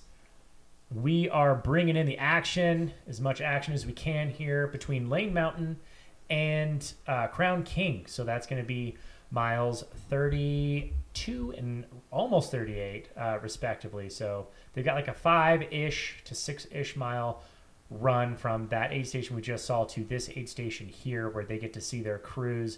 Earlier, we had Shad down at Bumblebee staging area, which is where the crews go to wait for their runners to come.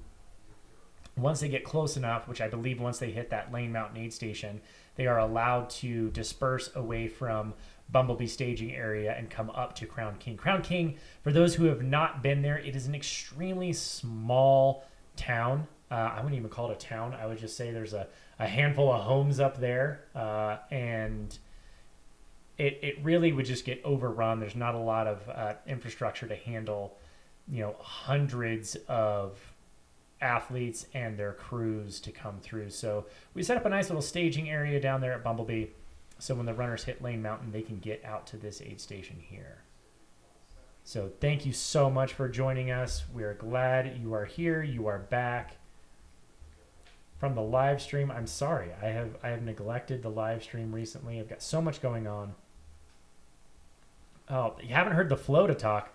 This has almost officially become Coca-Flota 250. Coca-Flota, like it. Based off of the ads we've seen and what we've got going on here. Do they have Flota on course? I would hope they have Flota on course. I don't know. I actually kind of like the bubbles in my Coke. It helps settle my stomach a little. You're not a bubbly fan. Just sugar, just pure sugar. That's all you need. You don't need bubbles. Just get the sugar water in. That's all that matters. Yeah. So do you think it's like if you're on course and you're a competitor, can you drink Flota if it has your competitor's face on it? Ooh, see, that's the thing is I wouldn't want to give him the satisfaction of drinking his drink. Or you're running past him with a Flota. If only you had a Flota, man. Drink it. That's awesome. There we go. We've got, who is that in the aid station there? He has an entire bowl of food. I mean, that's, when you hit that aid station, you gotta crush it. Looks great. We got some amazing coverage here. I mean, there's not a lot of service up there, but man, we are getting some great stream here. Taking his time, as with most runners we've seen here, this is where you're going to take the time to kind of reset a little bit before you head off onto your next big section of the journey. Is it just me, or are the mid-2000s visors coming back? I think they're making a comeback. I'm so scared for that. Are Montrails going to make a comeback too? Maybe Hammer Gels? Oh, no. S-caps? I don't know about the visors. There's Versteeg. Our dude, the man. The man with a tan. He rocking the vest around the waist. That's a move. That was a vest? That was a vest. His vest was wrapped around his waist. So innovative. The dude's a true innovator. Do you think the beard is hot? Like, does that hold heat? As someone who used to have a beard and no longer has a beard, I can absolutely tell you that those are not comfortable. Not only that, but like the sweat and the gels that congregate in that beard. Oh, it's a lot of maintenance. Yeah, you gotta bring a little brush every aid station, clean it out, throw a little dry shampoo in there. Did he pick his bib number? Absolutely. Rocking the 666. Versteeg with bib number 666. Grabbing some fruit in there. I hope the cutoff tees make a comeback. Not the visors. That's like full on muscle tank. That's like just cut off muscle tank circa high school football team-esque. That says ultra running more to me than a visor. Visor's like, I'm gonna go golf. You're young. You're very young. You don't remember the visor days when this used to be a sport full of visors and Montrail masochist shoes. Hmm. It was quite an era. I'll take your word for it. Oh, there goes the cutoff. I was gonna say if he runs I'm pretty sure at some point we're gonna see him in a crop top. A race is not an official race until Versteeg pulls out the crop top. You gotta get that vitamin D on the belly. Yeah, don't want to affect the tan lines, man. Yeah, so he is definitely going for that long sleeve, get the heat off. Get Someone some good hand him a nutrition in. Flota.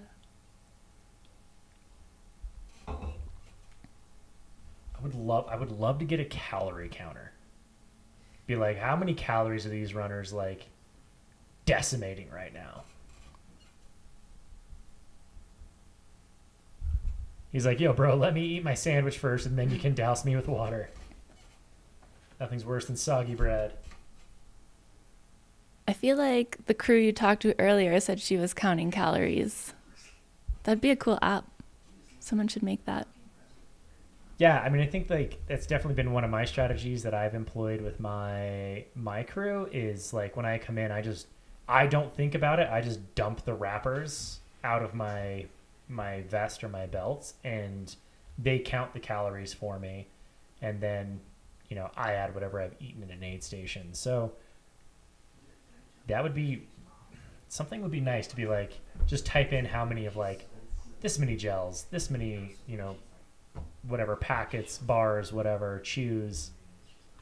That'd be perfect. When you're running, it's like, just eat. That math is too much. Yeah, I don't want to think. I'm already trying to calculate like miles and elevation and time. Versteeg making some solid work here. Like not wasting any time, not rushing, but not wasting time. He's constantly eating, cooling, changing, doing something. I do have to say, that Satisfy gear, man, it definitely looks good, performs well. The patchwork pack is just on another level.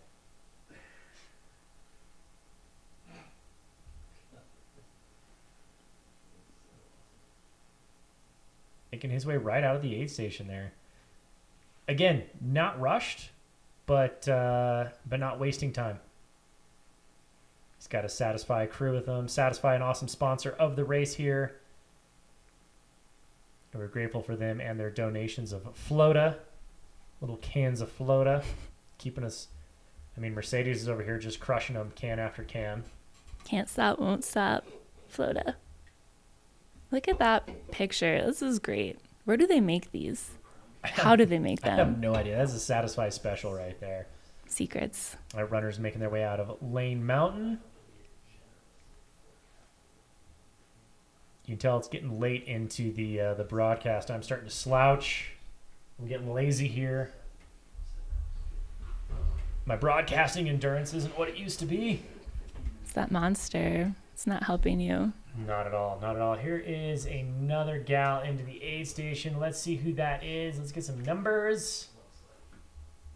Is this number 3 or 4? What's Rachel Intrican. 4th female? Third female. I apologize. She made a pass Brianna. It looks like they were kind of running together almost. No, not at all.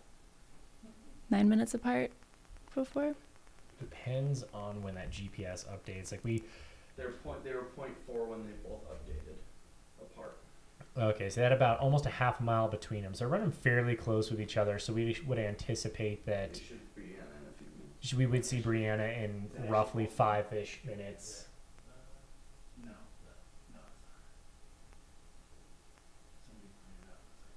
Is that a sweatshirt? I'd hope it's a sun shirt. Would hope that's a sun shirt of some kind. I don't know. That's unless she's very, very heat acclimated. That would be a mistake for sure. But no, it looks like she's taking some time, getting a little sunscreen on her. Medical's throwing some sunscreen on those legs. Like I said, it's that time of day where just heat is starting to come out. It's not necessarily that much has changed, but just that solar radiation heat is going to get you. And it's the little things like throwing sunscreen on that actually make a fairly big difference. Blocking those UV rays and keeping them from kind of leaching the energy out of the body. Obviously, no one wants to deal with sunburns. That'll put your body into shock pretty quickly. She doesn't have a hat or a visor. How do we feel about that? That's bold. Personally, I'm someone who I don't like to run with hats very much. They feel hot to me. Anytime I've ever run or raced with a hat, it's been mostly to keep the sweat out of my eyes, or if it's raining, throw something on. But I really don't like running with visors or hats. I feel like you need a better hat. They're just warm, man. Then you can get them wet. I got a lot of thick hair up here. Like, I gotta let it breathe.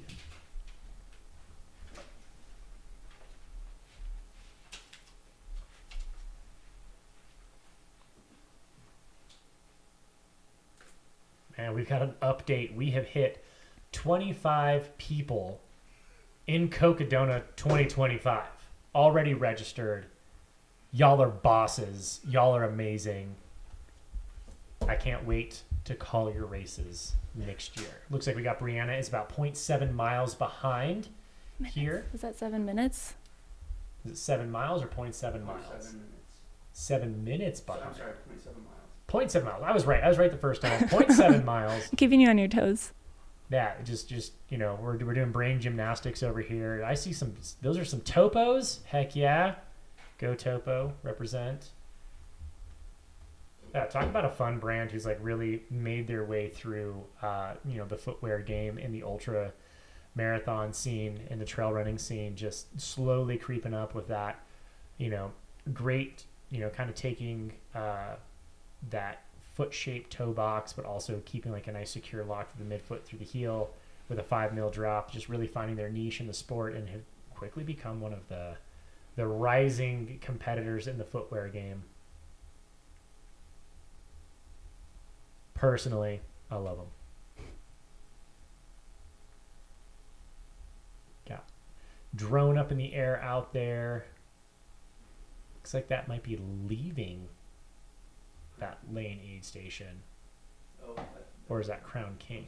Oh, that's beautiful. B is Crown King. Okay.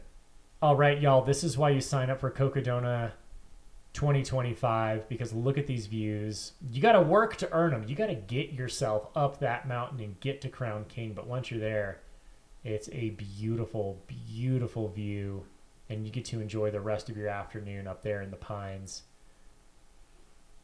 And then the next few days. And the next few days.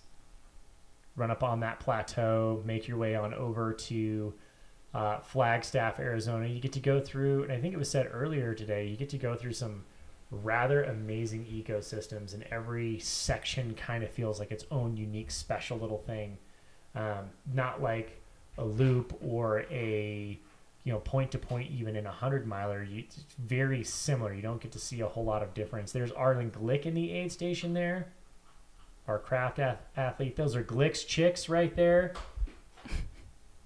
Arlen's darlings, love it. Always has his family there crewing, taking care of him. And they are like an absolute just boss team of a pit crew there. They brought their own bucket. It's genius.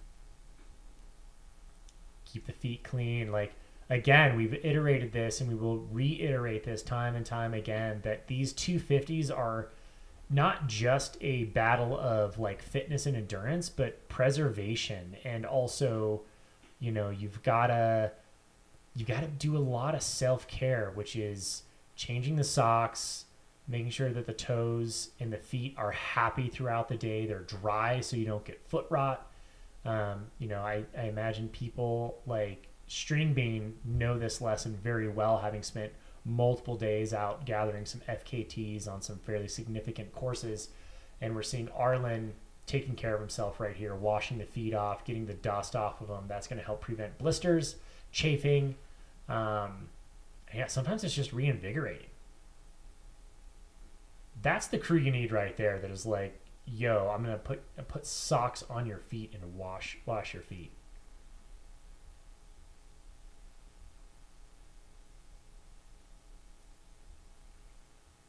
Arlen's hip flexors are crushing it. Yeah, I would cramp at this point. If you asked me to lift my leg up, I would absolutely lock up. It's Glick's chicks. I like Arlen's darlings. No. It's Arlen's darlings. Crushing a burger there. Look at that.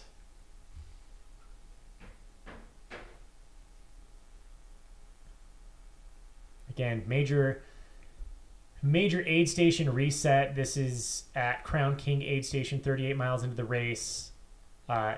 Take the time. This is their first time they get to see crew, so you're really taking in the time to get prepared for the next large section of the course.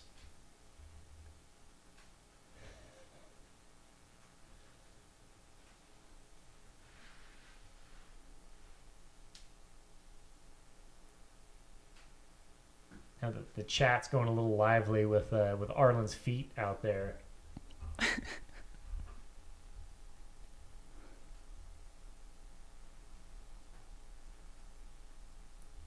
Probably going to be changing some shoes into some new craft shoes there.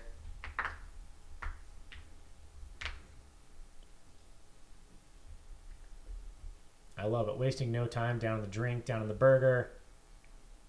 He seems a little bit more frantic than, say, Versteeg going out there. He's trying to, really kind of rush through it and do a lot. Right, I feel like he's got that Western States mindset still. I wonder if that'll... Yeah.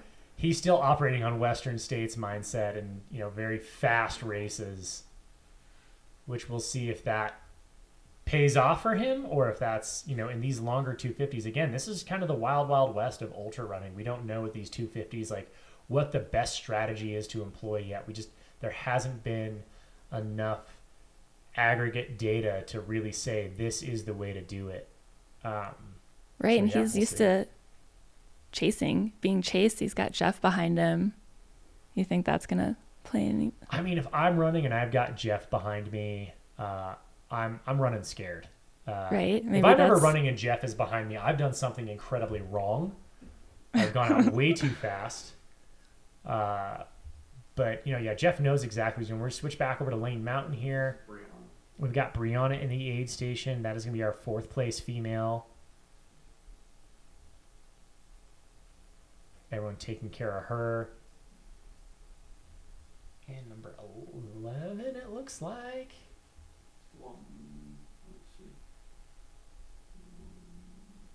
11 is Jake? Is that an 11? I seen 11 in the aid station there. There's Mike McKnight. There we go. Mike Milk Knight.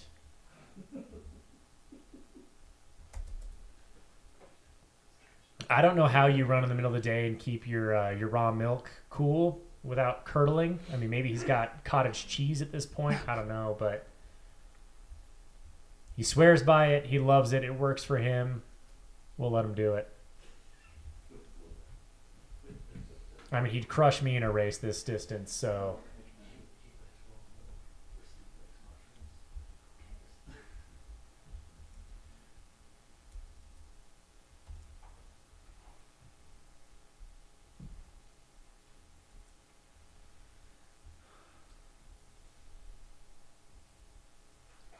Was it 113?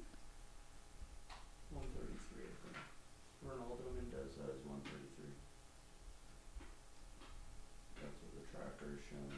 Ronaldo Mendez, Mike McKnight taking out of the aid station there. There's a milk emoji.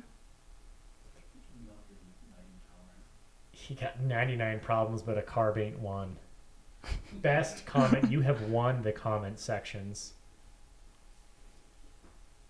Oh, of course, it's Trail Gangsta. He's joining us tomorrow night in studio. Absolutely awesome. Which we'll actually have him Rory will have him tomorrow in studio. So we got a little special guest there. Yeah, keep coming back. This race ain't going to end anytime soon. And we've got special guests. We've got fun things happening. Can we do like a live music show with him? He can just, you know. That would be absolutely do a fantastic. song. It's not copywritten, so we can do it.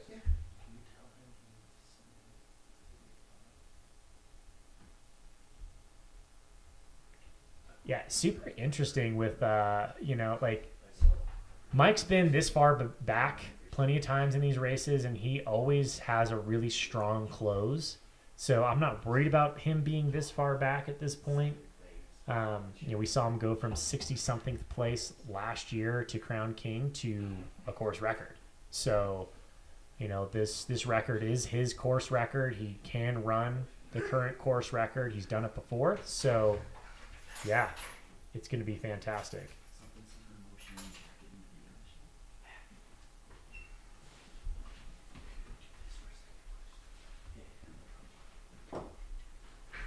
Again, this is Crown King Aid Station. Kind of letting these runners make their way here for the first big crew aid station. Only time they get to see their crew all day so far. For some of the runners, this will be the only time they see their crew for this very first day. So this is an important aid station now for these front runners to get prepared to head off into their next section, but also, you know, as the race goes on and gets a little bit longer, it's going to be extremely important for those middle to back of the packers. Got eyes on the course leaving Crown King there.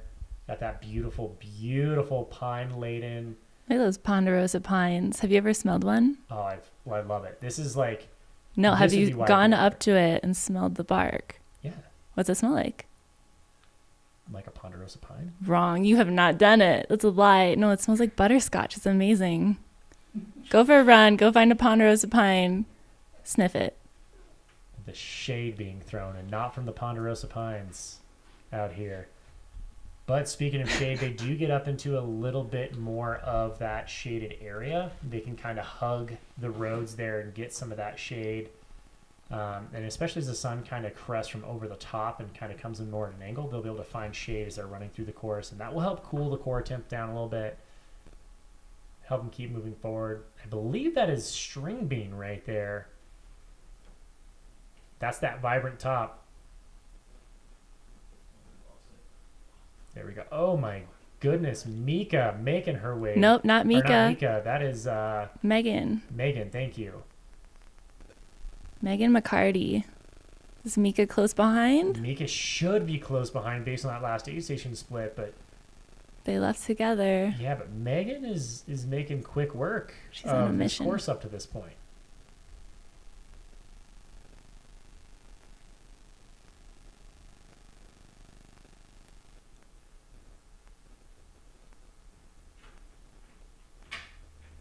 Do you know what red jacket Ponderosa Pines smell like? A red jacket? A red jacket Ponderosa Pine. I think you're making something up. No, apparently you don't know. I thought you'd know. A red jacket. You seem like you know these things. Like you have a red jacket that you put on a Ponderosa Pine? Red color bark. That's just a Ponderosa Pine that's mature. It smells like vanilla, not yeah. butterscotch. Butterscotch, vanilla, they're kind of the same. No, not even close. And that just means it's mature. There she is. Mika, there she is. Mika Thews making her way in. So yeah, so she's not too far behind Megan. I mean, that was a minute at Matt. So they're right there in the E station. Megan sitting right behind her. I'm sure offering kind words of encouragement. And she did stop a little bit longer at the last aid station, so I wonder how much time she'll spend here. Yeah, it seemed like that might be the game plan here, is to just roll through the last one, which, you know, saved a minute, which is obviously the disparity between the two of them into the aid station. But is she going to spend more time here? Let's see how quick these aid station splits are. And Megan looks to be doing a lot of the crewing herself. Yeah, she's just going through her own bag and getting what she needs. I wonder if the guy was just an aid station volunteer, brought her bag, and she doesn't have a crew here? That's what it looks like. Yeah, that's just a volunteer right there helping her out, getting her bladder full for her. Couldn't do without the volunteers. We have a huge shout out to all of the volunteers here out on the Cocodona course, making sure all these runners safely and efficiently make their way from northern Phoenix all the way to Flagstaff, where we are here. Man, yeah, we got falls happening already. There's some blood on the course.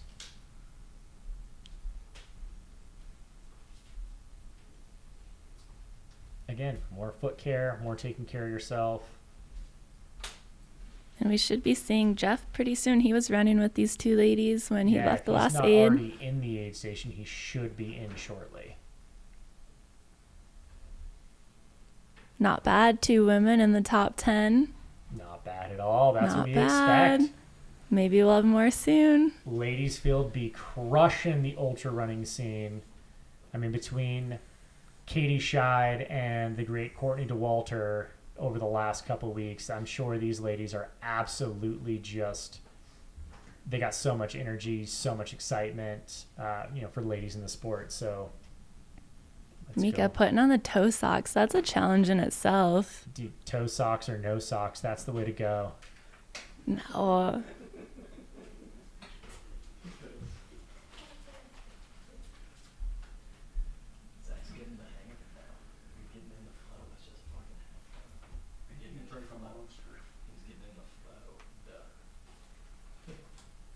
Ladies making quick work of this aid station. Really, again, they're taking their time and doing what they need to do without wasting time.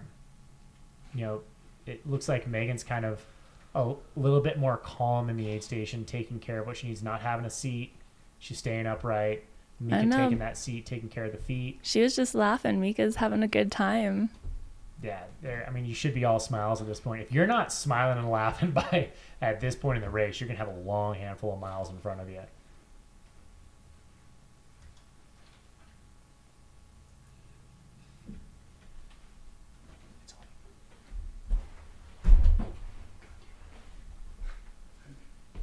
Okay, Zach just left, so I get the microphone all to myself.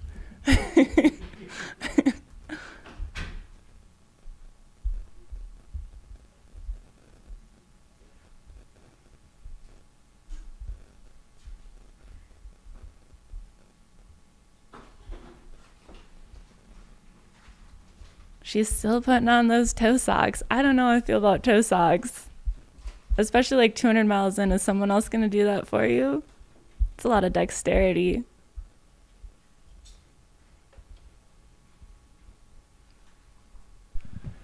The gloves that people are wearing are usually, well, I'm not sure what Megan has on, if they're for her poles or not. I've seen a lot of Lucky gloves for poles. Not sure what hers are.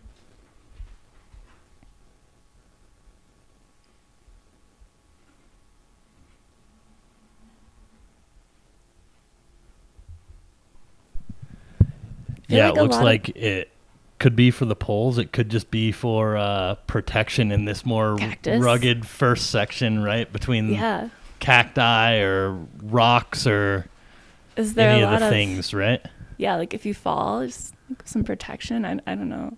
Keeps your palms a little safer, I guess, right? Yeah. I mean, if it's super verty and you're like actually climbing with your hands, gloves are great. But I feel like maybe not. I don't know. It's interesting that both ladies here have like really taken their time, right? Like neither of them have been they're rushed one and in any two. capacity, right? Yeah. So if they're just thinking about one another, not that someone's chasing them, they're like, okay, she's still here. I can take my time. I'm just going to hang out. Like once she leaves, maybe I'll feel a little more pressure. Like if third place female came in, maybe they'd be moving a little faster, but.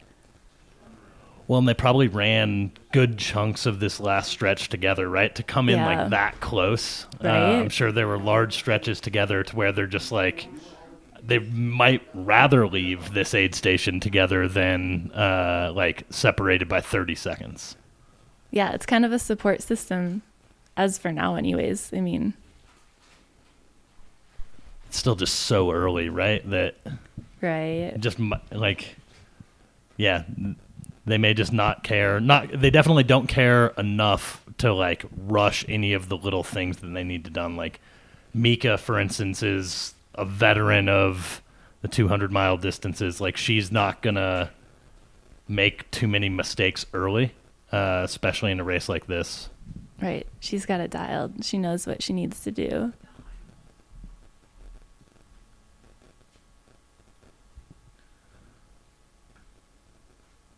Who is the guy in the background with the orange shorts?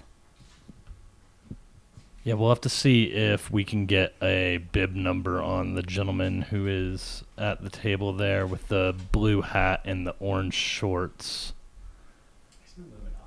Yeah, it's not. Is it Damon? It's bib 295 rather.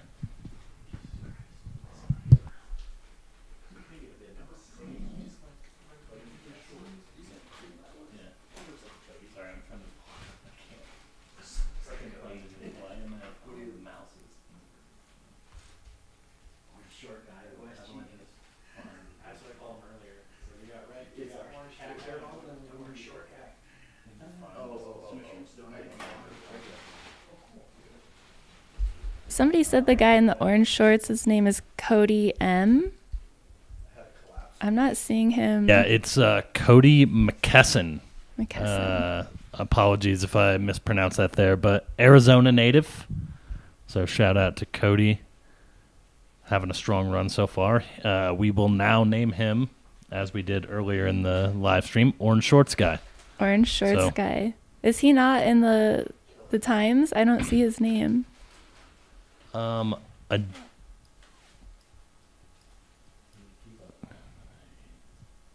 He is, yeah, his tracker is showing as In Crown King.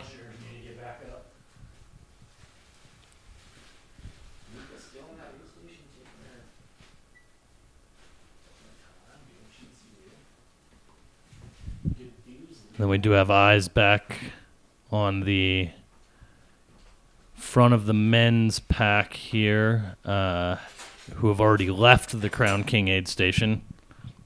And again, making their way into the Ponderosa Pines that Zach so aptly lied about having ever smelt. But, Yeah, you're right. I lied about never smelling them. you know, sometimes we say things to try and fit in. I won't hold it against him forever. The fucking shade. Speaking of shade, I'm sitting under a Ponderosa pine right now because I have before, and it's wonderful. It smells like butterscotch. I thought you said vanilla. It's a red jacket. I didn't say red jacket. I said fragrant. That's not a thing. It looks maybe like they have a cruisy bit of downhill. He's got a good pace.